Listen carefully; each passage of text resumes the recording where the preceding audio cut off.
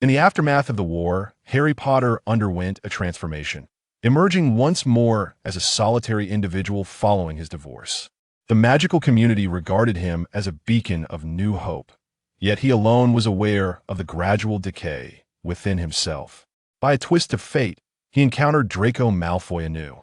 For various reasons, Draco Malfoy became his confidant, rekindling a flicker of hope within Harry. Simultaneously, he endeavored to assist Draco Malfoy in reclaiming his place within the British Magical Society. With Draco's return from abroad to England, did this herald the resurgence of the Malfoy family? As the Malfoys rose once more, their proximity to Potter intensified. Is a new Dark Lord about to be born? Chapter 1. An Unexpected Reunion. Harry never anticipated that his reunion with his arch-nemesis would occur at a charity gala hosted by Muggle ministers. He also did not foresee that after his departure from the Muggle world, to be precise, after what he believed to be a unilateral departure from the Muggle realm, upon becoming the head of the Aura department, he would find himself needing to re-enter Muggle society. At this juncture, his friend Hermione served as the director of the Department of Law Enforcement, while another friend, Ron, initially aspired to join the Aura ranks alongside him.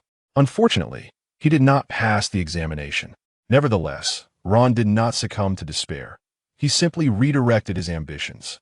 Like his father, he entered the department for the regulation of magical creatures. For Harry, this seemed more befitting for Ron than the Aura path. However, he had not expected that after becoming the Aura captain, he would one day be compelled to attend a charity gala organized by the Muggle ministers. As a wizard raised in the Muggle world, he was well acquainted with the old tailoring establishments of England. After hesitantly measuring his dimensions, he received a succinct reply from the elderly tailor with silver hair. 1 month, the tailor stated. Harry, striving to maintain a courteous demeanor, inquired, "Could it be ready a bit sooner? I am in urgent need." After all, Hermione had informed him that the event was scheduled for the following weekend, leaving him a mere 10 days at most. The old tailor raised his eyelids and scrutinized him leisurely. Harry produced his checkbook. Although he predominantly utilized galleons now, it did not preclude him from having his own savings in the Muggle world. In fact, he owned a property in the heart of London. Not the Black family estate, but a true Muggle residence, which, while seldom inhabited, remained in his possession. However, Harry had discreetly established a secret passage via the fireplace between the Black estate and this property, occasionally enlisting creatures' help for a bit of tidying up. He swiftly pinned a sum on the check, 3 times the cost of the bespoke suit. As the sole heir of the Potter legacy, money sometimes appeared to him merely as a string of meaningless numbers. He tore off the check and handed it to the tailor, stating, "I shall return in a week." The tailor accepted the check, replying, "At the earliest, it will take around 8 or 9 days. I shall do my utmost." Harry nodded and pushed the door open as he stepped outside. Just as he exited, his phone, nestled in his pocket, rang. Upon retrieving it, he discovered Hermione's name illuminated on the screen. "Hermione." "Harry, have you finalized the clothing order?" "Yes, I did. I'll pick it up in a week. It should be ready in time." Hermione exhaled lightly on the other end of the line. "That's good to hear. Mother mentioned we are having dinner at home tonight and asked me to extend the invitation to you. Will you be attending?" Harry hesitated for a moment, prompting Hermione to continue. "You merely divorced Ginny, as you stated. After the divorce, you were just friends. What's the harm in meeting an old friend?" Harry's lips quivered, ultimately transforming into a long sigh as he replied, "I just fear it might be awkward for her." Hermione responded, "I worry for your discomfort as well." Ginny mentioned that she would be bringing her new boyfriend to the family dinner. "If you truly wish to abstain, it is understandable." She added, "The children simply said they miss their father." Ultimately, Harry conceded. The evening's banquet unfolded as Harry had anticipated. Although he longed for the children, he acknowledged his current inability to care for them adequately. Fortunately, Molly remained as dependable as ever, ensuring that the 3 children thrived under her care. As Ginny had foretold, he indeed encountered her new boyfriend, a Quidditch player. It was the first time he met Harry, and the young man was so exhilarated he appeared ready to burst. Harry was accustomed to such reactions. After signing an autograph and posing for a photo, he excused himself, claiming unfinished business with the Aurors, and prepared to depart. Molly and Arthur turned to Hermione for confirmation. "Are the Aurors truly that busy?" Knowing the situation, Hermione nodded and replied, "Indeed, there have been pressing matters. I must leave shortly as well. Ron, would you mind taking the two children home? Ron, his mouth full of food, nodded in Hermione's direction. After leaving the Dursleys, Harry mounted his motorcycle. Indeed, he had purchased a motorcycle from the Muggle world, and after some modifications, it felt far more suited to him than a car. Thanks to Ron, he swiftly obtained the necessary license. Once astride the motorcycle, he quickly vanished into the vastness of the night. However, he did not return to Grimmauld Place. Instead, he sped along the highway, arriving at his residence in the Muggle world. Shortly after his return, he sensed a slight movement in the magical barrier he had erected, accompanied by a familiar surge of magical energy emanating from it. He waved his hand, and a burst of green flames ignited in the fireplace, revealing Hermione's visage amid the flames. Hermione wore a serious expression, reminiscent of the most reliable friend from their school days, and she had not changed. She scrutinized Harry and inquired, "How was your evening?" Harry reclined on the plush sofa he had purchased at great expense. The lights dimmed to a soft glow, concealing at least a half-dozen blemishes beneath the shadows. Since reaching adulthood, aside from his increased height, the most significant change had been his visage. With the youthful roundness of his face having faded, his once clear green eyes, akin to the crystalline streams of a forest, had transformed into a profound shade of dark green. The contours sharp, and his high-bridged nose could not conceal the allure that still drove countless witches and wizards to madness, even as a father of three. At that moment, he held no wand. Instead, a glass goblet hovered in the air, filled nearly to the brim with red wine. The wine floated gracefully, swaying back and forth like a pendulum, with not a single drop spilled as it moved smoothly along the glass's rim. Upon hearing Hermione's question, without raising a hand, the goblet gradually returned to the coffee table with a crisp thud. He responded, "The evening was fine. Nothing transpired." Hermione furrowed her brow, speaking cautiously. "Harry, this is unacceptable. When shall we return to Hogwarts together? We must consult the portrait of the headmaster." However, before she could finish her thought, Harry interrupted her. "I have already inquired." His hands clasped together, he leaned forward, and inexplicably, even from across the fireplace, Hermione felt an overwhelming sense of pressure emanating from him. This was not due to his stature or appearance, but purely a palpable force rooted in his magic and soul. Harry stated calmly, "In a single night, I operated to Hogwarts and made my inquiries." He raised his hands, causing the glass to shatter, the red wine splashing forth, drenching the coffee table. "Do you know? Hogwarts imposes restrictions on adult students who have graduated. Unauthorized entry into the school without permission is forbidden. Yet this barrier before me is as fragile as this glass." He extended a finger, declaring, with a gentle poke, "It shatters." A faintly cold smile graced his face as he spoke. "I sought out Dumbledore and Severus in the evening, both of whom expressed that there were no particularly effective methods available.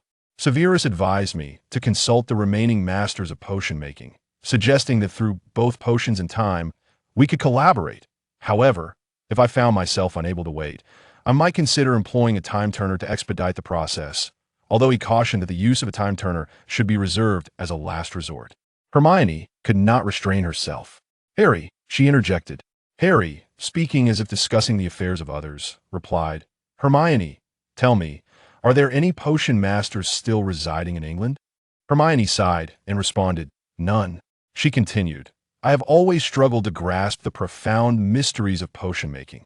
No matter how many recipes I memorize or how many diverse potion effects I comprehend, it does not aid you." Harry replied, "I know, you have already assisted me immensely, Hermione. Do not worry. I'm learning to manage it myself, and I'm already much improved compared to before." Hermione's portrait in the fireplace spoke up, "Harry, will you accompany me to a Muggle soiree next week? We will be meeting several neurologists from the Muggle world who are quite eccentric. If St. Mungo's proves ineffective, let us explore the Muggle realm, shall we?" Harry nodded, forcing a smile upon his face. "I promise you, Hermione." Hermione, with a furrowed brow, withdrew from the fireplace. She had neither gone to the ministry nor returned home, but rather remained in her parents' Muggle residence. As a so-called Muggle wizard, she frequently returned to her Muggle home, continuously absorbing knowledge from both the Muggle and magical worlds. Now, she, along with Harry and Ron, possessed mobile phones, and with Harry's assistance, had even constructed a secret fireplace in her parents' home. Although this endeavor initially placed considerable psychological strain on Hermione, who was always devoted to the rules, she accepted it once she realized that this fireplace and mobile phones could help her evade the watchful eyes of the Ministry. After all, in post-war Britain, the Ministry of Magic remained fraught with countless dangers. Even after Voldemort's demise, his influence had not entirely dissipated. On the contrary, following the revelation of his half-blood status, the ideology of pure-blood supremacy had remarkably regained traction. As formidable as Hermione is, she currently occupies only the position of Director of the Department of Magical Law Enforcement. And it is only through the substantial support of Harry that she has been able to secure her place. It is precisely because she still holds a position within the Ministry of Magic that the pure-blood ideology has not entirely taken hold of the wizarding community in Britain. After all, in the aftermath of the war, the populace's psyche is exceedingly fragile, unable to withstand any provocation or temptation. Upon seeing Hermione emerge from her room, her mother inquired, "Sweetie, will you be resting here tonight?" Hermione forced a smile for her parents and replied, "No. How about I bring Rose back next time?" Her parents nodded in understanding, and after exchanging hugs and kisses, Hermione disapparated away. There were still many tasks awaiting her. After Hermione's departure, Harry clapped his hands together lightly, uttering a soft pop. With that sound, the shattered fragments of the wine goblet that had scattered across the floor and the trickling red wine instantly reverted to their previous state, even floating gently in the air, swaying slowly like a pendulum. Harry gazed indifferently at the goblet, scoffed, and returned to his bedroom. 7 days later, he collected his formal attire as promised and accompanied Hermione to a charity gala in the Muggle world. In the wake of Voldemort's atrocities against Muggles, various departments in Britain had become exceedingly tense, and the charity event could be perceived as a gesture of goodwill from the Ministry of Magic towards the non-magical community. The Ministry specifically dispatched Hermione, who hailed from a Muggle background, to attend the gala. Initially, they intended to assign another minister to accompany her, but Hermione insisted that Harry accompany her instead. What could provide greater reassurance than the presence of a war hero? Ultimately, Hermione persuaded the Minister of Magic, and they set off together. In the afternoon, Hermione arrived to pick up Harry, having previously arranged for a stylist to create a look for them that was both understated and sufficiently dignified. Harry adjusted his bow tie, and after an afternoon of preparation, the two of them arrived at the venue of the charity gala. This evening was not merely a political charity event. It also featured several celebrities, with a line of reporters stationed at the entrance. Upon seeing the photographers brandishing their cameras, a wave of distaste washed over Harry. Hermione was aware of Harry's intense aversion to reporters since the Rita Skeeter incident, and she firmly grasped his restless hand, saying sternly, "Control yourself. These reporters are ordinary people. Not like us." Harry finally relaxed his fingers, forcing out a smile that barely concealed his discomfort, and replied, "You're right." At the entrance, Hermione produced their invitation, and the pair smoothly traversed the flashbulb-lit red carpet amidst the cacophony of chatter. Harry maintained an air of indifference, acting as a protector for Hermione as they entered the main hall. Once inside, Hermione let out a slight sigh of relief, but the challenges ahead were yet to come. Guided by Hermione, Harry exchanged pleasantries with numerous individuals who, despite appearing to be ordinary, were, according to Hermione, members of the British cabinet holding considerable influence. After engaging in this round of socializing, Harry began to feel weary. It was now the entertainment segment of the charity gala, featuring a performer of considerable renown whom Harry did not recognize. Seizing the opportunity, he excused himself and stepped into the garden for some fresh air. Although Hermione was somewhat concerned, Harry assured her that he would be fine, prompting her to reluctantly say, "Keep your phone handy. Call me if anything happens." Harry nodded, adjusted his bow tie, and stepped outside. In stark contrast to the bustling banquet hall, the garden was sparsely populated. The moment Harry exited, his magical aura naturally emanated outward, and he quickly pieced together that there was only one individual sitting in the center of the garden, with no one else in sight. Not wishing to intrude upon their solitude, he sought a secluded spot to sit down. After a while, the individual in the garden's center rose, and Harry suddenly became acutely aware of an unusual magical disturbance that did not belong to an ordinary person. No, he opened his eyes, which had been squinting, revealing a fierce intensity in his deep green gaze. The person before him was a wizard. His body reacted faster than his conscious mind could act. In a split second, he cast apparition, followed by a counterspell, and swiftly invoked a binding charm, all simultaneously. Within less than a second, he found himself face to face with the stranger, his wand unnecessary as he extended his hand to grasp the other S. The hand was slender, lacking in remarkable strength. While his magical power was not on par with Harry's, it was certainly above average.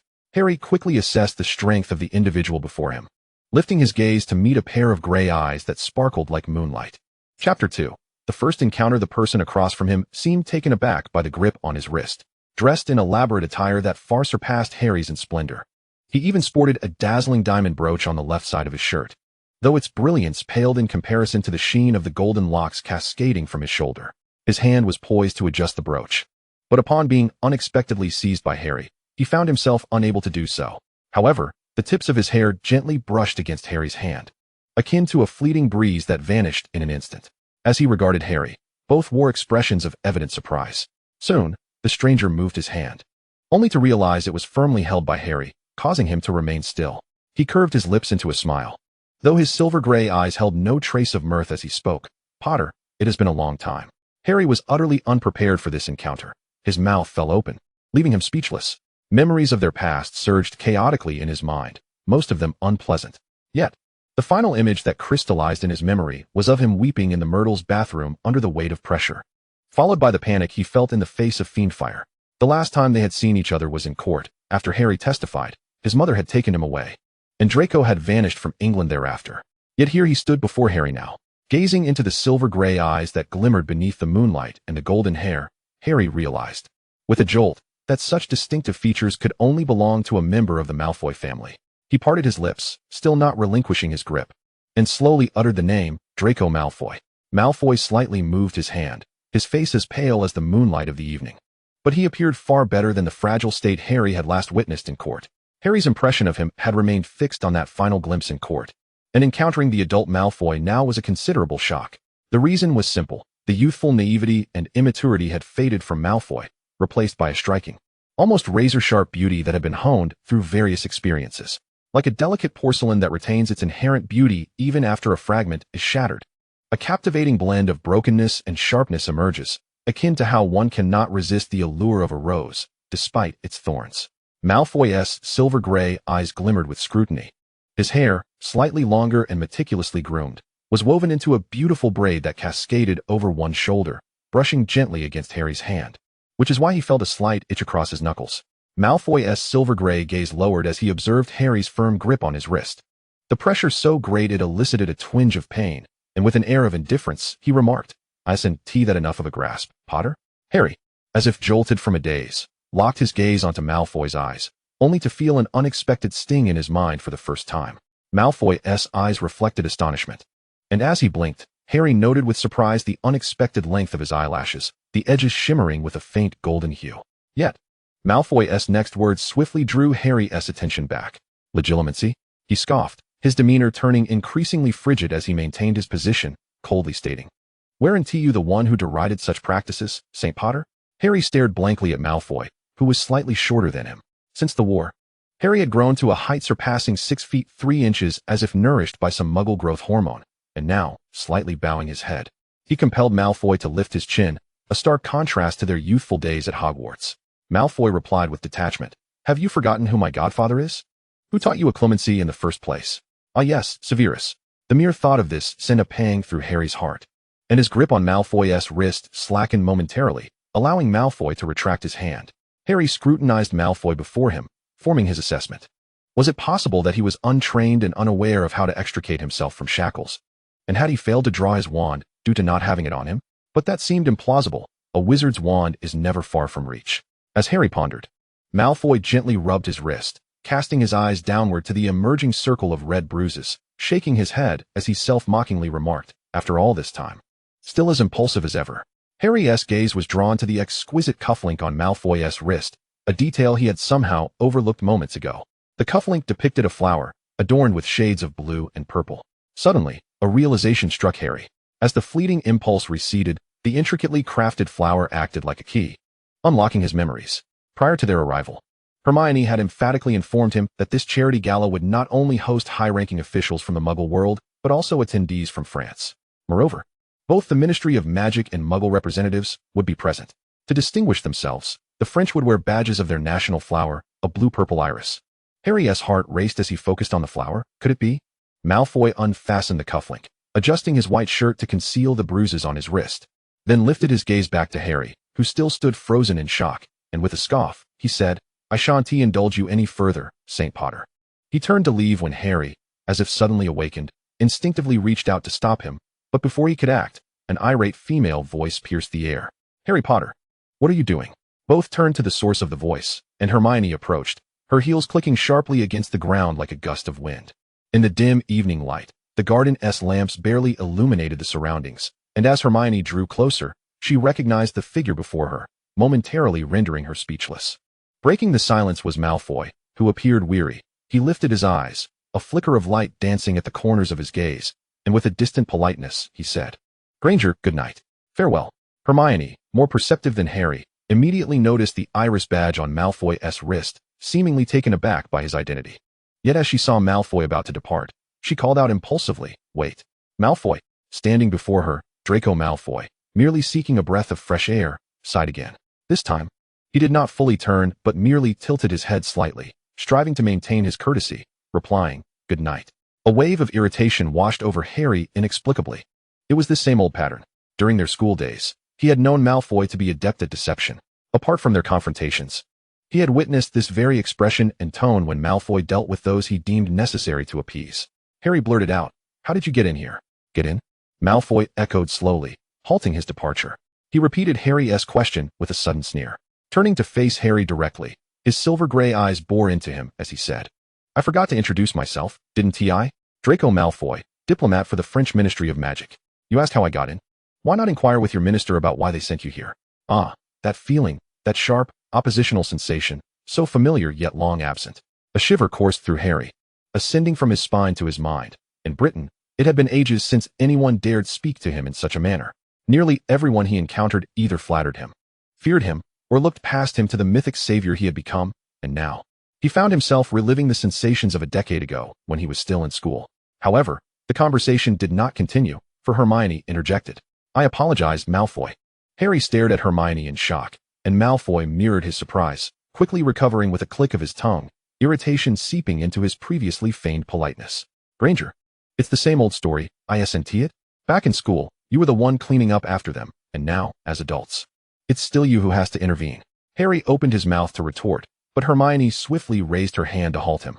Her gaze fixed on Malfoy as she inquired, Malfoy, I recall your potion's newt was an O, correct? Malfoy swiftly replied, No, I received an E. Harry comprehended Hermione's meaning almost instantaneously, and it was evident that Malfoy was not truly the target of her ire. In the aftermath of the war, Malfoy, as one of the scant surviving members of Slytherin, faced insurmountable challenges during his examinations. Nonetheless, he astonishingly achieved an outstanding O in potions. When the results were announced, his potion score stood as a solitary O amidst a cascade of ES and AS, a performance that left the entire school in utter astonishment. Hermione's face contorted into a feigned smile as she asserted, No, you possess an O, for I received an E. Only you have attained an O. Malfoy adjusted his hair, a few strands of which fell across his forehead, softly cascading down either side of his cheeks, shimmering like silver in the moonlight, rendering him akin to an ethereal sprite. So, he retorted, his expression devoid of the customary false smile, replaced by a chilling demeanor reminiscent of encountering an unwelcome acquaintance. Hermione enunciated deliberately, Are you interested in returning to England from France? After all, your Malfoy ancestral home still resides in England, does it not? Your pure-blood legacy should rightfully be revived in England, should it not? Standing coldly across from them, Malfoy elicited a sudden grip from Harry, who pulled Hermione's garment. Lowering his voice to admonish, Hermione, No. Malfoy observed the duo with a flicker of amusement crossing his features. Interesting, Potter. What has transpired with your magical prowess?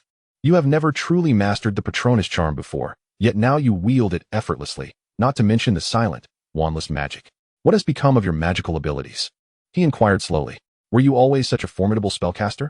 Both Hermione and Harry fell silent. Hermione's lips curled slightly. As a seasoned adult, seasoned by over a decade in the Ministry of Magic, she had nearly perfected the art of a smile that lacked sincerity. Malfoy, will you consider my proposal? Malfoy regarded them coolly, his mental barriers impenetrable, leaving Harry utterly incapable of discerning his thoughts. His tone was icily detached. I shall seek legitimate avenues to restore the glory of the Malfoys without your insincere sympathy. Just as Hermione prepared to speak again, a soft feminine voice interjected, Draco? The tension among the trio dissipated with this gentle utterance, as a woman clad in an evening gown emerged from behind the statue, her soft chestnut waves cascading over her shoulders. More importantly, she was a muggle, for Harry sensed no magical aura emanating from her. He instinctively lowered his gaze to avoid meeting her eyes. The lady flitted to Malfoy's side like a delicate bird, affectionately entwining her arm with his, prompting Malfoy to display genuine warmth as he smiled tenderly at her. "I merely stepped outside for some fresh air. What brings you here?" he queried in French. Thanks to prior business trips, both Harry and Hermione could comprehend a smattering of French, thus grasping Malfoy's words. The lady, with a hint of playful affection, replied, "You have been away for so long. I was worried about you and came to find you." Harry couldn't help but smirk internally at this statement. What was there to worry about? Concern for a pureblood wizard well-versed in the dark arts and potions? As if sensing Harry's unspoken thoughts, Malfoy abruptly raised his gaze, casting a frosty glance in Harry's direction, who met it with unwavering defiance. The invisible tension in the air felt palpable. Hermione swiftly pulled Harry back, smiling sweetly at Malfoy. "Malfoy, please consider my proposal. I look forward to your positive response." After saying this, she firmly tugged Harry away, preventing further confrontation, especially with a muggle present. But when had Malfoy begun associating with muggles? Was he not a staunch advocate of pureblood supremacy? As Hermione mused over this, she led a reluctant Harry away. The duo resumed their course towards the charity gala, during which Harry repeatedly attempted to voice his thoughts to Hermione, only to be met with her sharp gaze, which silenced him with an unspoken warning. "Stop. I know what you wish to say." Frustrated, he resigned himself to silence. Upon returning, Harry transformed his ire into appetite, procuring a plate of food and sequestering himself in a corner, where he indulged in the performances and music of the ballroom while consuming small cakes. As he watched, he drifted into reverie. Memories of his time at Hogwarts surfaced, particularly of Myrtle's lavatory, which had always been in a state of disrepair, with moonlight filtering through cracked windows. The faucet perpetually dripped, and he recalled cloaking himself in invisibility while observing a gaunt boy pouring out his heart to Myrtle, expressing sentiments he could never vocalize. The weight of familial expectations and the burden of murder had steadily eroded the young boy's spirit, leading him to seek refuge in Myrtle's lavatory, where he had even shed tears on occasion. Lost in thought, Harry was jolted back to reality by a gentle voice at his side. "Bonjour? May I sit beside you?" Startled, he realized that, as an Auror, he had allowed himself to be consumed by emotion, failing to notice a stranger had come so close. He looked up, only to be met unexpectedly by a pair of gentle brown eyes. Simultaneously, a torrent of fragmented memories and her thoughts cascaded into his consciousness. Who was she? What had Draco just discussed with him? Why had he not been introduced? Was he deemed unworthy? This lady was the very same who had been in the garden, entwined with Malfoy. Harry quickly averted his gaze, but as their eyes met, the lady's hand trembled, and she almost lost her balance in her high heels. Reacting swiftly, he rose to steady her. She placed a hand to her forehead, appearing suddenly unwell. Harry guided her to a seat, avoiding her gaze, and inquired with concern. "Are you all right?" She replied weakly. "Thank you. I just felt a wave of dizziness and everything went dark." Feeling somewhat guilty, Harry suggested, "Why don't you sit and rest for a moment? Would you care for something to eat?" Once she was seated, he unceremoniously thrust a plate piled with an assortment of food into her hands, which, though haphazardly arranged, was indeed edible. A flicker of surprise crossed her face, followed by a gentle smile. "Thank you." Harry averted his gaze from her, having passed her the items, and sat awkwardly a short distance away. The lady, cradling a plate in her hands, looked down at its contents and suddenly burst into laughter. "Hello, Moira Walker." Harry glanced at her and replied, "Hello, Harry Potter." Walker gently inquired, "Do you know Draco?" "Draco?" Harry mulled over the name in his mind, finding it rather novel. For so long, he had never referred to Malfoy in such a manner. Their interactions had been either laced with derogatory epithets or, as in the past, characterized by a polite detachment through the use of surnames. Thus, hearing Ms. Walker pose the question intrigued him. "Yes, I knew him previously," he replied. Walker, her curiosity piqued, asked, "Did you know him back in England or in France?" Maintaining a polite smile, Harry responded, "Yes, we were classmates in England." He was uncertain of how much the lady truly knew, so he refrained from elaborating further. Upon hearing his response, Walker said, "I just came out looking for him and noticed you two conversing. I was curious to ask, as Draco has never shared what transpired during his time in England. Oh, by the way, how long will you be in France?" Harry thought to himself that perhaps Draco was indeed reluctant to divulge his past, especially since he had once been tried as a terrorist, and it was Harry who had bailed him out. "I shall be here for approximately 3 days, madam," he answered. Walker expressed a hint of disappointment. "Ah, such a brief visit? I was hoping to host you both and show you around for a few more days." Harry smiled politely. "Thank you, Ms. Walker, but I have commitments." Just as Walker was about to say more, She suddenly seemed to spot something and stood up, waving to someone across the room. A familiar wave of magical energy washed over Harry, and he lifted his gaze to find Draco Malfoy striding towards them, exuding an aura of coldness. His meticulously styled blonde hair cascaded over his shoulders, and the crowd parted for him as if he were Moses parting the Red Sea. It must be said that Malfoy's refined attire and expensive accessories did not weigh him down. Rather, they accentuated his lofty presence. As he approached, followed closely by Hermione, he cast a fleeting glance at Harry before turning his attention to Ms. Walker. "Draco," Walker said, standing up with a hint of fluster. Draco reached out and pulled her closer, then turned his gaze towards Harry.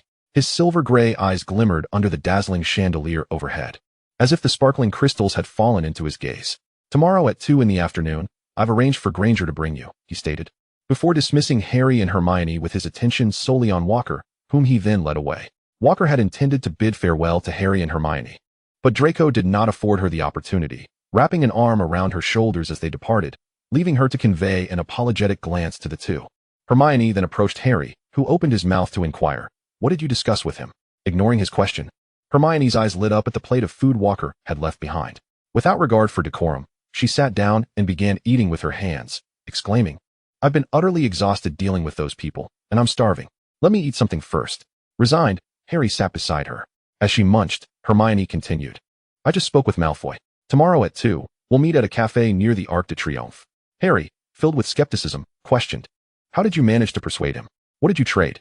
After swallowing the final piece of her pastry, Hermione dispatched Harry to fetch her a glass of champagne. Once he returned with the drink, she took a sip before revealing, "Did you forget? Malfoy's ancestral home is still in England, specifically, under my purview." A mischievous smile graced her face as she added, "I can make his ancestral estate see the light of day again, and in a perfectly legitimate manner. Tell me, is that not a tempting proposition?" Hearing Hermione's words stirred a pang of bitterness within Harry. He had always viewed her as an upright individual, and now she was entangled in his affairs. He sighed, "Hermione, you need not go to such lengths." Before he could finish, Hermione interjected, "No, Harry. This is something I must do." Her gaze was unwavering as she earnestly stated, "You must understand, you are significant, not just to yourself, but to the entire Ministry of Magic in Britain, perhaps even more than you realize. Therefore, as your superior and your friend, I bear the responsibility to address your current predicament." She emphasized, "Not only for you but for the entire wizarding community in Britain. So, do not dwell on it." Harry fell silent. The following day, as the two prepared, it was nearing noon. Harry seldom visited France, unlike Hermione, who frequently traveled between the two countries for work. She led him to a renowned Muggle restaurant with a view of the Arc de Triomphe. After confidently ordering their meals, Hermione returned the menu to the waiter and observed Harry, who seemed entranced by the sight of the Arc. She cleared her throat lightly. Harry snapped back to reality. Hermione waved her hand in front of him. "Stop daydreaming. Since he said 2 in the afternoon, we shall wait until then." Harry responded with a dry, "Okay." After finishing their meal, they each ordered a cup of coffee and settled at an outdoor table, for the cafe's alfresco dining was quite famous. As Harry absent-mindedly stirred his coffee, his thoughts wandered aimlessly. What exactly was the relationship between Ms. Walker and Malfoy? She appeared to be a Muggle. Yet hadn't he seen news of Malfoy's marriage to a pureblood? What had transpired? Lost in contemplation, Harry suddenly sensed a surge of magical energy approaching. His focus sharpened as he turned to see Malfoy, golden-haired, crossing the street and making his way towards them. Today was not a formal occasion, and while he was dressed casually, it was still far more refined than Harry's t-shirt and casual pants. His hair was no longer woven into a braid, but simply held back with a small black hair tie on one side, accentuating its brightness. He wore a light-colored shirt, seemingly of silk, and although the Parisian skies were overcast, the shirt shimmered with a soft, luxurious luster that caught the light as he moved. He donned a beige trench coat, beneath which were a pair of impeccably tailored suit trousers that enveloped his long legs. The only indication of his affiliation with the magical realm was his pair of dragon-hide boots. Approaching the table, he pulled out a chair and seated himself with an air of nonchalance. As he settled in, a waiter approached, placing paper and a menu before him. Malfoy extended his pale fingers to peruse the menu, mirroring the others by ordering a cup of coffee.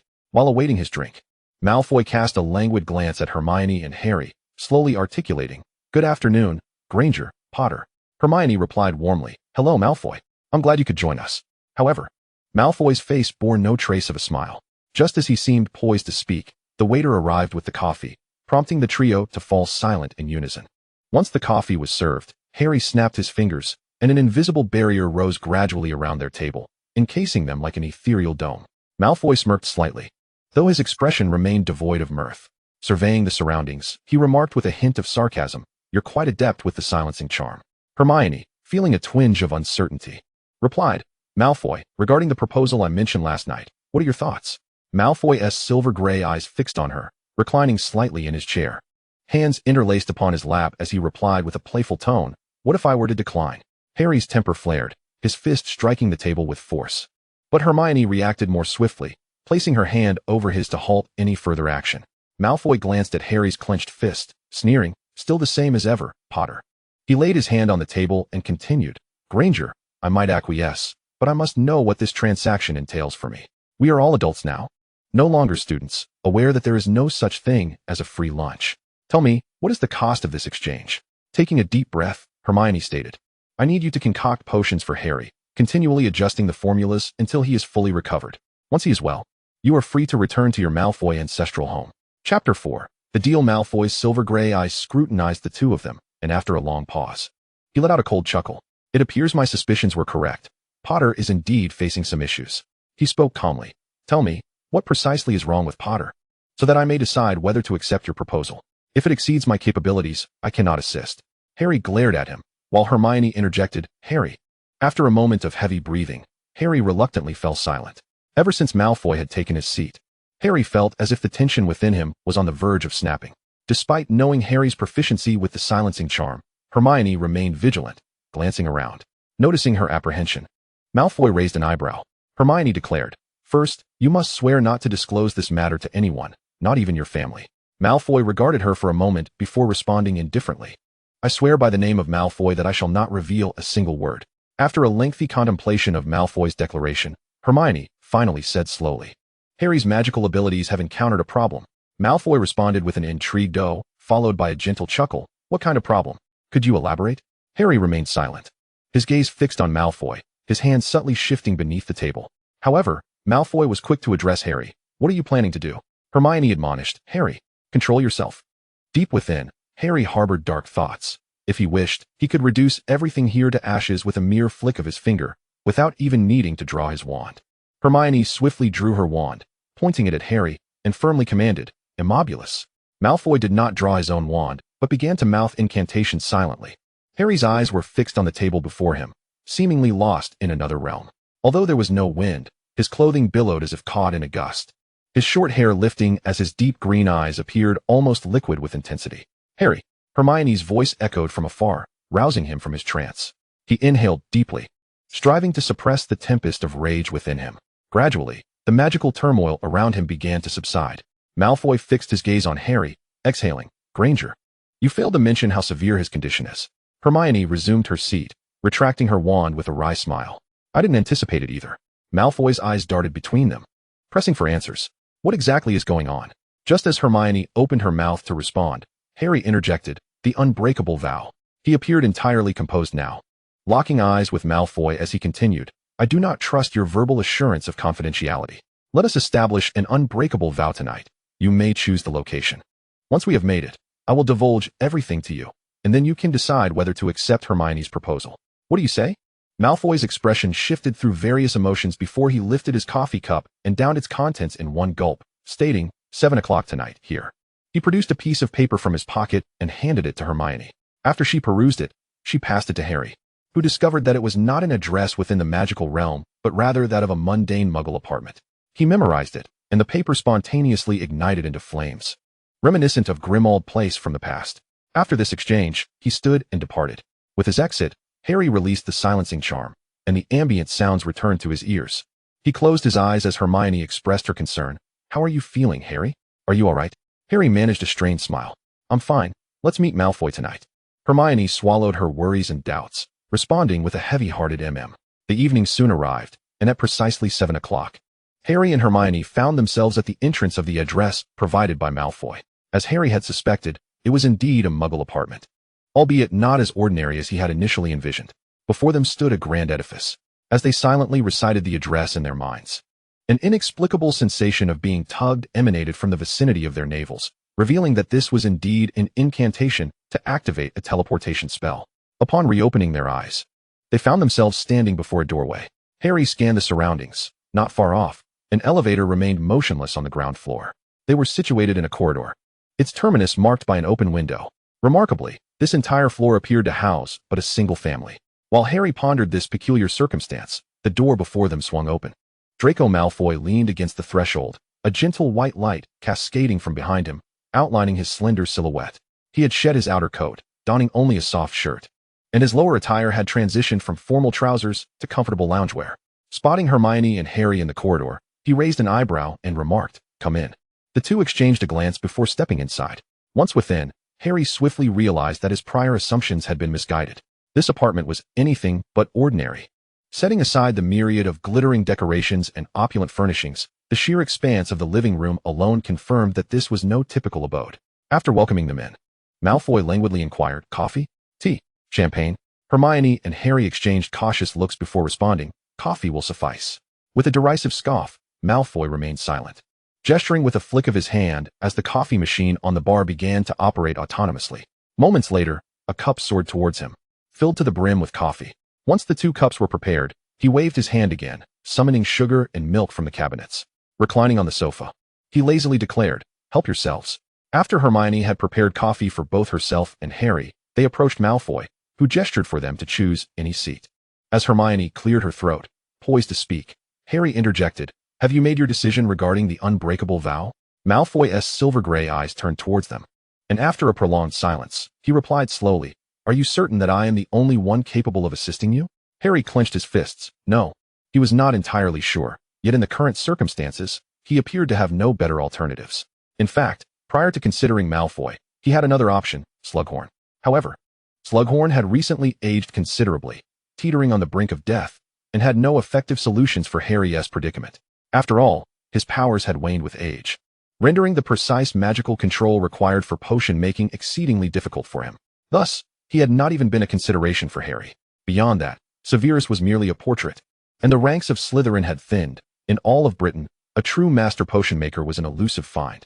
Under these conditions, encountering Malfoy had become his optimal solution.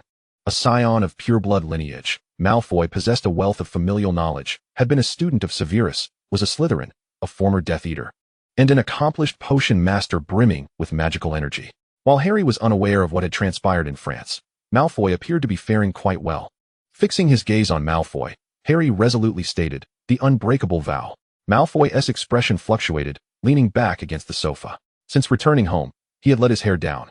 No longer tied back, he narrowed his silver-gray eyes and, after a moment of contemplation, slowly responded, "I agree." Hermione looked at Malfoy in surprise. She had prepared herself for his refusal and had even formulated several contingency plans in case he declined, yet she had not anticipated his acquiescence. Malfoy extended his hand, and Harry reciprocated. Their hands clasped together. Malfoy's was somewhat cool, soft, and slender, indicative of someone not accustomed to combat.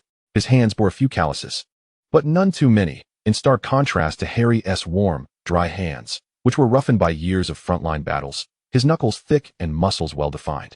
Grasping Malfoy's hand sent a fleeting shiver through Harry, but he quickly regained his composure, gripping Malfoy's hand firmly.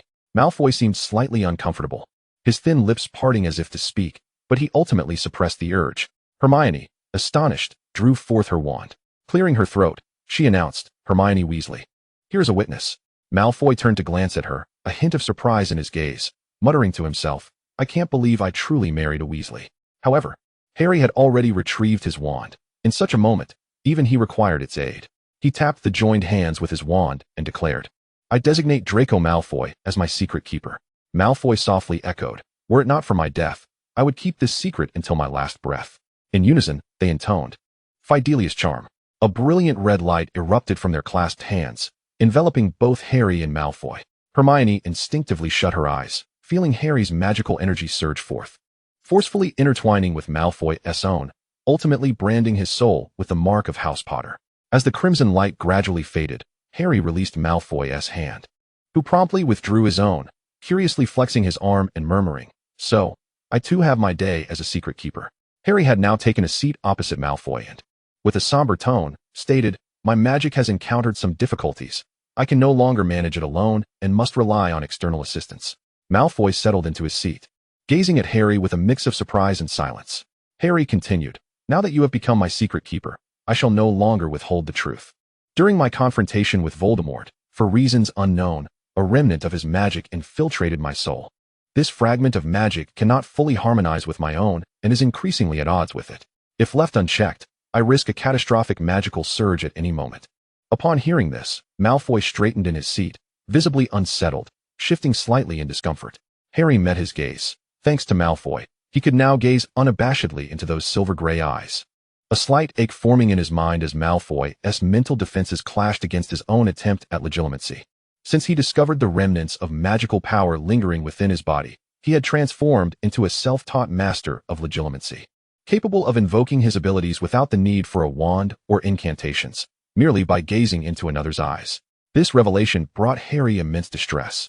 He held a deep respect for the notion that everyone is entitled to their secrets, and he had no intention of prying into the concealed matters of others. Yet, this ability was entirely beyond his control. Once he locked eyes with someone, it would activate instinctively. He speculated that the purity of this magical essence stemmed from Voldemort himself being a master of legitimacy, obsessively probing into the secrets of others to exert dominion over them. Thus, this fragment of power had become remarkably untainted, seemingly existing solely for the purpose of legitimacy.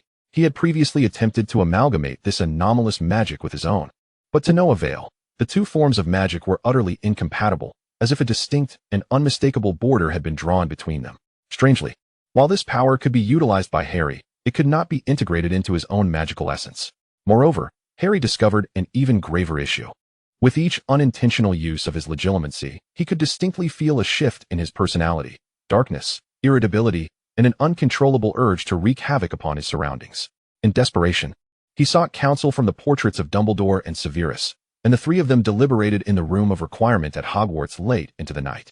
The conclusion they reached was that magic originates from the soul. Although Voldemort's residual magic lacked consciousness, it inevitably influenced Harry's own soul. Fortunately, Severus proposed a solution involving potions to manage it, though the bad news was that he doubted anyone in the current wizarding community in Britain could concoct such a potion. As fate would have it, Harry and his companions encountered Draco Malfoy, Severus's protege, who himself was a clandestine master of potions. Chapter 5, The Transaction 2. Harry recounted the entire affair with an air of indifference, prompting Hermione, who had been listening intently, to call out his name in exasperation. Yet she could not articulate her next thoughts. On the contrary, Malfoy, upon hearing the latter part of Harry's narrative, furrowed his elegant brows. With a subtle motion of his hand, a wand slipped from his shirt sleeve into his grasp. Unlike the wand Harry had previously encountered, this one appeared to be crafted from green sandalwood, exuding a faint fragrance upon being drawn. For reasons unknown, it seemed perfectly suited to Malfoy's character, imbued with a touch of understated opulence. He gripped the wand tightly, paused, and politely inquired, "May I?" Hermione, visibly anxious, called out to Harry once more. Yet, Harry remained unfazed, locking eyes with Malfoy, offering a light chuckle as he spread his arms wide, saying, "Come on." He was confident that, even if Malfoy intended to use this moment for some ulterior motive, he would not be harmed. Malfoy extended his wand toward Harry, and a slender beam of white light materialized at its tip, reminiscent of the Lumos spell, yet Harry discerned that it was entirely different. This white orb swiftly detached from the tip of Malfoy's wand, floating gently into the palm of Harry's hand. He felt a warmth enveloping his palm. Glancing down to witness the orb seamlessly integrating into his being, Harry found this experience astonishing, although he had visited Street Mungo's. His unique status rendered him a figure of considerable notoriety, and any disclosure of his condition could have far-reaching repercussions. Thus, he only underwent routine checks, during which he always sensed a degree of resistance from his magic against the diagnostic spells employed by the healers. However, this time, he fully embraced the small white sphere from Malfoy, without any hint of reluctance. He moved his hand, clenching it, feeling the orb glide into his left hand, swirling around his chest before re-emerging from his right hand. Subsequently, it returned to the tip of Malfoy's wand, wobbling like a bubble, before he pinched it between his fingers, shattering it. The remnants scattered like delicate feathers in the air, and Malfoy, brow furrowed, cautiously asked, "When did this begin?" Harry met his gaze directly, responding, "It has persisted for several years." Malfoy rose, pacing the room, while Hermione opened her mouth to speak, but Harry, surprisingly more composed than her, raised a hand to silence her. After several laps around the room, Malfoy finally returned to face them and sat down, leaning forward with his hands clasped. His expression turned grave as he stated, "I need to enter Hogwarts to speak with the portrait of my godfather." Harry regarded him steadily. The green depths of his eyes obscured, before breaking into a smile, saying, "Certainly, I can arrange that." For reasons that could not be divulged. Draco Malfoy was not on the list of favored individuals at the Ministry of Magic, should he seek permission to enter. It would likely take an inordinate amount of time for his application to be approved. However, Harry's affairs could not be delayed. After Malfoy proposed his request, the three of them conferred and decided to use a portkey for entry. As long as Harry could conceal Malfoy's magical aura from the Ministry's detection, no one would be the wiser that the heir of one of Britain's oldest pureblood families had returned. The following morning, they found themselves standing upon a cliff near the English Channel in France. Hermione had not accompanied them. She had returned to Britain via conventional means, prepared to provide cover for their endeavor. As for Harry, it was entirely reasonable for the captain of the Auror Division, having dedicated a decade to tirelessly combating crime, to indulge in a brief respite in France. Draco had once again altered his attire, this time adorning a genuine wizarding ensemble. His hair had been meticulously styled, no longer cascading over his shoulders, but instead neatly tied back, falling straight down his back. Curiously, even on this overcast day, Malfoy's golden locks continued to reflect a dazzling luminosity. He donned a robe that concealed him from head to toe, adorned at the collar with an undeniably expensive brooch.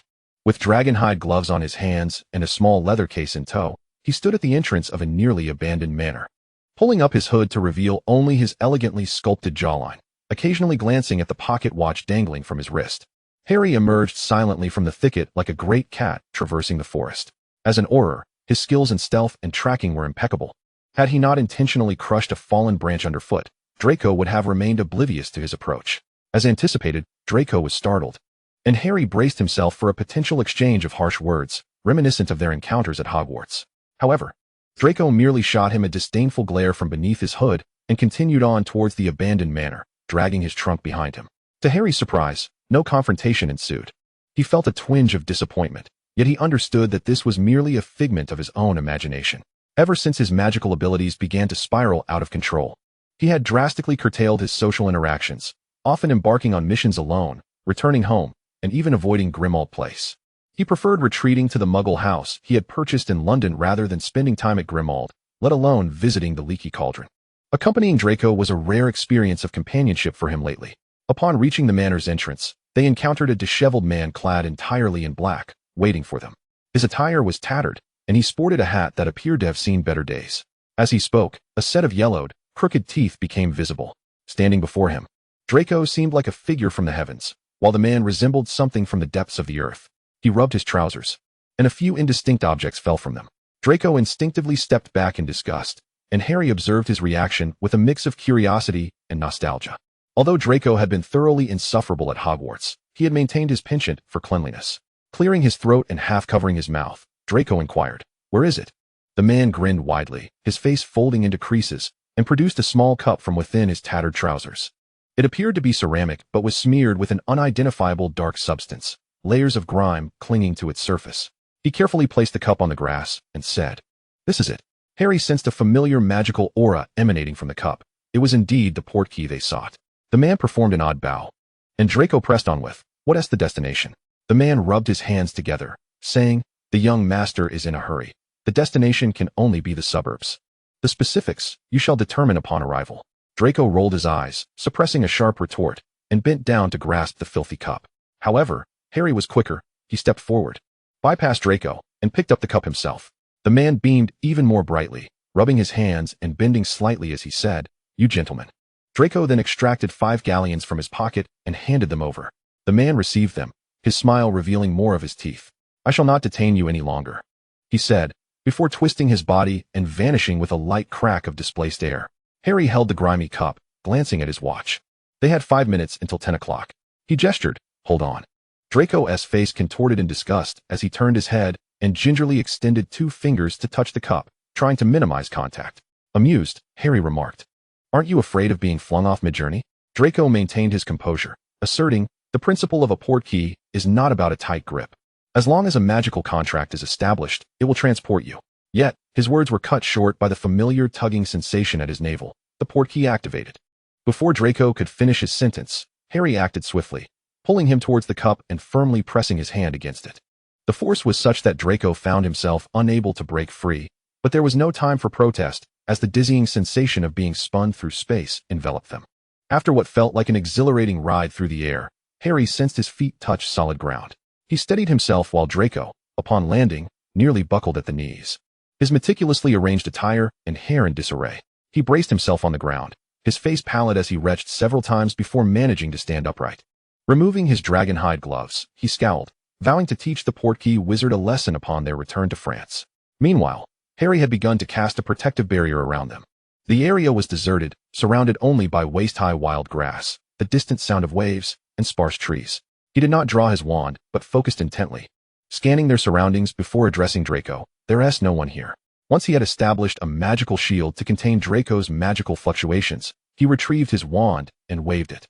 In an instant, a map composed of glowing lines materialized in the air, the lines stretching and gradually forming a geographical name. A bright point flickered in one location. Resembling a firefly, Harry scrutinized the map and remarked, "We've landed in the suburbs of London, closest to Hogsmeade." Draco, having composed himself, approached to examine the map, nostalgia washing over him as he looked around. "Ah, England." Harry waved his wand again, dispersing the map, which coalesced into a small arrow suspended before him, pointing the way. He glanced at Draco, whose golden hair was strikingly conspicuous. If they were to walk boldly into Hogsmeade, all their prior plans would be rendered futile. In the magical world, hair color often indicated family lineage, and Draco's bright locks were a testament to his pure bloodline. Harry felt a headache coming on as he contemplated how to disguise him. Draco donned his hood and pulled up a mask, concealing his hair completely. He turned to Harry and said, "Let us go, Potter." Harry inquired, "Will that hat stay on?" Draco shook his head. "There's a sticking charm on it." "Don't worry, I know I mustn't reveal myself." "What about you? Aren't you going to disguise yourself, renowned savior?" He emphasized a few words. And Harry tugged at the corner of his mouth, wearing an expression that hovered between a smile and laughter. He nonchalantly plucked a leaf from a nearby tree, and with a flick of his fingers, it transformed into a tall top hat, which he promptly donned. Adjusting his attire, he declared, "Let us proceed." Malfoy brushed off his clothing and inquired, "Can't we apparate?" Harry moved forward, and as he did, the overgrown grass ahead, standing at half his height, seemed to bow under an unseen force, parting to create a pathway for them. Harry replied indifferently, "In the aftermath of the war, Hogsmeade and the surrounding 3-mile radius have been designated as areas where apparition is prohibited. You can only apparate to nearby locations and then walk the rest of the way." He calculated aloud, "It's merely a few miles. If you were to apparate, the magical fluctuations would be detectable, and I wouldn't be able to fully conceal them. Once those fluctuations occur, the Ministry of Magic across all of Britain would be alerted to the return of a Malfoy." Malfoy's expression shifted, and after a prolonged silence, he let out a cold huff and silently followed Harry down the path. The two walked in wordless companionship, surrounded by an eerie stillness. It was not the weekend, so Hogsmeade was not particularly bustling. Moreover, the recent sensitive circumstances had enveloped the village in a peculiar and somber atmosphere. As Harry had predicted, it did not take long for Malfoy to feel the effects of the anti-apparition charm Harry had mentioned earlier. He lowered his head, trailing closely behind Harry as they hurried through Hogsmeade. Chapter 6, A Journey Together. Malfoy maintained a careful distance behind Potter, advancing forward. Hogsmeade was eerily quiet, with few pedestrians on the streets. Occasionally, they passed by individuals clad in robes similar to Malfoy's, hurrying along. Even the once crowded shops were sparsely populated. Malfoy felt a twinge of confusion. He had not returned to England in a decade, yet he did not recall Hogsmeade being so deserted. Harry walked ahead, his focus unwavering. As a war hero, his distinctive features, dark hair, green eyes, and years of frontline combat experience, had not only honed his physique, but also forged an undeniable aura around him. Even with the hat he had conjured partially obscuring his face, he could not escape the glances cast in his direction by passers-by. Ignoring their whispers, he pushed open the door to the 3 broomsticks. Inside, only a few tables were occupied. Upon entering, Malfoy hesitated momentarily, but ultimately followed Harry inside. Madame Rosmerta, though aging, still greeted every wizard with warmth. Upon seeing Harry, she paused briefly before approaching him. She offered him a light embrace and asked with concern, "What would you like to drink today?" Malfoy entered behind Harry but remained uncertain of Harry's intentions, choosing a high stool and sitting down without removing his hood. Harry replied to Madame Rosmerta, "A sandwich and a butterbeer." She nodded and inquired, "Just like before? To go?" Before Harry could finish his sentence, 2 individuals who had been seated in the bar suddenly stood up. Malfoy felt the air grow intensely heated, and beneath his hood, he quickly focused on the 2 who had risen. In a swift motion, they drew their wands and pointed them at Harry, venomously declaring, "You are not the savior of the wizarding world. You are the next Dark Lord." Malfoy was taken aback, but Harry's counterjinx was even faster.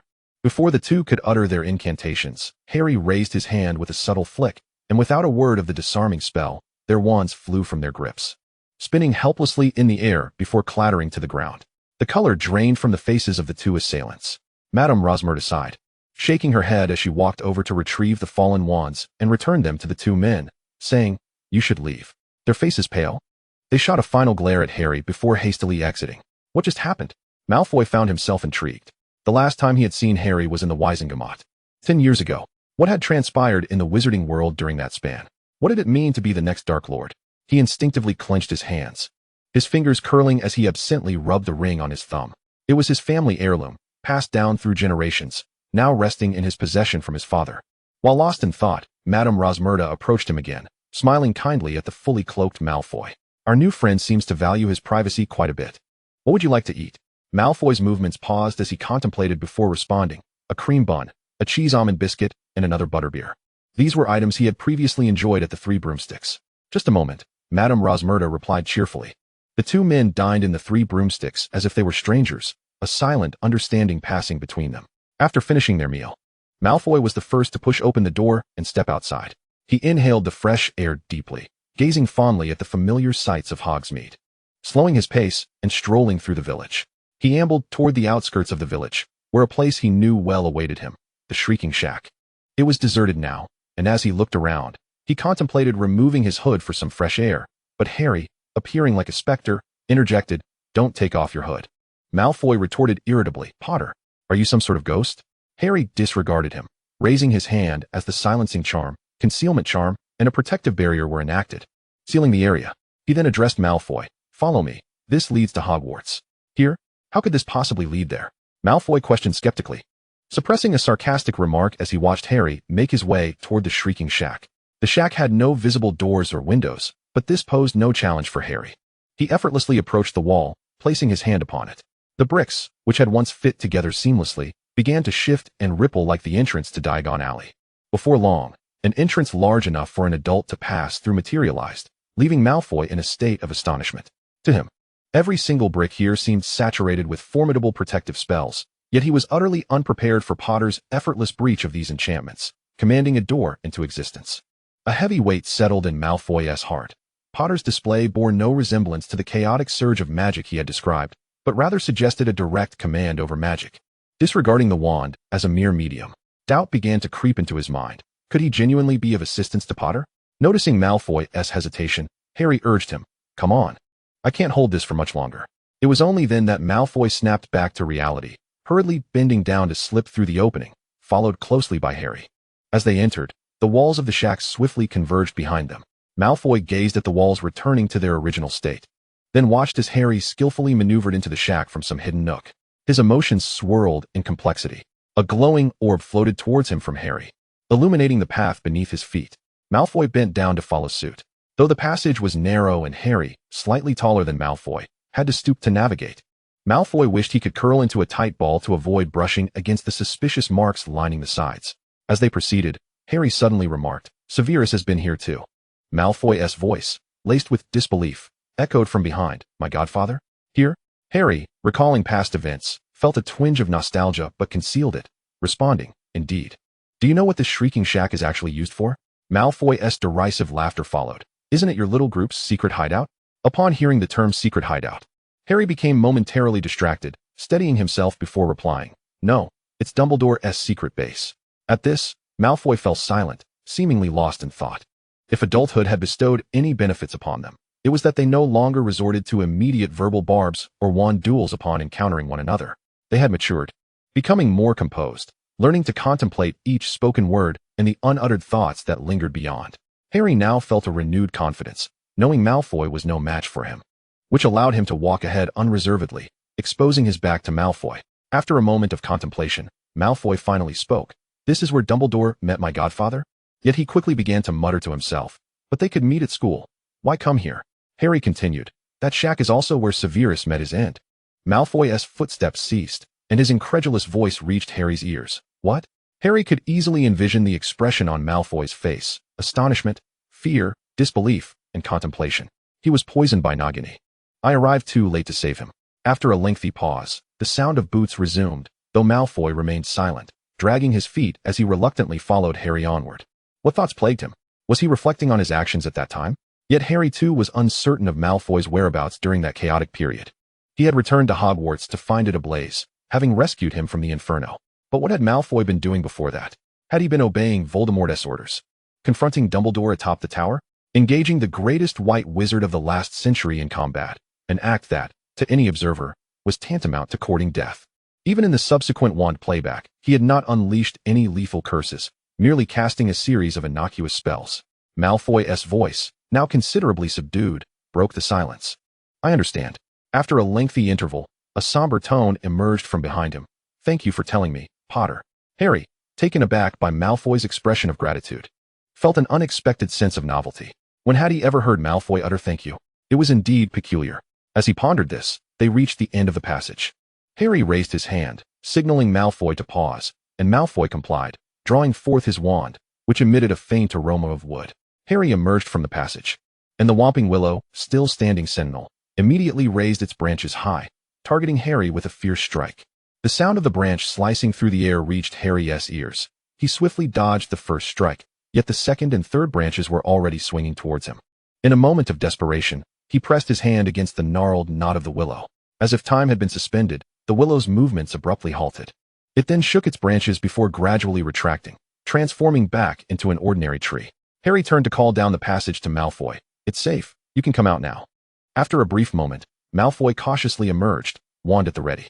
Seeing this, Harry couldn't help but chuckle. Upon his emergence, Malfoy gazed around in astonishment, exclaiming, "The Whomping Willow?"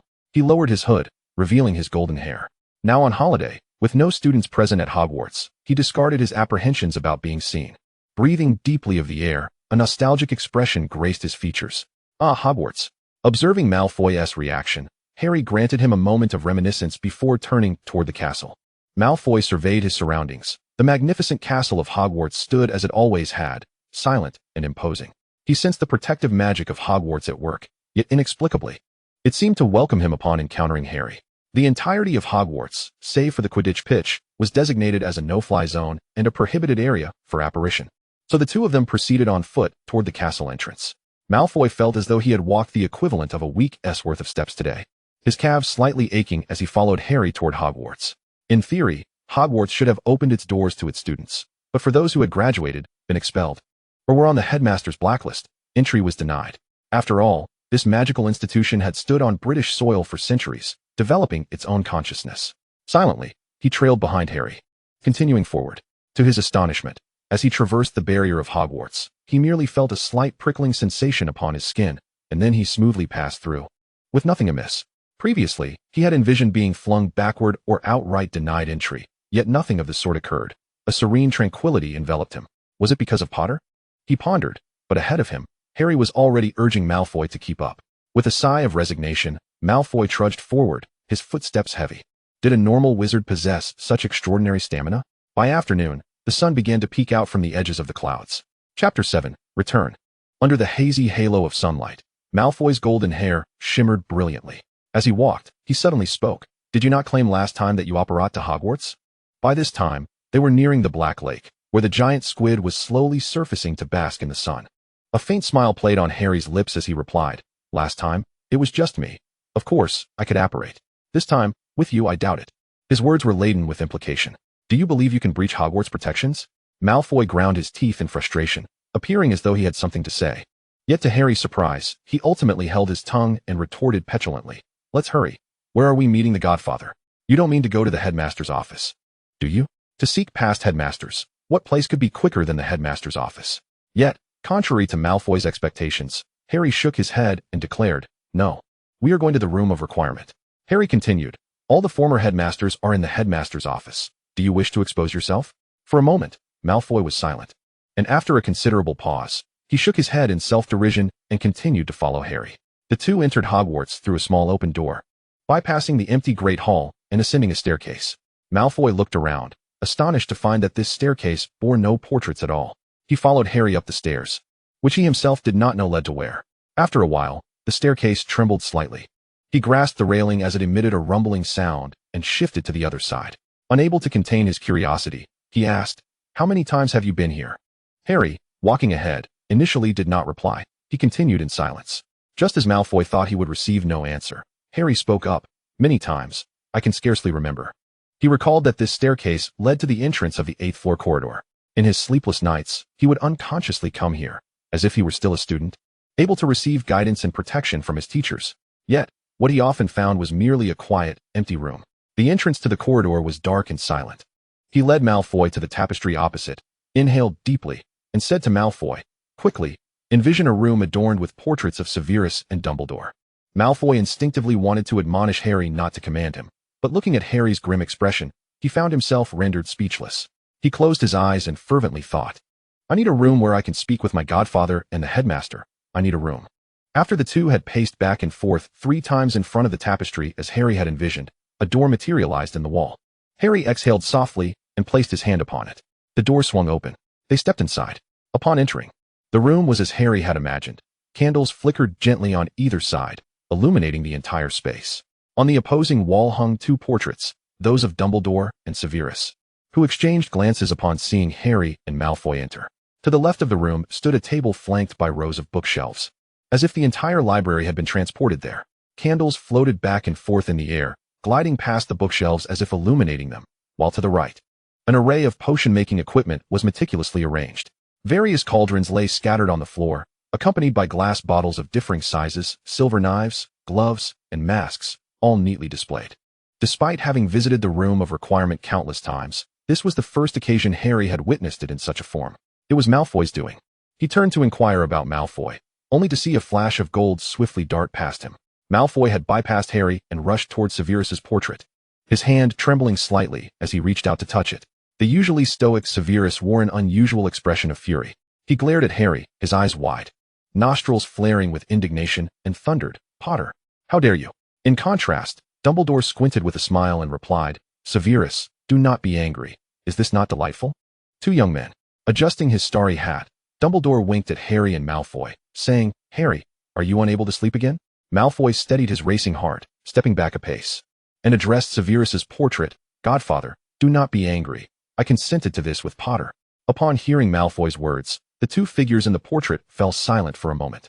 Then Severus, maintaining his composure, asked, "So, you are aware then?" Dumbledore remained silent, his penetrating blue eyes hidden behind his round spectacles, fixed on Malfoy. Unaware of Severus's mounting ire, Malfoy nodded and stated, "I have become his confidant." At this, Severus let out a measured "oh," inhaling deeply, while Dumbledore nodded thoughtfully. A teapot and biscuits began to drift over from the small table in front of his portrait, and he leisurely poured himself a cup of tea, starting to nibble on the biscuits. Harry pretended to be engrossed in examining the assortment of potion-making tools, allowing space for the godfather and godson to converse. Malfoy continued, "Godfather, please do not be angry." Severus, hearing this, let out a short, humorless laugh, leaning forward as if he might step out of the portrait, his hooked nose nearly brushing against Malfoy's face as he darkly replied, "Have you forgotten your family's creed?" Malfoy placed his hand on the frame of Severus's portrait and, meeting his gaze, replied, "Then what do you think? Am I now wandering aimlessly to restore the Malfoy legacy?" Severus was momentarily at a loss for words, but he retorted fiercely, "I made a promise to your mother. At the very least, you should be able to live without worry." Malfoy calmly addressed Severus, "But you need me, do you not?" He tilted his head, gesturing for Severus to look at Harry standing behind him, adding, "The war hero you crafted has encountered a problem, has he not?" Severus exhaled heavily, returning to his seat in the portrait, glaring at Dumbledore, nearly grinding his teeth as he said, "Dumbledore." Dumbledore then smiled warmly at Malfoy and Harry, remarking, "Children, especially Mr. Malfoy, I trust you have formed an unbreakable bond, yes?" Upon hearing this, Severus's expression darkened further. He let out a heavy huff to express his discontent. Harry diverted his gaze from the array of potion instruments, approaching and stating, "Yes, Malfoy is now my confidant. Given the circumstances, I am willing to trust him." He could feel Severus's brooding gaze fixed upon him, and without further ado, Dumbledore continued, "Mr. Malfoy, I would like to know if you are aware of Mr. Potter's condition?" Malfoy nodded, and Harry glanced at him, suddenly finding the once despised Malfoy inexplicably agreeable. Was it the rare absence of bickering? He pondered. Dumbledore, upon hearing Malfoy's response, nodded and turned to Severus, saying, "Severus, since Mr. Potter and Mr. Malfoy have reached an understanding, perhaps we 2 old men should refrain from meddling in the impassioned affairs of the young?" What impassioned affairs? Harry was still contemplating Dumbledore's somewhat peculiar phrasing when Malfoy spoke up. Godfather, what was your previous advice to Potter? Severus, resuming his seat, replied coolly, I suggested that Mr. Potter might consider ending his own life. Harry, Dumbledore chuckled, saying, Severus, you still have a penchant for jesting. Severus, frustrated, directed a question at Malfoy. What is your thought? Malfoy, stroking his ring, spoke slowly. Since Potter claims that this abnormal part of his magic stems from his battle with Voldemort and cannot merge with his original magic, I wonder if it might be possible to attempt to separate this portion of magic? The three fell silent, all eyes on Malfoy, oblivious to their scrutiny. His golden hair shimmered in the candlelight like flowing satin as he paced the room, muttering to himself, First, find a medium that can withstand this magic, and then separate it. Dumbledore narrowed his eyes, the previous mirth gone from his demeanor, and asked sternly, Mr. Malfoy, are you suggesting that Harry create a Horcrux? The word Horcrux hung heavily in the air, causing a sudden stillness in the room. Even the floating candles seemed to pause, and an invisible weight pressed down upon the atmosphere. Malfoy halted, astonished. What? What Horcrux? No, not like that. Not a Horcrux? Harry slowly withdrew his hand, having been on the verge of reaching out, ready to cast a spell if Malfoy uttered anything untoward, but it appeared that was not the case. After Voldemort, all knowledge of Horcruxes and their creation had been sealed as forbidden, entirely eliminating the possibility of anyone seeking to investigate or recreate them. Unaware of his narrow escape, Malfoy sat down, stroking his chin, deep in thought. He wore black, dragonhide gloves, which he had yet to remove. The contrast of the dark gloves against his pale chin, combined with his golden hair, lent him an air of opulence and elegance. This part of the magic does not belong to Potter. If it does not belong to him, then why can it not be separated? Severus gazed intently at Malfoy. Do you understand what separating magic entails? Throughout history, magic has been derived from the soul. To sever one's magic is akin to fracturing one's soul, which is why Dumbledore assumed you were suggesting Harry create a Horcrux. Malfoy finally comprehended, his complexion paling. But if that portion of magic does not rightfully belong to Potter, then separating it should not harm his soul. It simply depends on how we extract that magic. Dumbledore shook his head. Child, I grasp your notion, yet separating magic is far more challenging than separating the soul. I believe this path is unfeasible. Undeterred, Malfoy pressed on. If separating the magic proves impossible, then what if we help Potter merge the two parts of his magic? Harry, who had been silent until now, finally spoke. I would be affected.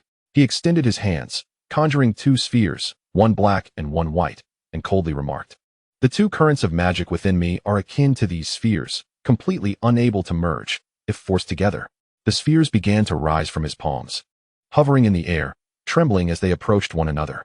A blinding light erupted between them, and an invisible tempest surged forth, causing Malfoy to raise his arm to shield his eyes, while he sensed that Potter had also conjured a barrier to protect him. Various potion instruments behind them clattered chaotically, and even the floating candles were swept into the corners of the room, dimming the glow of the entire chamber. Malfoy lowered his arm, astonished. Such a strong reaction? Harry nodded. Malfoy furrowed his brow and inquired, Godfather, what is your suggestion? Severus, with a stiff expression, reluctantly replied, a confundus potion. Malfoy suddenly connected the dots. Using the confundus potion to confuse Potter's magic, making the two originally incompatible magics believe they can merge, and then gradually melding them together? Severus scoffed. It is not that simple. Most contemporary confundus potions are designed to confuse what you can see. I merely offer a concept. A potion that directly affects magic is not so easily concocted. Malfoy resumed pacing the room, muttering to himself, Magic derives from the soul. Magic derives from the soul. He suddenly looked up at Severus and proposed, what if we directly confound Potter? Make him believe that this portion of magic is inherently his own? Would that be helpful? Chapter 8. Finalizing the plan. As Malfoy's suggestion echoed in the room, silence enveloped them once again.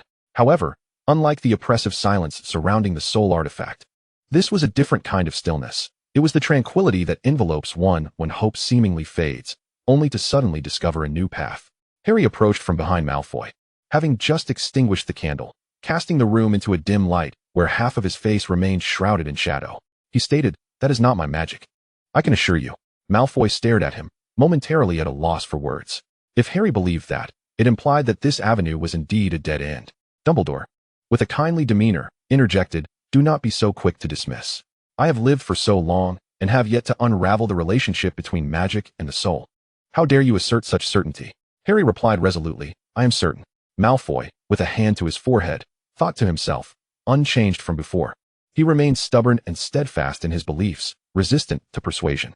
Dumbledore chuckled, setting down his little teacup with a warm smile. I may be old, but I would like to offer a small suggestion to you both. His blue eyes sparkled with wisdom as he turned towards Harry. How about we allow Mr. Malfoy to converse with Severus regarding the direction of the confusion potion? At this moment, Harry found himself devoid of better options. Embracing a desperate hope, he nodded and said, "Let us proceed with that for now."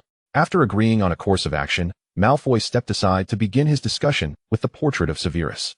Harry settled into a soft, comfortable sofa, and the room, ever accommodating, immediately conjured a small round table beside him, adorned with a steaming pot of red tea and several delectable-looking butter biscuits. As he indulged in a few, he unexpectedly felt a wave of drowsiness wash over him. And before he knew it, he had nestled into the sofa, drifting into a light slumber. In his hazy dreams, he found himself back in a mission he had recently undertaken. A silent village, a dilapidated castle looming within thick fog, and an elderly woman tremulously standing before her cottage. Exclaimed to Harry, "It is there. I just sensed a heavy aura of dark magic." Harry and his team, convinced by her words, took immediate action, with Harry drawing his wand and charging towards the castle's direction. The fog was eerily quiet, devoid of any sound. Upon their entrance, they felt as though they had sunk into a mire, the ground beneath them giving way. Harry decisively cast an explosive spell forward, and a large volume of earth was blown apart, cascading down like a sudden rain, revealing the cobbled pathway beneath. "Stay alert," he whispered to his team. The Aurors nodded, donning their masks as Harry did the same. Their specialized uniforms not only protected against common curses, but also shielded them from various toxic gases. They formed a pointed formation, advancing cautiously while casting protective spells around themselves. Sensing that his teammates had fortified themselves with protective charms, Harry felt a measure of reassurance as they made their way toward the crumbling castle. Since the war, the British Ministry of Magic had seen a significant decrease in pure blood personnel, resulting in a shortage of experts proficient in dark magic and its management. Many families had inexplicably perished during the war, their legacies extinguished without heirs. The old woman's mention of dark magic likely indicated artifacts left behind by a family that had lost its master, now stirring to life in the absence of its keeper. The most troubling aspect was that with the original owner deceased, no means of managing these artifacts remained, leading to their current state of chaos, a predicament that posed a considerable challenge, as the method of resolution was uncertain. Harry silently cast layer upon layer of protective spells before cautiously approaching. Upon reaching the castle's entrance, he noted with intrigue how rapidly these structures deteriorated once their inhabitants were gone, particularly those once inhabited by wizarding families. Holding his wand cautiously, he cast a spell towards the castle's door. The incantation struck the entrance, shattering a stone sculpture, a grotesque creature whose shape was indiscernible, its head tumbling down and rolling onto the grass, its pale eyes fixated on Harry. He kicked the stone head aside and stepped into the castle. The door lay ajar, precariously balanced, and Harry first sent a Lumos spell inside, causing the light to disperse into several orbs that illuminated the interior. He refrained from entering immediately, choosing instead to observe from the threshold. The first floor revealed a vast space, with a grand staircase ascending in the center. Out of caution, he kept the light from ascending and allowed it to linger on the first floor. On either side, tables lay covered with tattered cloths, cloaked in dust, while the center was empty, reminiscent of a gathering that once took place there, with a stage exposed in the middle. Harry and his three teammates waited outside for a considerable time, and upon sensing no movement within, Harry finally raised his wand and boldly stepped inside. The Lumos spell brightened, casting light upon the ground, revealing deep and shallow impressions, as if a struggle had once occurred there.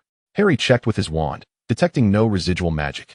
However, he could sense the aura of dark magic emanating from the building, yet the source eluded him.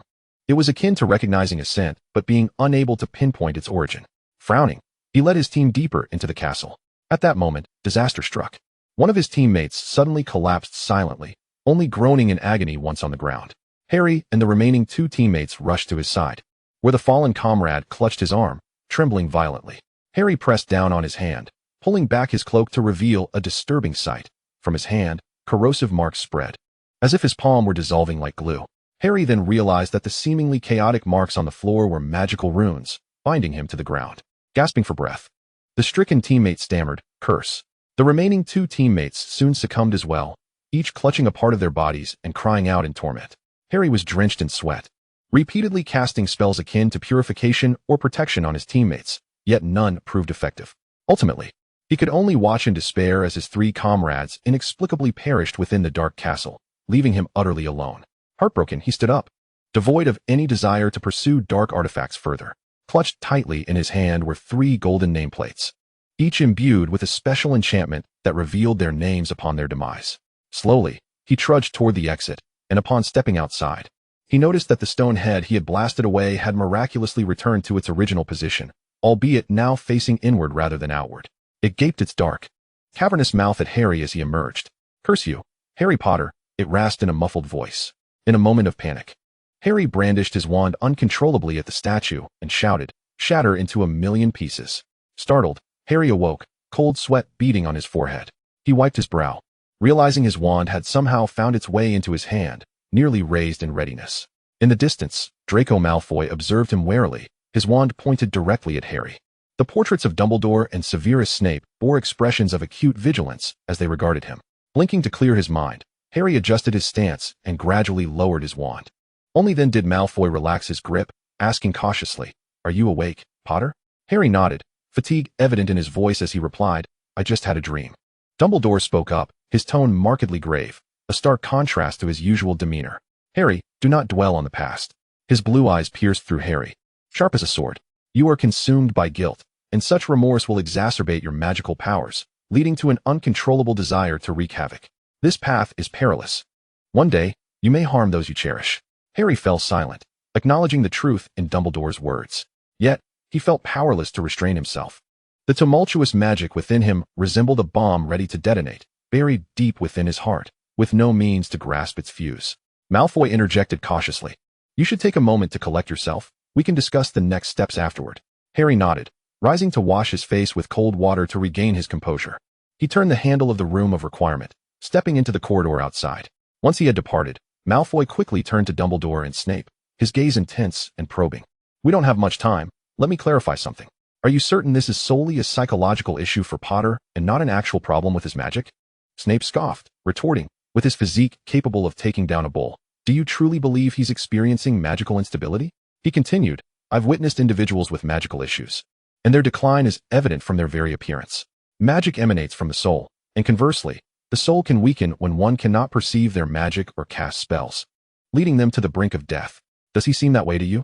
He wields silent spells and wandless magic with unparalleled skill. The potency of his spells is his own dilemma. Malfoy countered, "Then why summon me? He ought to see a psychologist. St. Mungo's lacks one. But surely the Muggle world has them."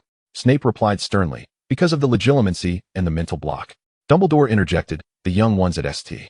Mungo's inform me they are utterly incapable of resisting Harry's legilimency, and their understanding of psychological matters is not as profound as that of Muggles. For many theories can be elucidated through memory extraction. However, Harry has rejected this approach, and currently, there are no additional pensieves available for his use. All his past traumas are buried deep within him, resulting in his present turmoil." Malfoy's expression turned cold, standing rigidly in the center of the room, akin to solid ice. "Then why contact me and ask me to appear at that gala?" Snape replied icily, "I opposed it, but Dumbledore disagreed." Dumbledore, with a mischievous twinkle in his eye, chuckled. "Consider it fulfilling an old man's wish. Is that so unreasonable? Besides, Harry did save your life at the Wizengamot, did he not?" Malfoy felt the weight of obligation pressing upon him. Just as he was about to respond, a slight commotion at the door interrupted him, prompting a sigh as he exclaimed, "Very well, I consent.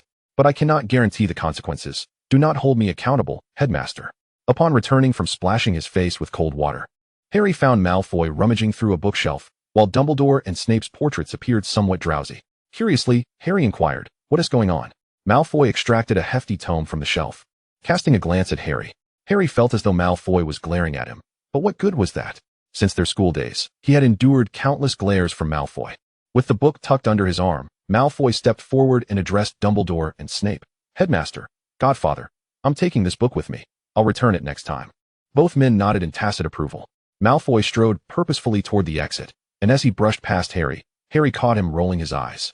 Yet, this gesture rekindled a familiar sensation within Harry, reminiscent of their days at Hogwarts when every encounter was a clash of wills, fraught with tension.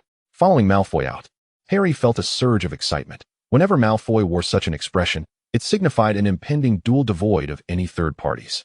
He found himself almost eager for the challenge. However, once they exited the room of requirement, Malfoy merely stated, let us go to your home. We need to discuss the upcoming matters in detail. He added, I refuse to believe you haven't secretly established a network of fluke connections at Hogwarts. Chapter 9, Homecoming. Harry felt a sense of novelty wash over him at the thought of going home, particularly with Malfoy, a never-before-experienced venture. Throughout the day, he had surprisingly encountered a multitude of fresh experiences alongside Malfoy. After some contemplation, he slowly replied, then let us go to my house. After speaking, he led Malfoy into a concealed room, which appeared unmarked from the outside, devoid of even a nameplate, yet Malfoy remained unfazed. Hogwarts harbors an abundance of secrets. He would wager that no soul in this world could ever fully unravel its mysteries. Not even Harry, nor the former headmaster Dumbledore, would dare assert he comprehended Hogwarts in its entirety. Upon entering the room, Harry approached a wall and pressed against it. A silent opening emerged among the bricks, and with a snap of his fingers, a vibrant green flame ignited within. He turned to Malfoy and said, step inside. After uttering this, Harry stepped forward into the room. Malfoy felt a pulse of indignation at his temple, sensing a provocation in Harry's demeanor. He forcibly quelled his instinct to retaliate and followed him in. The flames engulfed them, and a familiar sensation enveloped his entire being. When they emerged, he found himself in an unfamiliar locale. He coughed twice, fanning the air before him with his dragon-hide gloved hand, unable to restrain himself from remarking, Potter, do you never clean your home? Harry shrugged nonchalantly in response. I have Creature do the cleaning, but he's rather lazy, and I can't be bothered to supervise him. As he navigated through the scattered items cluttering the floor, it became evident that this was an ordinary London apartment, tastefully decorated and ample enough for a single occupant. The floor was covered in plush carpeting, and a coffee table bore several cold slices of pizza still contained within their boxes. Fortunately, Potter had neatly arranged the remnants rather than discarding them haphazardly, and there was no peculiar odor or suspicious crumbs. The entire room emitted a refreshing scent reminiscent of fir wood. Malfoy surveyed his surroundings. The living area was equipped with a Muggle television and entertainment system, flanked by 2 bedrooms. One of the bedrooms was notably spacious, adorned in the unmistakable decor of Gryffindor, with golden and red accents prominently displayed, including a golden snitch that fluttered its wings gently on the wall. Malfoy's disdain threatened to manifest physically as he glanced around. He cleared his throat, while Potter appeared entirely untroubled. With a casual wave of his hand, a highball glass soared from the bar. What would you like to drink? Malfoy hesitated, grappling with his words before asking, what do you have to drink? Harry waved his hand again, prompting the refrigerator door to swing open. Malfoy took a cursory glance inside, spotting an array of decidedly unappealing beverages. What is this? He inquired. A bottle of dark liquid floated toward him, and Malfoy gaped in disbelief as it approached. Tentatively, he extended a finger to touch it. The liquid sloshed within, and he incredulously exclaimed, is this cola? You actually drink cola at home? Harry shrugged nonchalantly. What is wrong with drinking cola? But you, this is a Muggle beverage. How do you know about it? Malfoy's forehead twitched in irritation as he waved his hand dismissively, sending the cola back to the refrigerator. He regarded Harry, who was now comfortably lounging on his red sofa, appearing almost boneless. When he sat down, his attire strained against his form, subtly revealing his well-defined muscles. Despite Harry's frequent indulgence in the so-called junk food of the Muggles, his physical condition remained remarkably resilient, likely a result of his innate constitution. Malfoy rubbed his forehead and reluctantly said, look at this. He produced the book he had retrieved from Hogwarts and awkwardly placed it on the coffee table, searching for a suitable spot. Intrigued, Harry leaned forward. Malfoy glanced around, noting the absence of a separate chair, and since Harry showed no intention of offering him one, he resigned himself to sitting on the sofa, flipping to a page in the book and presenting it to Harry. Harry leaned in closer, narrowing his green eyes as he scrutinized the text, reading each word aloud. One of the primary ingredients of the Bloodroot Confusion Potion. A light of realization dawned upon him. So, we need to find Bloodroot, right? He queried, somewhat perplexed. Why not just buy it in Diagon Alley? I could procure it all in one go. Malfoy suppressed the urge to toss the book at Harry's head and replied coldly, have you considered your own constitution? Harry innocently raised his gaze, his eyes sparkling green as he responded, is that not permissible? Malfoy scoffed, the bloodroot sold in Diagon Alley is all cultivated in one place. Its efficacy is not particularly strong. Thus, I've determined that you must accompany me to gather fresh bloodroot, naturally growing in the wild. He continued, I also require a quiet, undisturbed environment to brew the potion. Moreover, don't we both have our own tasks to attend to? Therefore, this herb-gathering endeavor should only take place over the weekend. He confirmed, you have no engagements this weekend, do you? Harry pondered for a moment before replying. If my children are free, then I am as well. But what of you? Are you not to spend time with Ms. Walker? Malfoy felt an impulse to hurl the book at Mr. Potter's head once more. He closed his eyes, inhaling deeply before responding, "My matters with Miss Walker are of no concern to you. Focus on your own affairs for now." He glanced around, noting the absence of paper and a pen. He retrieved his wand, waved it, and a sheet of paper along with a pen obediently flew from a nearby drawer into his hand. Upon receiving the pen, Malfoy felt a twitch at his temple and finally couldn't help but remark, "Do you not possess a quill?" Harry then realized he was holding a pen from the Muggle world. He quickly extended his hand, without overthinking, and enveloped Malfoy's hand in his own, which was larger and broader, pressing down on the pen's tip. A nib emerged, and he maneuvered Malfoy's hand onto the paper, declaring, "Now you can write." Malfoy disregarded the peculiar sensation in his hand as he endeavored to bend down.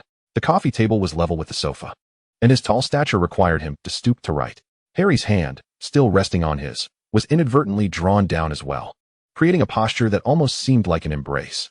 Malfoy's meticulously arranged hair cascaded from his shoulder, the tips brushing against Harry's nose as he moved back and forth. A faint, enigmatic scent of wood wafted through the air, piquing Harry's curiosity.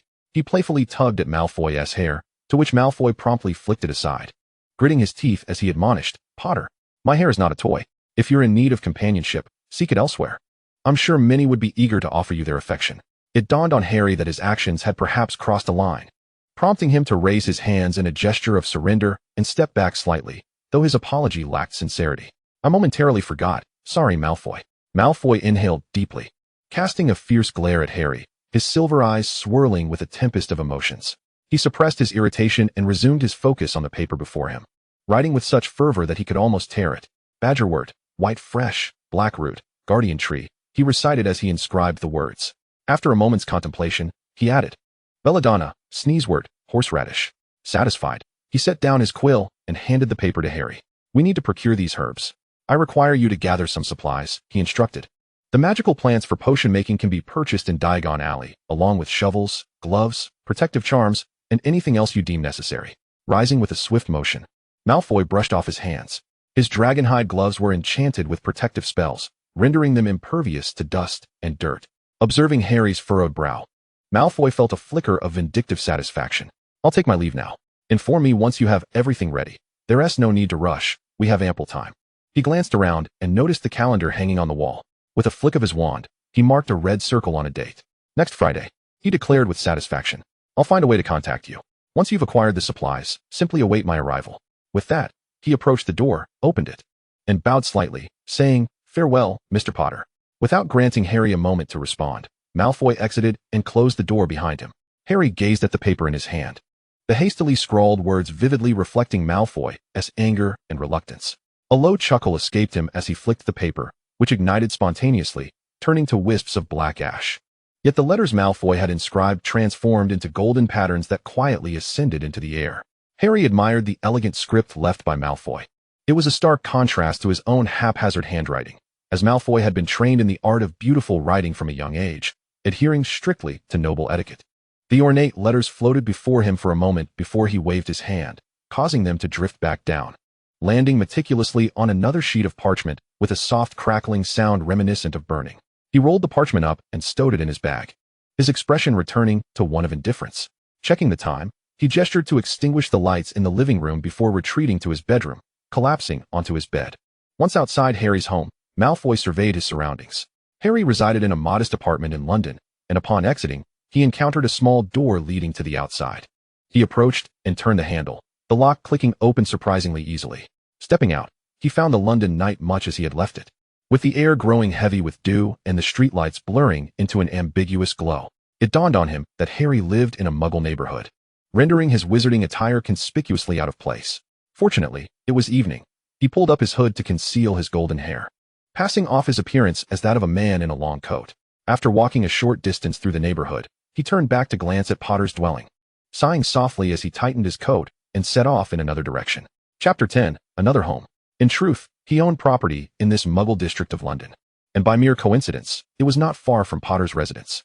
He entered a secluded alley, a shortcut known only to local residents, though it came with its own drawbacks. Coldly, he regarded the two individuals blocking his path, then turned to assess another behind him.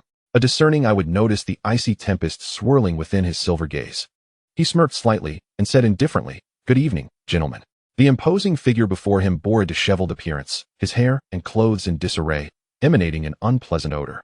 He let out a lewd whistle and leered, "Pretty boy, what brings you out alone at this hour? Feeling a bit lonely? Pretty boy?" Malfoy thought, stifling a laugh. He removed his hood, allowing his golden locks to cascade like fine silk, and flashed a charming smile. His silver eyes sparkled with mirth. Yet those who looked closely would discern the storm lurking beneath his facade. "What do you want?" He did not mind playing the role of an unsuspecting lamb, especially since he had been coerced into an undesirable task earlier that evening, leaving him with pent-up frustration that needed an outlet. The leader of the group chuckled, seemingly taken aback by the slender figure's compliance. He leered, "We merely intended to ask the lovely boy for some money. But now we're curious if you'd like to join us for some fun." A smile gradually spread across Malfoy's face. "Very well." 10 minutes later, an officer on duty at the local police precinct received a call. The caller, a young man, reported being accosted and robbed, but suddenly a mysterious figure appeared, akin to a superhero from a film, dispatching the assailants effortlessly. Now, he urged the police to come and witness the aftermath. Upon receiving the call, the police officer initially assumed it to be a prank. However, driven by a sense of duty, he donned his hat and prepared to investigate. Upon arriving at the location described by the caller, he was indeed confronted with the sight of 3 familiar figures sprawled across the ground, their bodies marred by bruises as if they had been violently beaten, and they lay unconscious. Strangely, the area was devoid of any onlookers. Meanwhile, Malfoy strolled along the street, tucking his wand back into his pocket. Although he was not an Auror, he was unperturbed by the prospect of employing spells against these ruffians, content to teach them a lesson without endangering their lives. He made his way to a neighborhood far quieter and more opulent than Harry's, where luxury cars lined the streets and each side was adorned with elegant detached villas. He approached one such villa, laid his hand on the door, which clicked open with a soft sound. Inside, a petite staircase greeted him, leading to a narrow passage that opened into the kitchen. However, Malfoy bypassed the kitchen, shedding his outer garments and hanging them on a nearby rack that automatically extended, ensuring his clothes hung without a single crease. Stretching his shoulders, the ribbon from his hair fell away and hung on the rack, while his white shirt seemed to unfasten itself gently, as if someone were assisting him. Before long, the shirt flew into the laundry basket, and his trousers, as if defying gravity, slipped to the floor. He luxuriated in the sensation of freedom before heading directly to the bathroom. The bathtub was filled with steaming hot water, into which he immersed himself, never one to skimp on his own comfort, even in his Muggle property. During his 10 years in France, he had seamlessly integrated into the Muggle world while expanding his business, swiftly adapting to their conveniences and melding them with his magical heritage to create an extraordinarily comfortable abode. As he relaxed beneath the enveloping warmth, thoughts of the day's events brought on a headache. He groaned, allowing his body to sink into the tub, momentarily contemplating the desire to drown himself in the water. Yet life, in its peculiar manner, often presents new hopes amidst overwhelming obstacles. Just as he settled into the tub, his two-way mirror suddenly buzzed to life. He cracked open one eye, his shoulder-length golden hair cascading over his shoulders, and summoned the mirror to him. As he extended his hand, a woman's image appeared on the other side. Narcissa smiled gently, seated before a small round table, her poise elegant as she addressed him. "Good evening, my son." Malfoy brushed back his damp hair, leaning closer with a wet face. "Good evening, mother." Narcissa observed her son, recalling how she had brought him to France, spending nearly a decade guiding him out of past traumas and gradually helping him establish a foothold in the country with the remnants of the Malfoy and Black influence. Yet now, her son had returned to England, proclaiming his intent to revive the Malfoy legacy. She watched Draco Malfoy, who had transformed from an impulsive youth into a young man, even a father, though in her eyes, he remained her beloved son. Narcissa shifted slightly, revealing the small boy behind her. He bore the same golden hair as both Malfoy and Narcissa and greeted Draco enthusiastically. "Daddy." Draco's expression softened instantly, a smile brightening his face. "Scorpius, how was your day?" Narcissa held Scorpius's hand, her gaze filled with maternal affection as she regarded the child, who bore an uncanny resemblance to Draco in his youth. The two exchanged casual father-son banter, and Narcissa patiently allowed them their time together. When the moment felt right, she interjected, "Darling, could you please step into the next room? I have some matters to discuss with your father." Scorpius rose onto his toes to plant a kiss on Narcissa's cheek, then, with a dutiful glance at Draco, said, "Good night, Daddy." Unable to resist, Draco blew a kiss back, replying, "Good night, my sweet." As Narcissa watched the two bid each other good night and Scorpius exited, accompanied by a house elf, she turned her attention to Draco. "Now it's your turn, my dear. Do you have anything to share with your mother?" If Draco Malfoy had learned anything during his 12 years in France, It was the importance of sharing his experiences with his mother and wife. He leaned over the edge of the bathtub, speaking earnestly. I have promised Professor Dumbledore and my godfather that I would assist Potter, and in return, Granger will help me re-establish my footing in the British magical community. He looked at Narcissa with conviction. Mother, we can return to our Malfoy estate. A flicker of concern crossed Narcissa's features at his words. What troubles you regarding Potter? Are you certain? Draco shook his head. Mother, I have entered into an unbreakable vow with him. Narcissa's well-maintained brow furrowed at this revelation. Do you have confidence in this arrangement? Draco chuckled softly. Don't ask me. You know I can't divulge that, Mother. She sighed. Very well, I shan't pry. But do be careful. If there's anything I can assist with, do not hesitate to reach out. Scorpius is with me. You needn't worry. Draco nodded. And after they exchanged their goodnights, he set down the mirror. He stretched once more, rising from the bathtub. Water droplets cascaded down his fair skin, tracing his waistline before disappearing beneath the surface. As he stepped out barefoot, a towel flew from a nearby cabinet, wrapping around him. He absent-mindedly dried off, and the towel magically finished the task, ensuring he was completely dry. He extended his arms, and a bathrobe slipped onto him, hastily tying the belt as he exited the bathroom. This villa was a Muggle property he had acquired in England, which he had minimally renovated. He yawned and retreated to his bedroom, adorned in hues of green, silver, and gold, with a glass of warm water waiting on the nightstand. With a wave of his hand, the entire house plunged into darkness. The following morning, Harry slept soundly, oblivious until his phone buzzed insistently, rousing him from his slumber. He extended his bare arm and decisively silenced his phone, squinting at the name displayed on the screen. He answered, his voice hoarse. Min? Hermione's voice resonated from the other end, inquiring, still asleep? How did the meeting go? Slowly, Harry sat up, the covers slipping from his bare torso, revealing his well-defined physique. The curtains in the bedroom remained drawn, but with a subtle wave of his hand, a small gap opened, allowing the sunlight to pour in. He replied, it went quite well. A smile gradually formed at the corners of his mouth as he added, I believe I should be all right this time. Upon hearing this, Hermione sighed with relief and asked, are you coming over for dinner today? Want to take the 3 kids out to play? Harry recognized Hermione's good intentions, yet he was not quite prepared to face his 3 little terrors. Nevertheless, he sighed. It was his responsibility, one he could not evade. He propped himself up, ruffled his tousled black hair, and stated, I'll come over now. After hanging up, he hastily washed up and donned a casual outfit of Muggle clothing. Approaching the fireplace, he cleared his throat. Weasley residence. Green flames erupted, and he stepped through. Upon his arrival at Hermione's home, he was immediately greeted by her little darling, who rushed into his arms. Uncle Harry, Rose exclaimed sweetly. A rare smile broke on Harry's face as he tousled Rose's hair, which bore a striking resemblance to Hermione's. Where are your parents? He inquired. Rose pointed, and Harry released her, heading towards the garden. Hermione was directing Ron as he set up the garden. Today, she had arranged a long table adorned with various dishes, alongside some peculiar machine that Ron was trying to figure out. Harry approached, making a deliberate noise to catch Hermione's attention. She turned, visibly relieved upon seeing him, and embraced him, saying, You're here just in time. Help Ron with that barbecue. He bought this so-called barbecue machine at some Muggle flea market and wants to have an outdoor cookout today. But he has no idea how to use it. She continued, I'll have Molly bring the 3 kids over. She mentioned Ginny is out today, so it'll be perfect for them to spend the day with their dad. Harry released her, allowing Hermione to attend to her tasks. Ron straightened up, and upon spotting Harry, his face lit up with genuine delight. Buddy. He embraced Harry and led him to the barbecue machine, frowning as he said, But I've plugged it in, and it's not responding. Harry examined the contraption, noticing that Ron had awkwardly inserted a plug. He knelt down and gently pressed a button. Suddenly, the light on the barbecue flickered to life. Ron exclaimed in astonishment, How is that possible?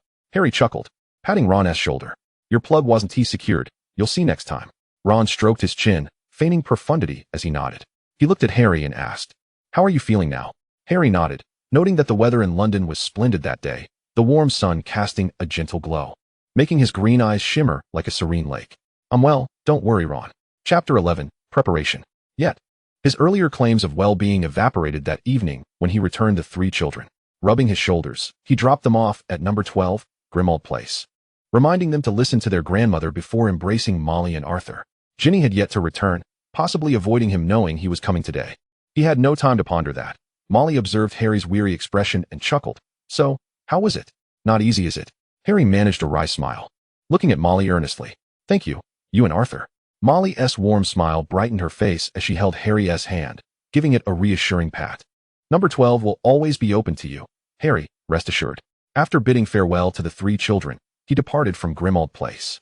The following week passed in a monotonous haze. As the head Auror, he had only undertaken 2 assignments, both straightforward tasks of subduing some nefarious wrongdoers, hardly taxing for Harry. In this dull, almost tedious existence, he found himself looking forward to Friday evening.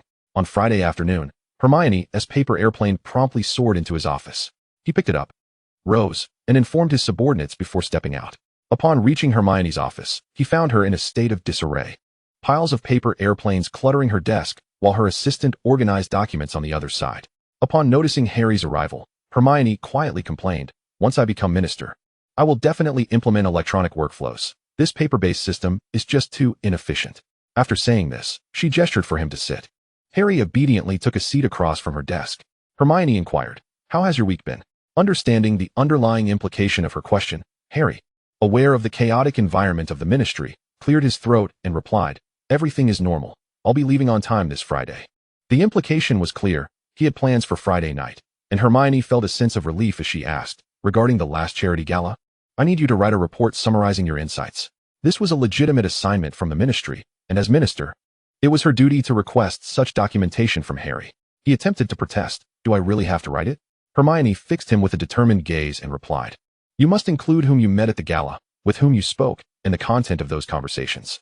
This was her way of instructing Harry to divulge his interactions with Malfoy. Reluctantly, Harry feigned reluctance and nodded. Seeing that there was nothing more, he asked, "Can I leave now?" Hermione waved him off, signaling him to return to his duties. Before exiting, he inadvertently collided with a secretary from another department. This young secretary, named Catherine, had recently joined the ministry, hailing from a family comprising a muggle and a wizard. At her wizard father's insistence, she attended Hogwarts, graduated, and passed the ministry's entrance exam, subsequently being assigned to the office next to Hermione's. Flustered, she hurriedly gathered the scattered documents and stammered an apology. "I'm so sorry, Mr. Potter." Harry responded gently, "It's all right. The director is inside. You may enter." After saying this, he kindly used a levitation charm to neatly stack all the books that had been knocked over and returned them to her. Catherine felt a twinge of embarrassment, yet was undeniably pleased, her cheeks flushed with a rosy hue. Just as she was about to say something further to Harry, Hermione's voice called out to her from within, "Catherine, where are the documents I requested?" Harry tactfully stepped aside, remarking, "You should hurry inside." Gratefully, Catherine thanked him and hurriedly rushed through the door. Harry touched his nose and returned to his office, where he procrastinated in writing a rather lackluster report, which he folded into a paper airplane and sent to Hermione's office.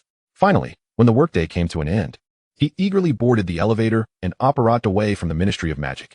Upon arriving home, he removed his clothing and, as expected, discovered a small note tucked away in a very discreet corner of his Auror uniform's pocket. He retrieved it and read the line inscribed upon it aloud. "You are cordially invited to meet at XX location tonight," with a dismissive snort. He let the note ignite in his hand, reducing it to ashes with a flick of his wrist, leaving no remnants behind. He then settled back onto the sofa, turned on the television, and began watching a Muggle variety show. Draco Malfoy had endured a particularly hectic week. As an employee of the French Ministry of Magic, he balanced his official duties with managing the Malfoy family business in France. On Friday, having finally completed all outstanding tasks, he was preparing to leave when he encountered a familiar face at the door. Doris Walker stood there, her face alight with a smile as she addressed Draco. "Do you have any plans for the weekend? How about taking Scorpius to Marseille for a holiday?" Draco felt a twinge of discomfort. This woman was one of his partners in the Muggle business, and due to a lack of available witch companions at the last charity gala, he had, in a moment of panic, invited her as his date. It seemed he had unintentionally conveyed the wrong message. Clearing his throat, he politely responded, "I have plans this weekend. Ms. Walker, thank you for accompanying me to the gala." Moreover, he could not simply apparate in front of her. While Ms. Walker was more than just a business associate and had connections in the political sphere, her status was far from sufficient to discern Draco's true identity. He glanced at his watch and said, "I'm afraid I must be on my way. Could you please have my secretary schedule an appointment for next time?" He believed he had been quite clear, yet as he prepared to depart, Doris Walker remained undeterred, asking, "Where are you headed? I didn't see your car. Shall I give you a lift?" Draco grimaced, thinking that if it weren't for her, he would have already operated away without a second thought. Just as he was racking his brain for a way to handle Ms. Walker, his secretary exited the building. Seeing only Draco standing at the door, he instinctively greeted, "Good evening, Mr. Malfoy.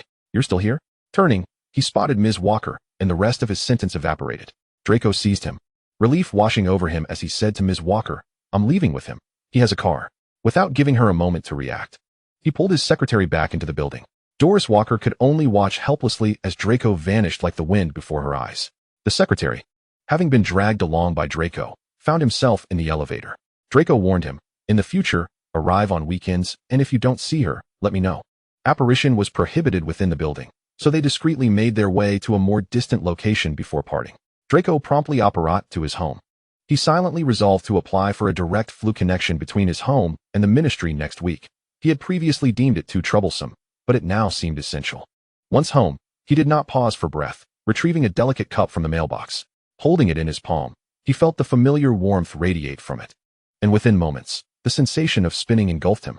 He closed his eyes, and after what felt like an eternity, he felt his feet hit the ground heavily, stumbling slightly before regaining his balance. Upon opening his eyes, he found himself in his home in England. The evening sky was painted with vibrant hues, gently illuminating the interior through the window. After admiring the view for a moment, he changed into a more formal wizarding robe and made his way to the door. Apparating once again, he was uncertain why he had rushed over, yet he found himself at Harry Potter's doorstep.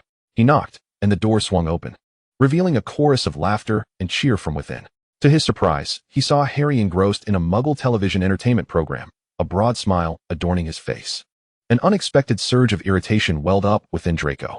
Harry, noticing Draco at the threshold, beckoned him in, saying, "Come in, make yourself comfortable." He even shifted over on the sofa to make room for him, while a pizza box, evidently just delivered, sat steaming on the coffee table. "Have you eaten? Want to join me?" Draco inhaled deeply, his forehead tightening with tension, yet he forced himself to suppress his anger. In a cool tone, he inquired, "Have you prepared what I requested?" Harry suddenly seemed to recall, waving his hand as a package floated over from a corner, landing neatly on the floor. As the wrapping unfurled, the contents were revealed. Harry's knowledge of herbology could be described as mediocre at best, so he had sought Neville's assistance. And together they procured a variety of items from Diagon Alley. Though Neville was puzzled by Harry's sudden interest in herbology, as a fellow Gryffindor, he was eager to help. Draco surveyed the items laid out on the floor and grudgingly remarked, "Decent selections. This wasn't your choice, was it?" Harry, taken aback, responded, "How did you know?" Draco scoffed, "Were your herbology grades exemplary at Hogwarts, then?" Harry fell momentarily silent, raising his hands in defeat. "All right, I concede, Malfoy. So, what is our plan?" Draco stood at the door, an aura of coldness surrounding him, and replied icily, "At 9 o'clock tomorrow morning, we shall venture into the Forbidden Forest. Bring these items with you, and we shall apparate directly there." Harry feigned surprise as he inquired, "Are we still gathering here?" He glanced at Malfoy, whose expression was one of palpable disdain, and a mischievous thought suddenly crossed his mind. "Since we are to go together tomorrow morning, why not spend the night at my place?" he proposed. Malfoy promptly withdrew his wand, aiming it at Harry, his voice cold as he stated, "If you don't wish for me to come for your treatment, I shall turn and leave right now." Harry quickly interjected, "Sorry, Malfoy, please don't be angry. Tomorrow morning at 9, I will be here waiting for you." A vein in Malfoy's temple throbbed, and Harry continued, "How about a bite to eat before we head out? This is called pizza. It's a delightful Muggle delicacy." Malfoy closed his eyes, taking a deep breath to calm himself. When he opened his eyes, he repeatedly reminded himself that he and Potter were now adults and could no longer behave as they once did. Having steeled himself, he managed a smile, which melted away the tension like snow under the sun. Harry gazed at him, a sudden thought blooming in his mind. No wonder, despite his foul demeanor, so many girls at school were enamored with him. "All right, I'm actually quite hungry too," Malfoy replied softly. Harry was taken aback. He had expected Malfoy to refuse, yet he was surprised to find him in agreement. He watched as Malfoy entered, casually loosening his wizarding cloak to reveal impeccably neat attire beneath. In stark contrast to Harry's wrinkled clothing, he strode in as if he were a prince entering a grand palace, exuding an air of aristocracy. Before taking a seat on the sofa, his golden hair, neatly arranged as always, was today left unbraided, cascading freely over his shoulders. As he settled down, Harry caught a whiff of that faint, woodsy fragrance that lingered when Malfoy was near. He touched his nose, deciding to suppress the question for now. "Would you care for a slice?" he offered, pointing to the pizza on the table. Malfoy's silver-gray eyes reflected his evident disdain as he gestured toward the pizza and coolly remarked, "Do we simply eat it with our hands?" Harry did not respond verbally. Instead, he reached out and took a slice for himself, demonstrating how to consume a piece of pizza. Malfoy, taken aback, had always adhered to the decorum of using cutlery at the dining table and had never imagined that Muggles had such food that could be eaten with one's hands. He discreetly cast a detection charm with his wand, confirming that the food was harmless. Frowning slightly, He scrutinized the pizza that Harry had placed on the table. Chapter 12, A Reunion. As he pondered whether to wear gloves before handling the pizza, Harry had already summoned a white porcelain plate. He carefully lifted a slice and placed it on the plate before presenting it to Malfoy. Harry handed the plate directly to Malfoy, secretly eager to witness how he would tackle this slice of pizza, disregarding Malfoy's preferences as he tore it from the main pie with his own hands. As anticipated, he noticed Malfoy's slender brows knitting together. His eyebrows matched his hair, both a striking gold, unlike Harry's unruly dark locks. Malfoy's appearance was impeccably groomed. His hair sleek and shiny, and even his complexion appeared more refined and pale than Harry's, indicating regular care and maintenance. A dark thought crossed Harry's mind. Why would a man need to be so meticulously polished? Surely, Malfoy had too much time on his hands to devote to such trivialities. Watching Malfoy's struggle, Harry felt a mischievous satisfaction, a sense of triumph in his little prank. He even feigned encouragement, saying, "It's really good. You should try it." He pretended to be thoughtful, asking, "Do you know what pairs best with pizza?" Malfoy, predictably intrigued, inquired, "What?" Harry's face broke into a sincere smile as he replied, "Of course, it's best enjoyed with cola." He exaggerated his tone, wide-eyed with feigned astonishment. "Did you not know?" Accompanying his words, he produced a bottle of cola, twisting off the cap with a satisfying hiss. He summoned a glass, considering Malfoy's status, and then switched it to a goblet, pouring the fizzing cola into it before unceremoniously handing it to Malfoy, stating, "Here, give it a try." Draco's mouth twitched at the corners, and internally he was reluctant to accept this suspicious concoction handed to him by the insufferable Potter. Yet, strangely, he felt an inexplicable sense of failure if he were to refuse, reminiscent of their school days when losing to Potter in a match felt like a devastating defeat. Though trivial to others, such contests had once held immense significance for the two boys, often determining who would initiate the next bout of rivalry. This feeling, long buried beneath the years, had resurfaced during their recent encounters. Draco Malfoy was entirely convinced that Potter intended for him to make a fool of himself with this so-called cola. Despite his strong reluctance, driven by an odd sense of competitiveness, he steeled himself and accepted the glass. He raised it to his nose, inhaling the suspicious aroma, skeptically remarking, "If you intend to poison me, I assure you, that will not succeed." Harry observed Malfoy's cautious demeanor, nearly bursting into laughter. Though his expression remained earnest as he replied, "Just take a bite of the pizza, followed by a sip of the cola. It's a perfect match." He silently added that this was merely his own way of enjoying pizza, genuinely recommending it to Malfoy, because it was how he himself relished it. It was now up to Malfoy whether he would trust him, with one hand holding the plate and the other clutching the goblet of cola. Even Malfoy appeared oddly out of place. Harry had even cast a warming charm on the plate to ensure the pizza would not grow cold. Draco inhaled deeply, first setting the goblet down, then glancing around as if in resignation before asking, "We just eat it with our hands?" Harry nodded affirmatively. Only then did Draco slowly lift his hand, tentatively prodding the surface of the pizza. To his astonishment, Draco discovered that beneath the seemingly rigid surface of the pizza lay a delightful softness. With the sensation of the texture registering in his mind, he felt a significant portion of his apprehension dissipate. Clumsily, he grasped the pizza and, summoning his courage, took a hearty bite. The tender texture erupted in his mouth, eliciting a flicker of surprise within him. Contrary to his expectations, this dish, known as pizza, was not unpleasant at all. The cheese, perfectly baked, harmonized splendidly with the airy, fluffy bread beneath, complemented by the bacon and cherry tomatoes on top, creating a symphony of flavors that exploded in his mouth. Could it be that this was quite palatable? Draco mused internally, though he endeavored to maintain a facade of indifference. After elegantly finishing his slice, he surprisingly offered a faint compliment. "Though this appears to be a rather trivial food, its flavor surpasses my expectations." Harry, anticipating a scathing critique from Malfoy, was taken aback when he observed the slight widening of Draco's eyes, filled with incredulity. He leaned closer to Malfoy, who, caught off guard by Harry's sudden proximity, instinctively recoiled. Harry's deep green eyes brimmed with curiosity as he scrutinized Draco from head to toe, even exhibiting a desire to reach out. In an instant, Malfoy had drawn his wand, pointing it at Harry's outstretched palm with a wary expression. "What do you intend to do?" Harry, somewhat disappointed, retreated slightly, resuming his position on the sofa. He exerted no magical pressure on Malfoy, but rather, he appeared to have lost his resolve, or perhaps his challenge, stating, "I merely did not expect you to commend it. I wanted to ascertain whether you truly are Draco Malfoy." Draco's temple pulsed slightly, choosing to disregard the seemingly deranged savior beside him. After setting his hand down, he surveyed the surroundings, took a piece of paper, and methodically wiped the crumbs from his fingers. He then picked up the stemmed glass filled with cola, giving it a gentle shake. The dark liquid swirled within the glass, and he calmly inquired, "A sip? Perhaps a taste?" Harry, now intrigued, urged him on. "I assure you, it's genuine. Give it a try." He eagerly awaited Malfoy's reaction, while Malfoy's delicate brows furrowed into a frown as he inspected the cola. Yet he refrained from taking a sip. Instead, he opted for a different approach, seizing the cola bottle and vigorously shaking it, muttering, "No, this feels too suspicious. I shall drink straight from the bottle." Before Harry could intervene, he watched helplessly as Malfoy twisted the cap off the bottle. He managed a frantic, "Don't." But his warning was cut short as the cola erupted violently from the small bottle, a cascade of white foam bursting forth like a fountain. Malfoy was caught entirely off guard, unable to react, and indeed, he had not anticipated such a spectacle from the cola.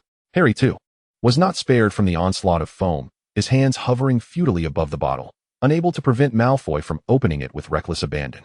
The sticky liquid cascaded down his wrist and along his arm, dripping from his elbow. Stunned, Malfoy could only emit a brief gasp as cola splattered on his hands, clothes, and even his face. Fortunately, he had not shaken the bottle too vigorously, so the deluge was not overwhelming. Harry finally completed his unfinished thought with a weary, "Don't shake it so vigorously." Malfoy remained in shock, while Harry shook his own hand, casting a silent cleaning charm that swept over both of them. Malfoy felt a sharp, tingling sensation on his skin, as if it had been scraped by a razor, causing him to involuntarily shiver. Rolling his eyes, he huffed at Harry. "Could you not temper your spellcasting intensity?" Though grateful for the cleaning charm, he felt it unnecessary to exert such force for a simple task. Harry, somewhat exasperated, retorted, "Is this your way of expressing gratitude?" Malfoy merely scoffed, remaining silent. Nevertheless, Harry did not dwell on it. He cautiously took the cola bottle from Malfoy's hands. Relinquishing his grip, Malfoy allowed Harry to confiscate the ticking time bomb, prompting Harry to explain, "This is precisely why I poured it into a glass for you." Harry sighed, adding, "You didn't think I was trying to poison you, did you?" Malfoy stiffened slightly, and Harry, keenly perceptive, inquired incredulously, "Surely you don't believe I would go so far?" Internally, Draco felt a pang, while he did not think it was poisoning in a grave sense. He could not shake the suspicion that Potter would not offer him a drink so simply, suspecting it contained something else. Draco, feigning bravado, challenged, "What exactly is this? You claim there's nothing else in it? Would it behave this way if there wasn't tea?" The remnants of the recent eruption clung to the bottle, black cola trickling down its sides, soon dampening Harry's coffee table. With a resigned smile, Harry raked a hand through his disheveled black hair, conceding, "All right, I see now. It was my fault for not clarifying from the outset." Malfoy was momentarily speechless. Harry gestured toward the bottle, explaining, "This is a muggle beverage called cola. The reason I advised against shaking it is that it contains carbonation, and vigorous shaking will lead to the explosive reaction you just witnessed." He mimicked the eruption, continuing, "Just like that, a volcanic explosion. Hence, I poured it into a glass for you." Malfoy huffed in a restrained manner, retorting, "You could have mentioned that sooner." He then reached for the stemmed glass he had previously placed on the coffee table, contemplating before taking a hearty gulp of the cola. A slight tingling and prickling sensation danced across his tongue as the cola rolled down his throat, an unfamiliar feeling emanating from his stomach. He quickly covered his mouth. Yet a small burp escaped him, unexpected for someone so concerned with decorum. However, he was not satiated. After all, it was merely a slice of pizza, hardly enough to fill him. Harry stared at him in surprise, prompting Malfoy to glare back, lowering his hand as if to dismiss the incident, feigning composure as he declared, "That was nothing." Although the taste was somewhat peculiar, it was tolerable and not unpleasant to drink. Harry chuckled softly, unable to restrain himself from commenting, "It's perfectly normal. That's what happens after drinking cola, so there's no need to feel embarrassed." However, regardless of Harry's persuasion, Malfoy resolutely refused to touch the cola again, stating emphatically, "No matter what you say, Potter, I will not drink it again." Nevertheless, he maintained an air of reluctant superiority and consumed 2 more slices of pizza. After downing 3 slices, Draco felt sufficiently sated. Realizing he had no reason to linger any longer, he stood up and addressed Potter, "Good night. Potter, I shall take my leave." Harry's gaze remained fixed on the television, though it was evident he was not actually watching it. He replied dismissively, "Are you leaving already? Won't you stay a bit longer?" Draco felt an inexplicable urge to suppress his rising irritation the more he conversed with Harry. With one hand resting on the doorknob, he turned slightly and said, attempting to remain calm, "Have you checked the time? It's quite late. I must return. Remember our agreement for tomorrow morning. Hogwarts, Forbidden Forest, do you understand?" Without turning his head, Harry suddenly blurted out, "Why don't you just stay the night? After all, you're coming back tomorrow. Wouldn't it be more convenient to stay here?" Chapter 13, Outburst. Draco inhaled deeply, nearly roaring, Clear your mind. Have you completely lost your senses? Just as he finished speaking and was about to twist the doorknob, he found it turning, but the door remained resolutely shut. Doubt crept into Draco's mind, and as he prepared to twist the knob once more, an immense force suddenly surged from behind him. Before he could even draw his wand, he was pinned against the door, his face pressed firmly against it. As if a powerful force was pressing down on the back of his head, rendering him immobile. Draco let out a muffled grunt, feeling a sharp pain in his cheekbone. However, this pressure soon relaxed, allowing him to lift his face, though he still couldn't turn his head, and his limbs remained firmly restrained. Gritting his teeth, he exclaimed, "Potter, what is your problem?" He could distinctly feel Potter's binding spell, yet what vexed him was his utter inability to resist. However, Potter had merely confined him without any further actions, and Draco sensed no intent to harm him. What was the purpose of this sudden outburst? While contemplating his escape, the pressure around him suddenly dissipated as abruptly as it had arrived. He swiftly drew his wand, aiming it at Potter's back. Yet, Potter's condition appeared rather different. He had his head lowered, one hand covering one eye, while the other hand trembled, half raised and pointing ahead, continuously quivering. A sense of foreboding settled in Draco's heart. Though he was unsure of what transpired, Potter's demeanor was undoubtedly ominous. Moreover, the heavy magical pressure in the air indicated that Potter was not in a good state. He cast a detection spell on Potter, but it sank like a stone into the sea without yielding any response. Potter's magic was evidently potent enough to engulf Draco's probing spell entirely. Draco's heart raced. Could it be that Potter's magic had spiraled out of control? He tentatively called out, "Potter? Potter?" Simultaneously, a chilling mist coalesced at the tip of his wand. He quietly cast a water charm, preparing to splash Potter with icy water to rouse him. However, given the current situation, he dared not douse Potter too recklessly, fearing it might exacerbate his agitation. After a prolonged silence, Potter finally rasped, "Go first." Draco did not catch the full clarity of Potter's words, but, at that moment, dared not approach too closely, maintaining his stance with the wand raised. He noted that Potter showed no immediate resistance, leading him to cast a binding spell of his own. However, his incantation was far gentler than Potter's. As he was no aura, a series of ropes emerged from the tip of his wand, securely binding Potter. Noticing no struggle from Potter, he applied a bit more force, guiding him back onto the sofa. At last, seizing the opportunity, Draco unleashed the water charm directly over Potter's head. The icy cascade proved somewhat effective. Under the force of the water, Potter appeared to regain a semblance of clarity. The cool droplets streamed down his face, soaking his clothes. As he slowly lifted his previously bowed head, his drenched black hair clinging to his forehead, obscuring his glasses. Fortunately, it seemed that his glasses had undergone some form of special treatment, as not a drop of water touched the lenses. Yet, as he raised his head, the vivid green of his eyes was so intense it seemed they could drip with emotion. A sharp pain pierced Draco's head.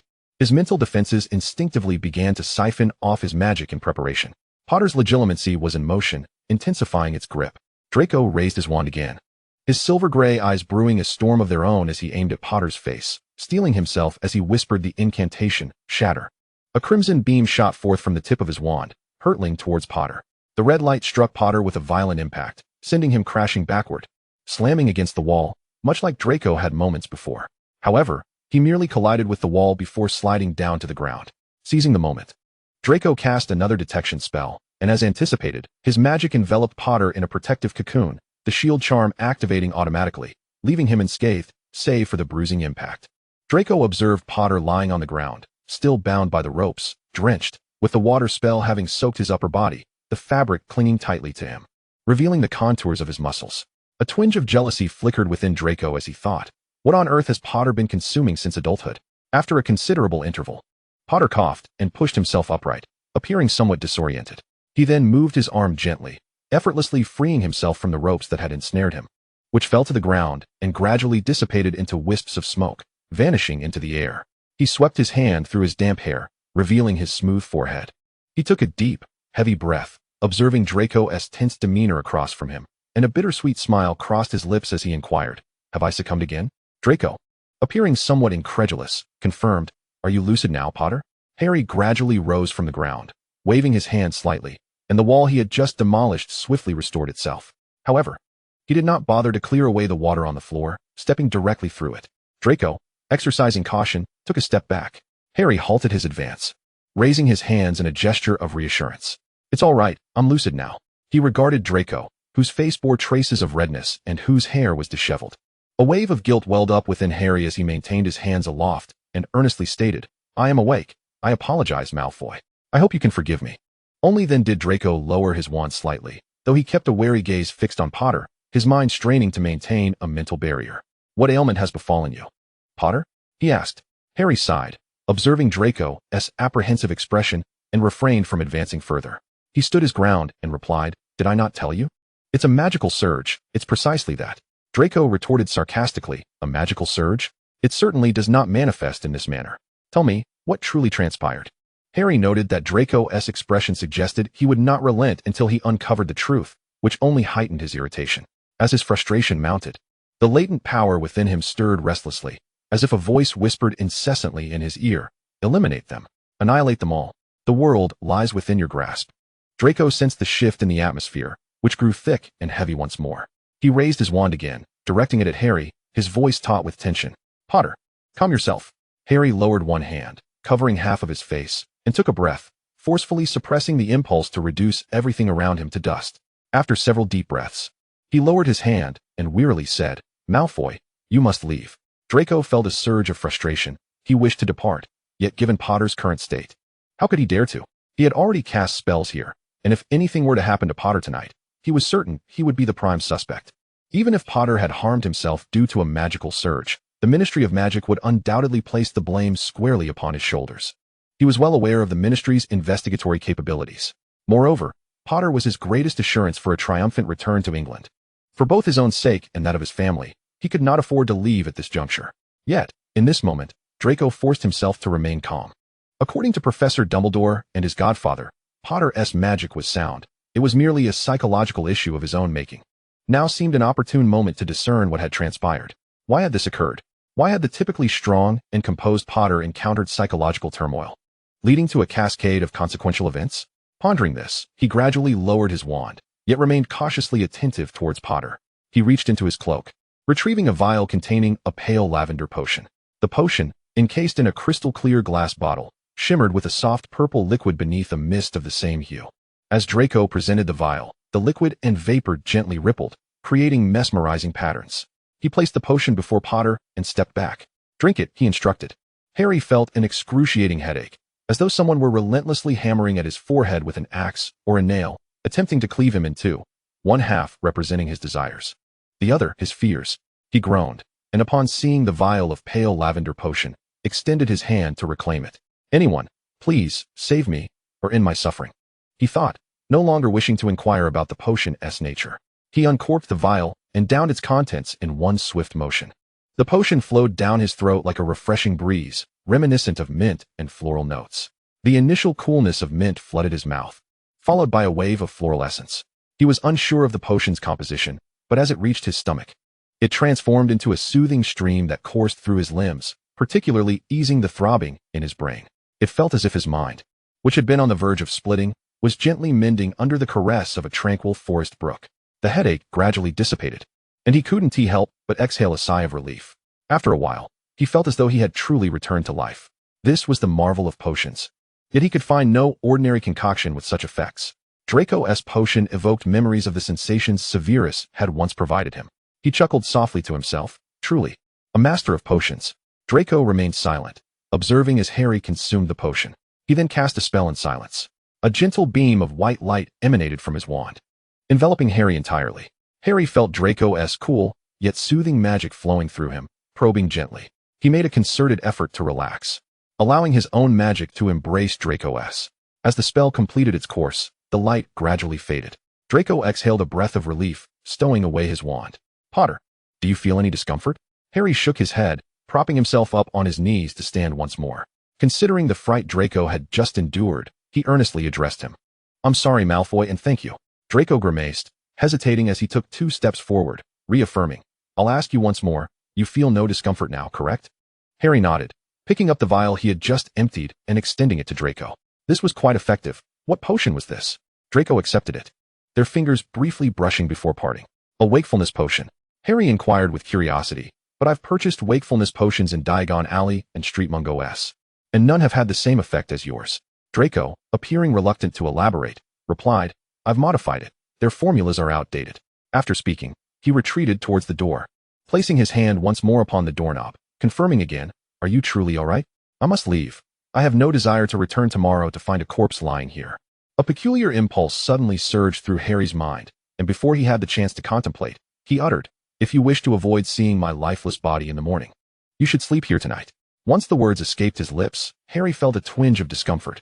What kind of person invites their longtime rival from school to spend the night? It was utterly bizarre. However, having made the invitation, he could not retract it. Unsurprisingly, upon hearing his words, Malfoy wore an expression akin to seeing a ghost. His mouth moved, yet no words emerged. Observing Malfoy's reaction rekindled Harry's peculiar desire to provoke him. The more Malfoy seemed reluctant, the more inclined Harry felt to press on. He promptly feigned a headache, clutching his forehead anew, groaning theatrically, "I fear my head is beginning to ache again." Chapter 14, Return to Hogwarts. Draco surmised that perhaps he had been bewitched by the pizza and cola from earlier that evening. The combination seemed to have an effect akin to a confundus charm. Despite the fact that he was the one meant to concoct such a potion for Potter, he found himself ensnared first.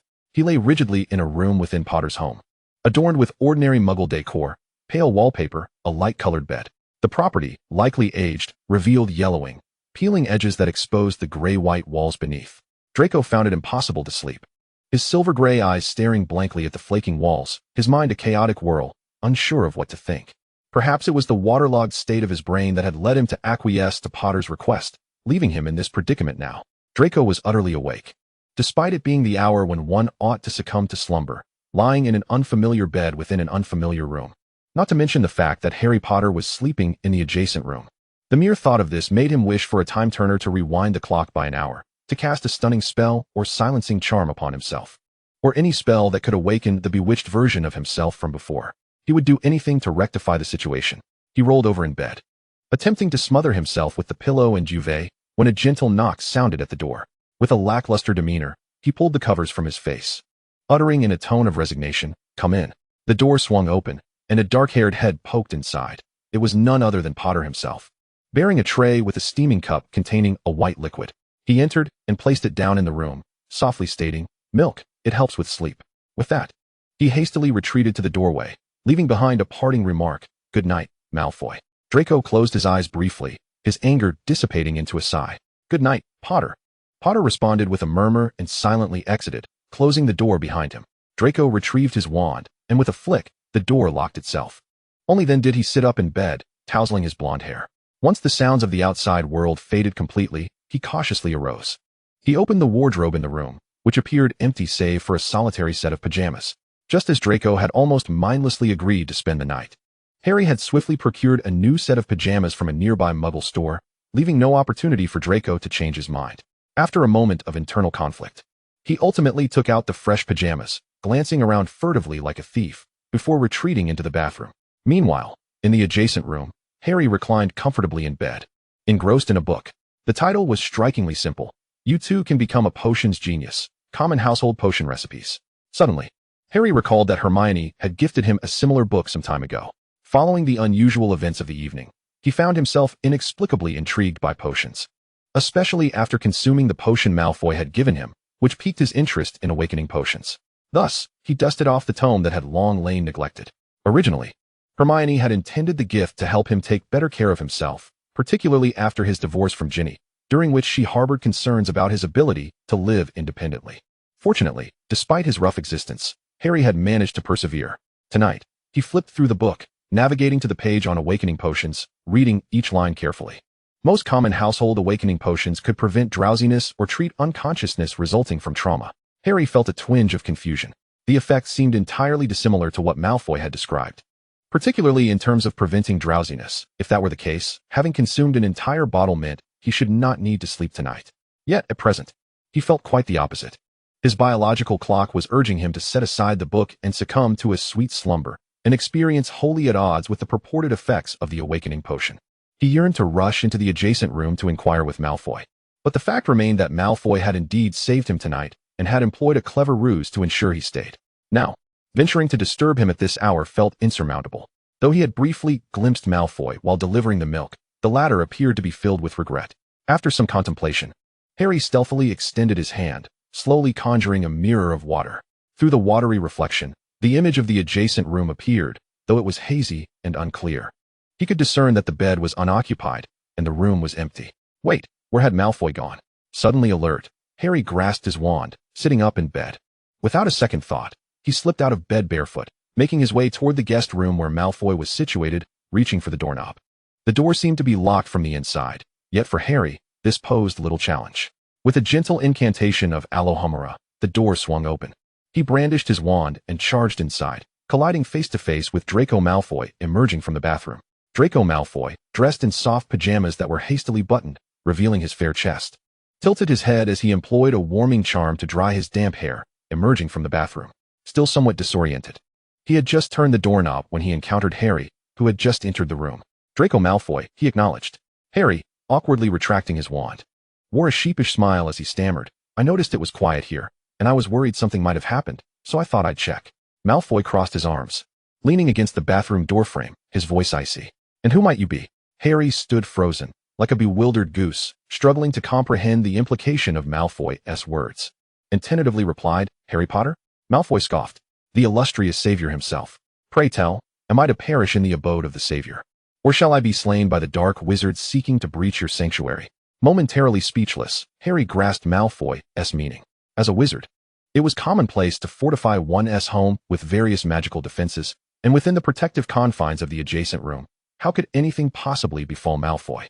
His reasoning faltered as he parted his lips, at a loss for words. Malfoy, clearly losing patience, coldly declared, You've seen I'm unharmed. You may leave now. I wish to sleep. Harry, unable to conjure another excuse, felt a pang of guilt as he muttered a hasty, good night, before retreating.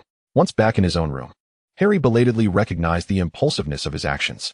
As Malfoy had pointed out, even though this was merely a muggle apartment he had purchased, Harry had nonetheless fortified it with extensive defenses, a flue network, protective charms at the entrance, and an array of spells throughout the dwelling to detect dark magic.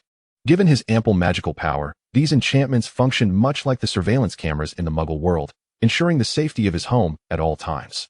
In addition to the external defenses, there were various detection spells within the house, established with Hermione's assistance, as she feared Harry might refuse to seek medical attention should he be injured, leaving him vulnerable at home. Thus, under normal circumstances, Malfoy should not encounter any danger while here. Returning to his bed, Harry pondered in silence, questioning whether he was truly unwell or if the absence of visitors had begun to warp his mind. He dismissed the troubling thoughts, adjusted his covers, and extinguished the light, closing his eyes. Meanwhile, just a wall away, Draco adjusted his pajamas. Although Harry had purchased this simple set of muggle sleepwear, it felt surprisingly pleasant, soft, and comfortable. He had not anticipated Potter's abrupt intrusion, leaving several buttons undone, the topmost ones loosely fastened. After drying his hair with the warming charm, he felt a draft against his chest and quickly pulled his pajama top together, perplexed by Potter's thought process. After all these years, he still possesses a mind like a troll, he muttered to himself. He returned to his bed, relinquishing any desire to fathom Potter's thoughts, extinguishing the light in preparation for sleep.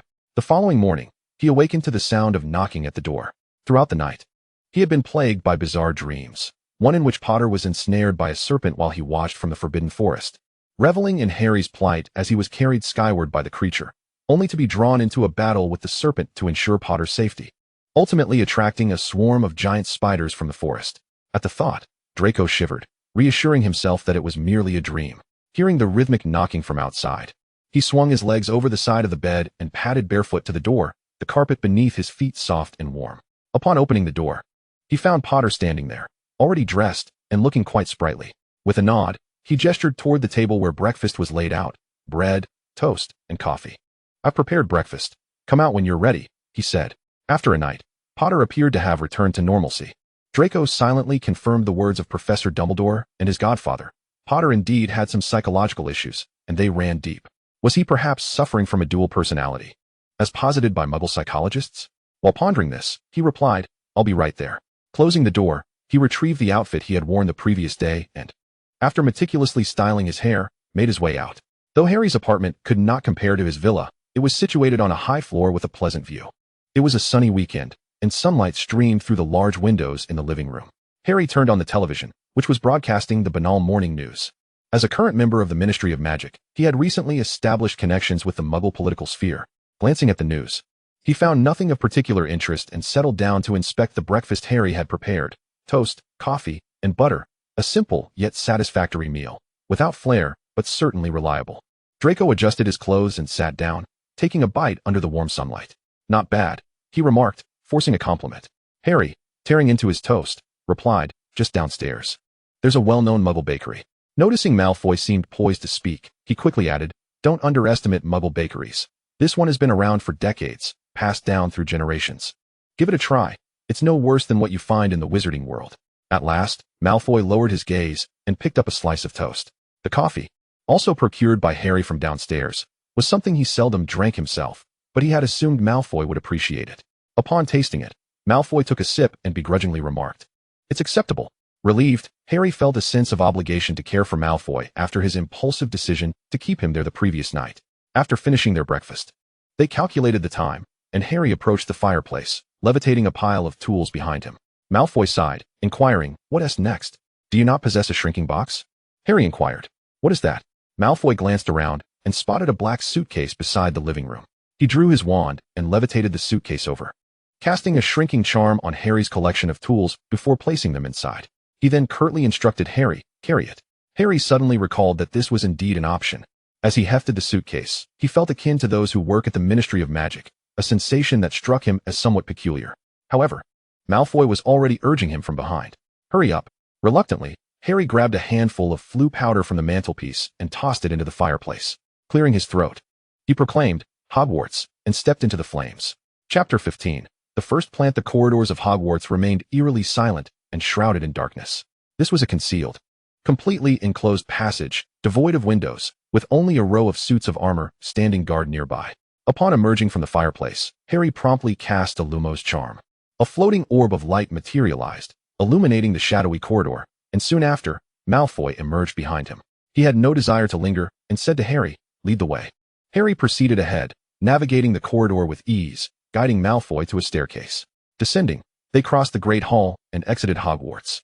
Outside, the sun shone brightly, and the giant squid had resurfaced to bask in the sunlight, even spraying a bit of water in greeting as they passed.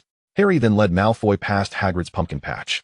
Hagrid was absent, and during the holidays, there was no gamekeeper to oversee the grounds. They arrived at the entrance to the Forbidden Forest, but this time, there was no Fong to guide them. The Forbidden Forest remained as it had always been, enveloped in a misty haze. A few red-eyed ravens guarded the entrance, cawing and scattering into the distance upon spotting Harry and Malfoy. Malfoy furrowed his brow, observing the flock of ravens. He withdrew his wand and cautioned, "Let us proceed, but with care." Harry nodded, also drawing his wand. The daytime forest was far less menacing than at night, yet as they stepped inside, a profound stillness enveloped them, creating an atmosphere vastly different from that of Hogwarts. Although no words were spoken, Harry sensed a multitude of voices whispering around him, yet when he strained to listen, silence prevailed. Draco frowned, swiftly casting protective charms upon both himself and Harry. He whispered to Potter, "Do not heed the whispers of the dead, keep moving forward." Harry nodded, summoning every ounce of concentration as they advanced slowly.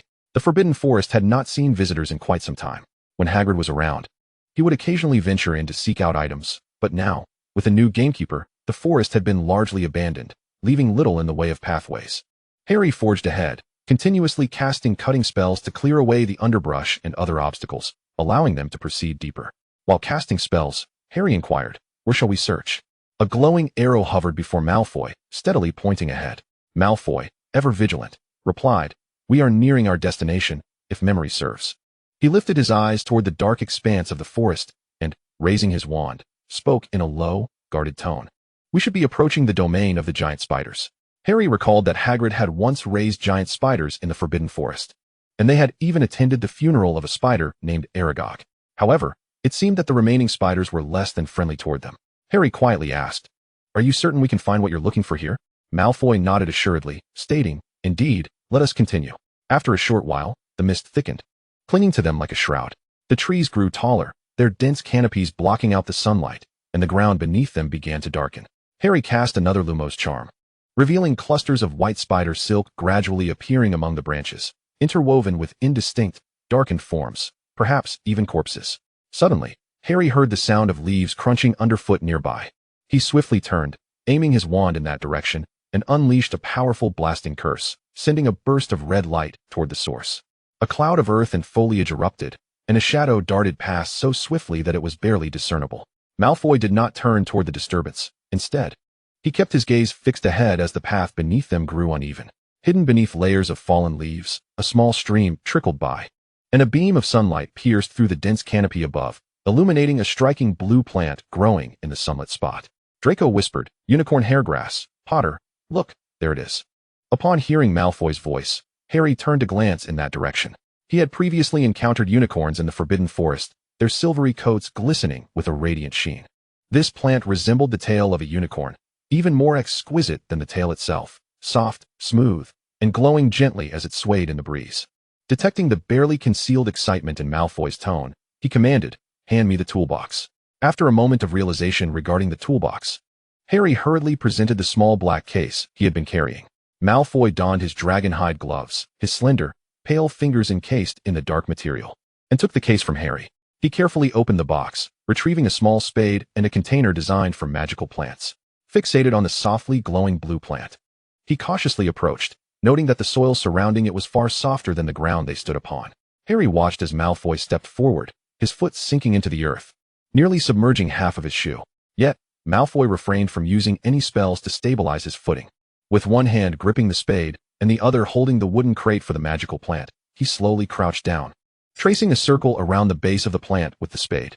Harry remained on high alert, his ears attuned to the faint rustling of limbs, imagining the giant spiders scuttling about in the treetops above. However, rather than intimidating him, these thoughts only ignited a thrill within him. The colossal spiders likely presumed that Harry remained as he was in his student days. A flicker of eagerness ignited within him to demonstrate the progress he had made since then. Just as Malfoy completed the circle around the plant, he inserted his small spade into the ground outside the circle, withdrew his wand, and pressed it firmly against the circle he had drawn. A radiant beam of light swiftly emanated from the tip of his wand, encircling the drawn outline. Draco exhaled softly, barely having time to return his wand to its place. He bit down on it, extracted the spade, and began to carefully excavate the soil along the perimeter of the circle, his focus unwavering as he inserted the spade upright, meticulously slicing around the circle as if he were delicately cutting a cake. At that moment, he sensed a gentle breeze brushing over his head, yet he had no leisure to regard it.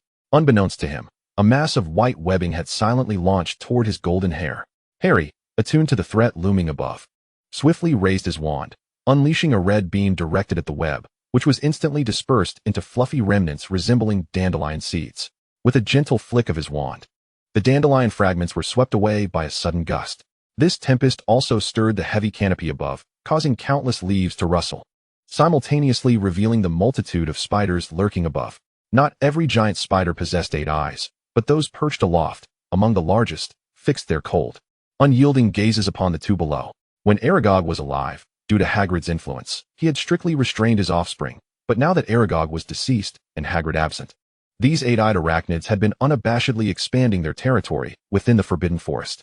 Were it not for the centaurs, this forest would undoubtedly succumb to them. However, they had not feasted upon humans for quite some time. Hogwarts was a different matter. Under the absence of a guardian, students were strictly prohibited from entering the Forbidden Forest. Now, with 2 humans finally within their grasp, their hunger had become insatiable. Though the first web had been shattered, it mattered little, for they had an abundance still at their disposal. They excitedly rubbed their limbs together, swiftly descending while relentlessly spewing white silk in their direction.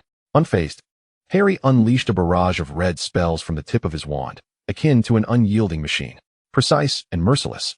The most terrifying aspect was that his magical prowess flowed like an inexhaustible fountain, continuously empowering his incantations. In the face of these giant spiders, Harry found an exhilarating thrill deep within, for he needed not ponder how to wield unfamiliar, dark magical artifacts. Although Malfoy required Harry's assistance to alleviate the pressure from the spiders, these tangible foes were far less daunting than the curses he could neither see nor touch. He forcefully repelled a giant spider that had ventured too close, ducking to evade the trailing web behind him while employing a protective charm to shield Malfoy from interference. Seizing the opportunity, 2 additional giant spiders lunged from the trees toward Malfoy and Harry. Harry swiftly pivoted, casting a spell at the 2 spiders above. Before the first incantation had fully dissipated, a new one was unleashed, 2 spells firing from his wand almost simultaneously, striking the spiders in their abdomens. The spiders recoiled violently, originally descending on silk threads, but were hurled back against the tree trunks by Harry's onslaught, their bodies curling in pain as they became ensnared in midair. Yet, ever more giant spiders surged forth, and Harry could scarcely comprehend the size of this gathering. He cast a wind spell to halt their advance, the gust causing the spiders to sway precariously. He followed with a lightning spell, which struck before them, eliciting high-pitched cries from several. Malfoy's cutting was nearing its final phase. His movement slow. Harry, observing Malfoy's labor, could not restrain himself from urging him onward. Malfoy, hurry. There are too many. Draco had no breath to respond to Potter. The task of cutting the precious unicorn hairgrass was equally fraught with difficulty for him. Sweat beaded on his forehead as he concentrated on maintaining his magical output, gripping his wand with unwavering steadiness, completing the circle at the very last moment. As he finalized the final inch, his wand burst forth with a blinding white light.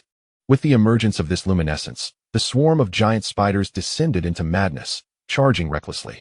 Harry, undeterred, parted his lips, ready to unleash a wide-ranging attack spell upon the advancing horde. However, it was imperative that Malfoy withdrew from the area before he completed his incantation. The glowing plant, along with the soil beneath, began to levitate into the air, not a single root severed, attesting to Draco's remarkable skill. He swiftly retrieved a wooden box designed for potion storage, drawing the unicorn tail hair back into the container. With a resounding clap, he closed the box and hastily retreated. Draco's clothing and the tops of his boots were caked in foul-smelling, black earth. He clutched the box, endeavoring to run past Potter as swiftly as possible. Just as he dashed by, barely catching his breath, he heard a resounding rumble behind him. He whipped around, almost hearing the brittle crack of his neck. As Potter maintained a poised stance, his hands raised. In front of him, particularly where Malfoy had just stood, the scene had drastically altered. The very spot where he had just been standing, along with the area occupied by the spiders, was now ensnared in tightly bound vines that erupted from the ground. Countless tendrils sprouting from the earth and trees, growing exponentially as if a prison of branches had materialized, effectively sealing the spiders outside. Malfoy, still catching his breath, was startled by the earth-shattering commotion, his already pale face paling further. He murmured, "Life magic." Several spiders emitted shrill cries as the vines pierced them. The entirety of the spiders' forms was composed of valuable materials. At Diagon Alley, even a mere ounce could fetch a handsome price. With venom and corrosive blood flowing freely down the vines conjured by Potter, Malfoy exhaled deeply, straightening himself, and seriously inquired, "Potter, how do you know that spell?"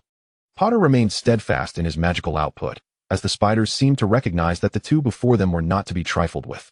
They called to one another, and from behind the heavy barrier of branches emerged a colossal eight-eyed spider. Its cold eyes fixed on Harry, it reared up, its mandibles clicking ominously. After a moment, it seemed to adjust its mouthparts, a deep, gravelly voice emanating from its direction. "I am aware of your identity, Harry Potter." Chapter 16, The Pact. Malfoy was taken aback, his face ashen as he inquired, "Can the Acromantula speak?" Harry, keeping a vigilant gaze on the enormous spider, gradually lowered his hand but did not dispel his enchantment. He replied, "Previously, when Ron, Hagrid, and I attended the funeral of a giant spider, the eldest among them conversed with Hagrid. These spiders are its descendants." The Acromantula continued, "What is it that you seek?" Malfoy, still in shock, remarked, "This is a monumental discovery. What transpired with the Acromantula in the Forbidden Forest?" Harry exclaimed, "We have already obtained what we desired. Retreat to your domain. Allow us to depart." A hint of ferocity appeared on his face as he clenched his fists, declaring, "If I discover any intentions of harm towards us, I shall show no mercy next time." The spiders communicated in high-pitched chittering for a while before the massive spider responded. "For the sake of my ancestors, I concede." After uttering this, it was the first to step back, creating space, and as it retreated, the remaining spiders followed suit, leaving behind a pool of venom and blood. Malfoy was left speechless, pondering the nature of this peculiar gift from the Acromantula. He glanced at Potter, intending to inquire further about the source of his knowledge regarding the dark arts, only to witness Harry's body sway slightly. Alarmed, he instinctively approached and placed his hand against Potter's back, whispering, "Steady yourself, Potter." Harry felt the world darken before his eyes. This was the first time he had employed such a spell. After an extensive exertion of magical energy, he experienced a rare moment of dizziness. Fortunately, Malfoy's support prevented him from collapsing immediately. He gasped for breath, gradually regaining his composure. Extending his hand, he noticed the faint traces of black markings, mirroring the pattern of his veins. After a moment, Malfoy, still supporting him, inquired, "Are you feeling better?" Harry exhaled, sensing his magical energy beginning to circulate once more. Curiously, when he cast the spell, his internal magic flowed unobstructed, devoid of the chaotic sensation he had previously experienced. Could it be that his two sources of magic had reached a compromise in the face of the dark arts? He pondered, raising his hands to observe the black markings. Malfoy, standing beside him, noticed as well and retorted, Do you even know what spell you just used? Randomly casting without understanding? Harry candidly admitted. I acquired this spell from a notebook while dealing with a dark arts incident previously, but I had never used it due to its extensive area of effect. There was never an appropriate environment until now, in the Forbidden Forest, so I thought I would give it a try. He asked curiously, what is bothering you, Malfoy? Draco rolled his eyes dramatically, responding with irritation, I'm not angry. You misread me. You misheard me. He continued, with such commotion, I intended to quietly retrieve the item. Yet you created this uproar. Harry, equally displeased, retorted, if it weren't for me, those acromantula would have skinned you alive. Is this how you treat your savior? Just as Malfoy appeared poised to retort, his expression suddenly shifted, and he asked, did you hear something, Potter? Enveloped in anger, Harry instinctively snapped, what sound? I think you're the one with hearing issues. However, in the next moment, he realized it was his own ears that were failing him. At least 3 shimmering arrows emerged from the gaps in the leaves, aimed at both him and Malfoy. Malfoy spoke slowly, I told you not to make such noise. Gritting his teeth, he almost spat the words. Weren't you previously well acquainted with them? It's your turn to shine, Ladysman Potter. As Harry prepared to counter Malfoy's erroneous assumption, the arrows shifted, and the centaur wielding them stepped out from behind the trees. They appeared like phantoms, silently emerging from the depths of the forest. The leading centaur possessed a rare silvery gray mane, neatly tied back, while his tail matched his hair, contrasting with his brown body. As he moved, the fluidity of his muscles glimmered in the dappled sunlight. He seemed somewhat aged, as evidenced by the wrinkles on his face and the wisdom reflected in his eyes. His arrows lowered slightly, no longer directly aimed at Harry and Draco, yet this did not imply that the two could afford to relax their guard. He approached, first surveying the disrupted terrain of the acromantula's domain, which had already been uneven, now riddled with deep pits and depressions due to Harry's actions. Then he turned his gaze to Harry, immediately noticing the black markings on his hands. After a moment of silence, he spoke, I know you, Harry Potter. Draco, standing behind Harry, rolled his eyes discreetly, fully aware of the infamous reputation of Harry Potter within the wizarding world. The centaur soon directed his attention to Draco.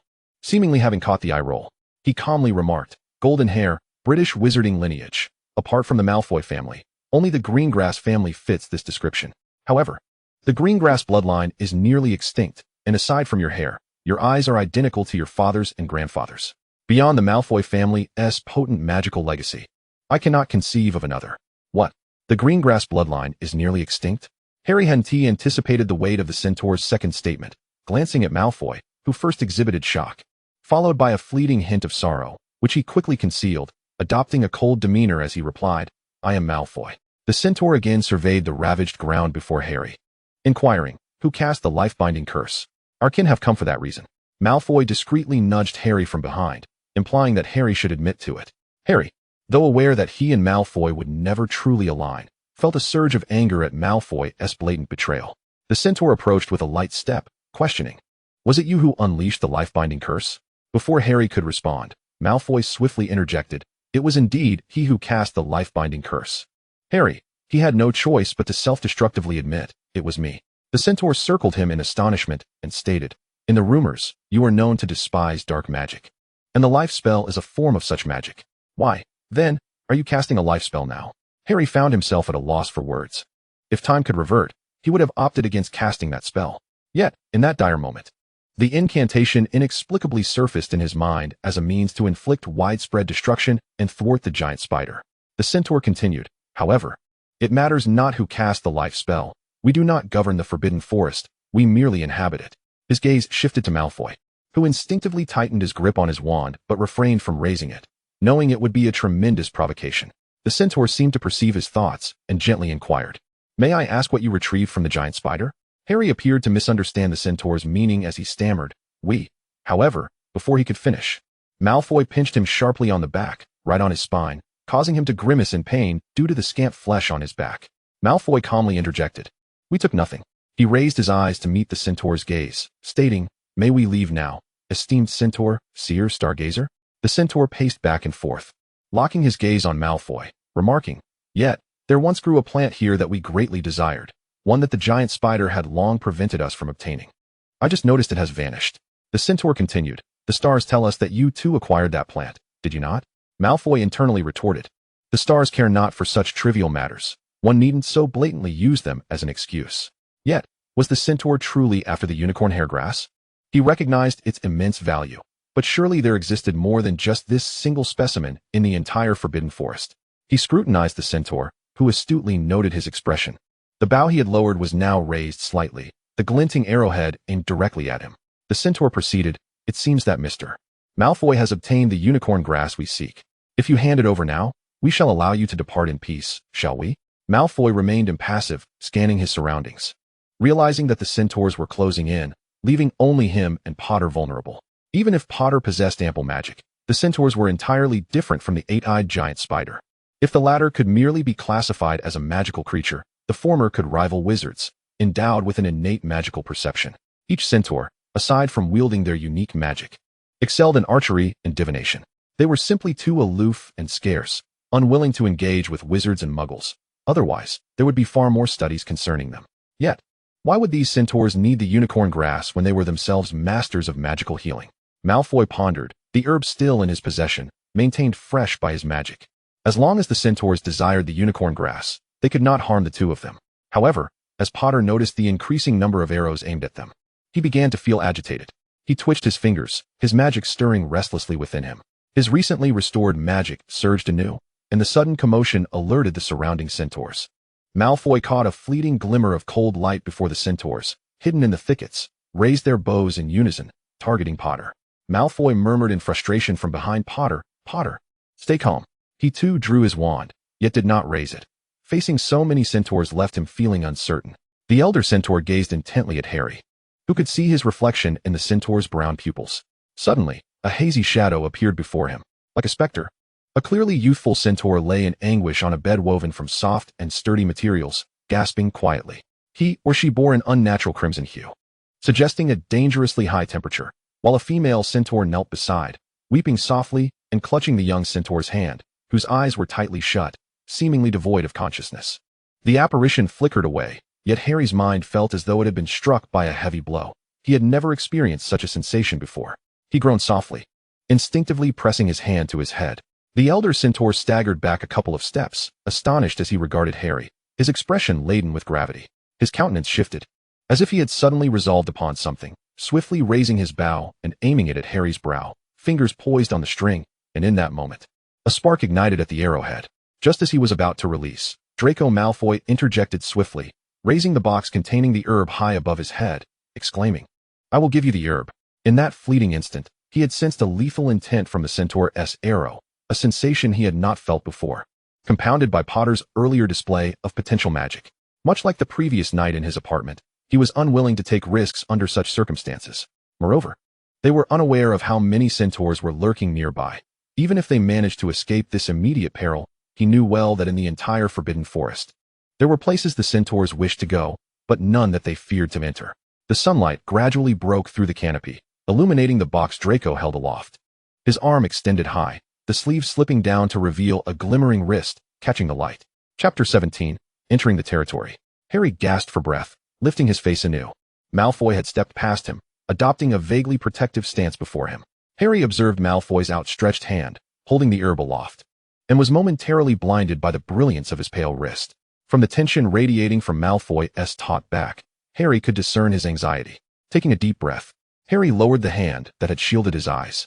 The flames upon the centaur's arrow still flickered, unlike any ordinary fire, as they glowed with a blue hue, instinctively evoking a sense of danger within Harry.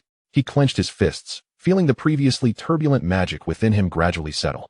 Sensing Harry's shift, Malfoy did not turn to face him but continued to fixate on the elder centaur, squeezing the words through gritted teeth.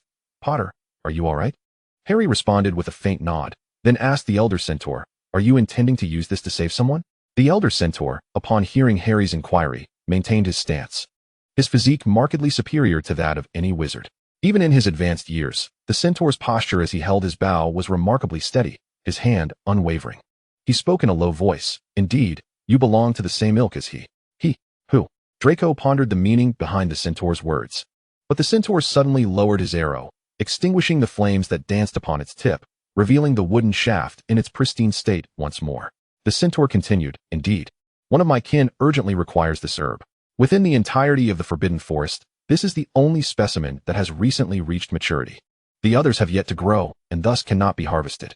He added, "Should you be willing to relinquish this herb to us, I am prepared to offer you the location of another herb in exchange. Noticing the centaur had lowered his arrow, Draco too set down the box containing the herbs he was holding. A fine sheen of sweat had formed on his brow, and he finally had the opportunity to glance at Potter, who appeared to be unharmed yet bore the tension of a drawn bow, his gaze fixed upon the centaur. Very well, but we must accompany you, Potter stated. Upon hearing this, Draco instinctively thought Potter must be truly mad. Yet, to Draco's surprise, the centaur, after a moment of contemplation, raised one hand.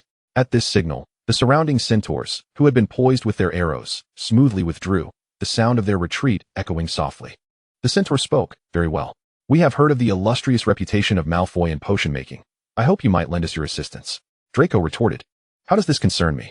He twitched his mouth, instinctively wishing to refuse, but the centaur had already turned, assuming the role of a guide and leading the way. Follow me, he instructed. Potter trailed behind the centaur, urging Draco, Malfoy, come on. You've never been to a centaur's territory, have you?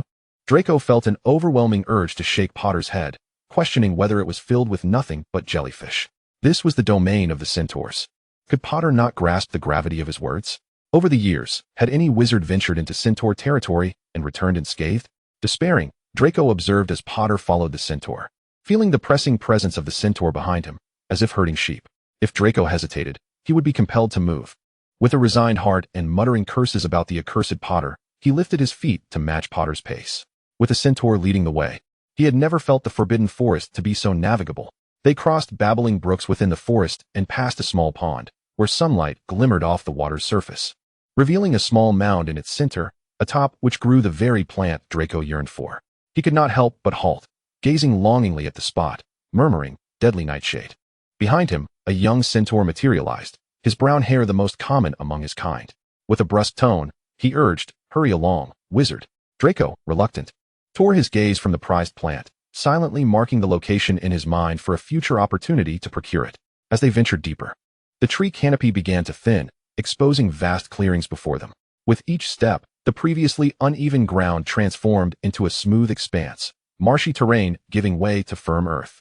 Draco surmised they were nearing the edge of the centaur territory, a realm where these beings thrived, particularly the young who reveled in running to strengthen their bodies and hooves. They required expansive open lands for exercise and preferred a secluded existence, their culture rich enough to endure without external interference. Furthermore, centaurs were innate spellcasters, capable of wielding magic without the need for wands, unlike wizards. Indeed, as they progressed, the number of centaurs in the open fields increased, and without the forest's concealment, those that had been trailing them gradually revealed themselves. To Draco's astonishment, there were easily over a dozen centaurs. He followed closely behind Potter as the elder centaur turned to address both him and Potter. Ahead lies the place where we centaurs have resided for generations. I allow you both to enter, but I trust you will refrain from spreading word of it upon your exit. This elder centaur, it seemed, held a significant position within the centaur community. At the edge of a small clearing beyond the forest, two robust centaur sentinels stood guard, one on either side of the entrance to a narrow valley. Upon noticing the elder and the two young wizards, one sentinel lifted his bow, while the other dashed forward, whispering something in the elder's ear. Their conversation was not in any human tongue, likely a dialect exclusive to centaurs. After the exchange, the second sentinel lowered his bow, and they passed through the narrow valley's entrance. Inside lay a cavern, its interior remarkably smooth, suggesting it was a frequently traversed path. The centaur guided them through the cave, and Draco noted several branching paths. Without the centaur's guidance, one could easily become lost. Yet soon enough, they emerged from the cave into an expansive area. Before them unfolded a scene reminiscent of a fairy tale, a serene landscape revealed. A breeze swept past, causing Draco to squint slightly. As the wind subsided, he took in the sight before him, a sunken valley surrounded by hills of varying heights. The only entrance appeared to be the cave they had just exited. The centaur territory was indeed well concealed. At the valley's center sparkled a shimmering lake, with two small streams flowing from either side. Surrounding the lake were tree houses constructed from woven vines and neatly stacked timber, varying in size and height. Near the lake, a flat area harbored a gathering of young centaurs. One with silvery gray hair beckoned, come. With that, he nimbly descended, and the path from the cave twisted like AZ, allowing the centaur to swiftly navigate downwards. At that moment, Draco wished fervently that he too possessed four legs like a centaur. He cautiously descended the steep path, trembling with trepidation, while to his chagrin, Potter adeptly scaled down with surprising agility, employing both hands and feet, utterly devoid of any semblance of a wizard. Once he reached the bottom, He curiously inquired upon noticing Draco still struggling downwards. Hurry up, Malfoy. Draco, gritting his teeth, retorted, if I could descend any faster, I would. Do you not see how steep this path is? After finally making his way down, Draco could not restrain himself from addressing Potter. Are you a monkey? Why did you climb down directly? Potter initially paused, then scratched his head and replied, I usually engage in some climbing training. You must understand. Sometimes Aurors have to navigate areas devoid of paths, and we cannot carry our brooms everywhere. In such cases, we must rely on our hands and feet to ascend. Observing the out-of-breath Malfoy, he added, but, if I may say so, Malfoy, your stamina seems rather lacking. Draco rolled his eyes dramatically and forcefully shoved Potter aside, striding ahead. Their commotion had attracted the attention of a group of young centaurs below, who peered curiously from a distance. Being youthful, they had yet to master the art of sound concealment, and their galloping hooves produced an endearing clatter as they approached. Although their faces appeared somewhat small, their height had already reached Draco's shoulders. This was likely their first encounter with humans intruding upon their territory, and they gathered around with great curiosity, albeit hesitantly. Lingering behind nearby trees, several older female centaurs stood protectively in front of them, barring their approach. Continuing onward, they arrived at a treehouse, where a small wooden sign hung at the entrance, inscribed with symbols that Draco could not decipher. A centaur knocked on the door, which creaked open in response. The centaur entered, and Draco and Potter exchanged a glance before cautiously following suit. Inside, the centaur's dwelling bore no significant difference from their own, save for the fact that the beds were laid directly on the ground. One side of the room was lined with densely packed cabinets, while the center housed a cauldron-like vessel, simmering a thick, dark concoction that permeated the air with an indescribable aroma. On the opposite side, a female centaur sat beside a young centaur. Upon their entrance, the female centaur anxiously asked, Did you collect it, Jenny? The silver-haired centaur, named Jenny, nodded, shifting her large equine body to allow Draco and Harry passage. The female centaur immediately positioned herself in front of the young centaur, her eyes warily fixed on Harry and Draco. What does this mean, Jenny? Jenny explained, This wizard gathered unicorn hairgrass before us, and they are willing to exchange it, but only if they accompany us. The female centaur reacted urgently, We can manage on our own. How can you bring wizards here? Clearing his throat, Draco produced the box containing the unicorn hairgrass, placing it gently on a nearby table. He infused a trace of magic, causing the box to unfasten. The softly glowing unicorn hairgrass lay within, the surrounding soil still damp. Draco remarked, Madam, here it is. The female centaur halted her protests, and after a moment, she approached and took the box from him. She cautiously extracted the unicorn hairgrass, which resembled a genuine unicorn tail, gently swaying and exuding an ethereal, beautiful luminescence. Draco inquired gently, May I see this little one?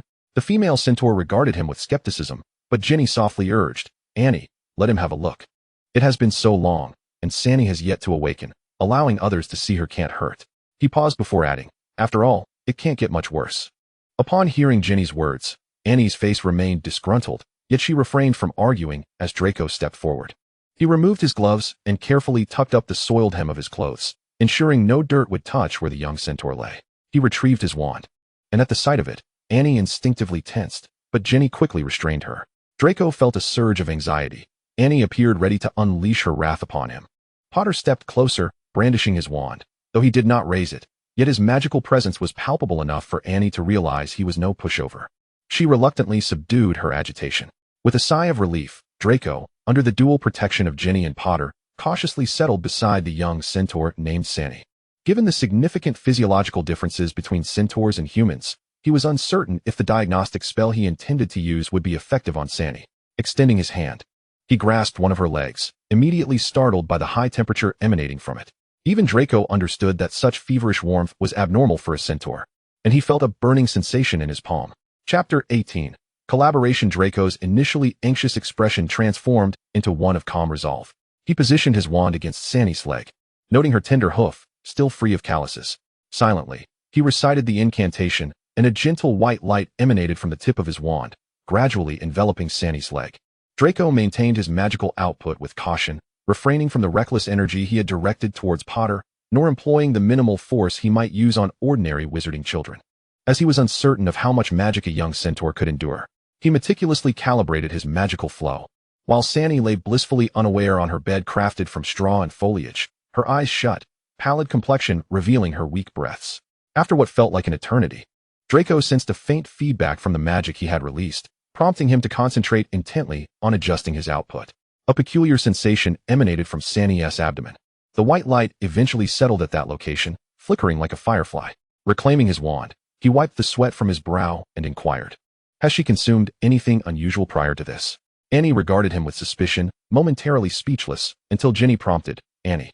Reluctantly, Annie replied, "Previously, Sunny ventured outside the valley, and I did not accompany the group of children. However, I heard from those who went with Sunny that they merely caught some common beetles. Upon her return, Sunny fell ill that very night, succumbing to a fever that persisted unabated. By the following day, she had lost consciousness. She exhibited signs of respiration. Yet no matter how her parents called out to her, she remained unresponsive. The next day, she was brought to me. We have tried various common herbs, but to little effect. Fortunately, little Sunny is a resilient child, and despite her condition, I can sense her intense will to survive." Draco pondered for a moment before asking, "Could you summon the children who were with her that day?" and remained silent, casting a glance at Ginny. Ginny inquired, "Is there something you wish to ask?" Draco deliberated. If they were merely searching for ordinary beetles, then it would certainly pose no issue. However, what if among the beetles they found, there exists a more peculiar variety? He glanced at Ginny and, posing his question in a manner intended to be as inoffensive as possible, "May I ask, do your centaur children typically consume beetles?" Upon finishing his inquiry, he promptly sealed his lips and turned his head aside, feigning ignorance of Ginny and Anne's direction, and, without hesitation, countered, "Impossible. Our children have grown up in the jungle. They know what is edible and what is not." Draco, exercising caution, asked, "If I refrain from inquiring directly with the children, might you assist me in asking them?" He contemplated briefly, then tapped his wand against a nearby leaf, transforming it into a parchment. With another flick of his wand, a beetle was gradually sketched onto the parchment in black lines. After a moment, the beetle began to materialize on the paper, as if animated. Yet, upon closer inspection, the intricate patterns on its wings revealed a chilling image resembling a human skull. Draco spoke softly, "The human bone beetle." He waved his wand, and the beetle took flight, appearing indistinguishable from an ordinary beetle once its wings were folded. Draco remarked, "The conditions for the formation of the human bone beetle are exceedingly stringent. It is highly toxic. The most deceptive aspect is that if it is inadvertently ground together with regular beetles, and then added to potions, there may be no immediate reaction, rendering it indistinguishable from ordinary beetle powder. However, if ingested, it can be lethally poisonous." He handed the parchment to Anne, the beetle now lying still upon it, motionless. "And, is it not?" Draco inquired, and seemed momentarily taken aback by Draco's lengthy exposition. She took the parchment from him, and the beetle fluttered its wings, its patterns flickering into view. If one were not vigilant, particularly in the jungle, it would be all too easy to mistake its intricate designs for mere illusions cast by sunlight. And murmured, "A transformation spell." Draco continued to hold onto little Sunny's leg, feeling the rhythm of her heartbeat. He couldn't help but marvel at the physical resilience of centaurs. If it were an ordinary wizard, consuming a potion derived from such a toxic beetle would likely necessitate an immediate trip to St. Mungo's for emergency care. Yet, astonishingly, little Sunny had endured for several days without the source of her ailment being identified. Even Draco found himself moved by her tenacity, regardless of the circumstances. The indomitable spirit of life always inspires admiration. Silently, Draco channeled his magical energy into little Sunny, whispering in his heart, "Hang in there, little Sunny," and glanced at Draco, clutching the parchment, and exited.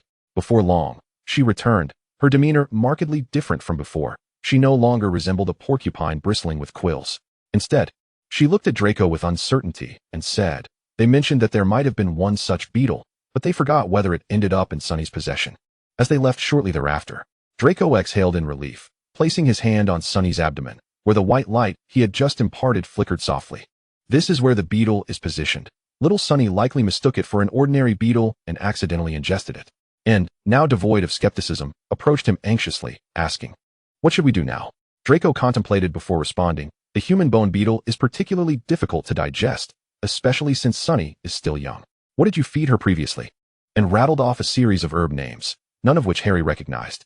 Yet, as he observed Draco earnestly discussing with and the appropriate course of action for little Sunny, he felt an absurdity wash over him. When had Draco Malfoy become synonymous with saving lives, particularly as centaurs, no less? He recalled how Draco had treated Buckbeak with disdain, believing that no magical creature unworthy of his touch should come near his garments. Yet here he was, sitting earnestly in consultation with another centaur about how to save a young one. While discussing with, and Draco continued to channel his magical energy into the ailing centaur child. Little Sunny's breathing gradually steadied. Though she remained unconscious, Harry inexplicably sensed that she seemed to be improving slightly. Their discussion reached a natural pause, as Anne took a box containing unicorn tail hair and exited. Ginny then took her place, kneeling beside Little Sunny and clasping her hand. The room fell into a profound silence. Harry blinked, feeling somewhat disoriented. Draco shifted slightly, still gripping his wand. The white light emanating from its tip enveloping Little Sunny, as if to protect her. Curiously, Harry asked, "What spell is this?" Draco did not respond. His attention fixed on Sunny's complexion, adjusting his spell's output through his wand. However, having expended considerable magical energy while slicing herbs, he now felt somewhat overwhelmed, even for him. Draco tightened his grip on his wand, reflecting on the unfortunate reality that, regardless of the time or age, being in Potter's company never seemed to yield anything positive. He adjusted his magical energy once more. He had learned healing spells, yet at this moment, the spell merely served to stabilize Little Sunny's condition. It could not fully heal her. If complete healing were to be achieved, and burst through the door again, for it is known that centaurs, being natural herbalists, excel in herbology, effortlessly handling what many wizards require specialized tools to manage.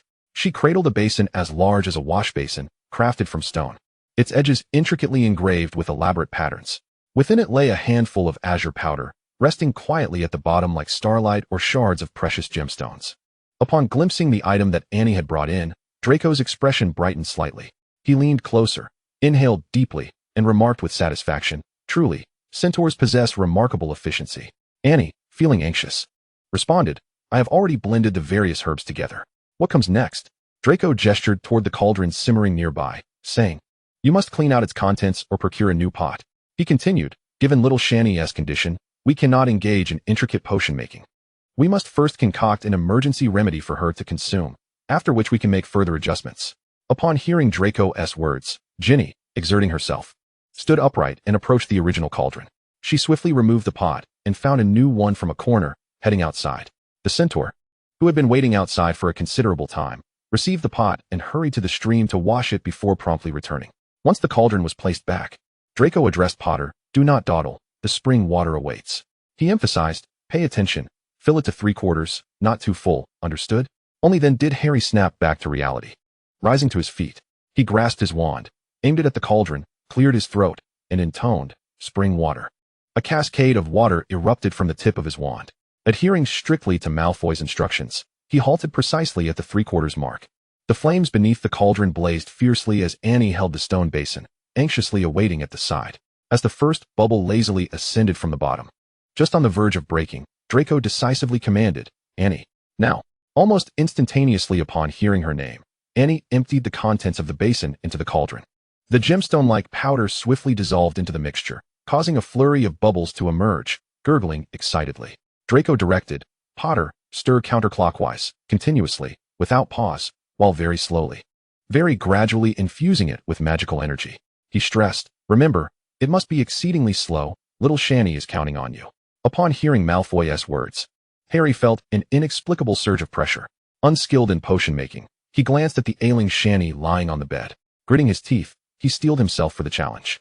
He extended his wand into the cauldron, and as he did so, he perceived a stark difference. It felt as though his wand had plunged into a vast, viscous jelly. The jelly clung tightly together, appearing soft on the outside, yet remarkably dense within. He endeavored to turn his wand counterclockwise. It was arduous, yet manageable, akin to attempting to carve a circle out of stone with a silver knife. Taking a deep breath, Harry summoned his tenacity, cautiously releasing a trickle of his magical energy. Following Malfoy's guidance, he found that the wand's movement became smoother, as if the magic were aiding him in slicing through the obstacles ahead. However, Malfoy furrowed his brow and cautioned, "Do not exert too much magical energy. Ease off a bit." Harry, feeling defeated, replied, "Forget it, Malfoy, you take over. I simply cannot control it." Malfoy shot him a glare, well aware of his own predicament, needing to maintain the healing charm enveloping Little Shanny while simultaneously directing the others in the room. He retorted coldly, "If you possess the healing charm, by all means, give it a try. But if you cannot, should I withdraw the spell, Little Shanny will not survive long enough to consume this potion." Harry could only respond, "I'll give it another go." He once again attempted to moderate his magical output. This task was not easy for him, as years spent in frontline battles, and as an Auror had conditioned him to maximize his magical energy output for swift and effective resolutions. The harsh lesson had been that prolonged conflict led to greater losses. Chapter 19. Healing. Now, Malfoy required him to gradually release his magic and gently stir the potion. A stark contrast to his previous approach, accustomed to charging ahead and willing to endure injuries for the sake of his comrades. Harry was drenched in sweat as he endeavored to adjust his magical output. Malfoy appeared begrudgingly satisfied and continued, "Do not stir too quickly. You are going too fast. Remember to adjust your magic." In a fleeting moment, Harry felt as though he had returned to his student days, sweating profusely in potions class. But Severus would never be satisfied.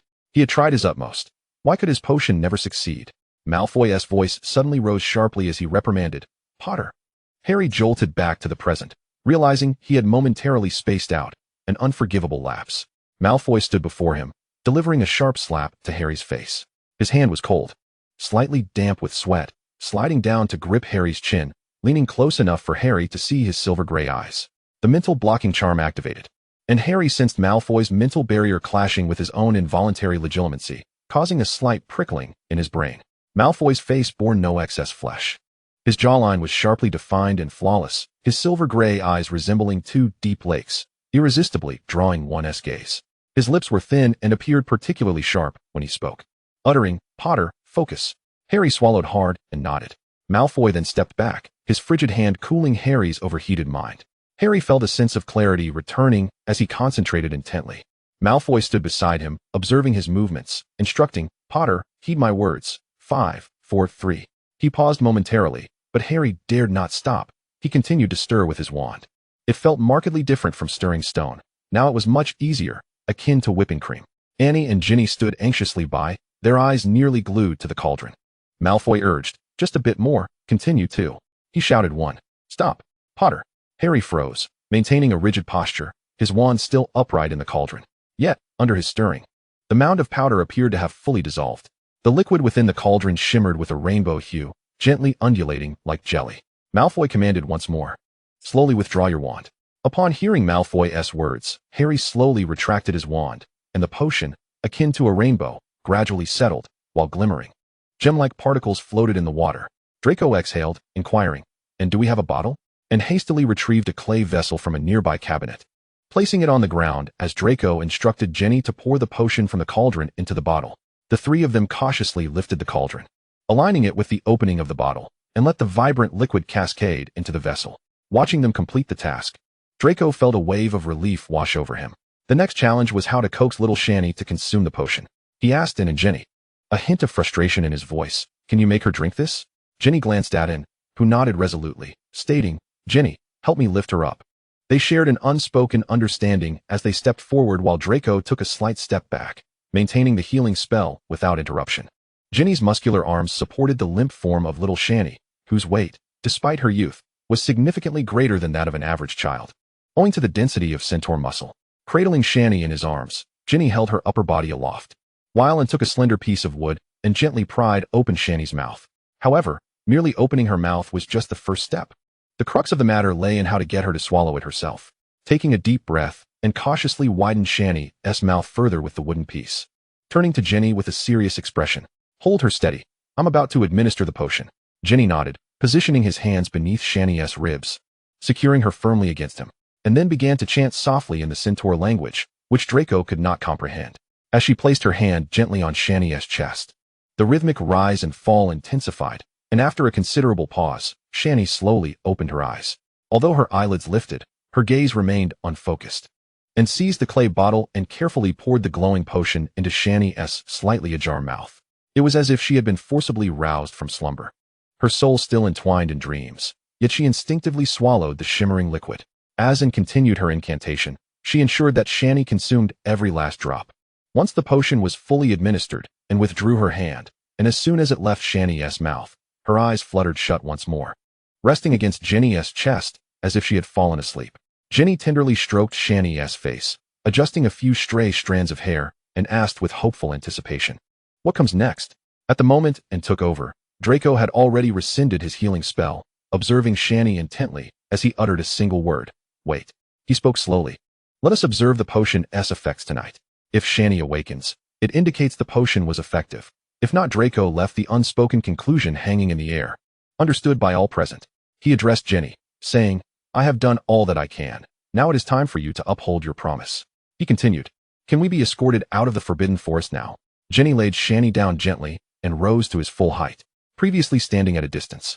Draco now noted that Ginny towered over him, even more so within the confines of the room, imparting a sense of immense pressure upon Draco. Though not particularly short himself, he felt an inexplicable discomfort as Ginny looked down upon him. However, he refrained from expressing his irritation, fully aware of the necessity to exercise caution while within centaur territory. Ginny suddenly smiled at him, yet the words that followed belied his cheerful demeanor. You two should remain here for the night.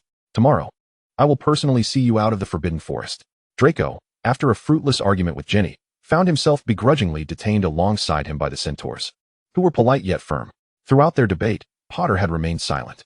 Presently, Draco sat in frustration on the grassy bank beside the lake, which appeared to serve as a nursery for the centaur young, with several little centaurs peeking curiously at the two human wizards from behind the trees.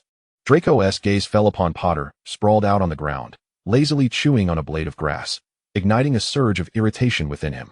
He remarked sarcastically, "The savior seems utterly unconcerned about the irate centaurs." Potter, still chewing, responded with a hint of amusement, "What kind of grass is this? It's surprisingly sweet."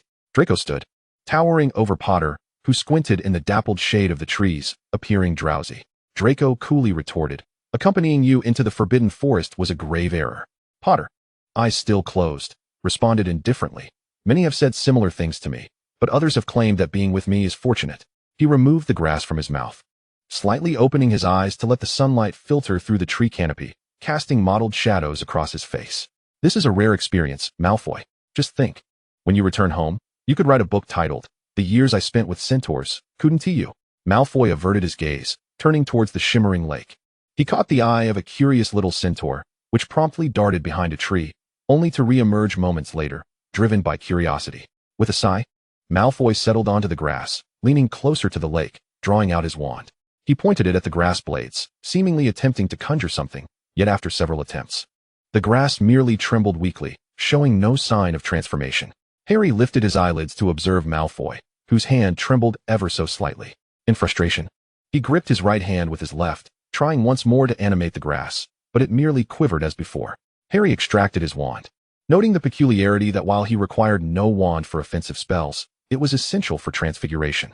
He surmised it was likely due to his experience as an Auror. Countless battles had honed his instinct for combat. He aimed his wand at the grass, inquiring, "What do you wish to transform?" Malfoy glanced at Potter with mild surprise before responding in a tone tinged with frustration, "Just conjure me a clean rag."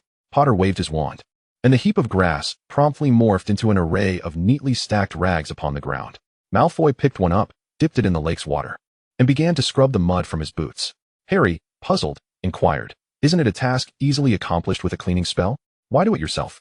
Malfoy did not turn his head, coldly retorting, "Feel free to try your cleaning spell on me." Without hesitation, Harry raised his wand and cast the spell at Malfoy. A shiver coursed through Malfoy, reminiscent of a razor gliding across his skin, yet when the spell concluded, the mud remained stubbornly affixed to his dragonhide boots. Unfazed, Harry raised his wand once more, but Malfoy halted him. "Don't. You haven't realized yet, have you? That dirt is saturated with the bodily fluids and secretions of an acromantula, granting it a certain magical resistance." He resumed cleaning his boots and the hem of his clothing with the rag, adding, "The skin of an acromantula also possesses magical resistance." "What have you been studying at Hogwarts?" Harry was momentarily taken aback, and he retracted his wand, replying, "I've been learning some common knowledge that you all presumably already know." Malfoy. He was unsure whether this statement was a jab at him or a form of self-deprecation from Potter. He chose to abandon the conversation and focused intently on cleaning himself, realizing that these centaurs would not let him go so easily. He could only hope for a miracle for little Sanny tonight. Potter suddenly expressed curiosity, asking, "How did you know little Sanny ingested a poisonous beetle?" Malfoy, head down in his task, discarded the first rag, now caked with mud, and reached for another. His hair, having fallen loose during the scuffle with the giant spider, framed his face, illuminated by the flickering sunlight, resembling a painting that nearly dazzled Harry's eyes. Harry steadied himself, observing Malfoy's disheveled jaw as he diligently cleaned away the filth. Upon hearing Harry's question, Malfoy let out a brief chuckle. He set down the rag and asked, "Have you never ended up in the hospital as a child for mistakenly consuming something?" Harry replied succinctly, "I haven't." He self-deprecatingly added, "At that time, just having enough to eat was a luxury. I never had the opportunity to mistakenly consume anything." Malfoy, he was utterly taken aback by Harry's response, momentarily at a loss for words. Though his father had taken the wrong side, and he had made mistakes in his youth, his childhood had been quite delightful. An imposing father, a doting mother, and ample pocket money that allowed him to indulge freely. He had heard whispers of Potter's troubled childhood before Hagrid's intervention, but he had never delved deeply into it. Back then, he had been like a hot-headed little rooster, preoccupied with challenging Potter to duels. Reflecting on it now, he deemed such behavior immature and distasteful. As the current Draco, he felt a pang of regret each time he recalled his childish antics. Given the chance, he would surely act differently. Chapter 20. Conversation. However, Harry did not linger on the subject. He stretched languidly. Draco realized that, after more than a decade, he still wrestled with a particular issue, and now, surrounded by centaurs, he pondered whether they could truly be considered human. He couldn't resist asking, "Do you remember what happened at the school gate?" Potter nodded, his emerald eyes reflecting the surrounding forest, his black hair falling across his brow. Draco suddenly recognized that, having shed his baby fat, his impression of Harry needed reassessment. Potter had matured into a remarkably handsome young man. After a brief silence, he queried, "Why did you refuse my goodwill back then at the school gate?" Harry responded with a soft laugh. "You should ask me what my first impression of you was when I saw you at Madame Malkin's robes for all occasions." Draco inquired eagerly, "And what was your first impression of me?" Harry gazed at the lake ahead, his deep green eyes contemplative as he murmured, "I remember that moment vividly. Hagrid had just introduced me to the magical world, telling me I was a wizard, yet I knew nothing. What was common knowledge to you was a novel experience for me. You stood there, exuding an air of superiority, like an expensive doll displayed in a shop window, while I, just a muddy country boy, had finally the chance to stand beside you but could only gaze at your feet." Draco was taken aback. He had never anticipated that Potter's first impression of him was such. Harry continued, "I watched you there as a magical measuring tape adjusted to your size, while your mother selected the color and fabric of your robes. I had nothing and had no idea how to choose. Hagrid left me alone, and I didn't even know where the door opened. I still remember the question you asked me." Draco, surprised he recalled that moment, asked curiously, "What did I say?" Harry replied lightly, "You asked if I was also a new student at Hogwarts, whether I had played Quidditch, and mentioned wanting to buy a broomstick, despite the school rules against it, asserting that your father could procure one for you." Upon hearing this, Draco felt a flicker of recognition. He had not realized that the thin boy was Harry Potter. Glancing at the present Harry, he inadvertently remarked, "Your current physique differs greatly from when I first met you." Harry burst into laughter, springing up from the grass with a flourish. He gazed towards the centaur's domain and continued, "So when I later encountered Ron and his family on the train, I thought to myself," he said, "at that moment, I wondered if you would disdain me for my ignorance. But with Ron, that was utterly impossible. He couldn't even afford snacks on the train." He lowered his gaze, looking at Draco, stating, "So, do you understand? My refusal of you then stemmed from insecurity. To me, you were like a star in the sky, high above, while I was merely a stargazer. How could someone like me ever hope to pluck a star from the heavens?" He shrugged. "However, I never anticipated that you would not be as aloof as I had imagined. I angered you, yet simultaneously left a profound impression upon your heart. Thus, it seems that I do not come away empty-handed." Draco found himself at a loss for words, utterly unprepared for the Savior's perspective. So, regardless of his actions, even if he were to extend goodwill, would he inevitably forfeit the chance for friendship with the Savior? Potter continued, "I too harbor a question." Having been forthright, Potter compelled Draco to follow suit. "What question?" Potter turned, fixing Draco with an unwavering gaze. In that instant, Draco felt a sharp pang in his mind. He cautiously averted his eyes, directing his gaze elsewhere. Potter inquired, "What is the matter with the centaur's mention of the Greengrass family?" Draco was taken aback. He had never expected Potter to pose such a question. He lowered his head, momentarily speechless. Potter did not press him further. He simply stood there, as still as a statue. Draco gazed at the shimmering lake, where the young centaurs were peeking curiously, guarded by several female centaurs who watched them with vigilance. Draco recalled Astoria. A lump formed in his throat as he sighed, and said, "Astoria, my wife, passed away several years ago. After the war, she accompanied me to France, where we welcomed Scorpius into our lives. However, our joy was short-lived. She did not live to see Scorpius grow, as she succumbed to illness." Harry was taken aback by this revelation and fell silent, softly murmuring, "Sorry." Draco managed a smile, replying, "Cancer, did you not expect that? Pure-blood wizards can succumb to cancer too." He continued, "We sought treatment at a magical hospital in France, but it proved futile. It was a Muggle hospital that ultimately diagnosed Astoria's condition, yet by then, it was too late. No effective treatment remained for her." He extended his hand, scooping a handful of water from the lake, the liquid cascading through his fingers. "Astoria's life was like this water. I endeavored to grasp it, yet there was no means to halt its flow. It was then that I realized the beliefs I held regarding pure blood and magic were but illusions. Before the specter of death, no magic can offer escape. Draco stated, during Astoria's illness, I stumbled upon various aspects of Muggle life and discovered certain conveniences therein. Hence, I resolved to cherish these experiences as her final legacy for our son, which I have also imparted to him. Harry remained taciturn, astonished to find that Malfoy, like himself, had embraced aspects of Muggle existence. Thus, Harry pondered, you are unsurprised by the presence of a television in my home? Malfoy nodded. Suddenly, Harry remarked, yet you still haven't learned to drink cola or eat pizza. Draco glanced at Potter, somewhat exasperated, and retorted, is that the crux of your concern? Potter feigned realization, saying, so you and Ms. Walker. Malfoy pressed his forehead, declaring with a hint of irritation, I merely altered my perception of Muggles. It does not imply I would choose to be with one, understand? Harry nodded, feigning gravitas. I see. You would still prefer a witch, then? Malfoy appraised Potter from head to toe, inquiring, are you suddenly interested in my love life? What? Has your relationship with the Weasleys soured? After a moment's contemplation, he added, I recall seeing in a British tabloid that you are divorced. Truly, the Savior's mundane divorce makes headlines. Was it on the front page? Harry met his gaze. Revealing little of his thoughts, he was surprised that Malfoy, despite being in France, still kept abreast of the British magical community. He merely grunted in response, withholding an answer. Malfoy fell silent for a moment before stating, since I have answered your questions, it is now my turn. How did you come to divorce Ginny? Harry stood parallel to Malfoy, no longer looking at him. The young centaurs, noticing the two wizards side by side, grew increasingly curious. Harry offered them a gentle smile, which seemed to ease their apprehension. One bold young male centaur took a few steps toward them, only to be sternly called back by an adult female centaur. Observing this scene, Harry was momentarily reminded of his 3 children.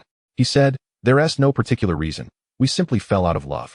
He offered a weary smile, adding, Ginny expressed that she felt no love from me and was uncertain how to convey the affection she desired. After much discussion, we concluded that it would be best to part ways. We will continue to co-parent the children. But it seems they too have breathed a sigh of relief following our separation. He remarked, it seems that discord among adults truly affects children. He continued, Ginny claimed that I did not communicate with her upon returning home. Yet what was there to discuss? My daily work consists of either apprehending dangerous dark wizards or dealing with outdated, trivial files, along with magical artifacts whose purposes I even struggle to comprehend. What could we possibly converse about? I even feared I might frighten her. Draco sighed inwardly, asking, do you wish to reconcile with her? Potter shook his head, stating, after our separation, I shamefully realized I might prefer this arrangement. Living alone seems to grant me a greater sense of ease. Ginny accused me of not caring for her. Yet I see no point in arguing, as it feels futile. Draco gazed at Potter in disbelief, exclaiming, I never would have imagined that the revered savior is, in fact, a cat. Harry retorted, is that truly your assessment of me? Draco shot back, what else can I conclude? You profess not to love her. Yet you fathered 3 children with her. What was that for? I can't discern your motivations, Harry Potter. Have you not considered what you truly desire, even until your marriage? Harry fell silent for a moment, and after what felt like an eternity, he resumed, perhaps I do wish for a family. Yet it seems I am unworthy of such a life. Draco sighed, an uncommon sentiment of pity welling up for Potter. He placed a reassuring hand on Harry's shoulder, stating, I believe the British magical community will not allow you to remain single for long. If you seek to remarry, it should not prove difficult, whether witch or wizard. They will surely flock to you. Harry let out a self-deprecating chuckle, choosing not to respond. Draco was on the verge of uttering something to rekindle the spirits of the somber savior when a gentle voice drifted from behind them. Gentlemen, I apologize for interrupting your conversation. Both turned to see Ginny standing behind them, speaking softly. I presume you must be quite famished. Allow me to offer you an experience of the Centaur's hospitality. Draco initially contemplated declining, especially after discovering that young centaurs consumed beetles from trees. The thought of what they typically feasted upon was unappetizing. However, Potter had already lifted his foot and was advancing. Draco thought, damn that curious lion. Reluctantly, he followed suit. Upon joining them, Harry was conversing amicably with Ginny. What do centaurs usually eat? He inquired. Ginny replied calmly, we hunt, and also rear smaller game for reserves. We cultivate crops as well, and at times, we engage in exchanges with other tribes. Our preference for seclusion does not imply that we entirely shun interaction with the outside world. As they spoke, they arrived at the entrance of a structure that was not entirely a treehouse, but resembled a quaint floral alcove crafted from vines and timber.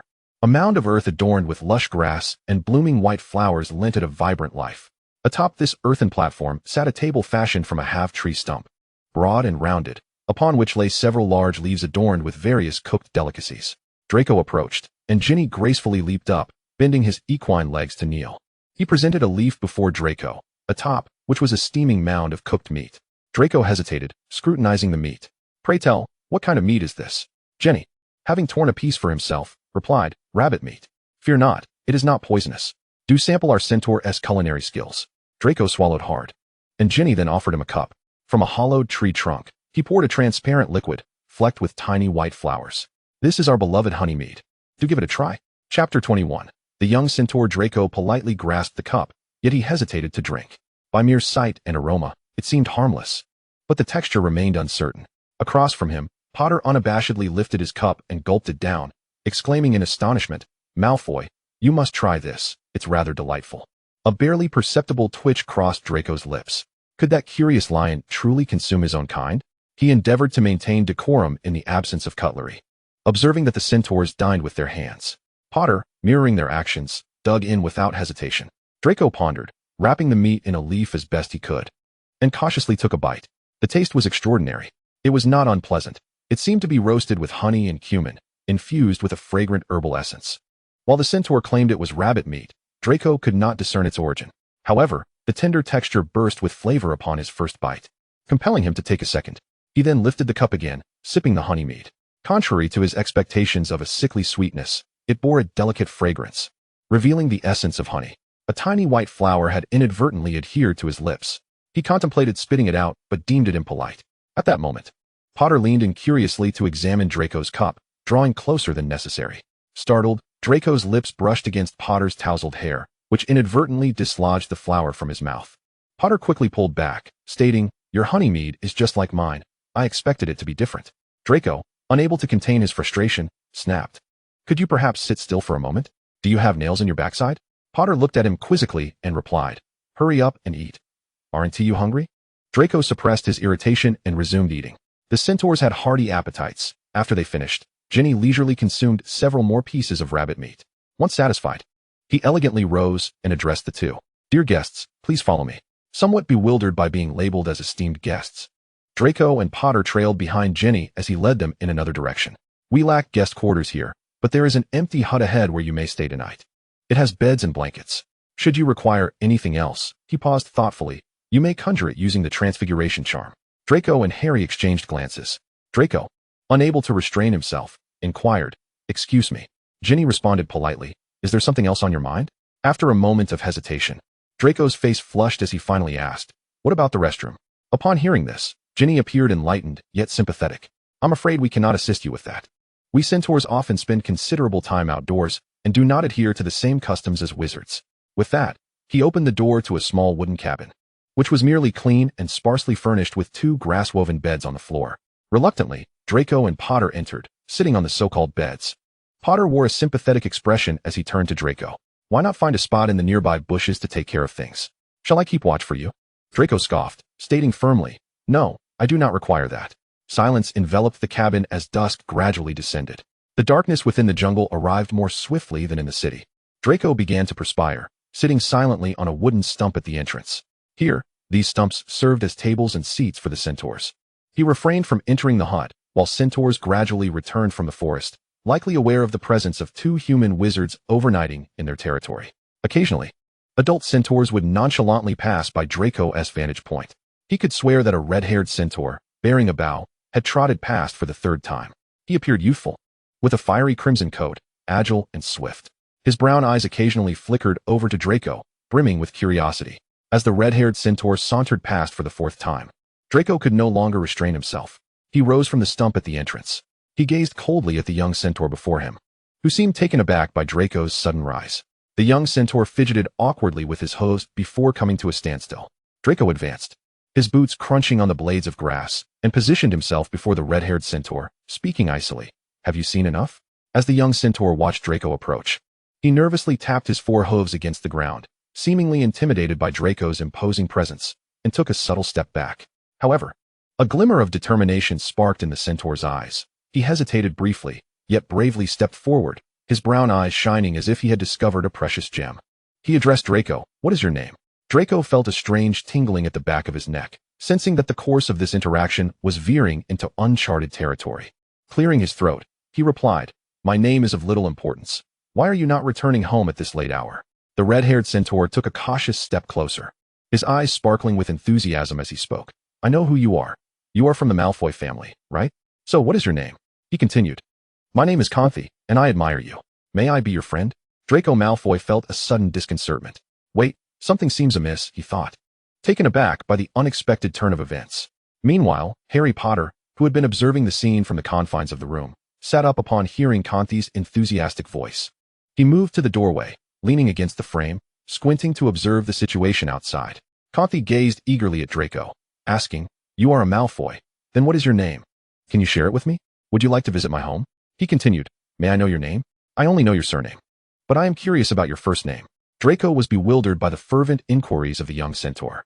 He raised his hand, confusion etched on his face, and said, Wait. Conthi playfully circled around Draco, his quiver slung over his shoulder, reminiscent of every centaur's quiver. Like a magician, he produced a small bouquet of yellow flowers from his quiver. Presenting the flowers to Draco, he exclaimed, "I saw you earlier today. Are you here to assist little Shunny? I found these flowers during my hunt. They are rare herbs and match the color of your hair. Will you accept them?" Draco stared in disbelief at the bouquet thrust into his hands. Daffodils, known for their roots that could be used to brew the potion of life and death, and a rare yellow variety likely mutated in the Forbidden Forest. His lips twitched as etiquette compelled him to suppress the urge to scream or discard the flowers.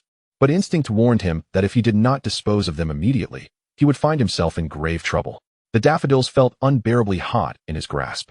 As he pondered how to delicately decline the eager young centaur, he wondered where the other centaurs were, particularly Ginny. Could he not suddenly appear and whisk Conthi away? With a dry throat, he said to Conthi, "Thank you," but before he could finish, he felt a sudden warmth at his back. A strong arm crossed over his own, heavily resting on his shoulder, and the flowers were yanked from his hand. A low, resonant voice whispered in his ear, sending shivers down his spine. Harry Potter had encircled Draco with one arm, his green eyes glinting like a predator's, fixated on the young centaur before them. Unconsciously, he exerted his magical pressure upon Conthi. "Thank you for your kind gesture," Potter said, reclaiming the flowers from Draco's hand and stepping forward to shield Draco behind him. He then returned the bouquet to Conthi, stating firmly, "But your kindness is misdirected." As Potter advanced, Conthi's smile faded, replaced by a wary expression. He sensed an invisible pressure emanating from Potter, a phenomenon his parents and elders had warned him about. This was the magic of human wizards. Unable to suppress his instinct, he reached for his bow, its cold surface calming his nerves. He glared at Harry, saying, "I am speaking to the one behind you, not you." Harry's expression darkened. "Leave now, young centaur. He is not someone you may pursue." Draco was at a loss. What is the current situation? He pondered, bewildered. Did Potter understand that they were on centaur territory? Did he not fear that the other centaurs would turn him into a pincushion for his reckless display of power against a clearly young centaur? What was he to do? He could not fathom why this young centaur seemed to harbor a misunderstanding he wished to avoid. Yet, why had Potter intervened so suddenly? Amid his chaotic thoughts, a figure emerged to diffuse the tension. Potter and Conthi continued to face each other in a silent, yet resolute standoff. Perhaps due to the intensity of Potter's magical aura, others began to arrive, and Ginny approached through the moonlit path, empty-handed. Upon seeing the bouquet of yellow daffodils in Conthi's possession, his expression soured. He approached Conthi, exchanging a few words in the centaur tongue. Conthi, appearing defiant, responded in kind, but Ginny firmly grasped Conthi's shoulder, leading him away with an unyielding grip. Conthi protested, attempting to return, but Ginny exerted more force, successfully escorting him away. What could have escalated into a dispute seemed to dissipate. Harry turned, his expression still grim, glancing at the seemingly dazed Draco. He scoffed, "What? Still thinking about those flowers?" Draco's face flushed, whether from anger or embarrassment, or perhaps a combination of both. He shot Harry an indignant glare before turning and retreating into the room. His golden hair floated behind him in the silver moonlight, reminiscent of a unicorn. Once inside, Draco sat on the bed, his mind a whirlpool of confusion, struggling to articulate his thoughts. The events that had transpired exceeded his wildest imagination. And now he faced the remaining centaurs, as well as the impending arrival of Potter. With a sigh, he buried his face in his hands. After a moment, a gentle knock echoed from the outside. Draco, feeling despondent, rose and approached the door. Upon opening it, he found Ginny and Potter waiting outside. With an expression of deep regret, Ginny addressed Draco, saying, "Please do not take Conti's words to heart. I apologize on his behalf." Draco felt a numbness within. He couldn't possibly take Connie's words seriously. Setting aside his identity as a wizard, he was still human, and Connie was a centaur. A centaur. Beside Jenny stood Potter, his demeanor dark and brooding, as if someone owed him a fortune of 10,000 galleons. Upon hearing Jenny's remark, he let out a brief, derisive laugh, declaring, "It seems the centaur's discernment leaves much to be desired." Jenny sighed and replied, "Connie is still a very young child, having only recently come of age. I hope you can find it in yourselves to forgive him." After a moment, he continued, "I also come bearing good news. Little Shunny has awakened. Though weak, she is indeed awake." At this announcement, Draco's spirits lifted, and he quickly inquired, "Did she vomit?" Chapter 22. A renewed conversation. Jenny nodded, his tone slightly relieved as he responded, "Upon awakening, she immediately did vomit. We have taken care of the mess." Draco exhaled a sigh of relief and remarked with a hint of nostalgia, "Indeed, centaurs possess remarkable physical resilience. As long as she awakens, we can proceed with her treatment in your customary manner." Jenny gazed at Draco earnestly and solemnly declared, "Thank you, human wizard Draco Malfoy. You shall have our tribe's everlasting friendship." He then removed a slender object from around his neck, took a few steps, and placed it in Draco's hands, stating, "This is a specially crafted centaur bone whistle. Its sound can only be heard by centaurs. The next time you find yourself in the Forbidden Forest, simply blow this whistle, and we shall come to your aid." Stepping back, he bowed deeply to Draco, who was taken aback, prompting Jenny to rise again and add, "We will not forget our promise. There are unicorn hair grasses in the Forbidden Forest. When they are ripe next time, I shall personally guide you to gather them." Holding the whistle, Draco's emotions were a tumultuous blend. He rarely ventured into the Forbidden Forest, and his experiences there during his student years had left him with a rather unfavorable impression, particularly the unfortunate events of his first year that had instilled in him a deep aversion to the woods. Yet, unexpectedly, he found himself earning the friendship of the most formidable centaur tribe within those very woods now that he was an adult. Fate, indeed, is a wondrous thing. However, he turned to Jenny with a serious expression and asked, "Can you now escort us out of the Forbidden Forest and back to Hogwarts?" With a smile, Jenny approached Draco, slightly bending his equine legs as he said, "Please mount. And you too, Harry Potter, we shall return you now." The sensation of sitting atop a centaur was uniquely extraordinary, especially for Draco Malfoy, who was currently in a state of urgency. Jenny moved swiftly, and in the darkness, Draco wondered how centaurs navigated their way, perhaps guided by the stars above. The sounds of rushing wind and rustling branches filled the air as Jenny instructed, "Hold on tight." Feeling somewhat uncomfortable, Draco shifted closer to Jenny's human torso, gripping the junction where his form transitioned into equine. Jenny glanced back at him, saying, "Wrap your arms around my waist. I fear you may fall." Embarrassed, Draco replied, "Oh, all right." His hands encircled Jenny's waist, fastening in front. Under normal circumstances, he would not have hesitated to embrace. However, the recent impact of Connie's words had left him in a state of disarray, causing him to ponder whether he should indeed follow Jenny's suggestion. Once Draco had tightened his grip, Jenny greeted the nearby centaurs. This particular centaur appeared younger, though not as youthful as Conti. On his back sat Potter, who, seemingly unburdened, also wrapped his arms around Jenny's waist. The two centaurs kicked off powerfully, and Draco felt a rush of air as they ascended a small hillock, his body instinctively leaning back.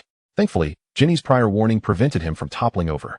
The centaurs picked up speed, effortlessly traversing the Forbidden Forest as if it were flat land, weaving through hidden paths, even crossing a dark, damp cave that dripped with water. Emerging from the cave, Draco squinted against the wind, gazing ahead into the shadows. He could see the castle of Hogwarts in the distance. In the darkness, this colossal structure stood resolutely, bathed in moonlight that adorned Hogwarts with a delicate veil of shimmering luminescence.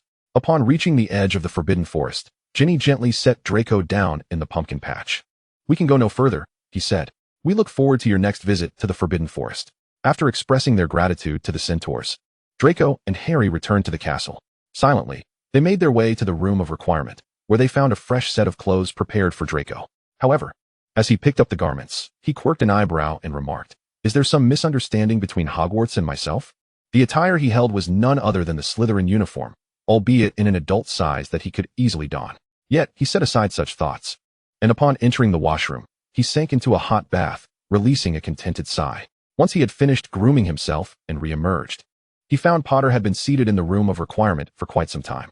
Harry had not freshened up. He still wore the same clothes from earlier that day. Draco, using a warming charm to dry his hair, inquired, "Aren't you going to wash up?" Potter turned to him, and as he beheld Draco in his green robes adorned with a green tie, he experienced a moment of nostalgia. It felt as though he had been transported back to his student days, where he had been perpetually vigilant against the emergence of the colors he despised. The sight of them would set his heart racing, igniting a fervor within him. How childish he had been then. Now, upon seeing Malfoy don the Slytherin uniform once more, the passage of time struck him like a heavy blow. He realized he no longer felt the surge of emotions that once compelled him to confront Malfoy over the silver-green hues. Instead, a different, unusual sentiment had taken its place. As he watched Malfoy meticulously style his golden locks after drying them, Harry suddenly blurted out, "No wonder that Centaur gifted you flowers. Their colors indeed complement your hair beautifully." Malfoy. He stared at Harry in shock, retorting with irritation, "What is wrong with you, Potter?" Harry fixed his gaze upon Malfoy as he continued, "Thus, the potion's ingredients we sought were also given to the Centaurs, leaving us with no gains today." Draco stared incredulously at Potter, and after a considerable pause, a cold sneer escaped his lips. "Potter, it seems your mind has truly become muddled." With that, he disregarded the savior who had descended into madness in his eyes and turned to retreat to his own chamber. The room of requirement had thoughtfully provided them with 2 separate quarters, allowing them the solace of undisturbed rest. Upon entering his room, Draco felt as though he might faint from frustration. The portrait of Severus hung empty, his absence a mystery.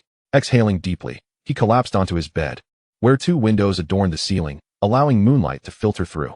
Tonight, the moon was a slender crescent, and after a day fraught with tension and excitement, Draco found himself unable to resist the encroaching embrace of sleep, despite his lingering anger. He yawned and gradually succumbed to slumber. Outside, Harry remained seated, belatedly realizing the words he had spoken after Draco had departed. A wave of pent-up frustration coursed through him, unsure of how to channel it. His earlier utterance had come forth unfiltered, akin to an accusation against Malfoy. However, upon reflection, he recognized that Malfoy bore no obligation nor made any promises to him. Although it was Draco who had suggested entering the Forbidden Forest, Harry understood that merely venturing into its depths would not guarantee the fulfillment of their desires. After all, the forest was vast, inhabited by not only acromantulas and centaurs, but also a myriad of other magical creatures. They had first encountered the acromantula, then the centaur. Emerging from the forest unscathed and even securing a promise from the centaur was, in itself, a fortuitous outcome. Yet, reason and emotion were at odds. Logically, Harry knew he should not cast blame upon Malfoy, but emotionally, upon witnessing Draco emerge clad in comfortable attire. His shining blonde hair and the bouquet of flowers he had taken from Harry's grasp, originally belonging to Conthi, converged in a peculiar manner, prompting him, in a moment of impulsivity, to utter that statement. As anticipated, Malfoy had grown furious. After Draco retreated to his room, Harry remained motionless, the magical candle beside him flickering softly. Tonight, the portraits of the 2 headmasters were absent, their whereabouts unknown. Seated upon a stool, Harry sat as still as a statue. Bathed in the candlelight, his shadow loomed darkly on the floor. In a daze, he seemed to perceive another figure rising from within his shadow, his student self. Clad in Gryffindor robes, the vibrant red stung Harry's eyes like blood. This apparition emerged from the darkness, a wicked smile gradually forming upon its face.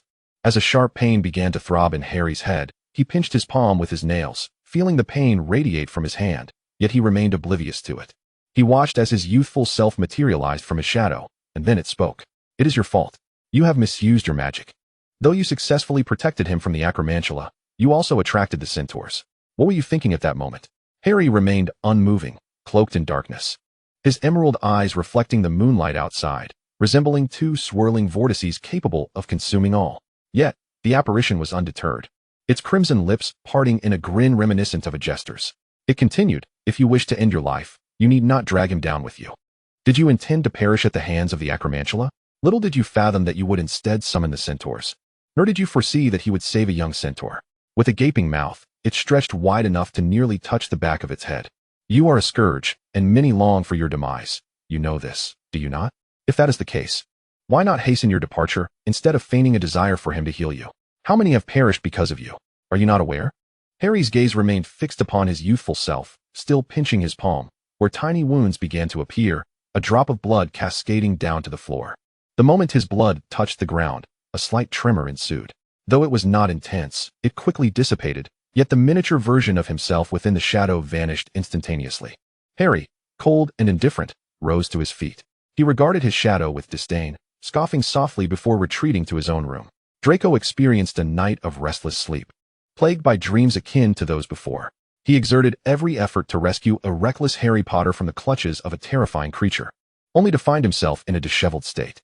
Yet, as soon as he had saved the savior, he turned and leapt into the dark lake of Hogwarts, by his own volition. Draco awoke in a sweat, the glaring sunlight streaming through the window, illuminating the room. Severus had returned to the frame at some point, observing him. Draco rubbed his temples, feeling utterly fatigued as he sat up. He greeted Severus. "Good morning, dear godfather." Severus regarded him with a frigid stare and replied, "Good morning, my dear protégé.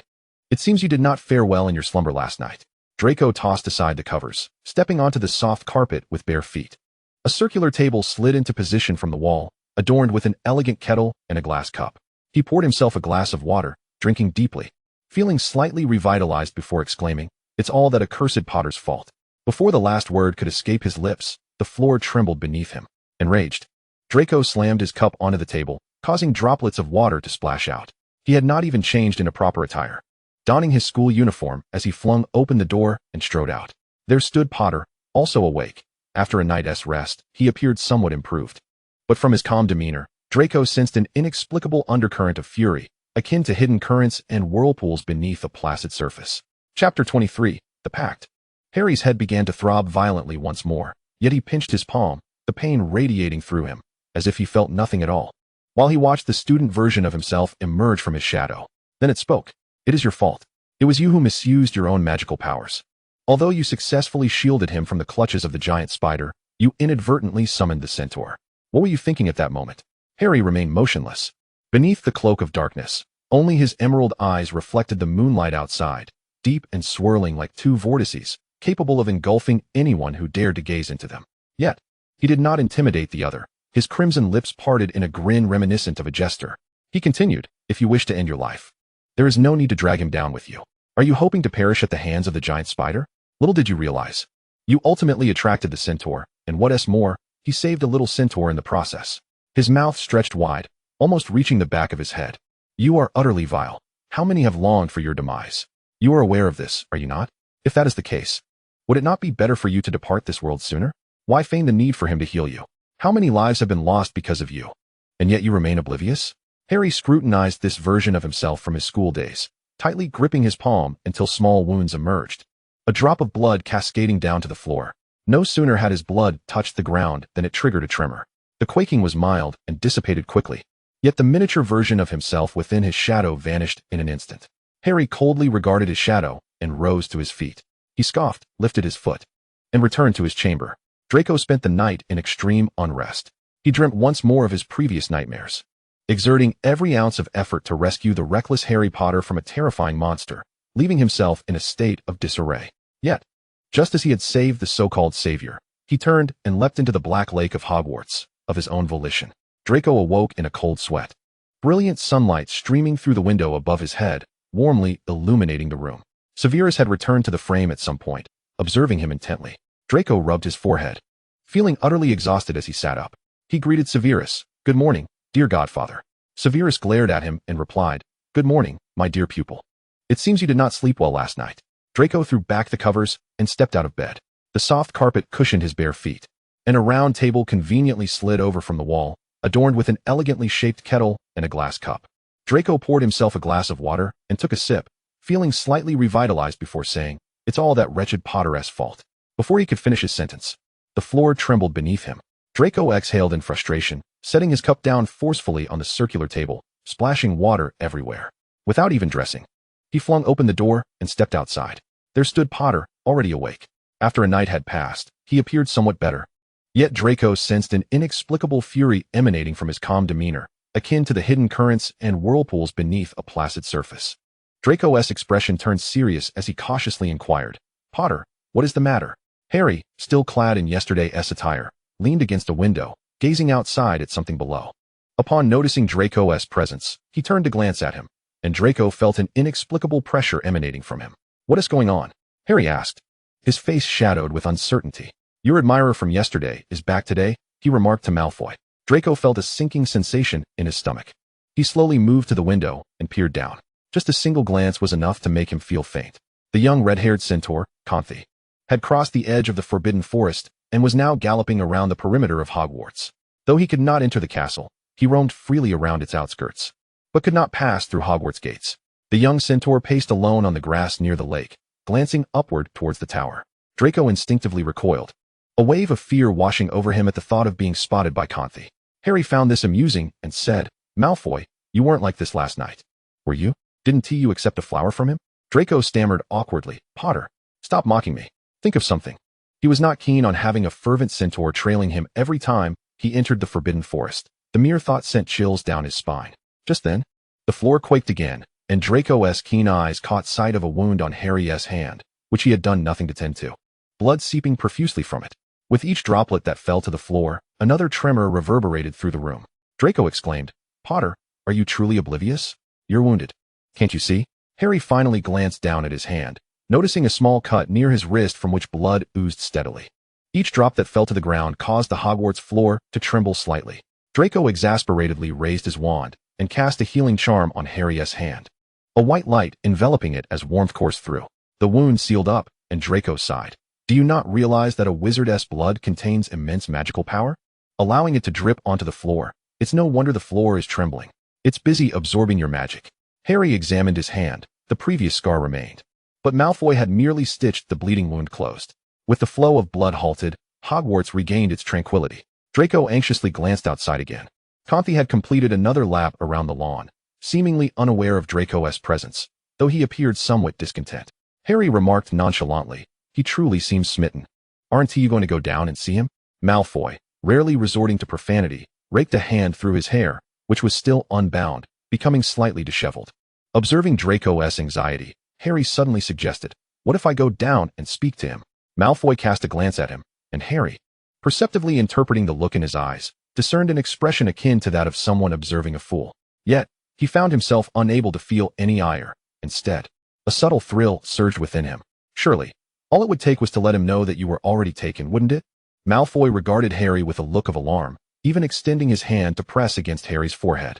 Malfoy's hand was cool to the touch, and a faint, woody fragrance wafted momentarily through the air, only to dissipate as soon as his hand withdrew. He then placed the same hand back against his own forehead, puzzled, muttering, "No fever."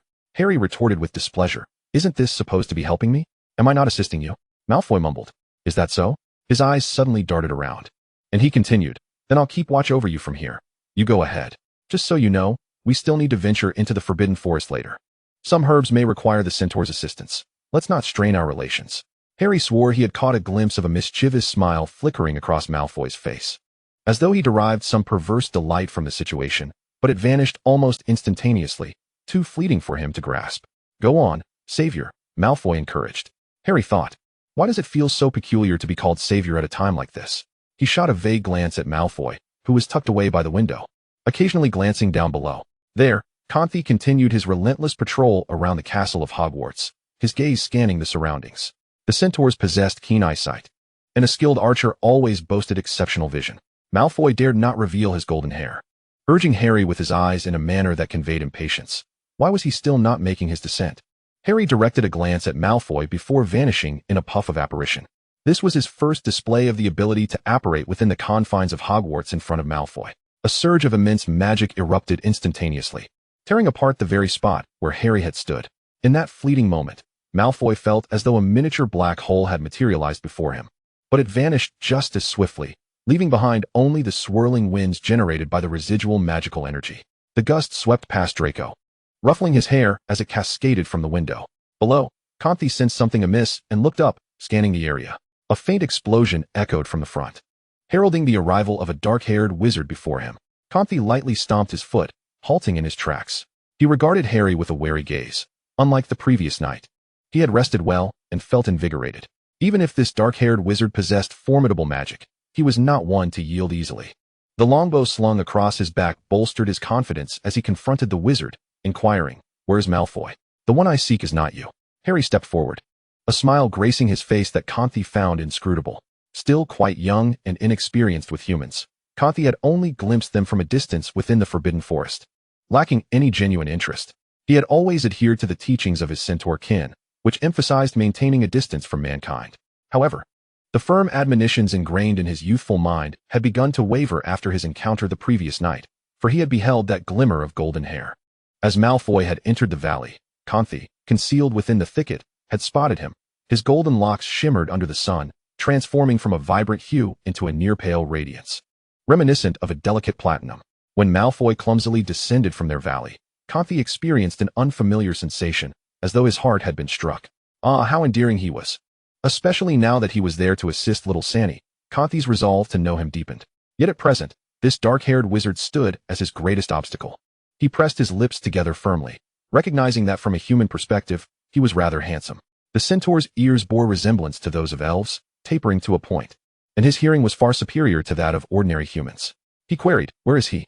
The dark-haired wizard stepped forward, and that simple motion caused Conthi to instinctively tense, barely suppressing the impulse to draw his bow and aim it at him. He understood that they both had rescued little Sanny, rendering them allies in the eyes of the centaurs. Harry regarded the young centaur with a gaze that was enigmatic, tinged with a hint of pity and something else entirely. Conthi did not comprehend, nor did he wish to. Harry inquired, "Are you alone? Do the others know you're out here?" Conthi scoffed, refusing to answer. His eyes sharp and alert, akin to a hawk's, fixated on Harry. Harry continued, "If you happen to lose your way, I can guide you." He gestured toward the pumpkin patch, saying, "Do you see that little cabin? The forbidden forest lies just behind it. You ought to be there, not here." Conthi watched Harry warily as he removed his backpack. Harry squinted, hands buried in his pockets, appearing relaxed. Yet as Conthi moved, Harry's magic surged, inflating his loose clothing with an unseen wind. Conthi instinctively crossed his arms in front of himself, his arm guards flashing momentarily as they deflected the oncoming swell of magic. Chapter 24. Homecoming. Upon hearing Harry's words, Conthi clenched his fists tightly, veins protruding as he contained his anger. "I only wish to see him once," he declared. Harry's smile faded, his demeanor growing stern. "If you have something to say, I can relay it for you." Conthi refused. "No, I must tell him myself." Harry fixed Conthi with a steady gaze, his voice soft yet resolute. "That is not an option. You have a choice. Convey your message through me or depart." Conthi glared at Harry, his bare chest heaving with indignation. After a long pause, he finally uttered, "Tell him I will not intrude, but I sincerely hope he will not avoid me. I mean him no harm. I merely wish to be friends. That is sufficient." After hearing Conti's words, Harry fell silent for a moment before responding. "Very well, I shall convey your message. Is there anything else you wish to communicate?" Conti gestured towards the box floating beside Harry, his reluctance evident. "Ginny and Annie said to give you this. It contains plants that should be useful to you, though I do not know what you seek. This is all I wish to convey, so please inform him that I am leaving, and I hope to see him again." Harry's green eyes scrutinized Conti, ensuring his sincerity before affirming, "All right, I will pass on your message.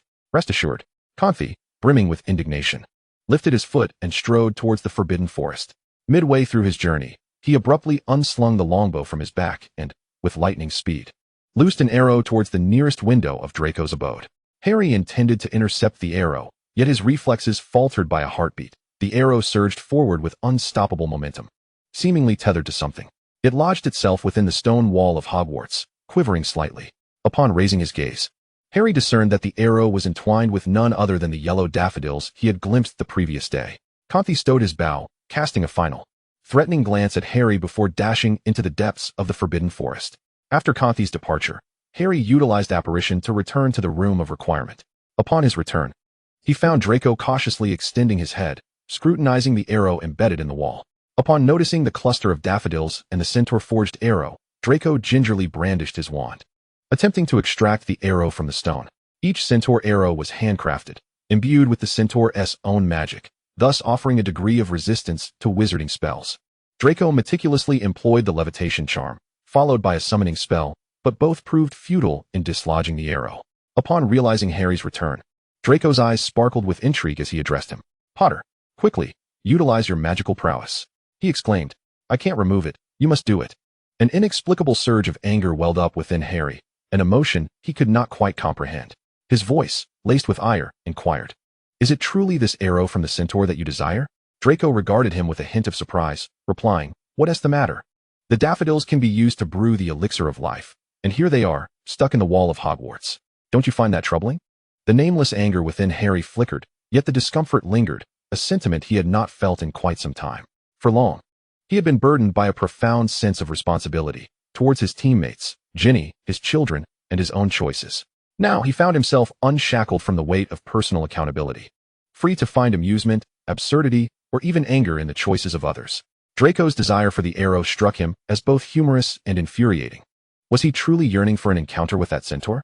Contemplating this, Harry resolved to retrieve the box containing the plants. Indeed, upon unveiling it, Draco's attention was swiftly diverted. "Potter, what is this box?" he asked, astonishment evident in his voice. "You should open it and see." "I'm uncertain myself," Harry replied, intentionally withholding Confi's words. This was a gift from him, and for reasons unknown, Harry was reluctant to disclose its origin to Draco. Draco accepted the box. No longer fixated on the arrow protruding from the wall, he carefully placed the box on the ground and sat cross-legged, his golden hair cascading behind him. Harry noticed remnants of toast and orange juice nearby, the origins of which eluded him. Feeling a pang of hunger, he seized a piece of Draco's leftover toast and popped it into his mouth. Draco, unfazed, snapped his fingers, summoning his dragon hide gloves from the box. Slipping them onto his hands, tightening the gloves, he cautiously unfastened the clasp of the box.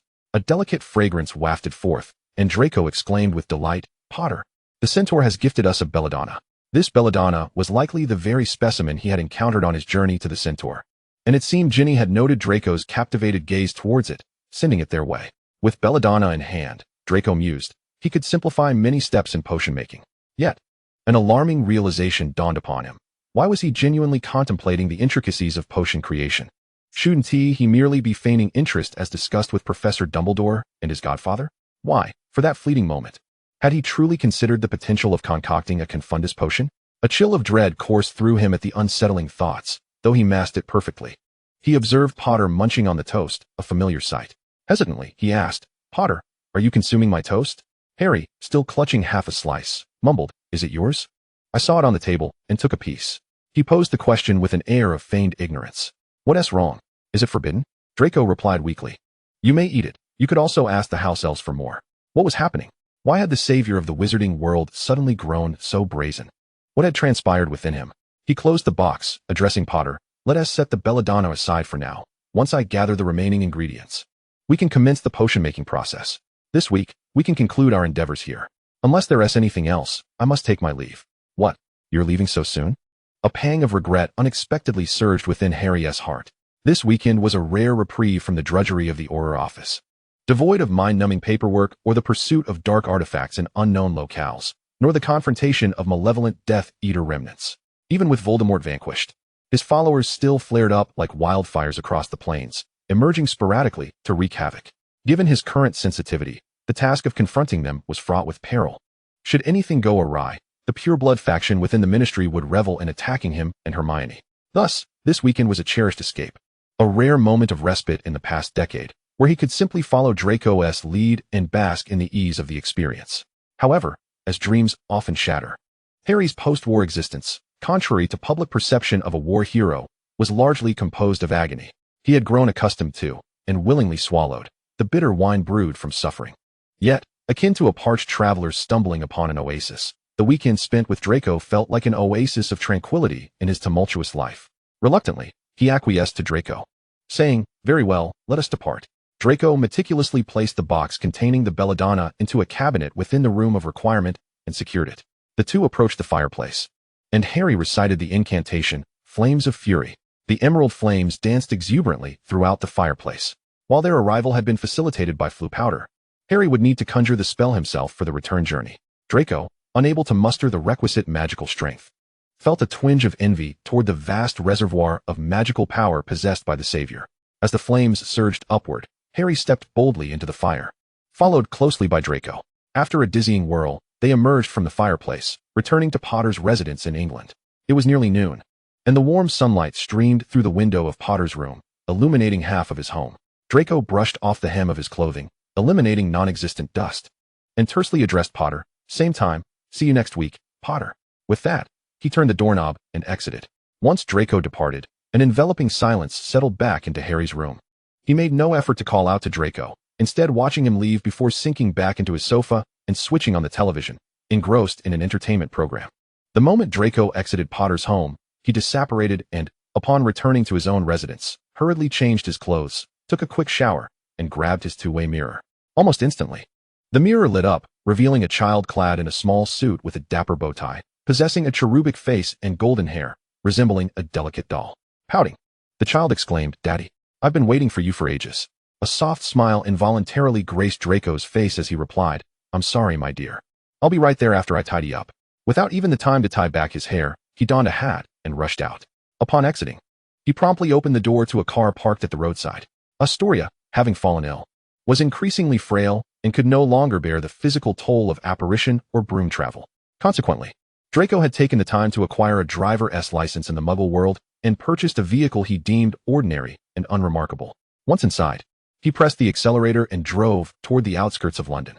Upon arrival, he locked the car and hurried toward the edge of an estate, where a disheveled individual awaited him, appearing anxious.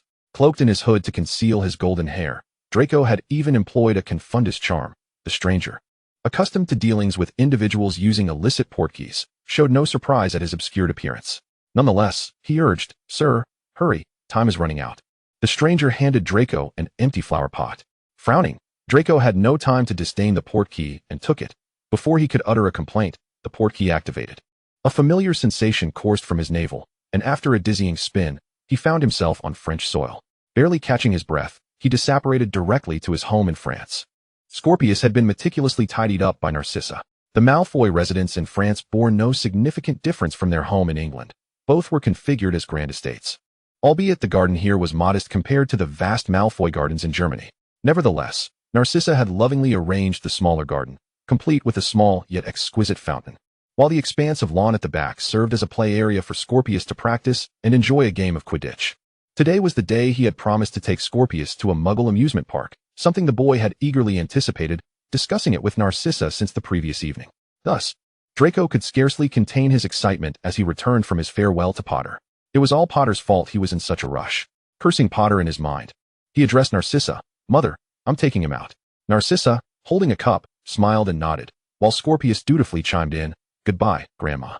Children are always brimming with boundless energy. And after a full afternoon spent playing with Scorpius, Draco found he had barely a moment to catch his breath. Upon returning home, he entrusted Scorpius to the house elf for bathing, dining, and resting, while he settled into the drawing room, seeking a moment of quiet respite. Chapter 25, The Debut. Narcissa glided gracefully toward him, her gown trailing elegantly behind her. She had always possessed this quality, poised and unhurried. In his youth, Draco had not quite mastered this demeanor of his mother, but as he matured, he began to emulate Narcissa more and more. She placed a cup of tea and a plate of pastries before him, sitting across from Draco, her gaze fixed on him as she smiled and inquired, "Are you tired?" Straightening up, Draco accepted his mother's kindness wholeheartedly. He sighed and replied, "It is my responsibility." Narcissa gently responded, "You know I am always here for you. If you need anything, you can always come to me." Draco nodded. His mother had always been his greatest support.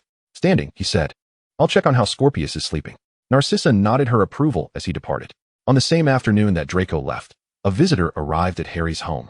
Hermione, having dropped her child off at dance class, made her way directly to Harry's house thereafter. However, she did not visit Harry's Muggle apartment, but went straight to Grimmauld Place. When Harry returned to Grimmauld Place that afternoon, the house was shrouded in darkness, its gloomy atmosphere seemingly impervious to the sunlight attempting to penetrate its depths. Creature, begrudgingly preparing tea and treats for Hermione, muttered incomprehensible words as he vanished into a corner. Sitting across from Hermione, Harry regarded her and asked, "What's the matter, Hermione?" From her handbag, Hermione produced a piece of parchment and handed it to Harry. "Take a look." Harry took it, and the document clearly outlined recommendations regarding Draco Malfoy. He read it line by line, murmuring, "In light of the current situation in the British wizarding community, it is suggested to lift restrictions on the entry and exit of wizards who have not committed serious offenses, allowing them to freely reintegrate into the British magical world. The considerable financial resources and magical prowess of the Malfoy family enable its members to return to the British magical realm, yielding more benefits than drawbacks." Harry let out a low chuckle, the sound devoid of discernible meaning. He placed the parchment back on the coffee table and lazily reclined against the sofa, his hands resting on the armrests, his tousled black hair falling over his glasses and obscuring his green eyes. Hermione could not read his expression, but based on her understanding of him, she recognized that Harry's demeanor indicated a lack of opposition.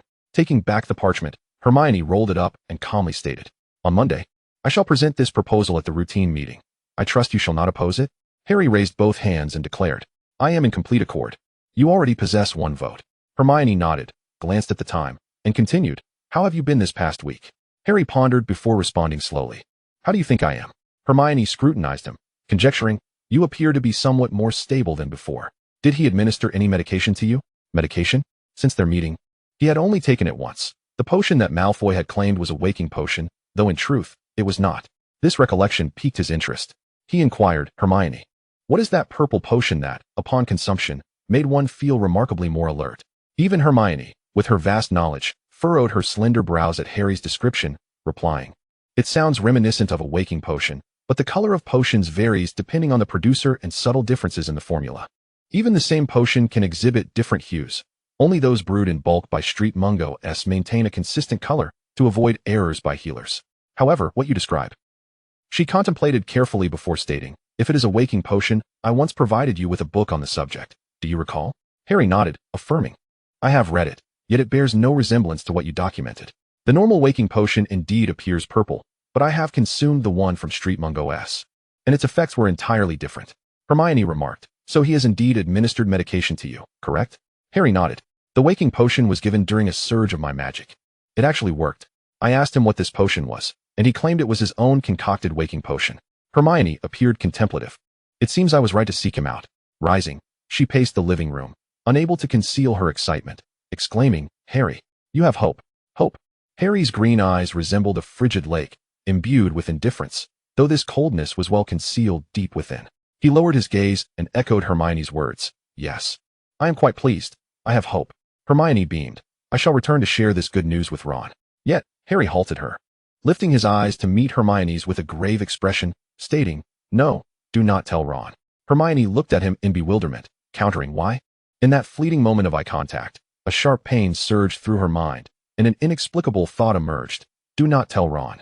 She quickly turned her head away, gazing at the mottled wall beside her, apprehensively avoiding Harry's gaze. Legitimacy. Harry also stood, approaching Hermione, his voice laced with remorse. Hermione, I am sorry.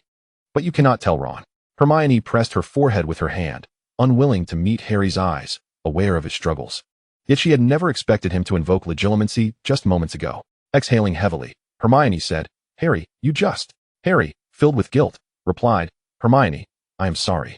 But you know I cannot control myself. Hermione could hardly blame Harry too harshly.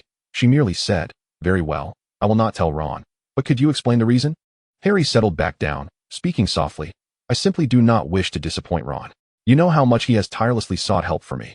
How many people he has approached. Until I truly begin to feel better, I do not want to give Ron any false hopes. Hermione sighed, I understand. I shall not inform Ron. And what about you now? Harry offered her a faint smile. Rest assured, there is progress. He spoke as if reassuring himself, yet also attempting to comfort Hermione. I will recover, trust me, Hermione. Upon hearing this, Hermione rolled up her parchment once more, stating, very well, Harry. I shall see you on Monday. Harry nodded in agreement. Time swiftly passed to Monday morning, and Harry meticulously prepared himself before heading to the Ministry of Magic. Upon entering the conference room, he sensed an unusually distinct atmosphere. Minister Shacklebolt presided at the head of the table, with Hermione seated in a subordinate position beside him. Across from Hermione sat various department heads. Harry scanned the room and noted that the officials across from Hermione were pure-blood aristocrats, remnants of the battles fought, while those on Hermione's side were a mix of half-bloods and purebloods. Naturally, Harry took his place beside Hermione. Once the meeting commenced and Hermione produced the proposal, it came as no surprise when the pure-blood aristocrats vehemently opposed it. Their reasoning was predictable. The former Death Eater, a suspected direct cause of Dumbledore's demise, and Voldemort's closest ally, were the surname Malfoy. However, their hopes were destined to be dashed, for during the final vote, Harry's emblem unmistakably marked the agreement column. The pure-blood aristocrats gaped in astonishment at the mark left by Harry, their expressions darkening. Once the meeting concluded, the proposal to permit Malfoy's entry was narrowly approved.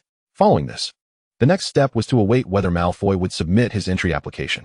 Hermione exhaled in relief, as the principal proponent of the proposal, despite its approval.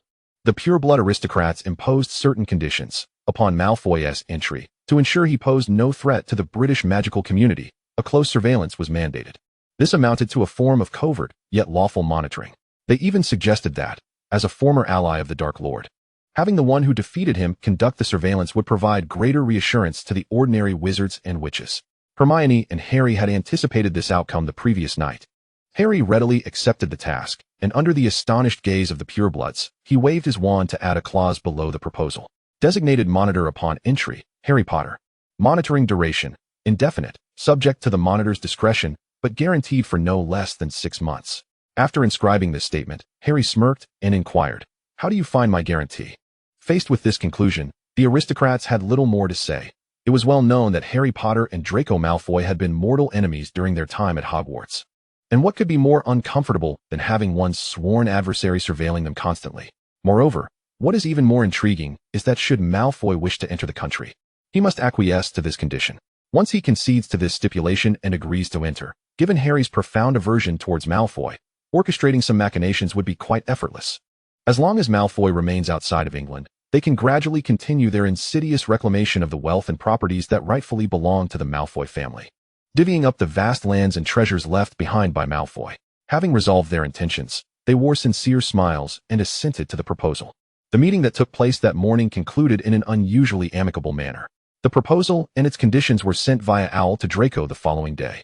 Draco unfurled the letter, cleared his throat, and read aloud to Narcissa and Scorpius.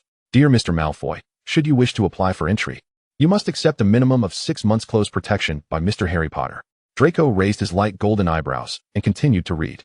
Presented by the Ministry of Magic? He let out a brief, derisive laugh and casually tossed the parchment onto the coffee table, querying, Mother, what do you make of this? Narcissa sat composedly in her chair, her dark eyes calm, as if she had anticipated this outcome long before. It seems the Ministry of Magic is not particularly stable in granting entry. From this moment onward, we must adopt a unified perspective. Draco blinked, his handsome visage unusually stern, akin to a beautiful yet perilous blade. He spoke slowly but firmly, from now on, we are aligned with Harry Potter. The day after the proposal was dispatched, the Ministry of Magic, as expected, received Malfoy's application for entry. Following the minister's signature, the application officially took effect, and the name Malfoy, which had long faded to gray in the ancient genealogical records of the ministry, re-emerged, signifying the family's return to activity in Britain. On Friday afternoon, Harry stood in the grand hall of the Ministry of Magic, towering in stature. He donned a specially tailored wizarding robe that accentuated his long legs and broad shoulders. He had even tidied his typically tousled black hair, presenting a disheveled yet orderly aesthetic. His emerald eyes roamed over the bustling hall, and upon meeting the gaze of some young witches and wizards, they felt a delightful shiver run through them. Their cheeks flushed. Their collective thought was, Harry Potter is looking at me. However, after a brief pause, the fireplace designated for ministry entries erupted into brilliant green flames, seemingly reaching for the heavens. This indicated that the incoming visitor possessed substantial magical prowess and hailed from a great distance, prompting the unusual display. The crowd hurriedly stepped aside from the surging emerald flames, while Harry, with his hands in his pockets, subtly stirred his fingers within, causing the flames to collide with an invisible barrier and rebound back into the hearth. After what felt like an eternity, the flames subsided somewhat, and a secretive smile graced Harry's face as he focused on the imposing fireplace. As the green flames diminished, a long leg first emerged, clad in tailored black trousers adorned with subtle silver embellishments. As the figure stepped forth from the flames, the hall fell into an eerie silence. The newcomer furrowed his brow slightly, brushing imaginary ash from his evidently expensive cloak. Upon removing his hood, cascading golden hair flowed like a waterfall, revealing distant silver-gray eyes, a striking jawline, and thin yet rosy lips, his only feature of vivid color against his alabaster complexion. With light golden brows, he appeared as if he had stepped out of a painting. He lifted his gaze, sweeping across the ministry's hall, finally locking eyes with Harry Potter. Harry suppressed a smile that had inexplicably surfaced, hastening towards him, extending his hand. Welcome back to the wizarding world of Britain, Mr. Draco Malfoy. After a brief moment of silence, the crowd erupted into a cacophony of murmurs. The newcomer regarded Harry's outstretched hand with indifference before reluctantly shaking it, quickly withdrawing as if he had touched something distasteful. Harry retracted his hand, slipping it back into his trousers pocket. This posture, which could appear slouched on others, only accentuated Harry's nonchalant ease. Draco rubbed his temple, having previously arranged in secret with the Savior regarding his arrival that Friday afternoon. He required a legitimate identity for frequent and prolonged visits to England, rather than relying on illicit means of entry. Hermione's proposal had come at the perfect moment. Upon first receiving it, he had questioned whether it bore the Savior's influence. Yet, why would the Savior so conspicuously welcome him in the ministry's grand hall? Although he understood his return would undoubtedly stir considerable commotion, making such a dramatic entrance seemed excessive. He was uncertain whether this ostentatious unveiling would prove advantageous or detrimental to his subsequent endeavors. For he had come this afternoon not solely for a grand entrance, but also to formally activate his Malfoy estate.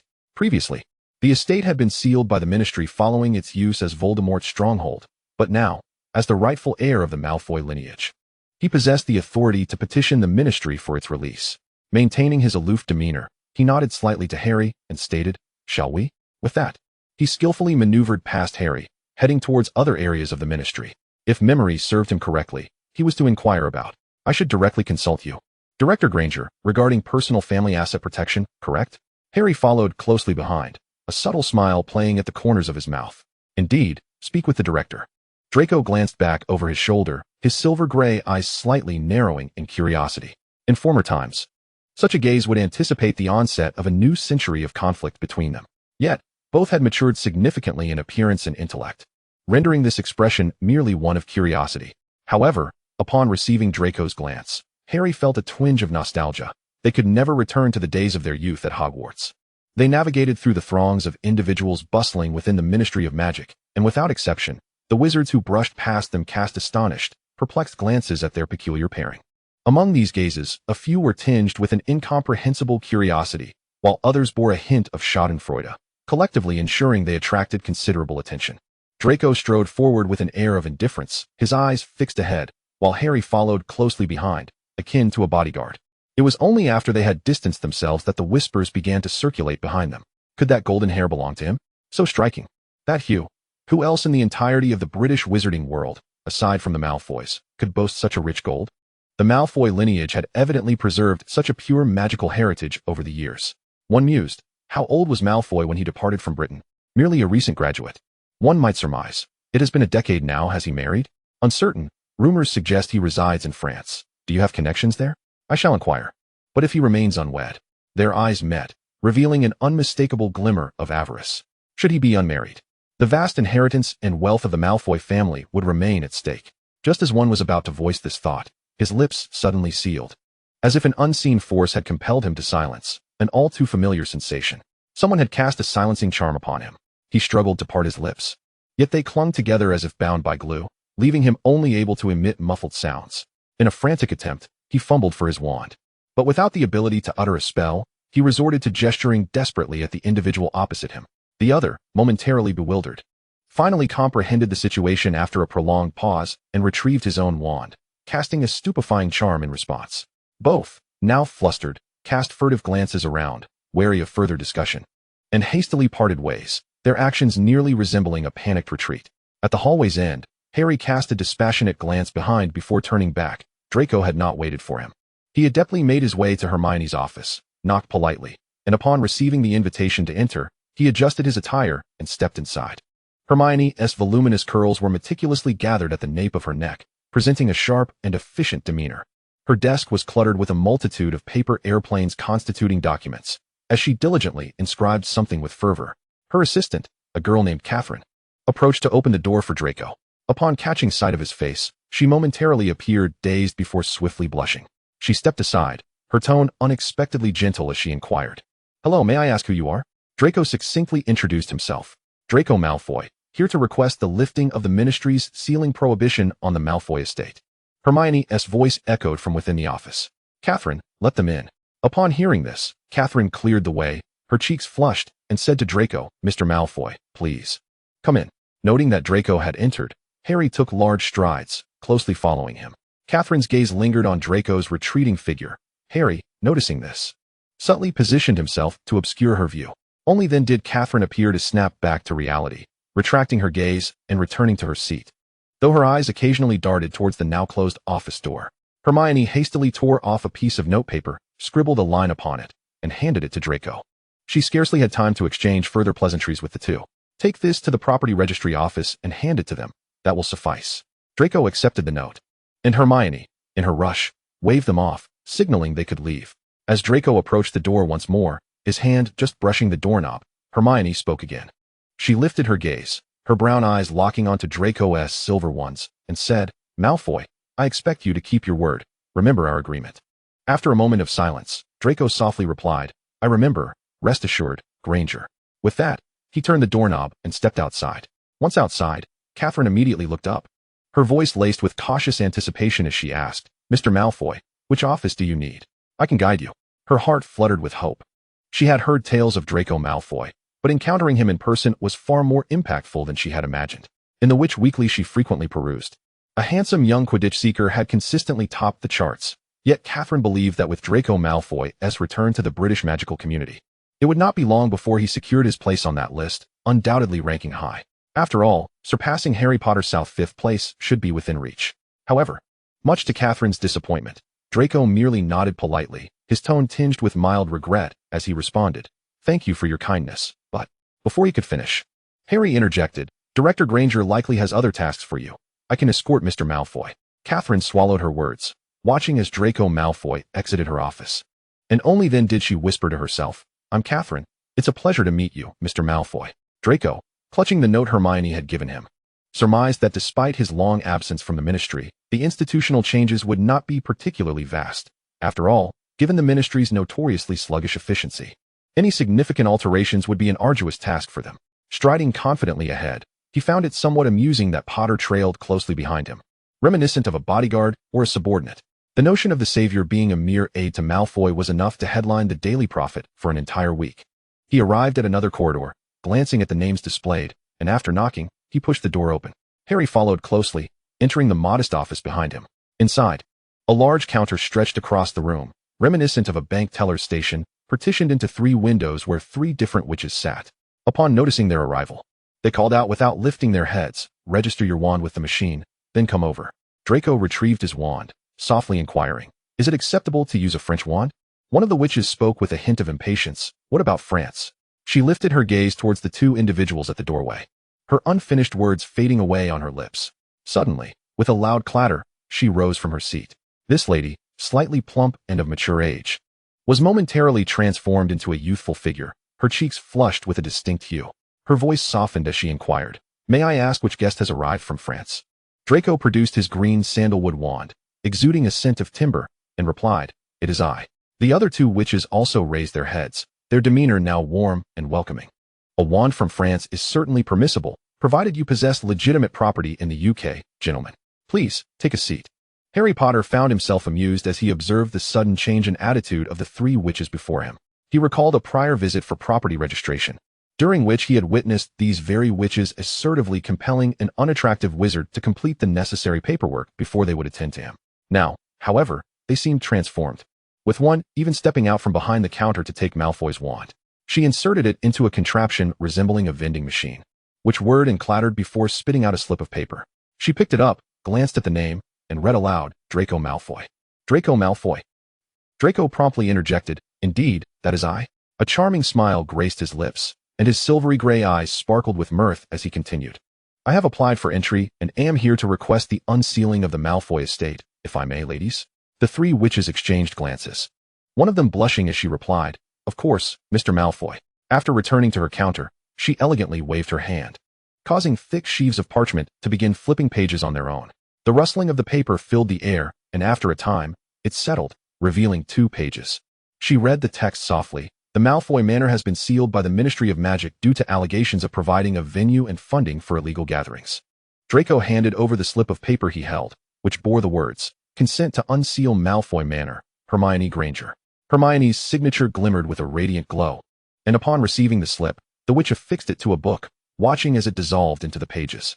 Moments later, a line of text materialized from the bottom, indicating the date and confirming the unsealing, signed by the director of the Legal Enforcement Department, Hermione Granger, with an additional note stating, "Executor, Harry Potter."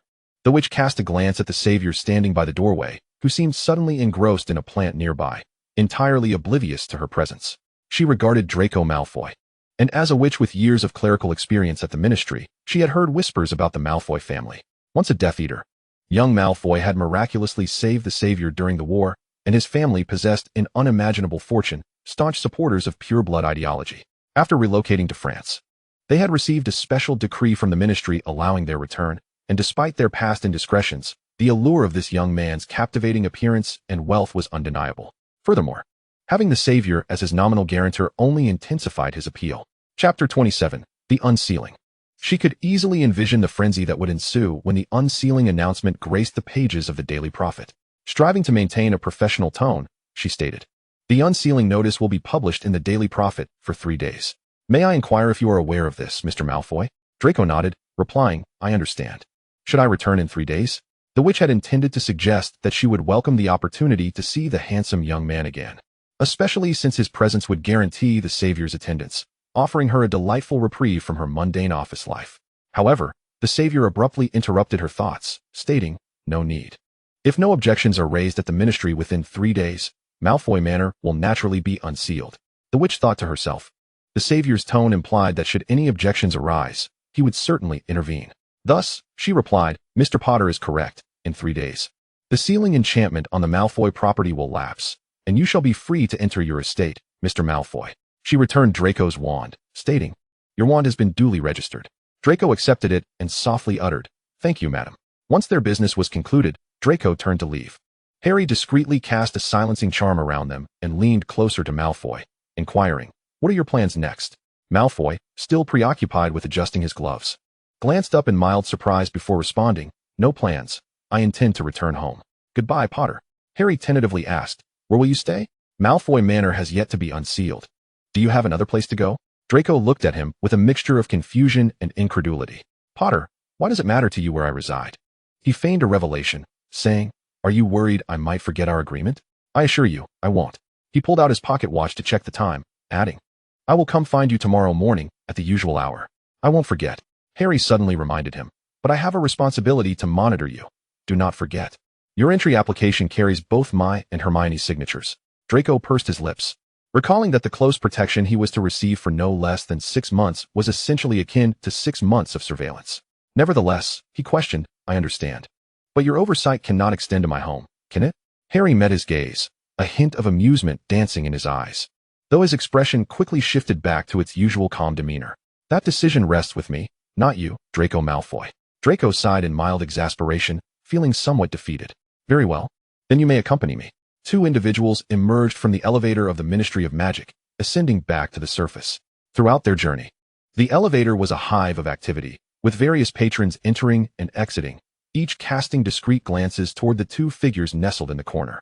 However, Draco found himself too preoccupied to notice the unusual crowd. He was consumed by the dilemma of whether to truly invite Potter to his residence. Although he had now acquired a legitimate means to return to England, this legitimacy hinged entirely upon Harry Potter's consent. Should Potter choose to sever the fragile peace they had established, Draco would find himself bereft of any recourse. The weight of the Savior's presence was undeniably formidable. Even though Draco understood that the Ministry of Magic was not as tranquil as it appeared, as long as Harry Potter existed, the mantle of the Chosen One would rest upon him. The few dissenters were insignificant, unable to stir any substantial upheaval. Lost in thought, Draco was swept along with the throng until he found himself outside, momentarily jostled by the crowd, but Potter quickly guided him away from the densely populated area.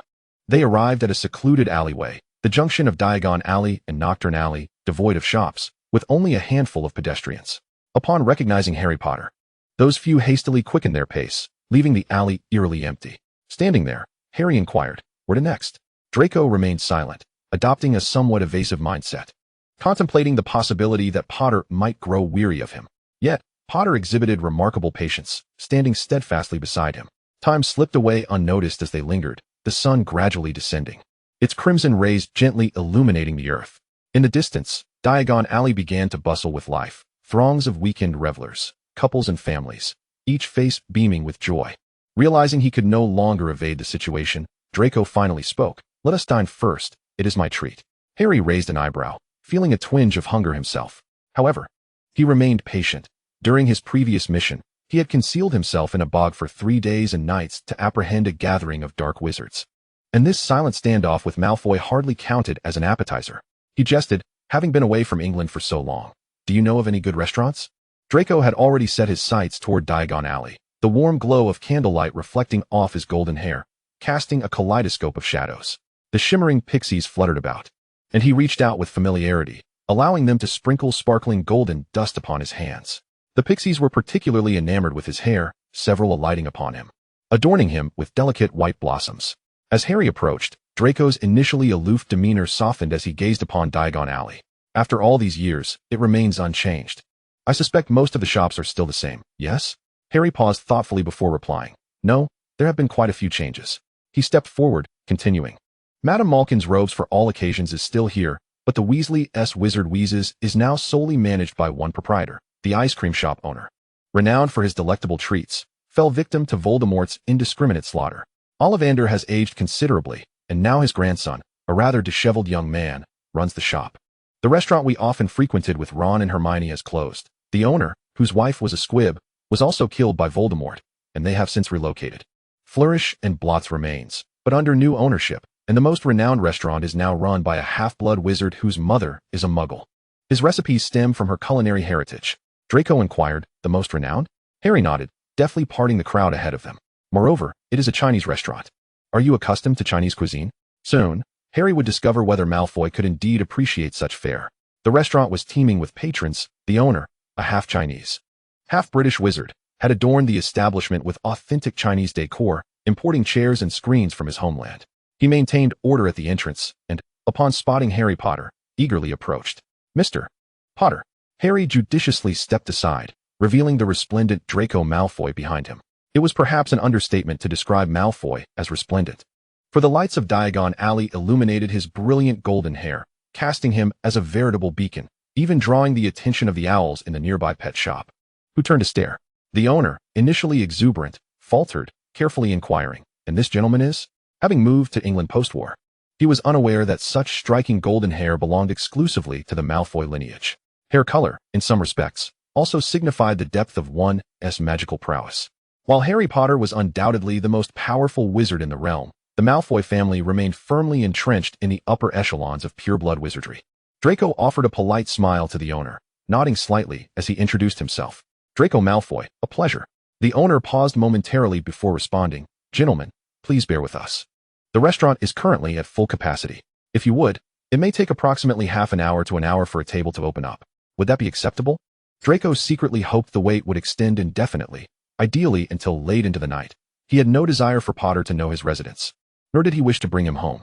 Yet, seeing Potter's resolute demeanor, he silently wished that after dinner, Potter would have an epiphany and return to his own abode.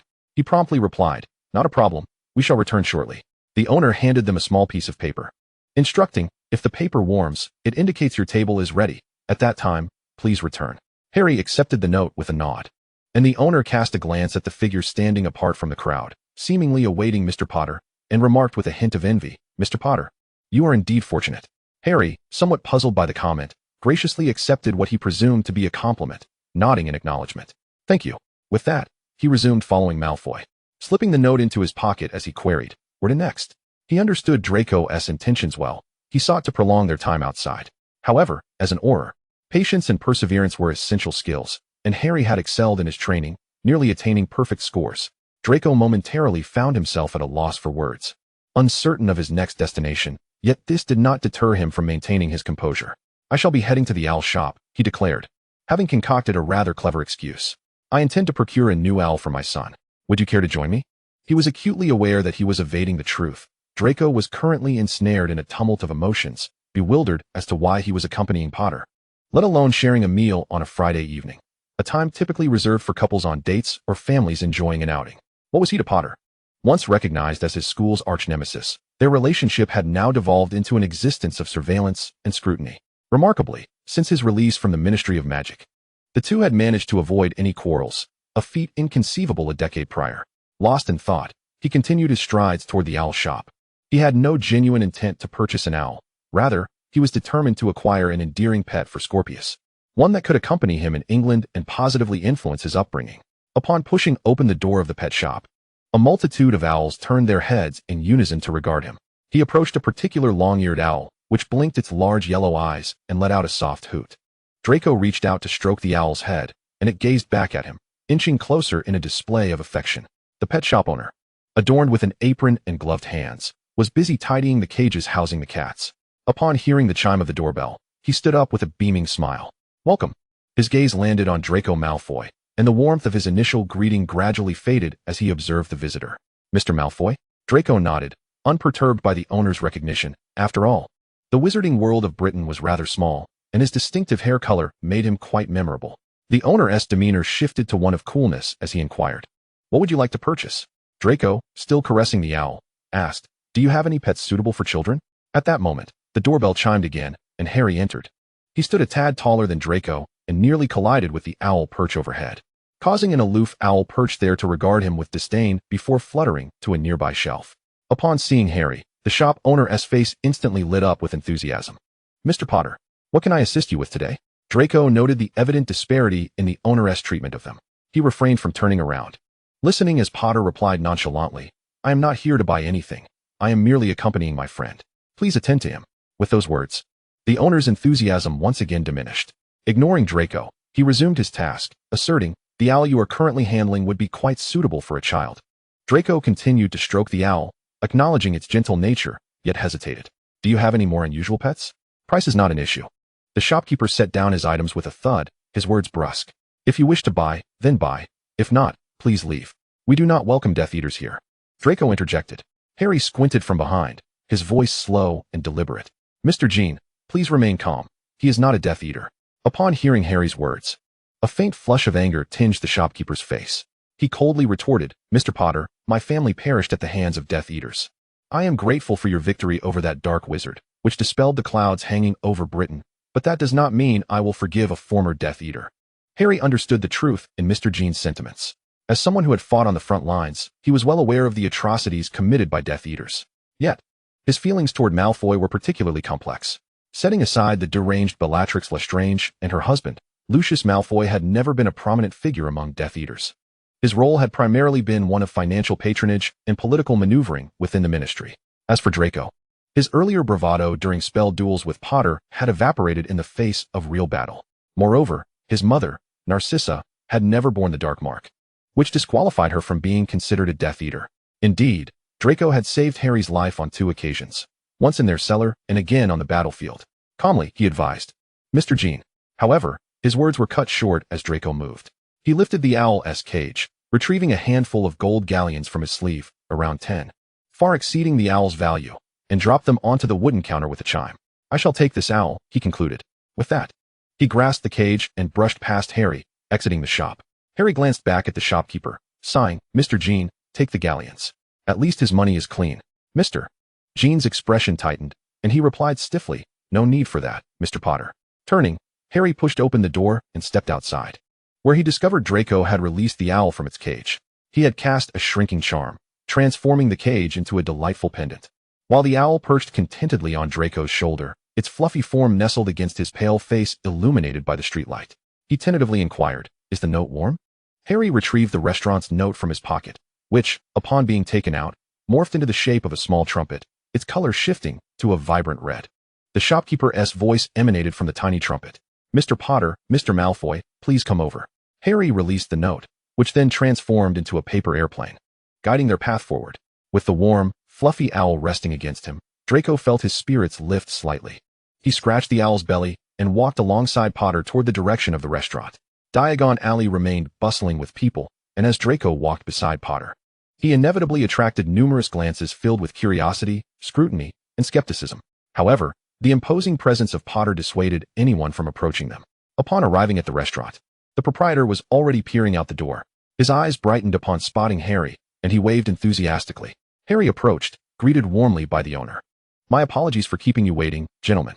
Your table is inside. Please, come in." He gestured towards a paper airplane that had flown to his table, which promptly lifted again, displaying a number. "Follow this paper airplane, and it will guide you to your designated private room." Harry expressed his gratitude to the proprietor and stepped inside first. Draco, cradling his owl, had his face cozily concealed by the creature's warm belly, as if the owl were attempting to incubate him. The proprietor intercepted Draco momentarily, apologetically stating, "I'm sorry, Mr. Malfoy, but you must leave your pet on the pet rack at the entrance." Turning around, Draco noticed a small, fenced area at the entrance, already occupied by several owls, while cats, rabbits, and dogs were tethered below. He placed his owl on the rack, gently stroking its head. The owl clicked its beak and obediently perched there. As Draco entered, he was met with an unexpected sight. The restaurant resembled a diminutive Chinese palace, expansive in size, adorned with intricately carved columns embellished with exquisite patterns. Between every 2 columns lay a small private room, each door fashioned of wood and decorated with beautiful motifs. Draco squinted, keenly observing, muttering to himself, "What is this pattern?" Harry, indifferent, watched as the paper airplane halted before one of the doors, transforming back into a piece of paper which affixed itself to the door, subsequently swaying to reveal the words, "Guests present." Harry pushed the door open, revealing a square table with a hollow circular center, upon which rested a pot containing a creamy yellow broth that wafted an enticing aroma. He stepped inside first, with Draco following closely behind. As the door closed, Draco's nostrils flared slightly, exclaiming, "Delicious! Truly, it is a Chinese restaurant." The two settled into silence, both having grown somewhat hungry after a day of exertion, though neither expressed it openly. After their meal, Harry cleared his throat and inquired, "Where are you headed?" Draco replied, "You are quite persistent." With no other recourse, he slowly set down his cutlery and said, "I'm going home." "And where might that be?" Harry pressed. "My home." Draco retorted, "And where is that? The Malfoy manor has yet to be unsealed. Where is your home?" Draco conceded defeat. "Potter, do you not have other matters to attend to?" he asked. "Aren't you the head Auror? Surely, you must be quite busy. Do not squander all your time on someone like me, a former Death Eater. There must be far more dangerous individuals than I." He emphasized the term former Death Eater. A fleeting sense of melancholy crossed Harry's face, and Draco, considering himself a master of concealed emotions, found himself utterly perplexed by Potter's recent demeanor. What had transpired over the past decade? Harry responded, "My primary responsibility lately is ensuring that your reentry does not destabilize the British magical community. Therefore, I must ascertain your residence. If necessary, I will apply for a forced search of your domicile." Draco sighed, realizing he could no longer delay. "XXX Avenue," he mumbled. Harry's ears perked up. "Where? Be clearer." Draco had already risen and was moving toward the door. Their dining experience had indeed been lengthy by the time they emerged. The crowd in Diagon Alley had significantly thinned. He retrieved his owl from the entrance, scratching its neck before settling the bill with the proprietor. The proprietor counted the galleons in his hand, cheerfully exclaiming, "We look forward to your next visit, Mr. Malfoy." Harry also exited the establishment, and the proprietor added, "Wishing you both a pleasant weekend. If you reserve a table via owl next time you come for a date, you can enjoy a reservation discount." Draco merely raised an eyebrow. Harry, finally recalling the proprietor's earlier congratulations and comments about envy, suddenly lifted his gaze to find Malfoy, who had just taken the owl to perch on his arm, appearing to have developed a fondness for the creature. His silver-gray eyes shimmered with tenderness as he produced some owl feed, offering it to his companion. To an outsider unfamiliar with their history, misunderstandings could easily arise. He chuckled softly. "No, you misunderstand. I and he." He hesitated and clarified to the proprietor, "Our relationship is merely platonic. It is not a date, but rather work tonight." The proprietor stared at Harry, his face gradually flushing. I apologize, Mr. Potter. I assumed." He stammered. "Forgive me, Mr. Potter." Harry replied gently, "No harm done. The meal was delightful. So, can we still enjoy a discount if we reserve via owl next time?" The proprietor nodded, still in shock, glancing at the bill before stating, "Mr. Malfoy has already settled the account, Mr. Potter." Harry nodded, slightly inclining his head to bid the proprietor good night. The proprietor reciprocated with a warm smile. In that fleeting moment, their eyes met, and an unexpected thought struck Harry. Might Mr. Malfoy be single? I must investigate further. Harry's fingers twitched as he quickly diverted his gaze and left the establishment, striding towards where Malfoy stood not far away. Upon seeing him approach, Malfoy too shifted his feet towards the exit of Diagon Alley. Once they exited, they found themselves back on the Muggle Street. The London night was enveloped in rising fog, shrouding the ancient city, and the streets were nearly deserted. Both still donned their wizarding attire, but fortunately, the lack of pedestrians meant their outfits would not attract undue attention. The streetlights glowed through the fog, casting soft halos on the ground. Harry quickened his pace to walk alongside Malfoy, inquiring, "How do we proceed from here?" Having lived in both the wizarding and Muggle worlds, he was familiar with Muggle transportation and asked, "Are you taking your new owl on the subway?" Malfoy gave him a puzzled look, retrieving a sleek black device from his bag. Pressing a button, it emitted 2 beeps, and the lights of a silver sports car parked by the roadside illuminated. "Apologies, but I have a car. If you wish to take the subway, you may go ahead," he remarked. Harry simply responded. Malfoy's surprises were indeed omnipresent. He opened the driver's seat and settled in, placing his owl in the back. Harry, following suit, took his seat in the passenger side. With a fleeting glance, Malfoy instructed, "Buckle up." Did he really know about seatbelts? Harry complied, fastening his belt as Malfoy ignited the engine, smoothly gliding out of the parking space and heading towards another neighborhood at an unexpectedly graceful speed. Curiosity piqued. Harry surveyed his surroundings. The vehicle was impeccably clean, indicating it had seen little use. There were no air fresheners or similar items, yet an elusive, subtle scent wafted through the interior. Leaning in to discern it, Harry concluded that the fragrance resembled the woody aroma that clung to Draco Malfoy. Was it the perfume he wore? Nevertheless, his attention shifted to the road ahead as Malfoy adeptly maneuvered the steering wheel. Exiting the neighborhood, they merged onto a busier thoroughfare, where the traffic was noticeably denser than before. Yet, Malfoy remained composed, maintaining his lane. After navigating through several blocks, he veered off the main road onto a tranquil lane, leading them to one of London's renowned affluent districts. Even Harry had a modicum of knowledge regarding the property values here, quietly committing the route to memory. Malfoy parked by the curb. After disembarking alongside him, he approached one of the houses, unlocking the door with a reluctant demeanor as he gestured for Harry to enter. "Please, come in," he uttered, maintaining a semblance of politeness. Raising an eyebrow in mild amusement, Harry stepped inside without hesitation. Draco shut the door behind them, releasing the owl he had carried in his arms and placing its small cage by the entrance. The clever owl swiftly found a perch to settle on. Draco clearly had no intention of allowing Potter to linger. He remarked, "You know the address now. You can leave, right?" Harry glanced around, noting the evident superiority of the living conditions compared to his own modest Muggle apartment. The stairs and floors were adorned with plush carpets, and he discreetly adjusted his nose to catch another whiff of that faint woody scent. What was that aroma? Had he perhaps sprayed it throughout the entire house? While it was not entirely inconceivable given Malfoy's nature, it seemed rather excessive. Pondering this perplexity, Harry maintained his composure, adopting the demeanor of a true English gentleman. "I beg your pardon, Malfoy, but could you enlighten me as to when this property was acquired?" He added, "I need to compile a report for the director. The more detailed, the better, as it may shorten your observation period. I trust you will cooperate." Malfoy's brow twitched at Potter's bureaucratic tone. "Previous acquisition, would that suffice, Potter?" he emphasized, attempting to convey his displeasure. However, Potter feigned ignorance, surveying the surroundings and even reaching out to touch the furniture. Clearing his throat, Draco interjected, "Potter, it's quite late." The implication was clear. It was time for him to depart. He wagered that Potter had indeed picked up on the hint. Yet the insufferable Gryffindor persisted in pretending not to understand. Curiously, he inquired, "Where are we heading tomorrow?" Draco replied, "Your transition of topics is rather abrupt." Clearing his throat, he continued, "The Forbidden Forest, we shall return there." Harry responded with a thoughtful hum, then asked, "The purple potion you provided me the other day, was it a waking draught?" Malfoy shrugged off his coat, revealing a crisp, white shirt beneath. He appeared noticeably slimmer than Potter, a fact that became all the more apparent as he shed his outer layer. Harry couldn't help but wonder if he ever indulged in a proper meal. Malfoy rolled up his sleeves, revealing alabaster skin, devoid of the body hair that Potter possessed. "Indeed, it was a waking draught, one I concocted myself." "What of it?"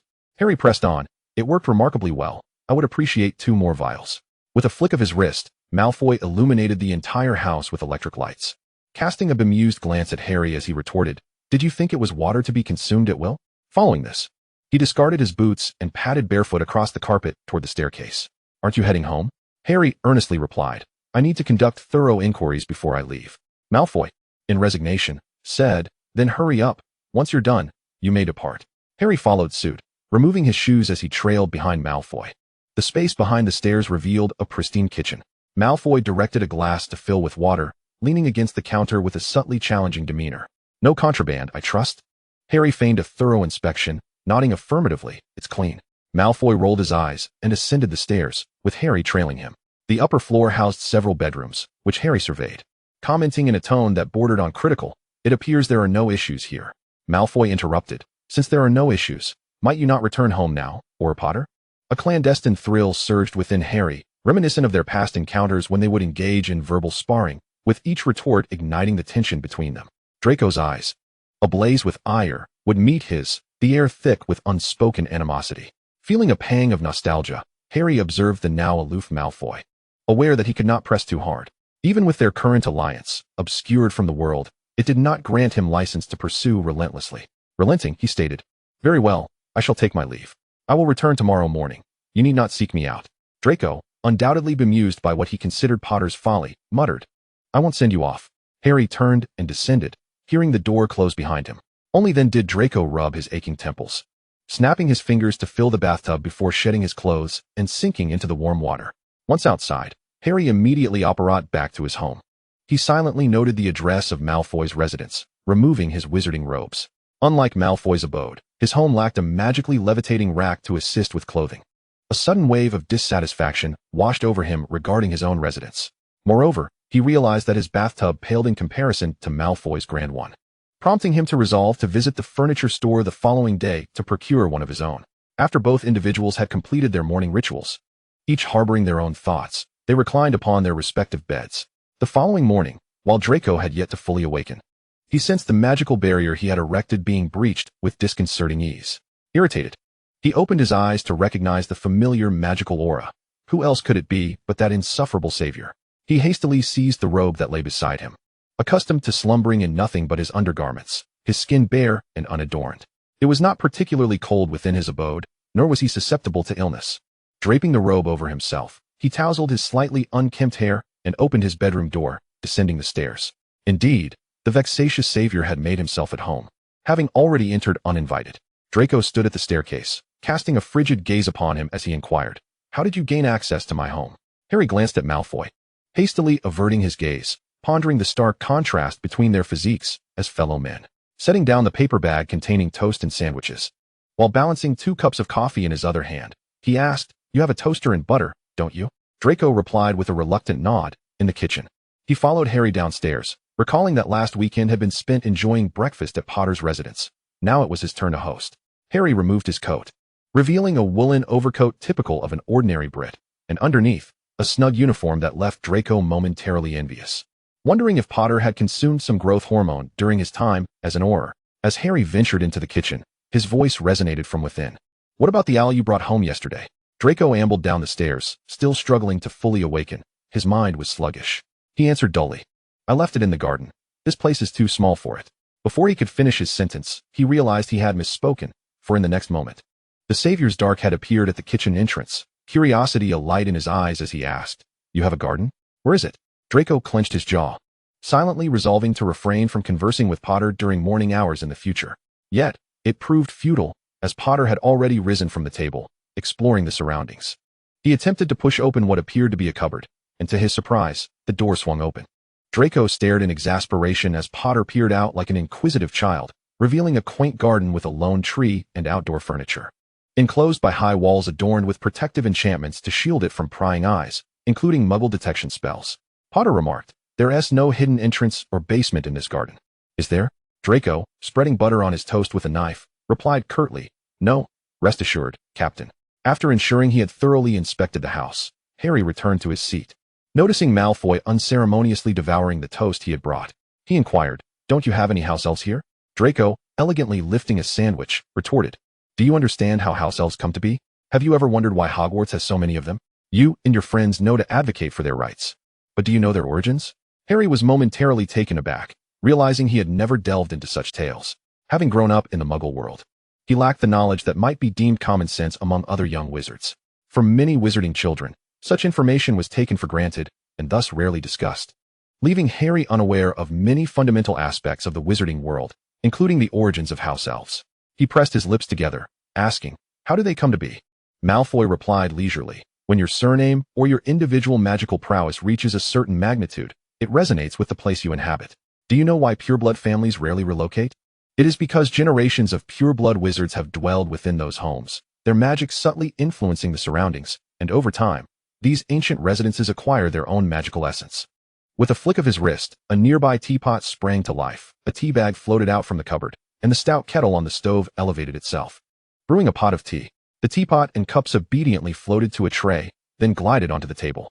Malfoy poured himself a cup, inhaling its aroma with satisfaction as he continued, "Just like Hogwarts, the room of requirement belongs to Hogwarts itself, not to any headmaster. Over the years, numerous headmasters have come and gone, yet none can claim ownership of Hogwarts. House elves are drawn to these ancient pureblood families, serving them because they can thrive in these enchanted abodes, which in turn nurtures their kind. I can only legally return to the magical realm of Britain now, and this house is not a wizard's construction. I merely purchased it from the previous Muggle owner. The elves will not notice me here," and noticing Malfoy had fallen silent, Harry prompted, "And what?" Malfoy sighed, muttering something indistinct that Harry could not quite catch. "I didn't hear you. Could you repeat that?" Malfoy sighed again, stating, "And I cannot carelessly wield my magic, lest I attract house elves and expose myself, thereby solidifying my guilt." Harry pondered this notion thoughtfully, recognizing it as a valid perspective.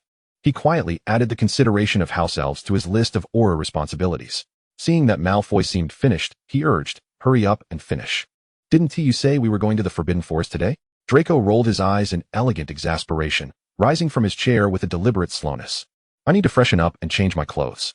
Harry, somewhat dissatisfied, remarked, Fine, but don't make yourself too presentable. Last time, you attracted centaurs. What do you hope to attract this time? Malfoy scoffed disdainfully, pretending not to hear the comment as he ascended the stairs. Harry, not following Malfoy's lead, surveyed the Muggle kitchen, which reminded him of his aunt's. Warm and quiet, clearly well maintained by the previous owner, with clean tiles adorning the walls, devoid of any blemishes. It was a far cry from his own home, starkly different from the dilapidated state of his childhood dwelling. Upon the mention of their humble abode, a tremor coursed through his heart. The children remained at the meager dwelling, and Harry had made plans with them to venture out tomorrow. But where should they go? Harry adored his 3 children, yet the thought of a headache loomed ominously.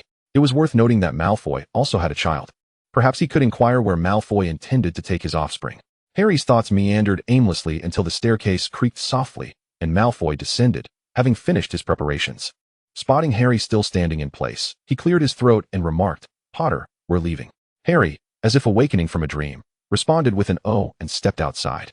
Draco, his head bowed as he adjusted his cuff, was clad in attire conducive to movement. His meticulously groomed hair was tied back in a ponytail, its length recently reaching an awkward stage, grazing the nape of his neck and occasionally eliciting an itch. The strands that framed his forehead were also neatly swept back, rendering him clean and poised, seemingly years younger. The imposing slicked-back hairstyle, often difficult for others to carry, was effortlessly upheld by his striking visage. He called out again, "Potter, we're leaving." After uttering this, he felt somewhat peculiar about calling Potter by his surname at his own doorstep, especially on a weekend, which gave rise to a domestic weekend outing vibe. Draco suppressed the oddity within him. Potter appeared slightly off as well, exhibiting a look of near disorientation. Once they stepped outside, Draco inquired, "Apparition?" Initially, he intended to apparate to Harry's doorstep and then proceed through the fireplace to Hogwarts as they had done previously. However, to his surprise, Harry simply nodded and extended his hand. He firmly grasped Draco's wrist with surprising strength, rendering Draco momentarily unable to break free. The savior cast a glance at him, his deep green eyes imbued with an air of pressure and intimidation, momentarily stunning Draco into silence. In an instant, a soft popping sound, reminiscent of a balloon bursting, resonated in the air, and the spot where they had been standing was left vacant. Potter swiftly transported Malfoy via apparition to Hogwarts. Chapter 30, The Antidote.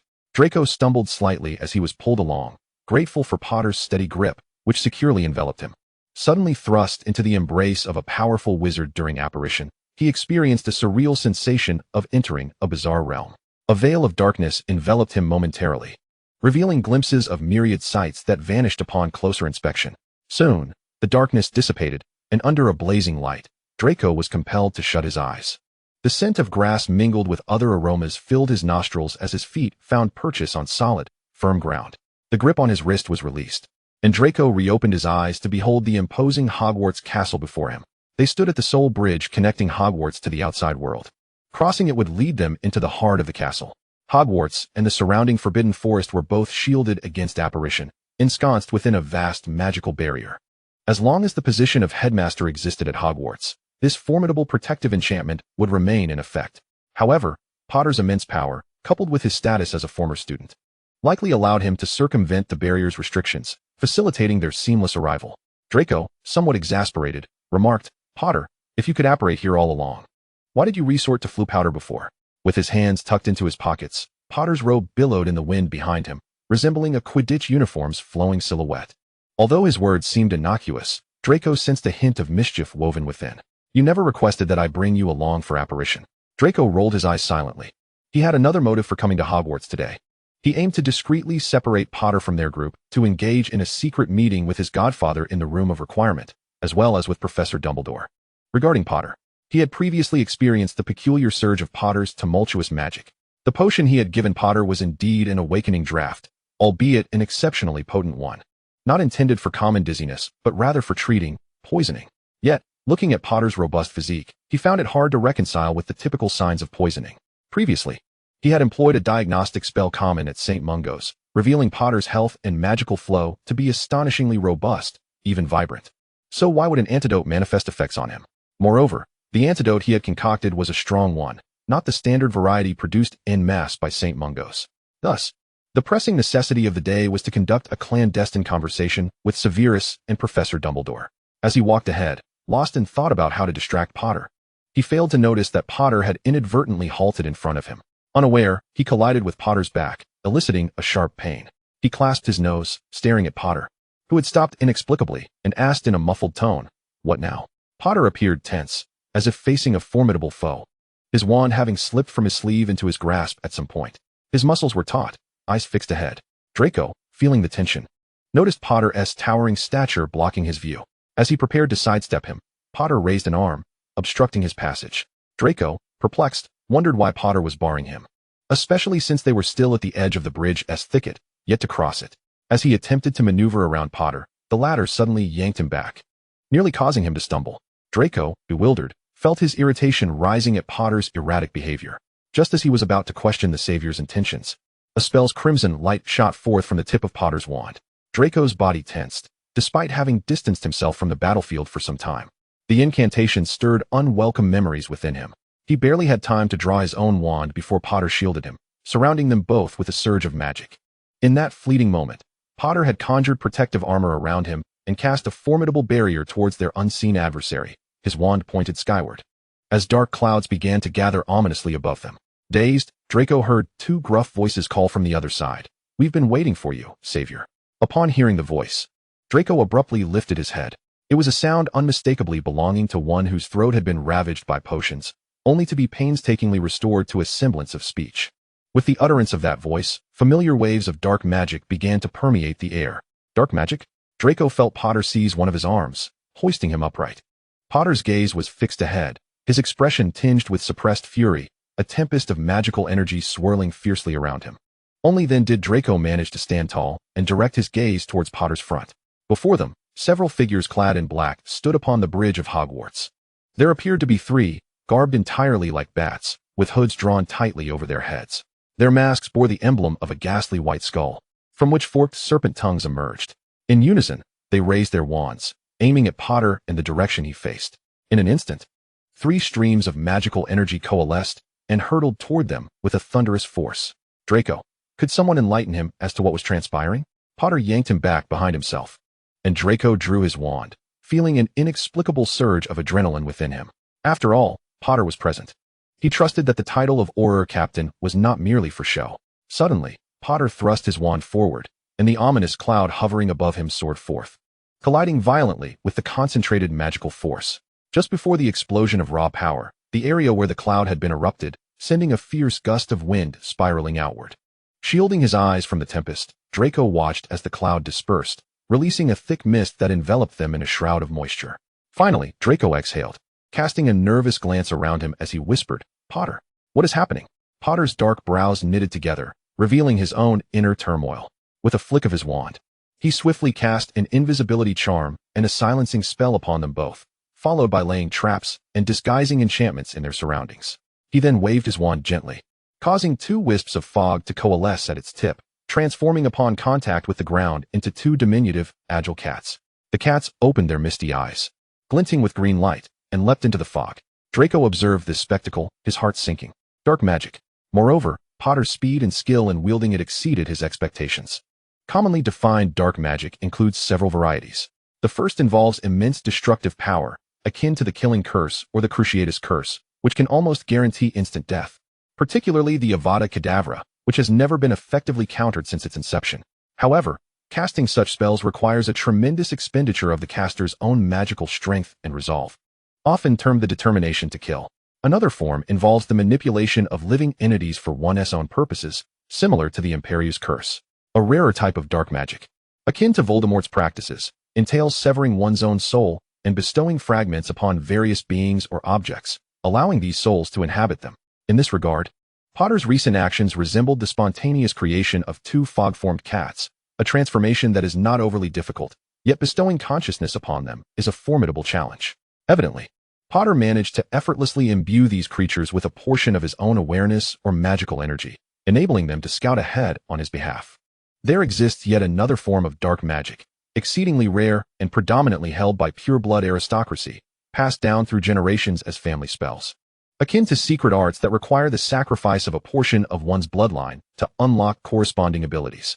Potter's magic likely belonged to the second category.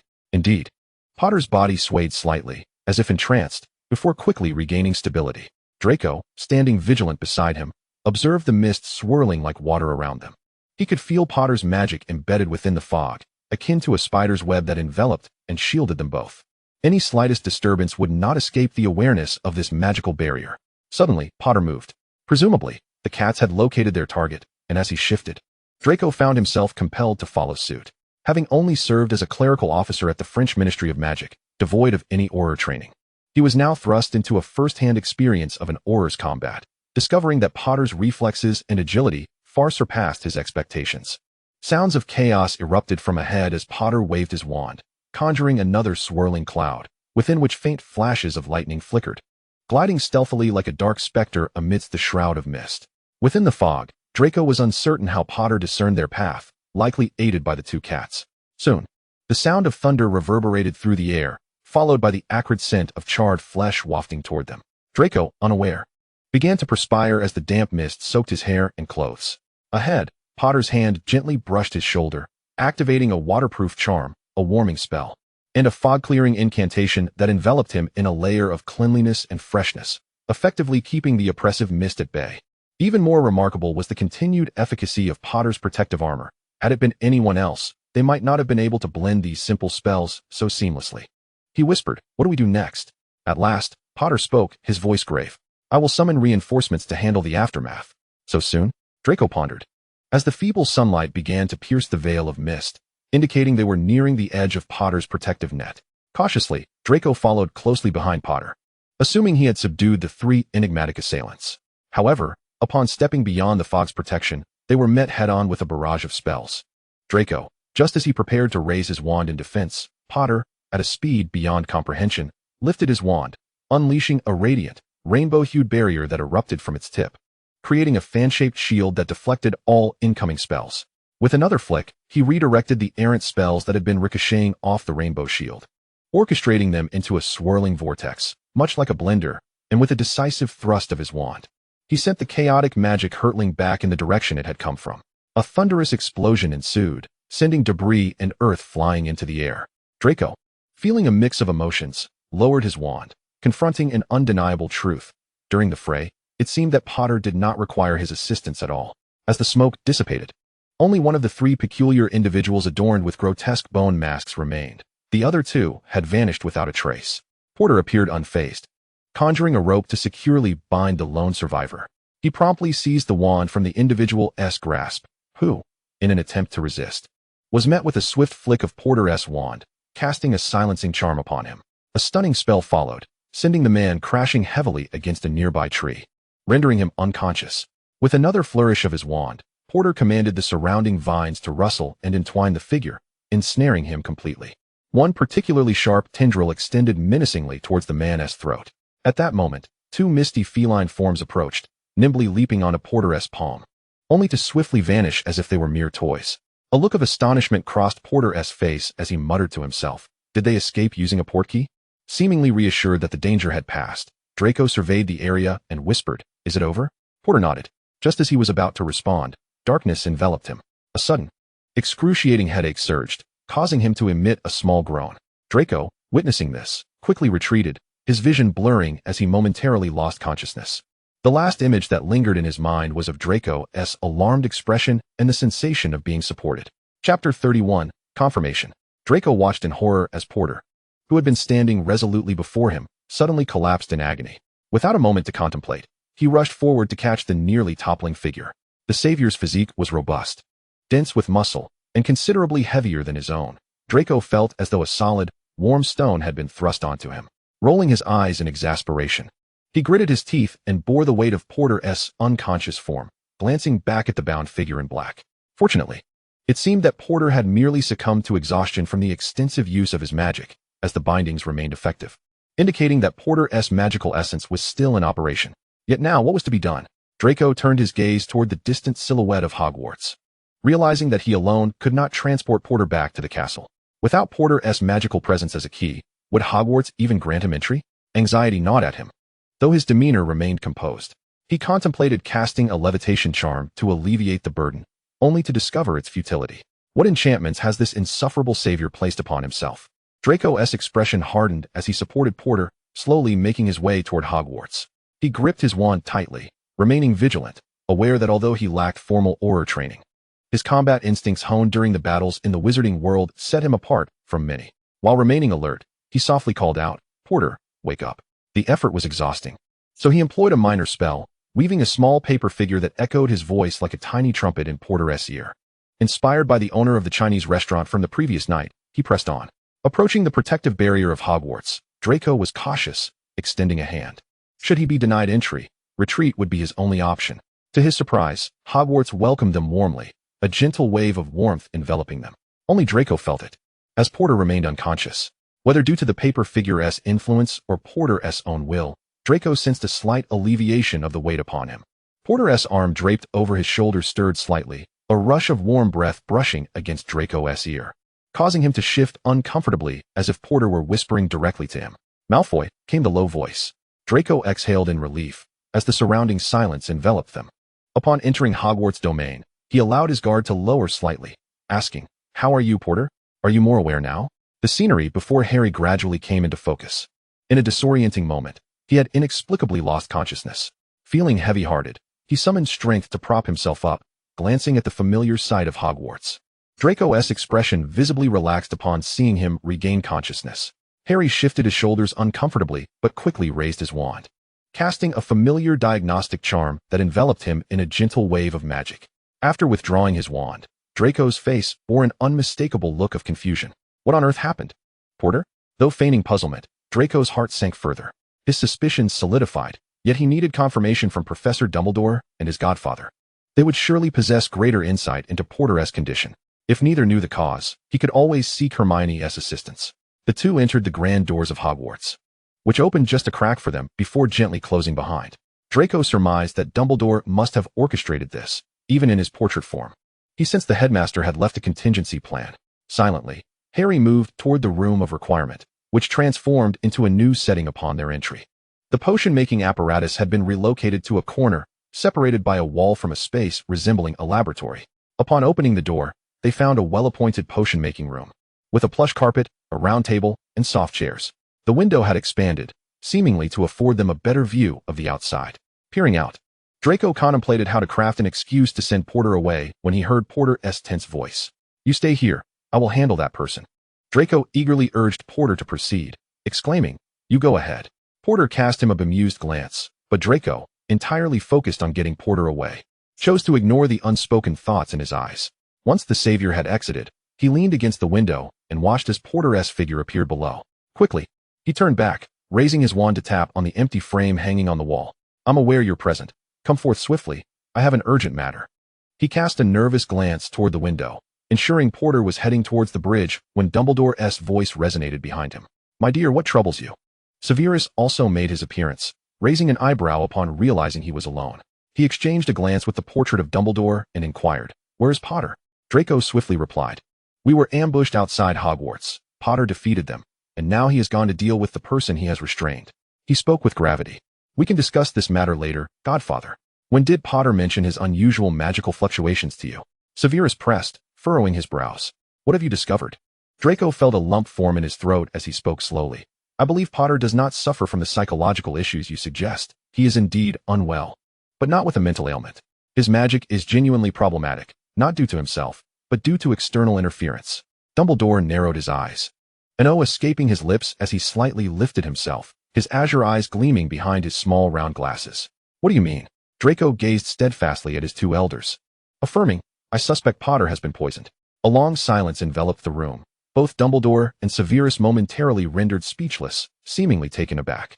After uttering those words, Draco too fell into silence, pacing back and forth as he continued. "After exhibiting symptoms, Potter returned here immediately to seek you both, correct?" Severus slowly nodded, lost in thought. "Indeed, Potter's magic is quite peculiar. As mere portraits, we are unable to conduct any examinations on him." Dumbledore nodded in agreement, removing his glasses to regard Draco. "Child, I trust your judgment." Draco, still holding his breath, felt a renewed sense of purpose from Dumbledore's words. He continued, "Child, it has taken this long for only you to discern Potter's predicament, further affirming that my and Severus's initial assessments were correct. Only you can save Potter." Severus interjected, a hint of a headache evident in his tone. "Dumbledore, what are you scheming now?" Draco looked at the two figures in the portrait, especially his godfather, unwavering in his belief of Severus's affection towards him. He sensed Dumbledore's desire to fully support Potter. He calmly stated, "Headmaster, do you wish for me to keep this concealed?" Dumbledore responded appreciatively, "Severus, I truly admire Draco. Your insight is impeccable." Severus scoffed, a storm cloud settling upon his brow. Dumbledore continued, "I had to persuade Severus for quite some time before he reluctantly consented to let me contact you. Initially, I anticipated some issues between you and Potter. Yet it appears you two are getting along splendidly, which brings me great relief." He encouraged further, "I trust your judgment. Proceed as you see fit. I entrust Harry to you, Draco. The future of the British magical community rests in your hands." Just as Harry exited, he took a deep breath, feeling his magic coursing through him like boiling lava within his veins. Yet, unlike the previous episodes of magical surges, this tumultuous flow seemed subdued, contained within his veins without spiraling out of control. Feeling slightly dazed, he descended the steps and inhaled deeply upon reaching the lawn, making his way towards the spot where the dark-clad figure lay motionless. There was much to be done, transporting this individual back to the ministry for interrogation, and perhaps bringing others along to conduct a magical trace, ideally to uncover a clue connected to the key. Who would be the most suitable? No. If he brought others to trace the key's whereabouts, it would expose his own reason for being at Hogwarts, and with Malfoy involved. Was it his decision to come here, or Malfoy's? How could he justify Malfoy's presence at Hogwarts? Another question nagged at Harry. How did these assailants know to ambush him here? There was only an agreement between him and Malfoy, and if it hadn't leaked from him, then there was only one other possibility. His gaze darkened, fingers twitching, magic swirling around him as if agitated. He had wanted to trust Malfoy, to give him a chance. But under the current circumstances, he couldn't believe Malfoy was oblivious. Were they not the best at assessing situations? Harry approached the fallen figure, the eerie skeletal mask still obscuring the assailant's identity, the jagged wooden implement unwaveringly aimed at his throat. He crouched down, yanking off the mask, revealing a face he did not recognize, clouded with a grim expression. Resolved, he stood once more, determined to inquire with Malfoy. In a fleeting thought, he apparat to the entrance of the room of requirement. He turned the handle, finding Malfoy already shedding his outer garments, draped over a chair, his attire crisply tucked into his somewhat slender waist, moving with a serious demeanor around the room. For reasons unknown, upon seeing Malfoy's focused presence, Harry's previously boiling rage inexplicably diminished by half. If Malfoy had truly betrayed him, could he remain so composed? Malfoy busied himself, traversing between the room of requirement and the potion workspace inside, while Harry's thoughts felt like ice melting in hot water, ready to dissolve. He entered, sinking into the plush sofa, the soft fabric providing a modicum of comfort as he loosened his grip, allowing his shoulders to relax. His green eyes peering through the curtain of black hair at the golden-haired figure within. Malfoy had rolled up his sleeves, revealing his forearms, wielding a silver knife as he sliced through something. Harry could only catch a blurred glimpse of the object. After finishing, Malfoy poured the evenly cut pieces into a cauldron that was already bubbling with water. The liquid swiftly transformed into a pale yellow hue. Then, emerging from the cauldron, Malfoy retrieved a purple plant from a nearby cabinet. Casting a glance at Harry as he calmly stated, "It's the daffodil root you collected last time." Afterward, he waved the plant in his hand, inquiring, "Can you guess what this is?" Harry narrowed his eyes, his knowledge of herbology only adequate, not comparable to Neville's expertise. Uncertain, he ventured, "Mandrake?" Draco. He was aware that the Savior's performance in herbology and potion-making was rather dismal, yet he could hardly have imagined it to be this abysmal. Amused yet exasperated, he remarked, "The rare blue wolfsbane has undergone a mutation, and with it, its properties will inevitably change. What might be concocted when paired with daffodil roots?" Harry, sensing a flicker of Severus's shadow in Malfoy, hesitantly ventured, "The elixir of life?" Perhaps it was because he had previously overheard Malfoy mention that daffodils could be used to create the elixir, and now with both daffodil and wolfsbane in the mix. Even if it wasn't the elixir, this answer could hardly be deemed incorrect. Malfoy cast a cold glare at him and retorted, 50 points from Gryffindor. Return and transcribe the compendium of mutated potions 3 times, and submit it in the next class. Harry nearly leapt up in outrage. Where on earth is such a book as the compendium of mutated potions? Chapter 32. The answer Harry observed as Malfoy made several trips back and forth, retrieving various items from the cabinet. Unable to suppress his curiosity, he inquired, "Where did this cabinet come from?" Malfoy, wand aglow, was comparing the labels affixed to the cabinet, searching for the items he desired. "It is a collection of past Hogwarts potion professors, or more accurately, Hogwarts' own storeroom, supplemented with a few personal treasures from the professors. The Room of Requirement has granted us access to this privilege, and I am merely taking advantage of it." Upon hearing this, Harry lifted his gaze to the 2 empty frames hanging in the middle of the room. Neither Dumbledore nor Severus occupied them, yet if this access was indeed granted, he could only surmise that it was the handiwork of Dumbledore and Severus. Otherwise, Malfoy alone would be utterly incapable of such a feat. Even he could not command Hogwarts to relinquish its potion storeroom. His boiling thoughts began to cool slightly as he took a couple of deep breaths. A faint aroma wafting from the potion workspace. Malfoy was meticulously adding a powder at a deliberate pace, wielding a small silver spoon. Each scoop taken from the bowl and evenly deposited into the cauldron, which gradually transitioned from a pale yellow to the light blue-violet hue reminiscent of the potion Harry had previously consumed. He recalled Malfoy's earlier words, the awakening potion. Observing quietly, he noted that the recipe for this awakening potion differed significantly from the one found in books. It was not merely a variation, but an entirely different concoction. He watched as Malfoy busied himself, and the once boiling magical energy began to settle. Sitting on the plush sofa, he unexpectedly felt a wave of drowsiness wash over him. He closed his eyes. When he awakened again, the sun was nearing the tips of his feet. He relished the rare sensation of relaxation. Noting that his magical energy still pulsed within him, the gentle fragrance enveloping the room adding to his comfort. Malfoy's voice broke the silence. Awake? Do you feel better? Following the sound, Harry turned to see Malfoy holding a glass vial, gently shaking it. The pale purple liquid inside shimmered in the sunlight, casting a spectrum of colors on the walls. Malfoy, gazing at the radiant light, expressed satisfaction. The effects are promising. You shall drink this potion shortly. Harry's eyes were captivated by the vial of potion, yet his words remained eerily composed. Malfoy, we need to talk. Draco, still clutching the potion, walked back from the window and sat across from Potter. Harry avoided looking directly at him, as the persistent effects of his occasional legilimency made him reluctant to maintain eye contact. Clenching his fists on his knees, he leaned slightly forward, the pressure of his magic subtly emanating. He spoke softly. Malfoy, do you know who those people are? Draco, shaking his potion, this antidote freshly brewed and requiring constant agitation, shook his head, though he could infer that they were undoubtedly Potter's adversaries. It appeared that his and his mother's earlier suspicions were correct. The British Ministry of Magic was not as peaceful as it seemed, and Potter's faction had not entirely gained the upper hand. Draco's silver-gray eyes fixed intently on Potter as he quietly asked, Potter, do you suspect me? Potter lifted his gaze, briefly meeting Malfoy's eyes before quickly averting them once more. Malfoy's voice resonated across the space. You should have faith in my mental occlusion, Potter. If I declare my complete ignorance, will you believe me? Harry raised his head, locking his gaze with Malfoy's, positioning himself with his back to the sun. The golden light reflected off Draco's hair, illuminating the room behind him, while the sunlight framed his face with a radiant glow, even revealing the barely perceptible fuzz on his cheeks. His silver-gray eyes were inscrutable as he continued to shake the vial, speaking with a calm demeanor. Potter, I have never disclosed your whereabouts to anyone, not even my own. I stand with you now. Do you believe that?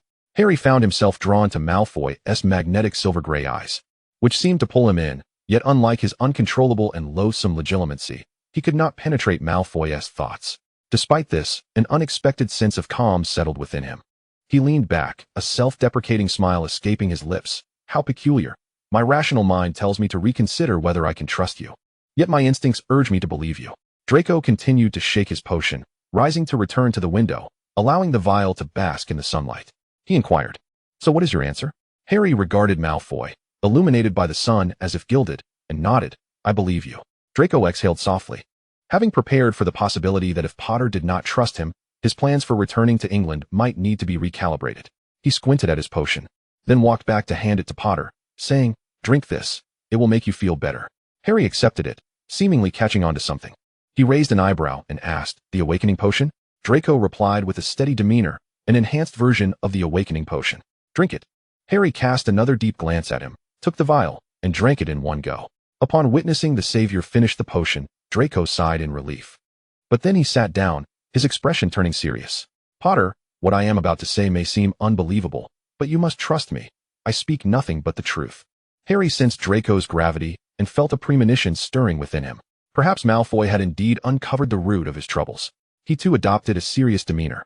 Yet he refrained from urging Malfoy to hurry, instead fixing his gaze upon him, silently gesturing for him to continue. Draco drew forth his wand, lightly tapping it upon the table between them, from which tendrils of light emerged from the tip, weaving together to form a humanoid shape upon the surface. With a gentle wave, a lightning bolt appeared on the figure's abdomen, and Harry understood that this tiny figure represented him. Draco maintained this magical representation, lowering his voice as he spoke.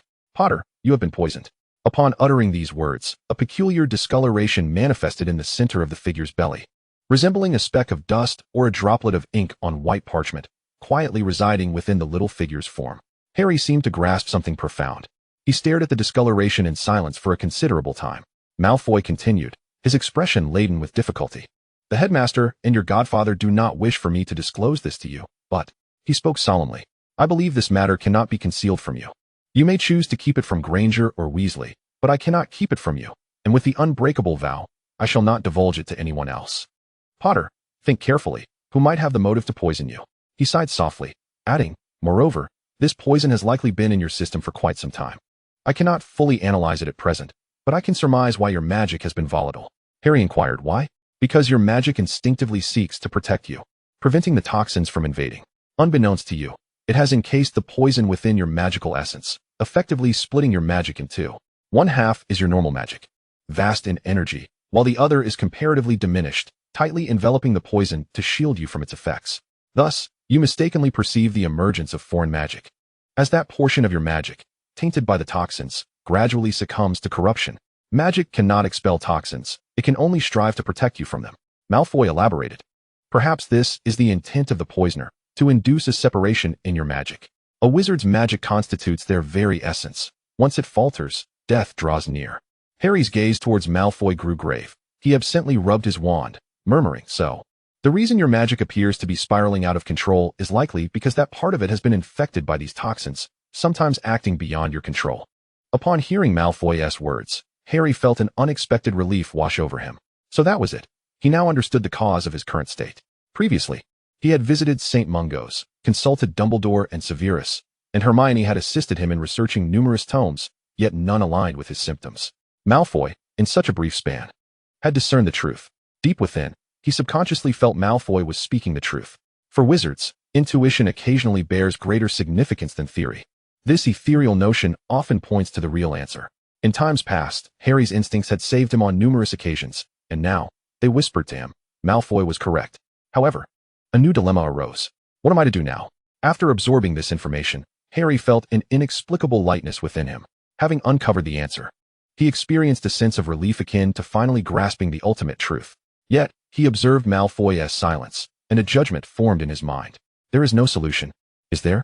Malfoy rose once more. The confident expression that had long adorned his face finally vanished. Potter, are you aware of the curse placed upon pureblood wizards? Harry recalled his previous dream, the inexplicably vanished teammate in a mysterious ancient manner, the statue that restored itself after being shattered, and that eerie floor capable of absorbing flesh and blood. All of it surpassed his imagination. Draco, observing the pallor of Potter's countenance, realized something was amiss. He inquired seriously, Potter, what transpired before? Tell me, so I can form a judgment. You have encountered a curse, have you not? What occurred? Did it happen to you? Or to someone else? He hesitated to voice his next thought, having returned to England. He had become perceptive enough to discern that Potter's title of Auror Commander was more a facade than a reflection of genuine authority. A mere name carried by a savior too burdened by expectation. In reality, he wielded little power. Draco was certain that something significant had transpired with Potter. The Harry of the past, even during the tumultuous aftermath of the war, did not exhibit this profound, unexpressed despondency now veiled beneath the surface. Were it not for Draco's keen insight, he might not have perceived it. Potter sighed softly, then, with a calm demeanor, as if recounting the fate of a stranger, he revealed, my partner is dead. He relaxed against the sofa, his gaze seemingly fixed ahead, yet it bore the emptiness of a specter haunting the air. Do you know the standard for Auror missions? Draco shook his head. He was one who preferred the confines of an office, avoiding fieldwork whenever possible. It was not due to a lack of ability, but rather a prudent approach befitting the Malfoy lineage. Potter, with a sardonic smile gracing his lips, said coldly, the minimum standard for missions is 2 people. Ideally, a team of 4 is maintained. He enumerated, 1 for assault, 1 for surveillance, 1 to control the situation, and the last for rescue and backup. He flexed his hands, opening and closing them, continuing, I primarily served as the assault operative, capable of providing backup when needed.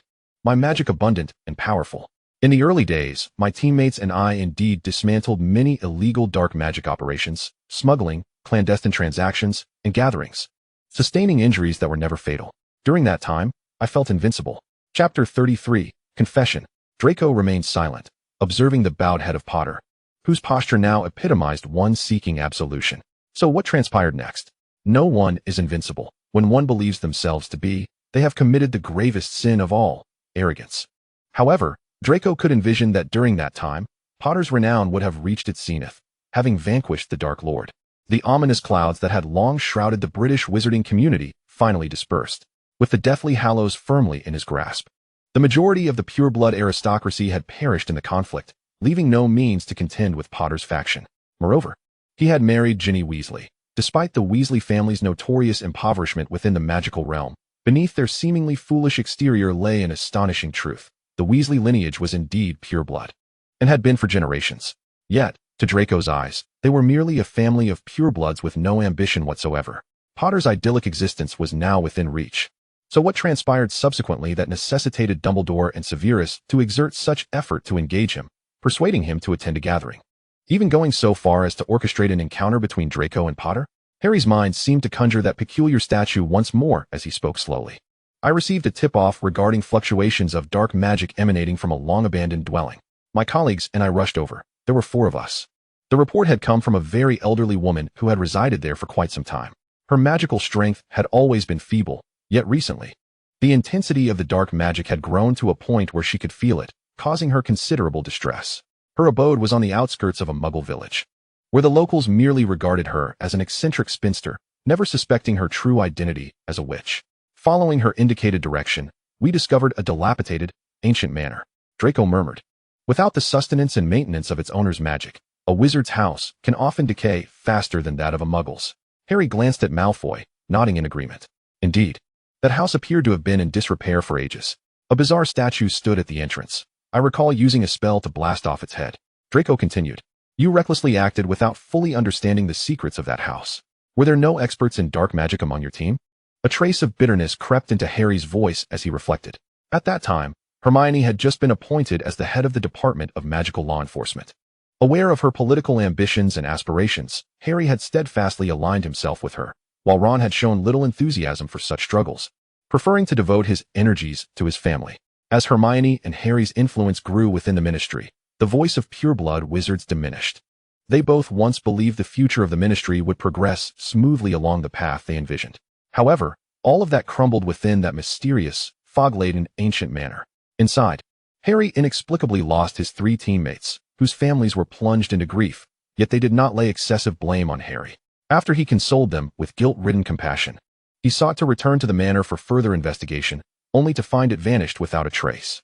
He still sensed the faint echoes of dark magic emanating from that place, but regardless of the methods he employed, be it revealing charms, disillusionment spells, or revealing potions, even resorting to Muggle techniques of digging deep, he could no longer locate that ancient dwelling. It had seemingly dissolved into thin air. He could feel its presence but could not grasp it. Malfoy pondered aloud. It sounds like a concealment charm employed by an ancient family. Yet, this is far from sufficient to bring down Potter. In his view, Potter's resilience and tenacity are unparalleled among his peers. Otherwise, how could he have endured in his own cellar? As Potter matures, these traits will only intensify. Could it be that something even more grave transpired afterward? Harry continued. You've likely deduced the reason why I, the head Auror, have been assigned to monitor you rather than engage in numerous missions. Draco fell silent for a moment before responding. It is because your movements have been restricted, is it not? Harry offered a detached smile, tacitly affirming Malfoy's assertion. He pressed on. Subsequently, the department dispatched more personnel. We once again formed a 4-member team. During one operation, we stumbled upon an ongoing illicit gathering. I charged in, disrupting the assembly. While some managed to flee, a majority were apprehended at the scene, making it a significant success from an operational standpoint. However, during the final head count, I suddenly felt my magical powers spiraling out of control. When I regained consciousness, I discovered that half of those captured were missing, with half of them collapsed on the ground, their life force faint and uncertain, and all my teammates had fallen. The remaining individuals were in a state of shock, and during subsequent interrogations, they claimed I had lost my senses in that final moment and launched indiscriminate attacks. Draco comprehended the gravity of the situation, undoubtedly. Potter's magic was formidable. After the demise of the Dark Lord, he could be regarded as the foremost figure in the wizarding world, shining brightly in both magical prowess and reputation. Yet what if that brilliance suddenly turned into a state of chaos? Others' mistakes might be forgiven. But what if that individual were Harry Potter, the illustrious rising star, the leading figure of the British Ministry of Magic? With a glorious history and immense expectations placed upon him, the prophesied boy who had borne the hopes of the entire wizarding community since childhood, he had not disappointed them. Yet, such a person, in moments of failure, would undoubtedly face more scorn than an ordinary individual, for he was inherently destined to stand at the pinnacle, and the entire wizarding community would be loath to witness his descent into the mire. Draco remained silent, contemplating what the ministry should do first. Should they suspend Potter? Investigate the cause? No. The initial step should be to concoct an excuse to send Potter to St. Mungo's. Indeed, Potter's next words confirmed this thought. I was admitted to St. Mungo's. While I was taken aback by their assertions, even doubting whether I had fallen into some sort of trap, the fact remained that lives were lost, and I could not deceive myself into believing I had not witnessed those who perished. Draco inquired, what is St. Mungo's stance? Harry's gaze turned distant as he recalled his time at St. Mungo's. In truth, the doctors there bore little difference from the Muggle physicians he had encountered before, clad in white coats or suits, or wearing magical robes adorned with the St. Mungo's emblem. However, most of the healers preferred to don attire resembling Muggle suits, a change brought about by Hermione. She believed that while wizarding robes certainly highlighted the distinction between wizards and Muggles, the primary concern for medical personnel should be unobstructed movement. Even the current Aura uniforms had been reformed with Hermione's involvement, transforming them into a style more conducive to action. Under the auspices of Harry Potter's name, he indeed received the finest treatment at St. Mungo's. However, unbeknownst to anyone, his magical essence resembled a fractured egg, gradually disintegrating. After a period of healing, St. Mungo's declared Harry fit, and the Ministry of Magic accepted their assessment, reinstating him into the ranks of the Aurors. After participating in several operations against dark magic, Harry felt, at that moment, that he was entirely well. Yet, unforeseen calamity struck once more. Once again, he experienced a fleeting loss of consciousness, accompanied by inexplicable fatalities. The situation could no longer be concealed, as doubts began to arise regarding the ministry's decisions and St. Mungo's medical expertise. A mysterious narrative began to circulate through the streets. Draco recalled a particular scene he had once witnessed, feeling a twinge of absurdity. You're not suggesting you might be the next Dark Lord, are you? Harry swiftly glanced at him, but he remembered that Malfoy had encountered this phenomenon before, and with his intellect, he surely could not be oblivious. He nodded, choosing not to speak further. Draco, too, fell silent, pondering what Harry's life had entailed over these past few years.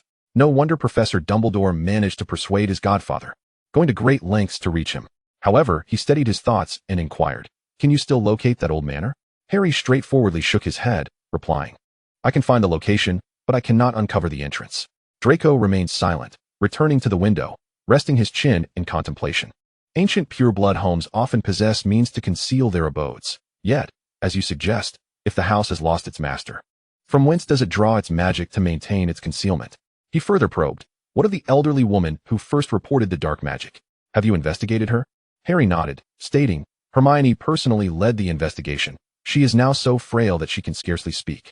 Hermione discovered that her mind is in utter disarray, akin to a child's, and she has no relatives to care for her. Hermione decided to place her in a nursing home. Draco asked, are there no signs of the Cruciatus curse or manipulation? Harry shook his head, replying, none. Draco felt a perplexing sensation. According to Potter's account, the origins of all this turmoil lay within that mysterious old manor. Logically, their judgments and actions had been sound. Upon receiving intelligence, they should have ventured to that enigmatic estate, for the genesis of these events likely resided there. Yet the most pressing issue now was that they could not return. Should they be able to return, Draco might have devised a solution, but without that possibility, it was akin to searching for a needle in a haystack. Gazing out the window, Draco was again beset by a sense of helplessness, reminiscent of when he had repaired the vanishing cabinet. Yet this time, as he surveyed the landscape, he resolved to act. If he could mend the cabinet, then surely he could tackle Potter's predicament as well. He addressed Potter. You must have surmised that this waking potion is not merely a waking potion, correct? Upon uttering these words, Potter appeared to shed a burden, looking noticeably lighter. He nodded, saying, what waking potion could produce such an effect? Draco continued, this is a potent antidote, to which I have also added calming components. You know how young wizards sometimes cannot control their magic, causing magical surges? This contains calming elements. While it may not entirely purge the toxins from your system, it can effectively suppress them temporarily. When I first gave it to you, my intention was to stabilize your magic, though I had not anticipated such unexpected results. He added, your magic has stabilized for the time being. I will devise a further plan, hoping that by our next meeting, I will have made progress. Harry inquired, next time? When might that be? Draco pondered, I must return to France to see my child. If all goes well, I shall return on the day the Malfoy Manor is unsealed. He asserted confidently, upon my return, I will dedicate more time to England, as our family's fate is now intricately tied to yours, Potter. Draco gazed at the forbidden forest outside, softly declaring, if possible, Potter, I hope you will allow me to meet with Granger in a discreet location. Harry queried privately. Draco nodded. Indeed, this must be a clandestine meeting, for your condition cannot be made public, can it? The ministry still requires the reputation of its savior. Yet they are wary of your peculiar magic. They neither dare nor can openly disclose your inexplicable episodes, which sporadically arise. They cannot confidently keep you on the front lines of the Aurors, while simultaneously hesitating to remove you from their ranks. Thus, I was correct when I suggested that as the head Auror, you are indeed rather unoccupied. My presence has provided both you and the ministry with a perfect excuse. Chapter 34, The Manor. I am a high-risk former Death Eater. Any incident would not be surprising. I dare say those who oppose you and Hermione would almost welcome my misfortune, wouldn't they? Should I encounter an incident, the entire Malfoy lineage would lack an adult heir, and the vast wealth and assets under the Malfoy name would be ripe for the taking by other ministries and pure-blood aristocrats, unless Scorpius returns to England upon reaching adulthood. But by then, how much would remain? Moreover, my misfortune would also implicate you. Draco spoke gently. Who proposed this suggestion? Harry's eyes betrayed his astonishment as he replied. Your conjecture aligns perfectly with Hermione's. Draco scoffed. Their only miscalculation may have been assuming I had reached an agreement with you beforehand, correct? Harry nodded, saying, Hermione aimed to counter them, thus accepting the proposal for me to monitor you. Draco could not help but admire. I have always believed Granger should have been sorted into Ravenclaw. It seems my judgment remains unerring. He urged, so, Potter, can you provide me with a response by tonight? When can Granger and I meet again, in a more discreet location? Harry asked, how do I contact you? Draco contemplated and said, I possess a pair of two-way mirrors. Use them to reach me. Harry took possession of the Malfoy two-way mirror, as an exceedingly rare and precious magical artifact. Each sold two-sided mirror bears the name of its creator, and a record is meticulously kept upon sale to ensure it is not misused. This particular two-sided mirror belonging to Draco Malfoy has been passed down through generations of the Malfoy family, its weighty form adorned with intricate engravings. The back inscribed with the name of its maker. The mirror flickered softly, the handle warming, and the visage of the person opposite materialized upon its surface. An elegant woman appeared within the mirror, her long black hair transitioning to gold at the tips. She lifted the mirror, gazing with a hint of surprise at the figure across from her. Her astonishment swiftly transformed into a poised greeting. Good day, Mr. Potter. It appears my son has forged an alliance with you, has he not? I am Narcissa Malfoy. Though taken aback, Harry found the situation entirely reasonable. Who other than a member of the Malfoy family would possess the other half of this mirror? Narcissa continued, Thank you for your trust in our family, Mr. Potter. While I am unaware of the current circumstances, I assure you that the Malfoy family will do everything in our power to assist you. We shall not let you down. As Harry pondered how best to navigate this encounter with the lady, Draco's voice resonated from the other side. Harry had never before perceived Draco's voice as anything short of melodious. Mother? Is that Potter? An excited child's voice interjected. Potter? Is it Harry Potter? Narcissa's gaze drifted away, likely to attend to the child, presumably Draco's offspring. The mirror shifted once more, revealing a golden-haired head. Draco's hair appeared slightly disheveled, as though he had just concluded time spent with the child. He adjusted his hair while inquiring, Potter, how are things? Harry shifted his focus from Draco's hair and replied, Hermione is available tonight. What about you? Draco's surprise was palpable. Efficient, aren't we? Have you settled on a location? Harry met Draco's gaze. Number 12, Grimmauld Place. You know it. Draco's initial astonishment gave way to understanding. A commendable choice. I shall arrive shortly. Exhausted, Draco appeared at his English Muggle residence. Since he could legally travel to England, he felt as if each outing was an extravagant spectacle, following his and Potter's ostentatious entrance into the Ministry of Magic. Their photographs dominated the pages of the Daily Prophet and various tabloids. The Malfoy family was already a prominent name within the ministry, and with Potter by his side, their notoriety soared. This time, Potter had come to the ministry to escort him, drawing even more attention. Draco trailed behind Potter as they exited, leaving a flurry of whispers in their wake. They arrived at Grimmauld Place, and Draco recognized the significance of the location. Before it became the secret headquarters of the Order of the Phoenix, it was the ancestral home of his mother's family, the Blacks. Now, Sirius had bequeathed the Black estate to Potter. He pushed the door open to find it enveloped in darkness. Since encountering Potter, he had lost count of the size he had emitted. He reached out to press against the wall, and the spot that had once held the head of a house elf illuminated. The corridor flooded with light as Draco remarked. Didn't T. Sirius inform you how to navigate this house when he passed it on to you? He continued to press various points along the corridor. The Black residence, where my mother once lived, if I'm not mistaken. The portrait of Mrs. Black opened her eyes. To Draco's surprise, she did not scream or lose her composure. Instead, she spoke as a true matron would. It is you, my child. Draco bowed, straightening as he replied, grandmother. Harry then recalled that, in terms of bloodlines, Mrs. Black was indeed Draco's grandmother. Her gaze upon him was filled with the warmth reserved for a true grandson. Child, you have returned. Draco replied, grandmother. I hope I am not intruding. Mrs. Black gently responded, no, your presence here brings me joy. Please, make yourself at home. After uttering these words, she slowly closed her eyes, and the curtain before her lifted automatically. With a sigh, Draco ascended the staircase, where Creature awaited him with tears in his eyes. Upon seeing Draco, the old house elf trembled, bowing deeply, his large nose nearly touching Draco's boots. Master Malfoy, Harry thought, why has Creature never shown such excitement towards him? Perhaps he truly is the rightful master of this estate. Draco remained composed, seated in the drawing room as Creature dutifully prepared tea and snacks. With a sense of nostalgia, Draco remarked, thank you, Creature. Creature, visibly emotional, with tears welling in his eyes, choked out, to serve Master Malfoy is Creature's honor. Harry inhaled deeply, saying, Creature, we need to talk privately. Though Creature appeared reluctant, he had no choice but to comply with Harry, the rightful owner of the house, and vanished. After a brief interlude, green flames erupted in the fireplace, and Hermione Granger emerged. Her hair was neatly tied back, clad in Muggle attire, her expression as serene as ever. Draco Malfoy rose to greet her, and they shook hands as if they were long-lost friends. Draco Malfoy. Hermione, her brown eyes fixed upon him, replied, Hermione Granger. She refrained from using the Weasley surname, indicating that today's matters did not involve the Weasley family. After their introductions, they settled into silence. An awkward stillness enveloping Grimmauld Place. Confronted by the girl he had often mocked, Draco was overwhelmed with a tumult of emotions. He now required her signature for legal entry, while she, the Muggle-born which he had derided during their school days, had ascended to a position of authority within the Ministry of Magic. He gently nudged the platter of snacks towards Hermione, saying, please, help yourself. Hermione, her calm gaze fixed upon him, took a moment before reaching for the offering. Accepting Draco's courtesy, she said, gentlemen, I would like to hear about your progress. Draco lifted his eyes, briefly meeting Potter's gaze from a distance.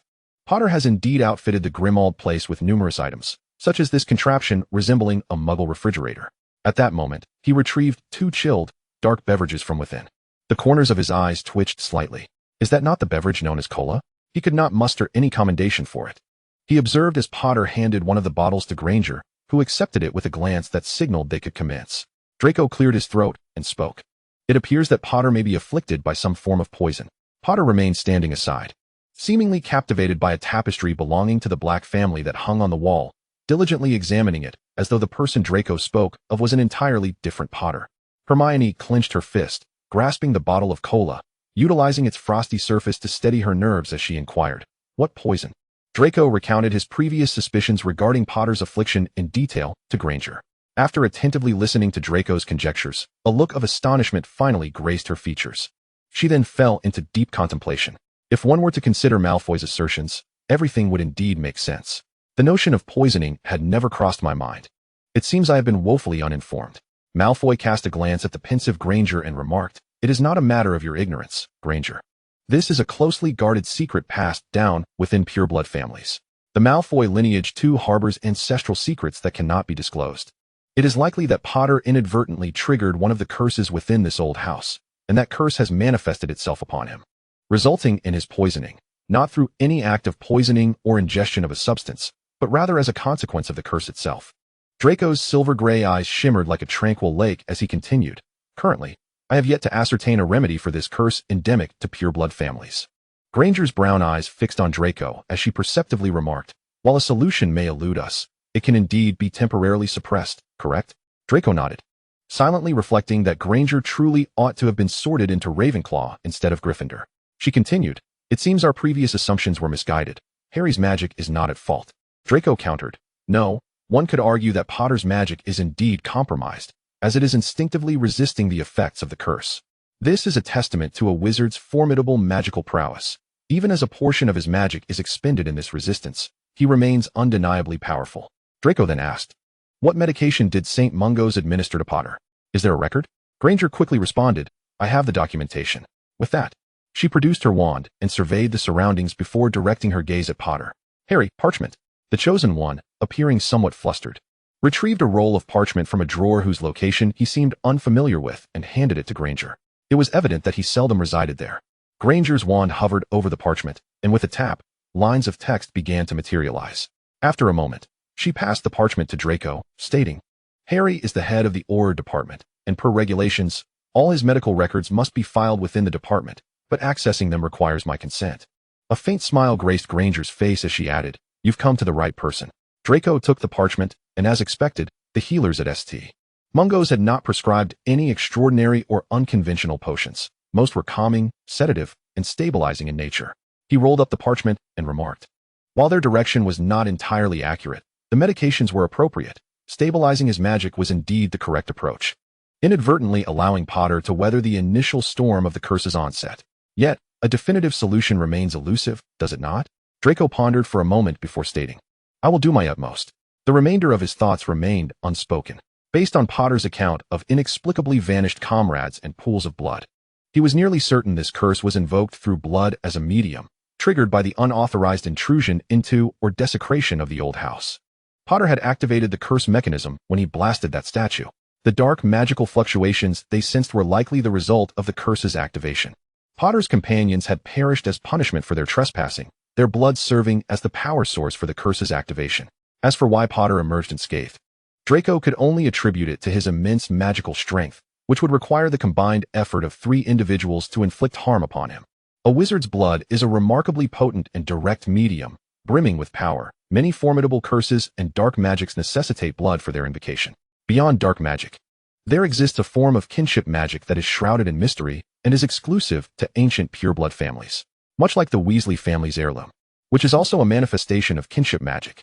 Draco caressed his family ring and declared, The unsealing of the Malfoy estate occurs tomorrow. Once unsealed, I shall return to our cellar to investigate for any similar occurrences and ascertain whether a solution exists. In the meantime, I will brew an antidote for Potter. If my predictions hold true, it should last at least a week. Granger nodded in agreement, saying, Be prepared. Tomorrow's unsealing is bound to be quite eventful. Chapter 35, Behind the Door. Just how eventful could it be? Regardless, bright and early the following day, Harry had efficiently prepared himself, awaiting Malfoy at the appointed hour outside his door, as per Hermione's instructions and their agreement.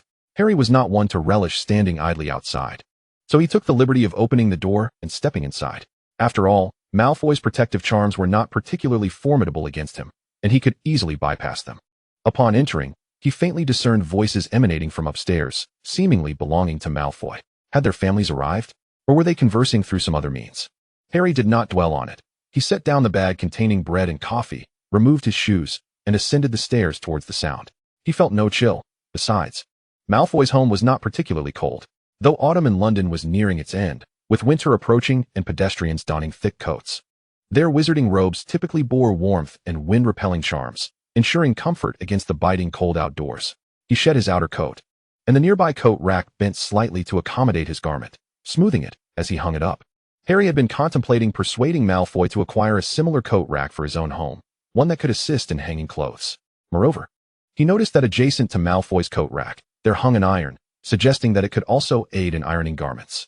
However, whether it was Malfoy himself who ironed or if the coat rack assisted him in that task remained uncertain. As he ascended the staircase, the sounds from above became increasingly distinct, and Malfoy's voice gradually grew clearer, imbued with a tone of sternness as he declared, No, Scorpius, you must go to school today. What? Scorpius? School? Hadn't Hogwarts yet to commence its term? The door above was slightly ajar, not entirely shut, and with the stealth honed during his Auror days. Harry quietly crept up the stairs, concealing himself behind the door to peer inside. The first sight that greeted him was a pale, bare back. Malfoy had not yet fully dressed. He had merely wrapped a towel around his waist. It was still early, and he appeared to have just emerged from the bath, his skin bearing the faint blush of warmth from the hot water.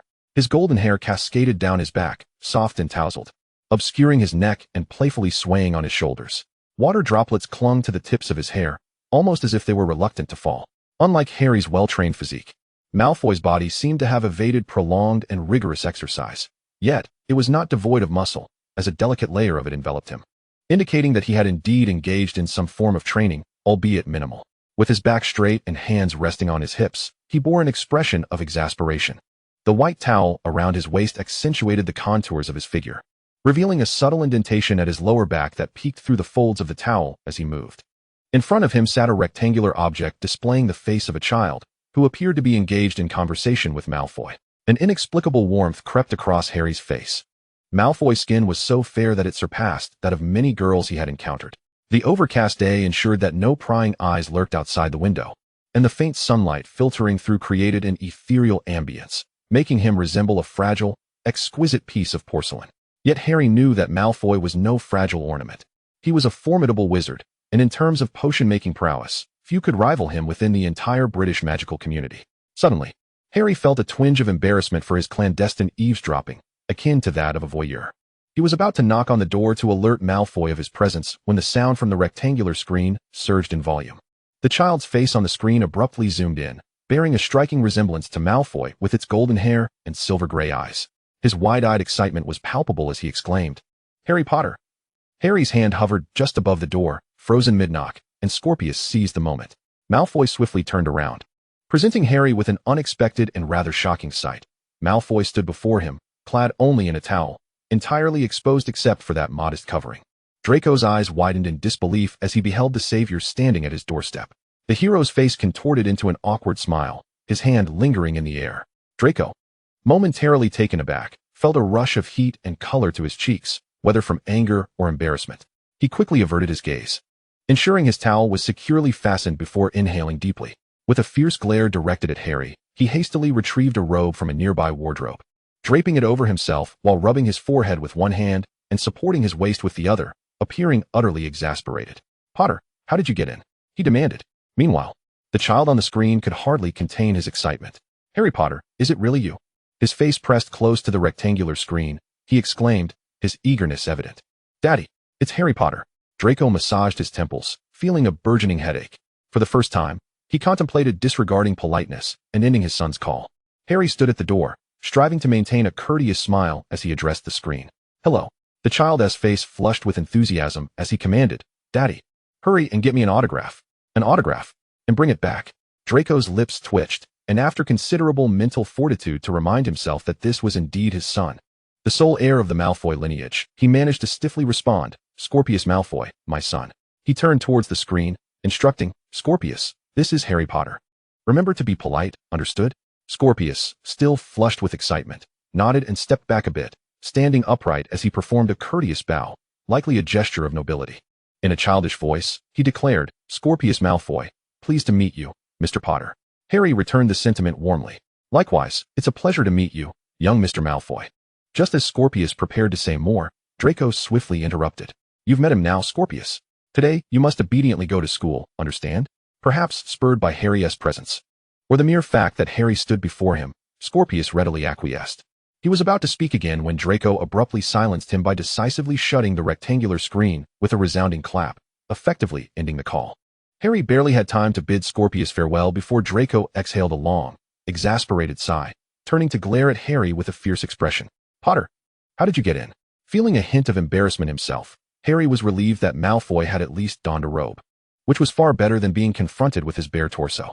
He pointed toward the door downstairs, somewhat sheepishly admitting, "The door was ajar, so I just walked in." In truth, it had been closed, but he had merely used magic to breach it. Yet, he could not divulge that detail and quickly added, "I brought breakfast." "I assume you haven't teammate any?" Draco let out another deep breath, running a hand through his hair, revealing his smooth forehead. He closed his eyes, donning an expression of reluctance to face Harry any further, and waved his hand dismissively. "You go downstairs. I'll tidy up and join you shortly." As Harry complied and exited the room, the door slammed shut behind him with a resounding bang, unmistakably conveying Draco's ire. Harry descended with a hint of trepidation, retrieving the bread and toast from the packaging. He cast a warming charm on his coffee cup, glanced around, and opened several cabinets, from which he procured a few plates. He arranged the bread and toast he had purchased in an aesthetically pleasing manner before looking around again and finding a stool to sit upon. Meanwhile, Draco above was taking deep breaths, attempting to calm his tumultuous emotions.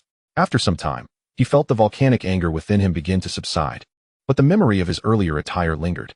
Had it not been for his current inability to match the savior's magical prowess seated below, he might have brandished his wand and rendered Harry unconscious. He removed his robe and felt a surge of relief that he had wrapped a towel around himself. For although they were both men, he felt that he and Potter were not of a relationship that could bear nudity. With a resigned sigh, he let the towel fall away, now completely bare. Just then, Harry's voice echoed up to him. "Malfoy, are you ready yet?" Instinctively, Draco wrapped the towel around himself. But as he realized what he was doing, he stifled his peculiar emotions and shouted angrily toward the door, "No." The savior fell silent, likely sensing Draco's ire. Draco rummaged through his wardrobe, carelessly selecting a few garments to don. He paid no mind to his hair, casting a drying charm upon it before pushing open the door and descending. At that moment, Harry was diligently retrieving toast from the toaster, adopting a slightly guilty posture as he sought to make amends. "I bought you some renowned bread today." Draco stood at the kitchen entrance, his expression as frigid as ice. Though he was now fully dressed, it was evident that he had not put forth his usual meticulous effort. Gritting his teeth, he asked, almost through clenched jaws, "How did you get in?" Feigning ignorance, Harry replied, "Your door wasn't shut properly. I simply walked in." Draco remained silent, his actions conveying his anger. He drew his wand and silently cast several protective charms around his home, reinforcing the defenses before scrutinizing the bread Harry had brought, reluctantly taking a piece. He spread butter on the toast, and Harry offered him the coffee, still warm from the charm. With an uncharacteristically guilty tone, Harry said, "I'm not great at making coffee. This is from a well-known Muggle cafe. Give it a try." Draco accepted it with an impassive expression, inhaling its delightful aroma. He took a tentative sip and set it down, striving to maintain his composure as he inquired, "Why did you come so early today?" Harry bit into his bread, savoring its delightful softness and sweetness. "Hermione specifically reminded me last night to come early. You still need to handle some paperwork at the ministry before we can head to Malfoy Manor. I'll personally lift the seal placed by the ministry." Draco paused momentarily, elegantly slicing his bread as the knife gently grazed the porcelain plate, lost in thought. "The signal she wishes to convey to everyone what?" Harry asked. Draco glanced at him, and Harry felt an inexplicable twinge of pity in Draco's gaze, reminiscent of Hermione's urging him to follow her directions. "Be perceptive, Potter. Elevate your political awareness. Granger wants the outside world to know that you and I are irrevocably bound together. This also quashes the hopes of certain pureblood families. Do you have any idea how many of them wish to see Malfoy standing against you upon my return?" Harry truly did not know. Having spent the last few months at the ministry solely engaged in paperwork and training new Aurors, with no desire to delve into anything else. Yet he concealed this, pretending to be oblivious. "I understand." Draco replied with conviction, "No, you do not. Enough of this. There's no point in discussing it further. Have you finished eating?" Harry swallowed the last bite of his bread. "Can we go now?" Draco rose, casting a cold smirk at Harry. "No, today is a significant day. I cannot appear so shabby.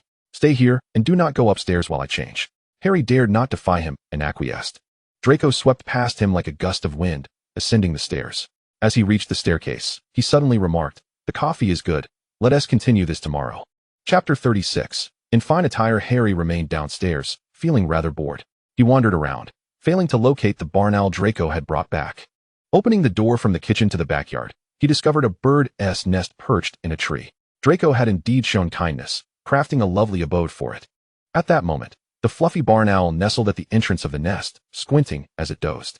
Upon noticing Harry's presence, it slightly opened its eyes, let out a soft cack, and sluggishly moved its feet, retreating further into its nest, clearly indicating it did not wish to be disturbed. Harry retreated, pondering what Draco could possibly be doing upstairs, as silence enveloped the space. Did changing clothes really take that long? Feeling a mix of dissatisfaction, curiosity, and intrigue, he prepared to stealthily ascend the stairs. Just as he reached the small landing above, Draco's door swung open. He was still adjusting his cuffs, his golden hair neatly styled into a sleek bundle cascading down his back, seemingly adorned with sparkling diamonds. Today he wore a white shirt, the cuffs embellished with silver cufflinks shaped like serpents, with emerald eyes glinting like cat's eyes in the sunlight. Upon lifting his gaze to meet Harry's, Draco's face bore a familiar countenance, yet at that moment, it appeared sharper and more resplendent than usual. Adorning his white shirt was a ruby brooch, affixed with a silver chain that wound around the buttons, culminating in an intricate design on the opposite side. Seeing the brooch, Harry cursed his keen eyesight for revealing glimpses of skin even whiter than the shirt through the buttonhole. Draco gazed at him, suddenly scrunching his nose in discontent. With a hint of accusation, he remarked, "Is that how you intend to dress?" Harry, startled, looked down at his attire. Aside from a slight wrinkling, it was rather clean and presentable. However, in comparison to Draco, it paled in significance. Feeling slightly embarrassed, he tugged at his clothes, mustering a nonchalant demeanor as he replied. Is this not sufficient? Malfoy said with a hint of disdain. Of course not. Since Granger desires a grand entrance for the two of us, your attire must not fall short. With that, he firmly grasped Harry's shoulder, leading him into his bedroom without any resistance. Once again, that faint, woody fragrance enveloped him. He absent-mindedly rubbed his nose as Malfoy ushered him into his room, which, as anticipated, was astonishingly spacious. Aside from the imposing four-poster bed in the center, an entire wall was lined with cabinets, the contents of which remained a mystery. With a flick of his wand, one of the cabinet doors swung open, and an array of garments began to float out. Malfoy furrowed his brow, scrutinizing each piece as they drifted by. Harry, taken aback by the spectacle, almost stammered a protest against the complexity when a voice interrupted him. He turned sharply to see a pair of lips materializing on the full-length mirror beside him, which then spoke. Mr. Malfoy, this gentleman possesses striking eyes. I believe a shirt in a complimentary hue would be fitting. What do you think? At that moment, a deep green, lustrous shirt floated gracefully into view, billowing as if caught by a gentle breeze. Malfoy stroked his chin, glanced at it, and said, Very well, Potter. Change your attire. Harry could only gape in astonishment as Malfoy waved his wand. His clothes seemed to be unfastened by invisible hands, leaving him clad only in his undergarments. He instinctively covered himself, his voice a low growl. Malfoy. Malfoy appraised him from head to toe, a semblance of satisfaction creeping onto his face as he remarked, Not bad. What's the matter? You peeked at me. Should I not be allowed to look at you? With another flick of his wand, the dark shirt slid effortlessly onto Harry's frame, the silky fabric gliding over his limbs. Once dressed, Malfoy produced a pair of trousers in a matching shade, then waved his wand once more. Harry felt a crackling sound above his head, as if static electricity were at play. The hair that had obscured his vision was suddenly much shorter, granting him a clearer view. He gazed into the mirror, barely recognizing the reflection before him. Malfoy, evidently pleased, declared, Let us add some accessories. What? Accessories? Harry began to protest. But with a resounding bang, several drawers flung open, revealing a dazzling array of brooches, cufflinks, bow ties, and necklaces that sparkled enticingly. As Malfoy sifted through them, he mused, I suppose you don't often adorn yourself with such items. Shall we opt for a brooch, a bow tie, or perhaps cufflinks? As he spoke, the exquisite jewelry began to float, obediently aligning before him. With a wave of his hand, the unnecessary pieces returned to their previous resting places. Ultimately, Malfoy selected a brooch and 2 cufflinks, personally pinning the brooch to Harry's attire. It was green, shaped like a bird. Malfoy, somewhat unsatisfied, commented, A golden phoenix lacks the Gryffindor lion's majesty, yet this phoenix's green eyes perfectly complement yours. Afterward, he gestured for Harry to raise his hands. Under some unseen enchantment, Harry found himself lifting his hands, palms up, as Malfoy stepped forward, bowing his head to fasten the cufflinks. They radiated a cat's eye green, and although Harry was oblivious to their worth, he could tell they were far from inexpensive. Suddenly, Harry considered that despite Malfoy's haughty demeanor and occasionally unpleasant disposition at school, the sight of him bending down to fasten cufflinks would undoubtedly captivate any girl. It was no wonder so many young women clamored to marry into the Malfoy family. Feeling somewhat enchanted, Harry inquired, Aren't you going to find a lady to grace the Malfoy household? Draco, satisfied with his handiwork, stepped back to survey the transformed savior. Upon hearing Potter's question, he lifted his gaze, regarding him with a curious expression. Don't concern yourself with me. Focus on your own affairs, he replied with satisfaction.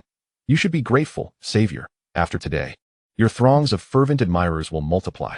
With that, he donned a robe hanging nearby, prompting the mirror to speak once more. Does this gentleman require a cloak, Mr. Malfoy? Malfoy nodded, saying, Choose one for him. Another robe, adorned with subtle patterns, floated gracefully onto Harry's shoulders, the front ties forming a delicate bow that cascaded behind him. Feeling somewhat uneasy, Harry shifted. He had never worn such elaborate and exquisite garments, let alone adorned with multiple expensive-looking accessories. However, Malfoy seemed unfazed, leading the way, his hands clad in soft white dragonhide gloves that snugly encased each finger. He resembled a warrior poised for battle, turning to Harry with a determined expression. Potter, from the moment we step out that door until we reach the ministry, hold your head high, shoulders back. Let them see that the savior remains, and that he is still formidable. You must not allow them to underestimate you. Do you understand? With that, he boldly stepped through the doorway. Draco smirked inwardly, reflecting on how the wizarding world had already paid dearly for underestimating the savior, yet here remained individuals oblivious to their folly. When Catherine arrived at the ministry, She felt a tad drowsy. Having spent the previous night reveling in Hogsmeade with her close friends until the early hours, rising that morning had proven quite the challenge. And now it was no different. With little energy, she placed her wand into the machine and stepped into the elevator.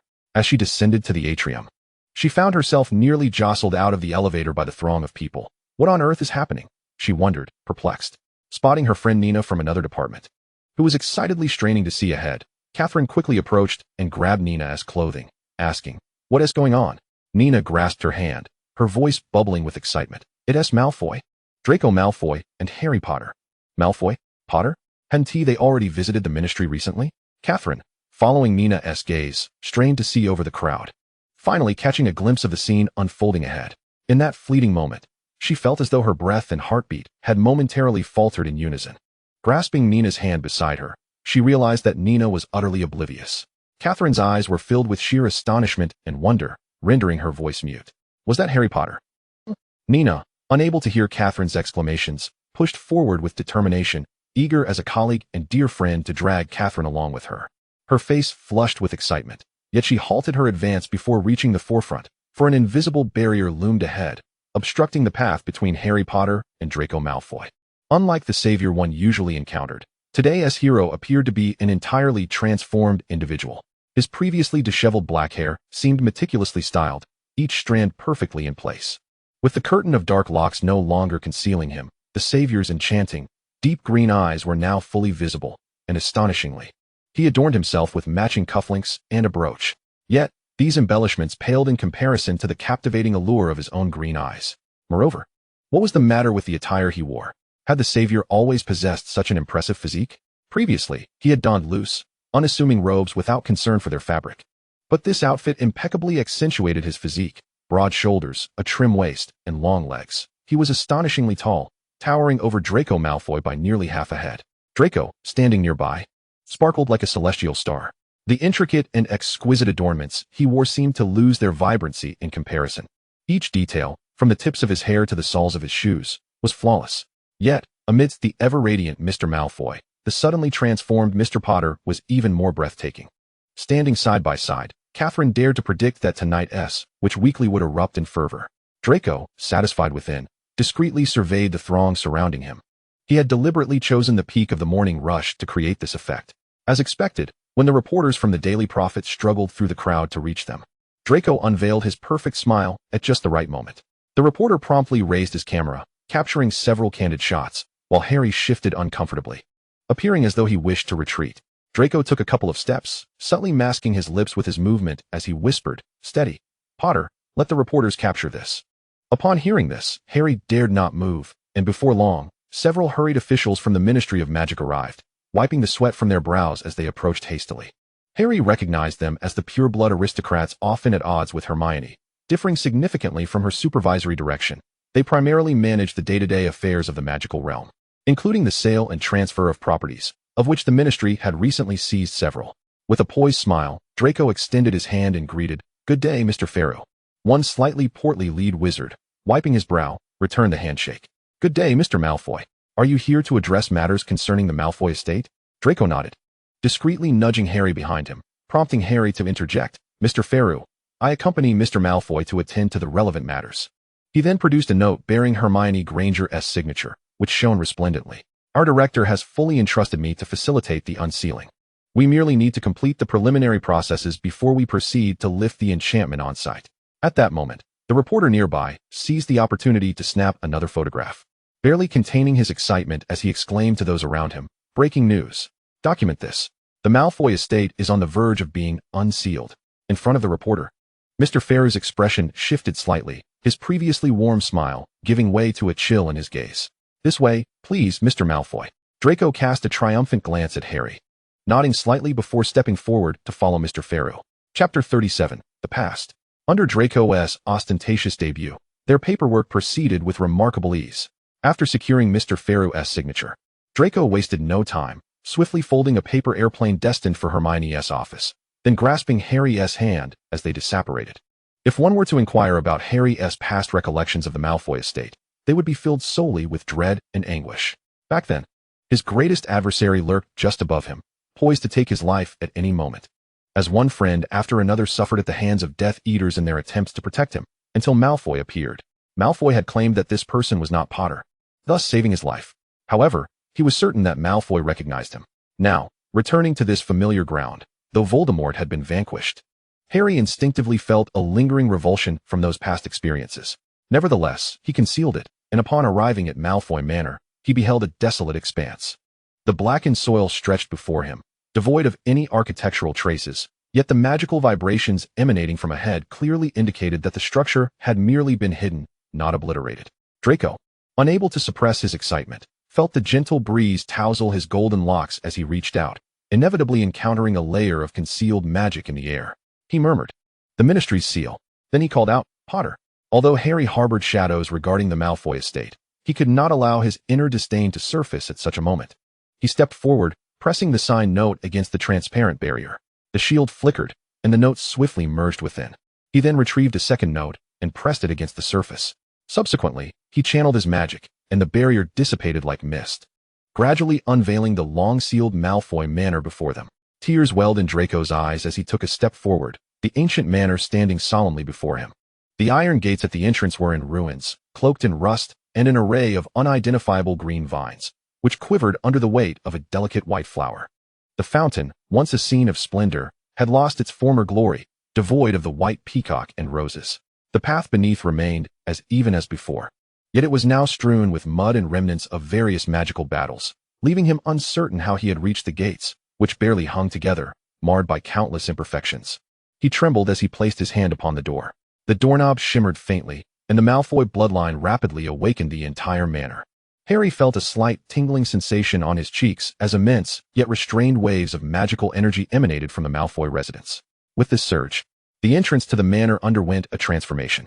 The previously dilapidated door gradually morphed into a complete form, two silver serpents entwined upon it, coiling together to create a lock-like shape. A heavy creaking sound resonated from within as the door slowly opened before Draco, revealing an interior shrouded in darkness and disarray. Draco stepped inside, his boots echoing crisply against the floorboards. He raised his hand as he walked, brushing against the walls one by one. The Malfoy magic had invigorated the manor, igniting candle after candle, and the once chaotic floors and walls began to restore themselves, the stained surfaces gradually regaining their original luster. Harry followed closely behind, entering with deliberate slowness. Draco stood in the center of the vast manor, his eyes closed. Waves of magic radiated from him. And after a decade of slumber, the manor finally welcomed back its master. Gradually, the residence began to reclaim its former splendor. The once tainted air was swept away, yet, despite this revival, there remained scars that could not be healed. Draco gently lowered his hand. Compared to earlier, the Malfoy Manor had regained roughly a third of its former glory, but that was still insufficient. He let out a soft breath. His magic alone was inadequate. To fully restore the Malfoy estate would take considerable time if he were to rely solely on himself. As he progressed, the demand for magic only intensified. Harry approached, yet he remained at the threshold, hesitant to step inside. Draco beckoned him. "Come in, Potter." Harry scrutinized him up and down before cautiously stepping inside, taking in his surroundings. The Malfoy Manor sprawled luxuriously, with their foyer rivaling the grandeur of Hogwarts' Great Hall. It was indeed a testament to the legacy of an ancient pureblood family. Draco sank into the sofa, appearing fatigued. His pallor deepened under the illumination of the crystal chandelier, rendering him almost porcelain-like. Harry halted, haunted by previous memories, and hesitated to draw closer, instead uttering, "Malfoy, congratulations." Draco's eyes fluttered shut, long lashes casting delicate shadows beneath them. Upon hearing Harry's voice, a genuine smile graced his features, and he replied earnestly, "Thank you, Potter. Oh, by the way, please extend my gratitude to Granger." He continued, "If possible, I would be honored if you would stay here tonight. I shall do my utmost to accommodate you."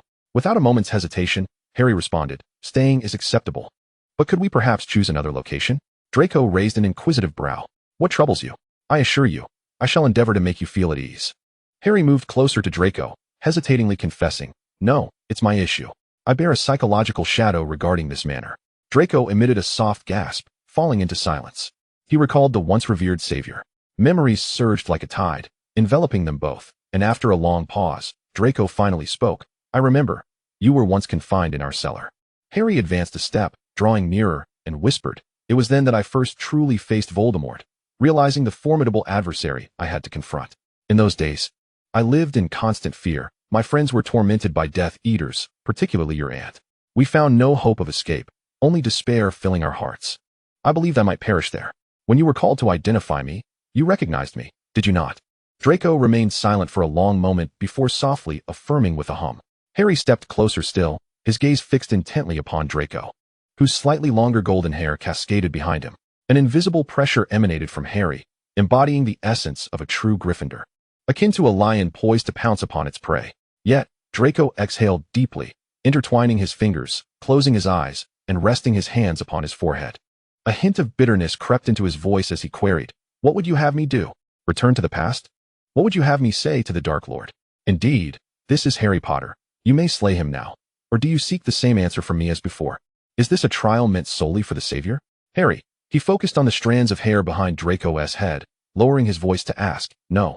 I merely wish to understand why you feigned ignorance that day." Draco reopened his eyes, his silver gaze momentarily clouded with confusion as memories washed over him. He recalled that fateful day when the Dark Lord had kept him close, those skeletal hands gripping his shoulder like a vice. Fear had rendered him trembling. Yet the Dark Lord seemed to revel in his terror. He coldly inquired, "Is that person down there Harry Potter? Harry Potter? How could he be in my family's cellar?" His mind, paralyzed by fear, suddenly sparked with clarity, a small crack forming in the icy fog. He glanced up to see Narcissa standing among a throng of Death Eaters. Typically, she would strive to conceal herself, silently standing behind Lucius like a specter. Yet, in that moment, she lifted her gaze, locking eyes with her son. With a barely perceptible nod, she acknowledged him, so subtly that not even the air bore witness. Then, she quickly lowered her head, her hood shielding her hair and obscuring her face, resembling a phantom lurking in the shadows. Draco was forcibly led into the dungeon by the Dark Lord. In his terror, he sought the reassuring presence of his father, but the Dark Lord and his aunt stood resolutely in the way of his desperate gaze. He was compelled to descend, forced to confront the captive. With a mere glance, he recognized the figure before him as Harry Potter. Though his face was unrecognizable, his hair and build altered. Those eyes, one look, and he could never forget. Even though the color of his eyes had changed, Draco could never forget that gaze. It was resilient, perpetually vibrant, exuding an array of emotions: anger, frustration, joy, and happiness. Even when ensnared in the dungeons, teetering on the brink of despair, that gaze remained unyielding, brimming with fury. A pang of bitterness surged within him, swiftly followed by anger. Potter, how dare he? How audacious could he be to intrude here? Did he not realize that the Dark Lord had been searching for him?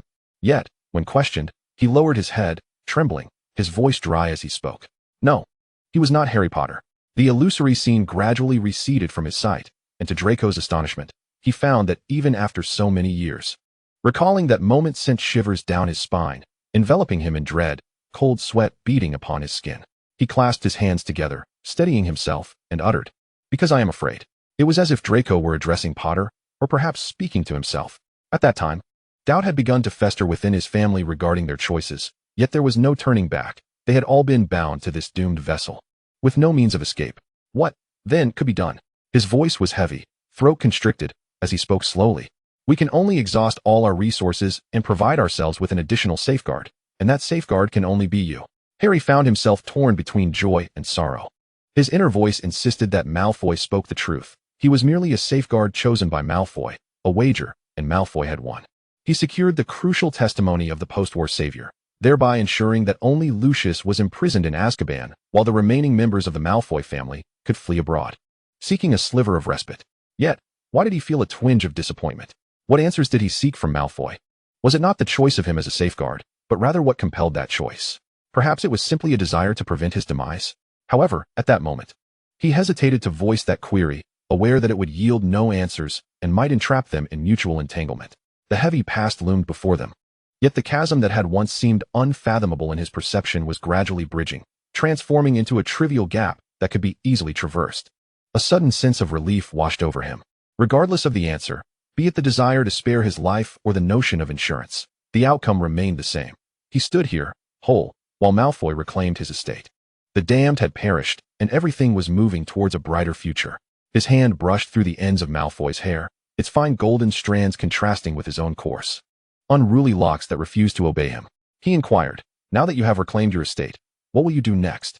Malfoy responded with a soft "oh," as if awakening from his reverie.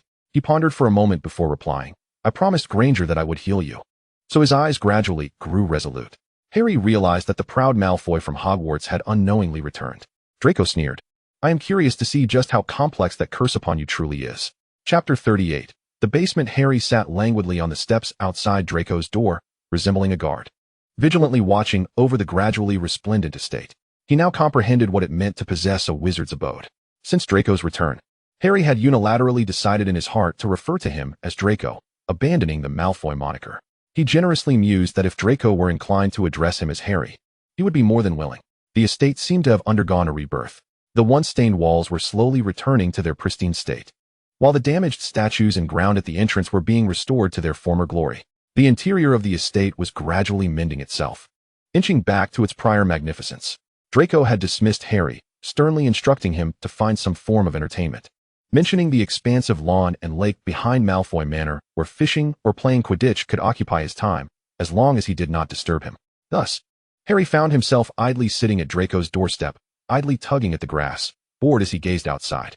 An invisible barrier had replaced the Ministry's original seal, safeguarding the estate with Malfoy's protective enchantment, permitting only guests approved by Draco to pass through. He gazed vacantly at the delicate barrier, until the light of day pierced his eyes, prompting him to rise and brush the grass from his trousers before re-entering Malfoy's residence. Draco had sequestered himself in the basement for an extended period, causing Harry to feel a twinge of concern. He descended the staircase slowly. Although the area had been cleaned, he still felt a wave of nausea. As he walked, he called out, "Draco, Draco Malfoy." The basement was shrouded in darkness, damp and cold, resembling the maw of a great beast lying in wait for its prey. Harry's breath quickened, his vision blurring, perhaps due to memories or the instincts of an Auror. He drew his wand and cast a Lumos spell. The floating orb illuminated the shadowy staircase, and with the light, he felt slightly reassured. He then conjured protective armor and a barrier charm, exhaling deeply before continuing his descent. The basement seemed endless, the dark corridor stretching before him. And in a moment of disorientation, he felt transported back to that fateful day. His body grew heavy, his steps seemingly hindered, and he found himself halted at the threshold of the dark corridor. Although silence lay ahead, he could almost hear the echoes of past souls whispering in his ears, cries, screams, and the scent of blood mingling with various inexplicable odors lingered in his nostrils, overwhelming him. His vision darkened, flickering candlelight illuminating the corners of the walls, shadows elongating and shifting. Suddenly, a head emerged inexplicably from the wall's shadow, resembling Harry's own face, save for its blood-red eyes. It stared intently at Harry, its head grotesquely embedded in the wall, and then slowly, a sinister grin spread across its face. Its teeth were cold and sharp, reminiscent of a predatory beast. And as its mouth moved, the faint sound echoed ominously in the corridor, reverberating heavily towards Harry. "I curse you." Harry's legs buckled beneath him, as though he had lost all his strength. He stumbled, bracing himself against the uneven surface of the wall, the rough stone scraping his hand and drawing forth a faint trace of blood, yet he remained blissfully unaware of his injury. Breathing heavily, he fixed his gaze upon the visage before him, one that mirrored his own. Strange patterns began to dance across that face, prompting Harry to shut his eyes momentarily, steadying his breath. When he opened them again, he was startled to find the bizarre stone sculpture he had previously encountered in the ancient manor materializing within the dark corridor. It stood perfectly upright at the center, its mouth agape, the cold stone replacing the eerie face. Harry's eyes narrowed upon the statue, seemingly drawn by an unseen force. Destruction was his only desire. He must obliterate it. With resolute determination, he raised his wand, aiming at the statue, softly uttering the incantation. Shatter to pieces. A fierce and robust red light erupted from the tip of his wand, surging forward with unwavering courage, prepared to rend apart any obstacle that dared to impede its path. As commanded by its master, in the dimly lit library, a gentle orb of light hovered before Draco. He meticulously examined the volumes on his family's shelves. The tomes of the ancient pureblood lineage were eclectic, containing a myriad of texts, including even the personal notes of wandering travelers. However, it was these peculiar notes that Draco found most intriguing. Common methods for dispelling curses held little true value for the chosen one. Rather, the unorthodox records appeared far more promising. Draco recalled a particular note he had once seen, sifting through them until he finally discovered a blue-covered notebook, a relic from an ancestor of the Malfoy line. Though a wizard himself, this ancestor had reveled in mingling with muggles, adopting the role of a minstrel and chronicling his fascinating encounters during his travels. One such account bore a resemblance to Potter's plight. Yet, Draco could not recall whether this ancestor had documented a solution. Nevertheless, it provided a direction: determine the year the curse manifested, identify the corresponding family, and delve into their lineage. In any case, a resolution would surely unfold. The notebook was safeguarded by protective and confounding spells. Only a Malfoy could touch it without triggering a myriad of bizarre copies, each containing different contents, leaving one unable to discern the authentic from the counterfeit. The shared magic within his blood allowed Draco to effortlessly bypass the barriers. He retrieved the book, cradling it against him. The darkness was stifling, and perhaps owing to his conversation with Potter, unwelcome memories resurfaced, prompting him to linger no longer. He pushed the door open, intent on returning to the entrance. As he stepped outside, he caught sight of a figure standing at the corridor's entrance, silhouetted against the light. A jolt of apprehension shot through him, for he knew that this individual could only be Potter. Without his permission, no one else could enter Malfoy Manor. Yet something felt amiss about Potter's demeanor. "Potter?" he called out, but Potter had already raised his wand, unleashing a torrent of crimson light that surged towards him like a deluge, engulfing him in an instant. Draco could scarcely muster a cry of alarm. Yet, amidst this chaos, an unexpected sense of relief washed over him. Indeed, he had witnessed this very scene in his dreams before. He should have been at odds with Potter, should have raised his wand to engage in a cataclysmic duel. He, a Death Eater, and Potter, the Savior, were never meant to be on the same side. Potter had likened him to a star, while Potter himself was the sun that rose in the day. Draco was merely the evening star that appeared only after the sun had set. Stars and suns, after all, inhabit entirely different realms. He closed his eyes, bracing himself for the impending spell from Potter, yet contrary to his expectations, the anticipated impact never came. Instead, a heavy thud echoed, reminiscent of a body collapsing.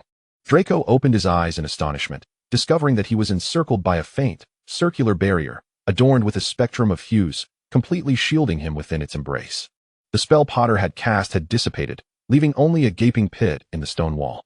This was, Draco recalled, this was the protective enchantment Potter had previously bestowed upon him. The realization struck him. Had Potter maintained this charm all along? Had he been safeguarding Draco without his awareness? Ahead, Potter had collapsed, one knee on the ground while the other remained upright. His labored breaths reverberated through the corridor. Despite his weakened state, he clutched his wand tightly, his magic swirling chaotically, akin to a tangled ball of yarn. Draco's heart raced, and he cautiously approached, inching closer to Potter. Though Potter's eyes were shut, his ears twitched slightly, alert to Draco's footsteps. "Draco, don't come closer," he murmured. Draco doubted his ears. After questioning his hearing, a tumult of emotions surged within him. What? Surely he had not misheard. Draco? Why had Potter suddenly called his name? What was unfolding?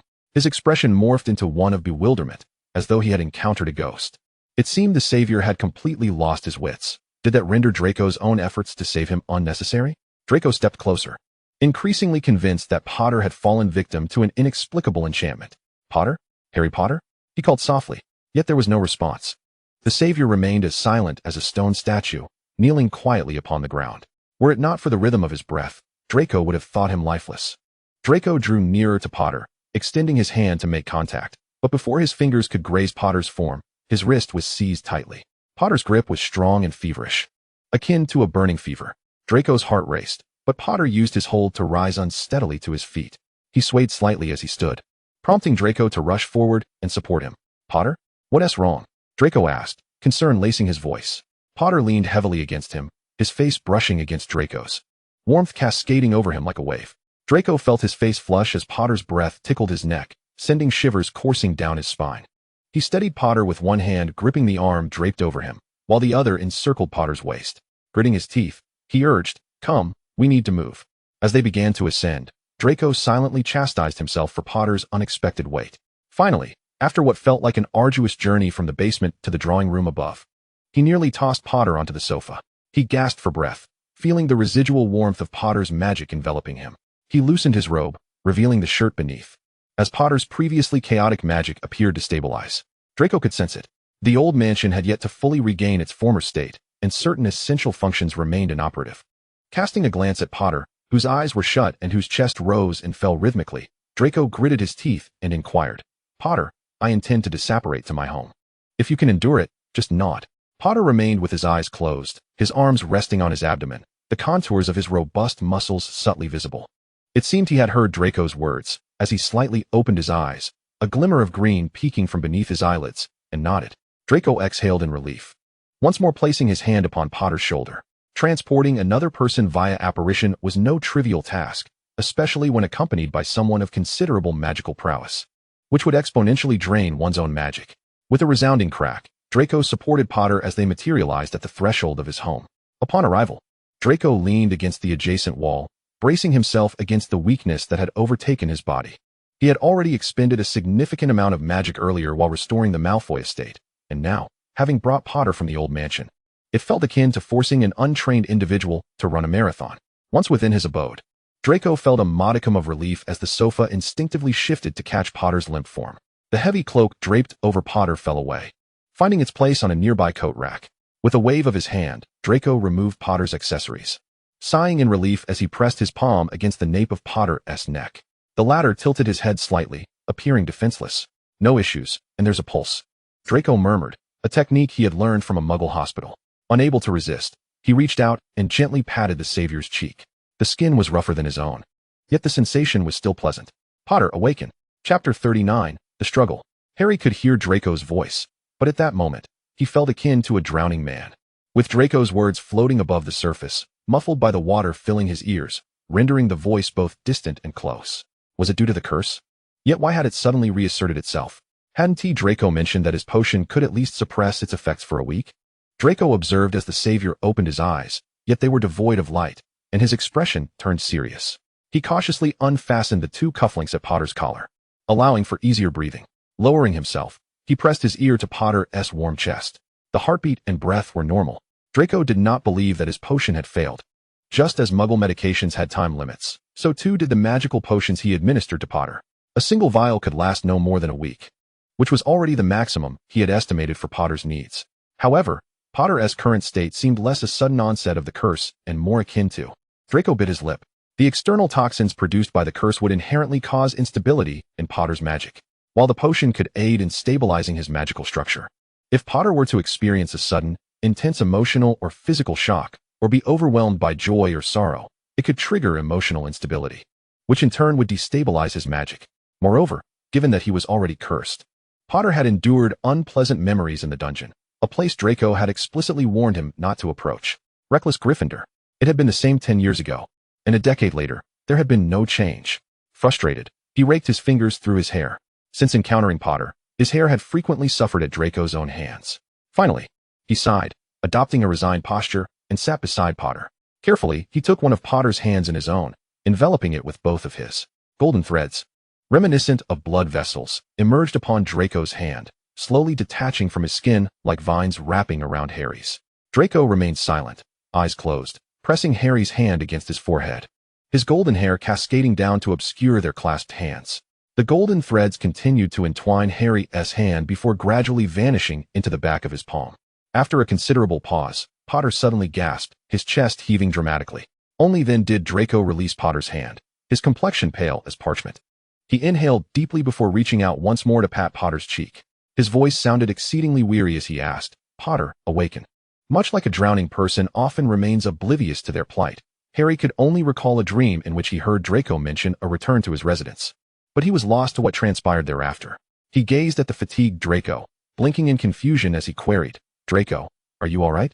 Draco, lacking the strength to correct Potter's address, yearned for a cup of hot chocolate to replenish his energy. However, as he stood, darkness enveloped his vision, and he felt himself weaken, losing consciousness. To his surprise, Harry rose with an alacrity he had not anticipated, catching Draco's collapsing form with an unexpected steadiness. Unpleasant memories surged in Harry's mind as he swiftly embraced Draco, gripping his elegantly shaped jaw, anxiously asking, "Draco? Draco?" Harry's initial sensation was one of lightness. In comparison to him, Draco felt exceedingly lightweight. Had this man never engaged in physical training? Yet, his physique did not appear frail. Carefully, Harry cradled Draco, noting that while he was light, the stature of an adult male remained evident. He glanced around, gently laying Draco down on the sofa, placing a soft feather pillow beneath his head to ensure comfort. As an Auror, he possessed some rudimentary first aid knowledge. Yet the suddenness of Draco's collapse left him feeling utterly unprepared. "Draco, awaken?" Thankfully, Draco's breathing remained steady, though his brow furrowed slightly, as if discomfort plagued him, and his fingers trembled involuntarily. Draco felt his body weightless, akin to a leaf adrift in the air. Slowly, He opened his eyes once more to find Harry Potter before him. This time, he stood atop the astronomy tower at Hogwarts, devoid of his wand, peering down from the edge as if about to plunge. His toes were lifted high, almost obscuring his head. Draco's heart raced to his throat, and without a second thought, he lunged forward, fiercely grasping the back of Potter's collar, pulling him back. The two individuals found themselves sprawled across the floor of the astronomy tower. Draco, panting and gritting his teeth, exclaimed, "Potter, have you lost your mind?" After uttering those words, he instinctively raised his hand to rub his forehead, only to be taken aback by the sight before him. What was the meaning of these hands? And why was he clad in this robe? As he lifted his gaze, he noticed a previously unacknowledged truth. Sitting across from him was none other than Harry Potter, unmistakably a boy in his teens, adorned in the Gryffindor uniform, staring at Draco Malfoy with an expression of sheer disbelief. Lowering his eyes to his own attire, Draco confirmed his suspicions. He was indeed wearing the Slytherin robes. Turning his stiff neck toward the outside of the tower, he beheld the deep blue sky studded with twinkling stars, one of which trailed a beautiful tail as it gracefully descended into the distance. He could hardly believe his eyes. What on earth was happening? Harry, too, gazed back at him in astonishment, and after a long pause, managed to croak out, "Malfoy?" Draco resolved to disregard the peculiarity of the situation. His mind was in turmoil. Yet in moments like this, one must remain composed. He was no longer a mere boy of his youth, and he was capable of resolving this bewilderment. Drawing in a couple of deep breaths, he glanced outside the tower before turning his attention to the disheveled Harry, uncertain of his age now, but deciding against further inquiry. Instead, he asked, "What are you doing in the astronomy tower? Night wandering is forbidden." Harry, still wearing that ghostly expression, retorted, "Aren't you in the astronomy tower as well?" Draco puffed out his chest, asserting, "But I am the prefect. I am on patrol." As he spoke, a glimmering prefect badge materialized on his chest. Illusion, Draco pondered silently. But from whence did this illusion originate, and what had given rise to it? Upon hearing Malfoy's response, Harry wore an expression of apparent disbelief, and after a lengthy pause, he spat out, "Then you can report me to Filch and have me confined again." Filch was indeed a closed chapter. So what year was he dreaming of? And why the astronomy tower?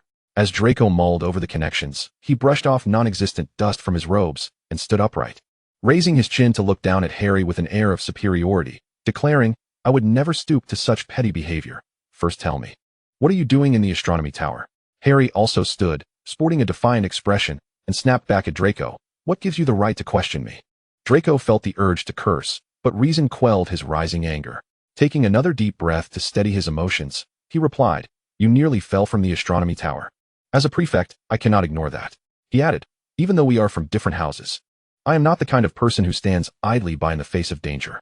At his words, Harry's body wavered slightly, and the night wind picked up, rushing into the astronomy tower from all directions, causing their robes to flutter wildly.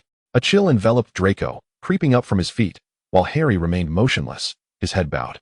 A sense of unease washed over Draco, prompting him to speak again, but the howling wind filled his mouth and nose, the cold air stinging his lungs, as if he were standing on an icy plain. Slowly, Harry raised his head. Draco gasped. Harry's eyes were blood red, though it was still Harry's face. The expression and malice were entirely alien to Draco's recollection. Harry spoke, his teeth sharp like those of a feral beast. "I was just about to take him away." He bore the visage of Harry, yet uttered words that were starkly different. "You are truly a nuisance." Draco felt a shiver run down his spine, and it dawned on him what this was, an enchantment, or rather, a manifestation of a desperate desire for Harry's demise, an urge that, once materialized, took this sinister form. It lay hidden in the depths of the Savior's heart, perhaps unbeknownst to even him. Guilt, remorse, responsibility, or some other emotion, intertwined and exacerbated by the curse that further ignited these feelings. Draco understood what he faced. Amidst the roaring wind, he squinted through the chaos and fixed his gaze on Harry Potter. "No matter who cast this curse, I command you now, leave his body," he shouted, the astronomy tower receding rapidly from his sight, along with the Harry who stood atop it. He cried out, straightening his posture in confusion, blinking as the Savior's face loomed large and then diminished. Worry etched upon it as he addressed Draco. "Are you all right, Draco? I was just considering whether to take you to St. Mungo's." So what had transpired? Draco felt a splitting headache, groaning as he reached to support his aching head. Indeed, life magic should never be misused, especially not upon the Savior. He cursed his own actions, feeling utterly drained, his magic expended. In a hoarse voice, he inquired, "What time is it?" Harry regarded Draco's pale visage with concern, replying, "It's almost evening, Draco. Are you all right?"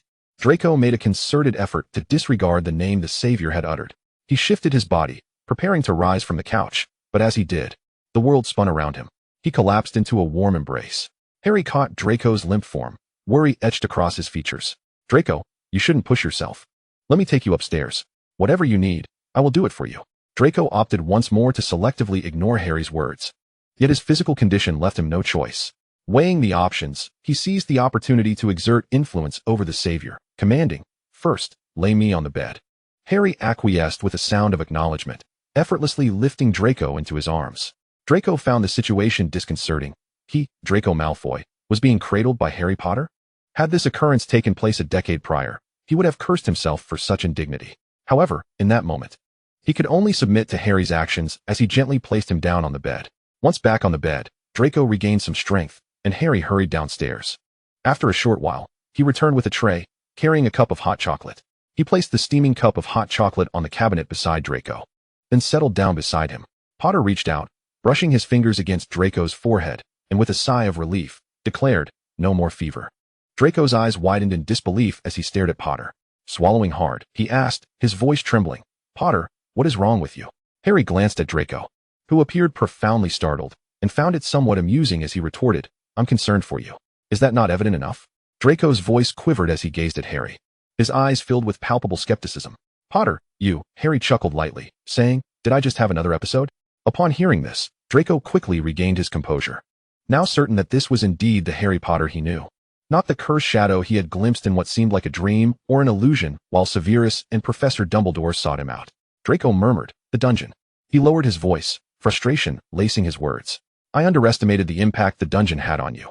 Your previous experiences confined within its walls have left you with too many scars, and you shouldn't have entered here uninvited. The intense emotional turmoil has triggered your curse again. The Malfoy Manor's defenses have yet to fully recover. I had no choice but to bring you back here." Draco's silver-gray eyes were filled with seriousness as he questioned, "Potter, do you wish to die?" The moment those words escaped his lips, it felt as if the air itself had frozen. Draco's gaze bore into the savior sitting on his bed, since their reunion, or perhaps even before it. During the search led by Severus and Dumbledore, this question had lingered in his mind. "Potter, do you harbor suicidal tendencies?" From his observations during this time, it appeared that while Potter's outward actions seemed normal, his inner thoughts were deeply troubled. If he still clung to such notions, no amount of effort from Draco to lift the curse would prevent his inevitable descent into despair. Seeing Draco's grave expression, Harry suddenly smiled, a sense of relief washing over him.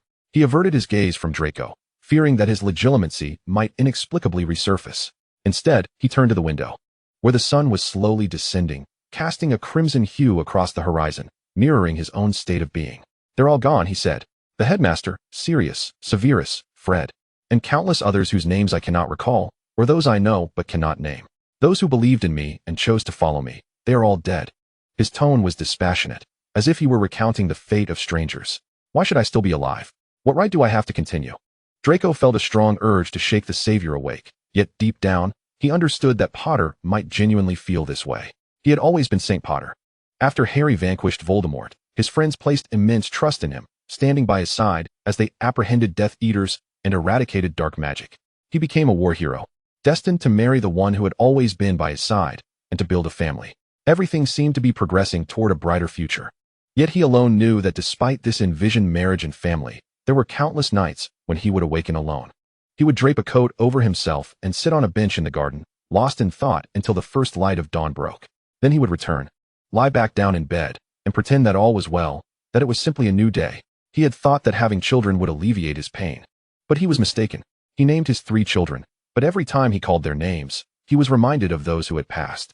They had sacrificed their lives to pave a path for him, yet Harry Potter walked this path in profound anguish. Calmly, he continued, "Hermione was the first to notice my troubles, but she couldn't take me to St. Mungo's. The wizarding world is devoid of secrets. Can you imagine the frenzy the Daily Prophet would unleash upon discovering that the savior harbors severe suicidal tendencies?" Draco's throat felt parched. What about muggles? He knew they had specialists dedicated to treating psychological issues, often outperforming wizards in this regard. Harry smirked faintly, as if attempting to laugh, though no joy graced his face. "The moment I see them, I know what they want to say, what they wish to ask, and what actions they plan to take. Draco, the sensation of peering into others' minds is unsettling, especially when I lack control over this ability." Draco fell silent. Legitimacy and the shielding charm, 2 twin spells. Harry must have learned legilimency while simultaneously mastering the shielding charm, yet he never anticipated it would lead to this state. Regaining a bit of strength, he performed an action he never thought he would. He opened his arms and embraced Potter, or more accurately, leaned against his back. In that moment, Draco's warmth felt like the best solace. With his head resting against Harry's back, he could feel Draco's soft hair brush against the nape of his neck. Draco spoke slowly, "But you saved me. If it weren't for your testimony at Wisengamot, my entire family would have been imprisoned in Azkaban. Potter, you saved me." Potter remained motionless, his gaze cast downward at Draco's arm encircling him. The street lamps outside had flickered to life, ushering in the swift twilight of autumn, casting a warm, golden light upon his arm. He muttered, "St. Potter." With a sigh, he continued, "Your protective charms are still in effect, Potter. You have always protected others. So, why can't you live for yourself? If you cannot live for your own sake, can you not live for me? I need you alive, Potter. Our family has placed all bets on you. Can you not live for me and for your children?" How peculiar, Harry thought, as he regarded Draco's arm, feeling an absurdity wash over him. To live for Draco Malfoy? How could such oath-like words escape his lips? He felt like an unfortunate emblem, with death ever looming, his friends, teammates, mentors, and loved ones lost or wounded. And those who survived the war bore scars both visible and hidden. Had he not caused enough harm? Why was Draco Malfoy so determined to save him? It should not be this way. Even without him, Draco could find a way back to England, albeit with greater time and effort required. But here he was, cursed and burdened, with death hanging above him like a Damocles sword, ready to fall at any moment and shatter him to pieces. He has borne the weight of too many names and titles: the Savior, the Vanquisher of Dark Magic, the Nightmare of Death Eaters, the Heir of Dumbledore. These appellations are exceedingly burdensome, nearly suffocating him. The deaths of those individuals are all entwined with his fate. Why do the masses continue to trust him? To believe he can protect them, when he cannot even safeguard his own existence. Yet, he must conceal this frailty from others. However, this evening, whether due to the loyalty charm or the encroaching twilight and the presence of those beside him, Harry's once desolate heart unexpectedly kindled a rare softness. Nevertheless, he is not permitted to show weakness. Everyone is relying on him. If he falters, who shall stand in their defense? Kill them, and then you can take your own life. Wipe them all out, and you will be free of concerns. In Draco's room, the lights have yet to be illuminated, and before Harry lies an abyss of darkness, from which a face emerges once more from the shadows. It grins with a mouth full of sharp teeth, whispering temptingly, "Eliminate them, and no one will expect anything from you." Potter. Draco seems to have discerned something.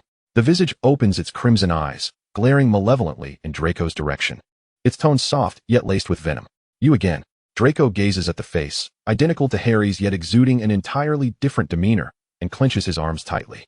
He raises his wand, channeling the last vestiges of his magic, casting a silent spell. The face dissipates into a wisp of smoke without uttering a sound. Draco breathes a temporary sigh of relief. The brief success of the life charm had momentarily connected him with Potter, a bond that even allowed curses to be shared. Upon witnessing the vanishing of the curse, he finally relaxes, but this time he has truly surpassed his limits, his vision blurring before he collapses upon the bed. A gathering of individuals clad in black robes and adorned with an array of peculiar masks congregates within a stone chamber. The atmosphere is stifling, torches casting flickering flames around the perimeter. At the center lies a circular stone table, surrounded by an array of stone stools. The chamber is entirely composed of stone, save for a single passage leading outward, which is currently being vigilantly guarded. Several figures stand within, engaged in hushed discussions, their voices echoing with a low hum throughout the space. After a moment, the sound of boots striking the ground approaches. The masked individuals exchange glances, silently yielding space as a figure of indeterminate gender strides in from the passage, adorned with a mask of bizarre hues, painted in various colors resembling an eye. The figure surveys the assembly before speaking. "Good evening, everyone." It is a male voice, spoken softly. "I trust you are all aware of the current situation." A silence falls, yet their anxious demeanor reveals their unease. The man continues, "The Savior still lives, and now he has the Malfoy family as his backing. And let us not forget, what was the former surname of the late Mrs. Malfoy?" He inquires, "Which of your families can rival the legacy of the Malfoys and the Blacks?" A faint rustle of fabric fills the air as they exchange glances, remaining mute. The man slowly circles the chamber, his gaze landing on each individual in turn. Before he speaks again, "What suggestions do you have moving forward?" A murmur arises, a flurry of voices reverberating like ripples in water, until another voice breaks through. "What if we attempted to separate Malfoy from Potter?" He patiently counters, "With what pretext?" Hermione Granger's citations of law and statute are impeccably sound. Former Death Eater, a noble. Though he evaded the initial reckoning post-war, returning to England does indeed carry risks. It is entirely reasonable to place Potter under surveillance. And, I ask you, if tasked with watching Draco Malfoy, can you guarantee that no issues will arise? He continues, I dare say, his ostentatious reappearance has surely drawn the attention of some. Those who previously believed Malfoy to be one of their own now find themselves like rats in the gutter, despised by all. Yet Malfoy? He has reclaimed his fortune, appearing poised to restore his status, and, most importantly, he seems to have aligned Potter with his cause. A hint of mockery enters his tone as he poses the question. What do you think? How will those individuals react? Originally, they were all supposed to be rats, but one unexpectedly transforms into a golden cat. Behind this golden cat prowls a formidable lion. Will not the remaining rats feel incensed? What then? They wish to retaliate against the golden cat. But how to confront the lion? A voice quietly suggests, simply lure the lion away. The man claps his hands, the sharp sound reverberating in the chamber. And with the gentle encouragement of a benevolent teacher, he replies, precisely, we merely need to draw the lion away. So, who shall undertake this task? Silence envelopes the stone chamber once more, and the man appears somewhat disappointed as he inquires, will you merely stand idly by as events unfold? He implores, power, wealth. The pinnacle, your hopes are but a single step away. Do you wish to witness what rightfully belongs to you flow into other hands? The murmurs grow louder, and the man concealed behind the mask smiles, observing as the group begins to genuinely deliberate their plans. You must understand, with Dumbledore now deceased, the only obstacle before us is Harry Potter. It is time to reclaim our glory. He raises his arms, exclaiming, praise the all-seeing eye. Initially, the crowd remains silent, as if caught off guard, but upon his repetition, the masked individuals begin to chant in unison, praise the all-seeing eye. Their voices echo throughout the chamber, unheard by the outside world. Chapter 41, The Golden Cat. Draco huddles beneath his covers. Soft, warm, and comfortable, all of his bedding has been meticulously chosen. Feeling as tender as an infant's skin, the draped curtains of his four-poster bed are enchanted to repel dust and wrinkles, ensuring that not a speck of dirt ever falls upon his bed. With a mere pull of the curtains, he can envelop himself in a dark, dreamless sleep. Yet tonight, his slumber is anything but peaceful. His cold sweat trickled down, akin to resting atop an unyielding block of ice, and his entire body was engulfed in aches. Slowly, he opened his eyes and blinked once. A groan involuntarily escaped his lips, and soon enough, the curtain was drawn back. A figure with dark hair and green eyes peered in, filled with concern as he glanced at Draco, who lay on the bed with vacant eyes. Without hesitation, he knelt beside the bed and reached out to touch Draco's forehead. Harry, though not well versed in healing spells, was merely a frontline Auror at that moment.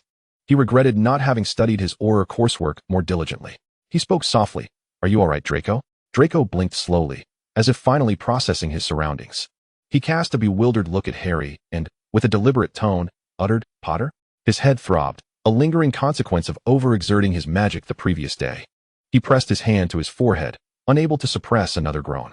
The genuine worry reflected in Potter's green eyes prompted him to settle on the bed beside Draco, propping him up with a soft cushion behind his back. Draco, fatigued, inquired, did you stay here all night? Harry nodded, pulling back the drapes of Draco's four-poster bed, allowing sunlight to flood the room.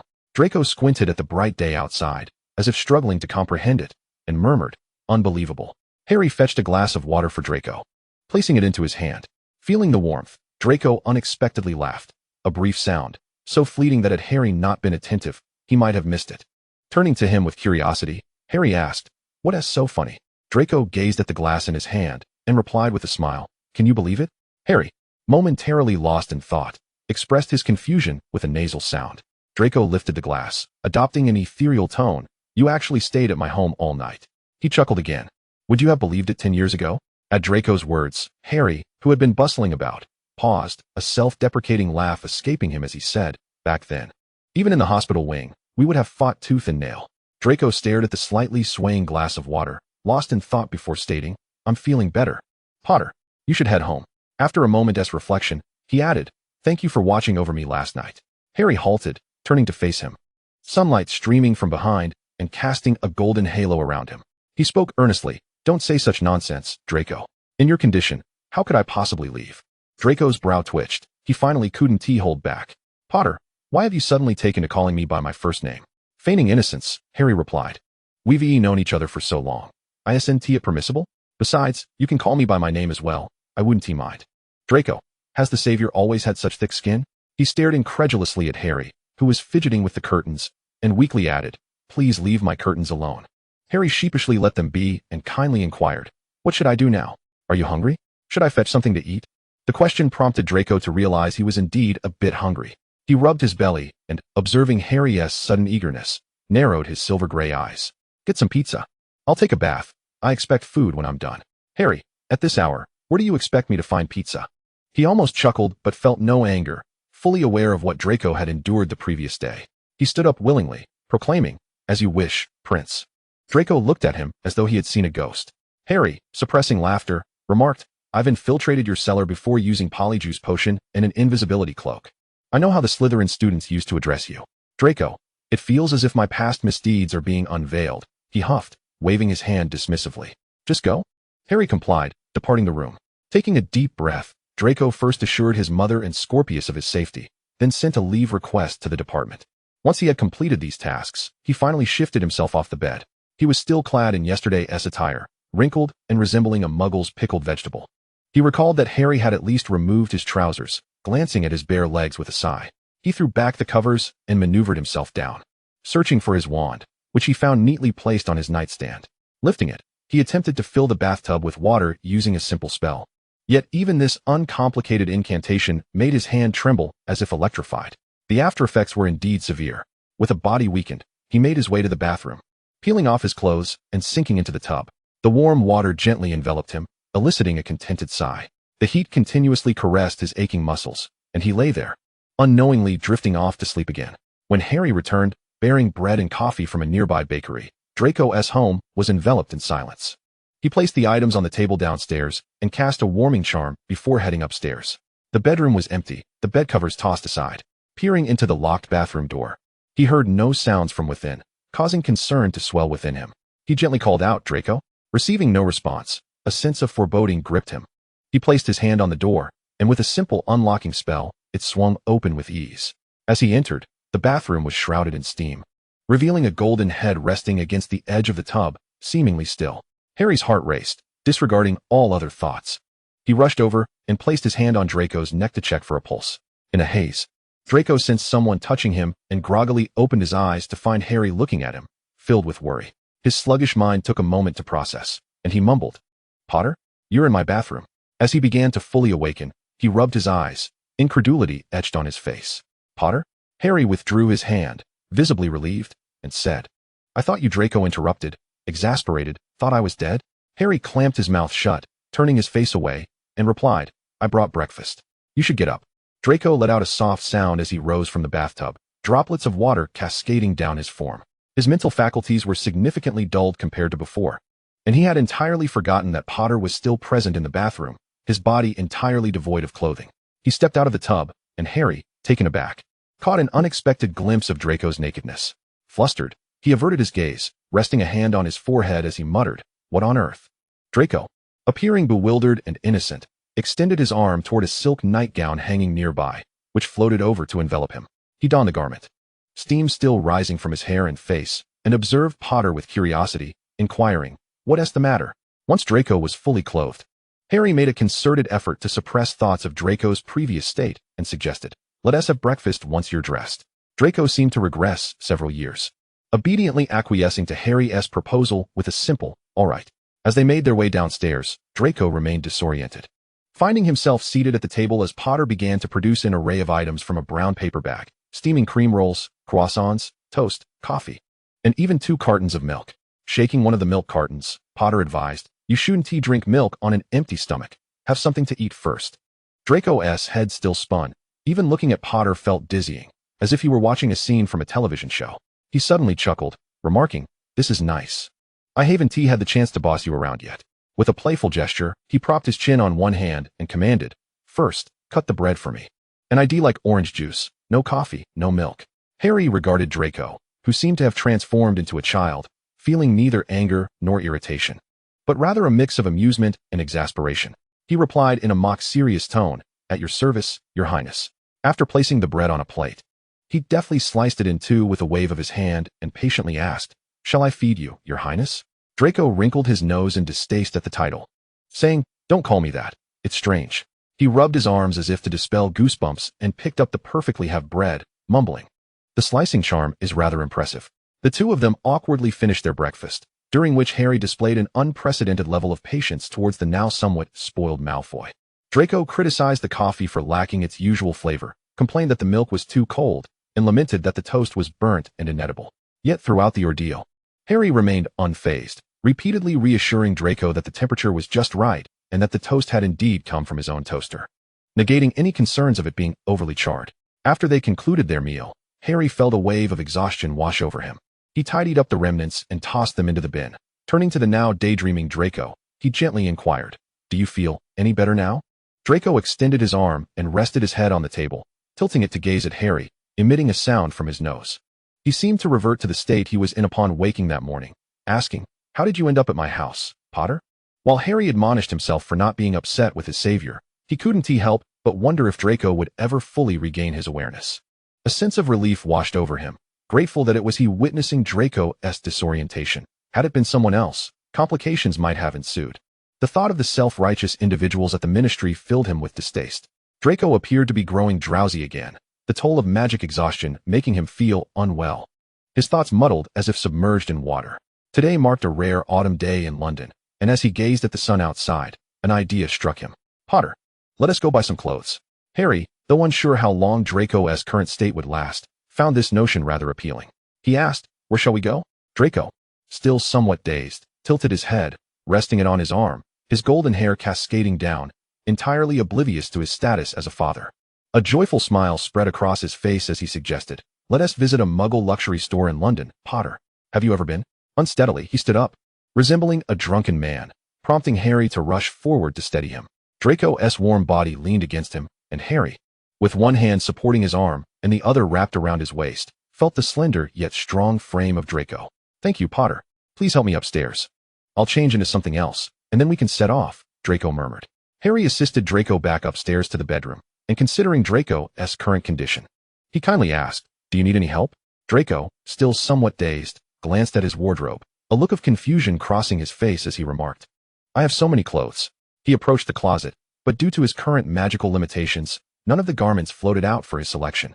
However, the nearby dressing mirror chimed in, "Dear Master, where shall you be going today?" Draco, still clad only in his nightwear, replied, "I'm going shopping at a Muggle mall. What should I wear?" The mirror responded in an exaggerated, almost operatic tone, "Master, you're going to a Muggle store again? I suggest you wear the most expensive garments from the Muggle world. Otherwise, how will your status be reflected?" Feeling flattered, Draco asked, "Is that so? Should I wear these?" He then pulled out several eye-catching outfits from his wardrobe, causing Harry's temples to throb. The reason was that all the clothes were excessively flamboyant, adorned with tassels and sparkling sequins, clearly unsuitable for everyday wear. One particularly extravagant piece even featured a large diamond embedded in the chest area. Harry felt a headache coming on and promptly chose a simple shirt and coat for Draco, sincerely stating, "Just wear this. It looks quite nice." Draco found himself somewhat bewildered as he cast a glance at the rather ordinary attire before him, expressing a hint of disdain as he remarked, "What are these clothes?" Harry, adopting a gentle tone, replied, "These are your own clothes." While Draco muttered something akin to "Damn Potter," his actions contradicted his words. He proceeded to don the ensemble Harry had procured for him, first shedding all his garments before methodically putting each piece back on in front of Harry. To be fair, Draco's physique was undeniably pleasing to the eye. Unlike Harry, whose body bore an array of scars, remnants of the war and subsequent encounters with rogue Death Eaters and the remnants of dark artifacts, Draco's form was unmarred save for one glaring imperfection, the dark patch on his arm, the remnants of the Dark Mark. After Voldemort's demise, the mark had transformed into its current state, a testament to the fact that the Dark Wizard had been utterly vanquished by Harry's wand. It was evident that Draco had sought various means to conceal this mark. However, the Dark Mark was a spell of Voldemort's own creation, and he had left no counter-curse. While concealing potions or beauty elixirs could temporarily mask the mark, they could not completely eradicate it. Harry found the charred mark on Draco's arm somewhat glaring. Yet it was soon obscured by the sleeves of the shirt as Draco donned it, slowly fastening the buttons while humming a tune, as if reveling in the moment. Harry patiently awaited the completion of Draco's dressing, even adopting an appreciative demeanor, letting out a soft whistle as he inquired, "Are you done?" After Draco leisurely finished fastening his attire, he glanced at himself in the mirror, which reacted with exaggerated astonishment. "Mr. Malfoy, how can you wear something so ordinary?" Draco tugged at the hem of his shirt, echoing a similar sentiment. I find it rather ordinary as well. Unable to tolerate the mirror's flattery any longer, Harry firmly grasped Draco's shoulders, pulling him away from the beguiling reflection with a protective embrace, guiding him out. As they walked, Harry whispered reassuringly in Draco's ear. You look quite handsome, truly, trust me. Draco's head felt slightly muddled, and he responded with a curious, really? He tugged at the silver-gray shirt he wore, which was slightly lighter than his eyes, made of silk, with water-like ripples playing across its surface. Over this, he wore a deep gray overcoat, while Harry had thoughtfully draped a silver-green scarf around him, partially obscuring Draco's pointed chin. Upon exiting, Draco picked up his car keys from the nearby cabinet. Still appearing somewhat dazed as he said, "Let us go, I'll drive you." Harry, genuinely apprehensive that they might meet with an accident before reaching their destination, cleared his throat and attempted to maintain a calm tone. "Are we driving there?" Draco retorted. "How else would we get there?" He swayed slightly, reaching for the wall for support. Harry, quick on his feet, caught him as Draco mumbled, "You're going to a Muggle place. You can't go without a Muggle means of transport. Are you planning to fly there on a broomstick?" Harry replied, "We won't be driving today. I'll take you on my motorcycle." Though it seemed somewhat mismatched to transport someone in a coat on a motorcycle, safety took precedence at that moment. Draco, perplexed, asked, "You have a motorcycle?" Harry, feeling a slight sting of being underestimated, felt a surge of competitive spirit as he declared, "Of course, I can have a motorcycle. I'm quite wealthy, you know." Draco scrutinized him for a moment before conceding, "All right then." As they stepped outside, Draco observed the lone vehicle parked at the curb and inquired, "Where's your motorcycle?" Harry replied patiently, "Just a moment." With a flick of his wand, and with no one around to witness, a resounding boom echoed through the street as a striking red and gold motorcycle materialized beside Draco's car. This motorcycle was undeniably impressive, larger than the average model, its vibrant colors exuding an aura of exuberance, akin to a mechanical beast, bold and attention-grabbing. Draco clapped in admiration, exclaiming, "Quite stunning, Potter, your taste is commendable." Harry stifled a laugh, realizing that in moments such as this, Draco could candidly express his true feelings. He retrieved 2 helmets from the storage compartment, donned one himself, and offered the other to Draco, saying, "Put this on." Draco fumbled with the helmet, unsure of how to proceed. Throughout his life, he had rarely worn a helmet, having played much more perilous Quidditch without one, yet never considering that riding a Muggle motorcycle would require such a precaution.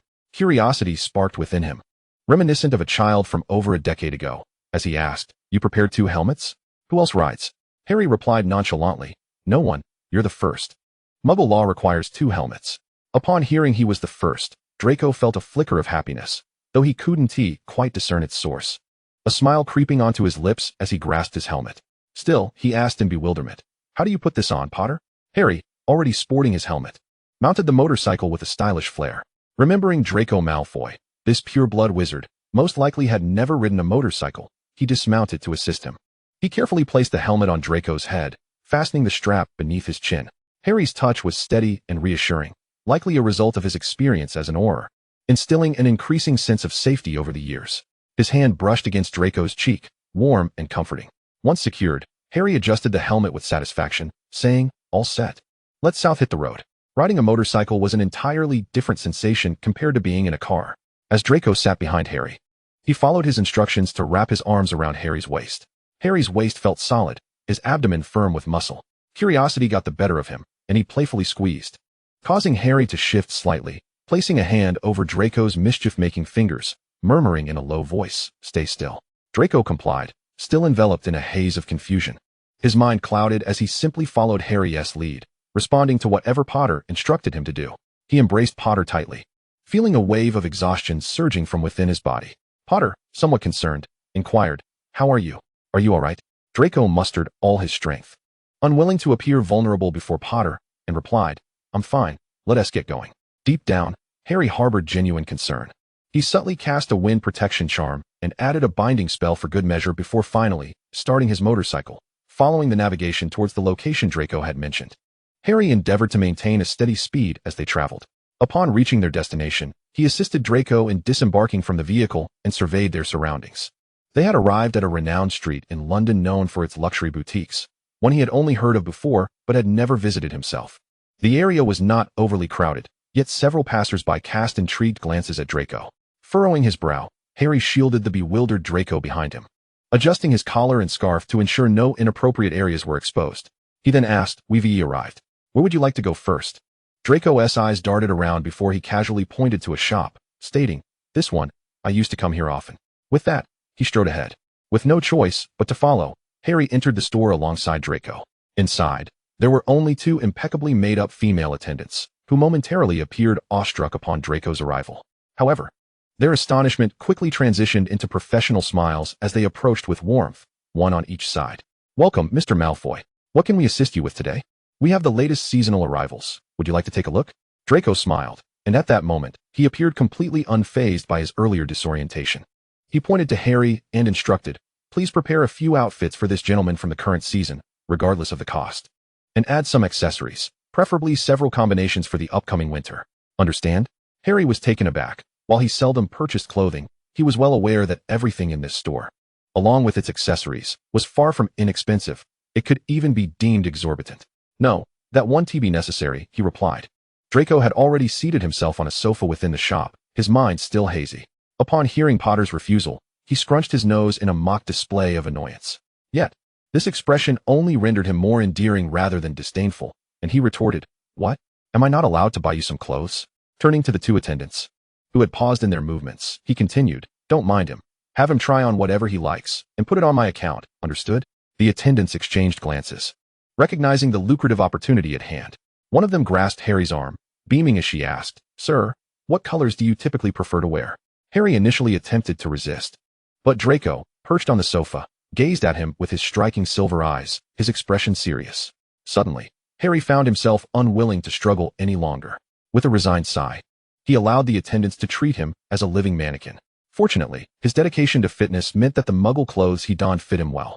As he gazed at his reflection in the dressing mirror, he couldn't help but ponder, "Is this truly me?" Meanwhile, the two attendants were bubbling with excitement, having selected around 10 outfits for him to try on. After each ensemble, Draco remained seated on the sofa, nodding slightly if he approved. At which point Harry would remove the clothing for the attendant to package. If Draco disapproved, he merely furrowed his brow, prompting the attendants to swiftly replace the attire.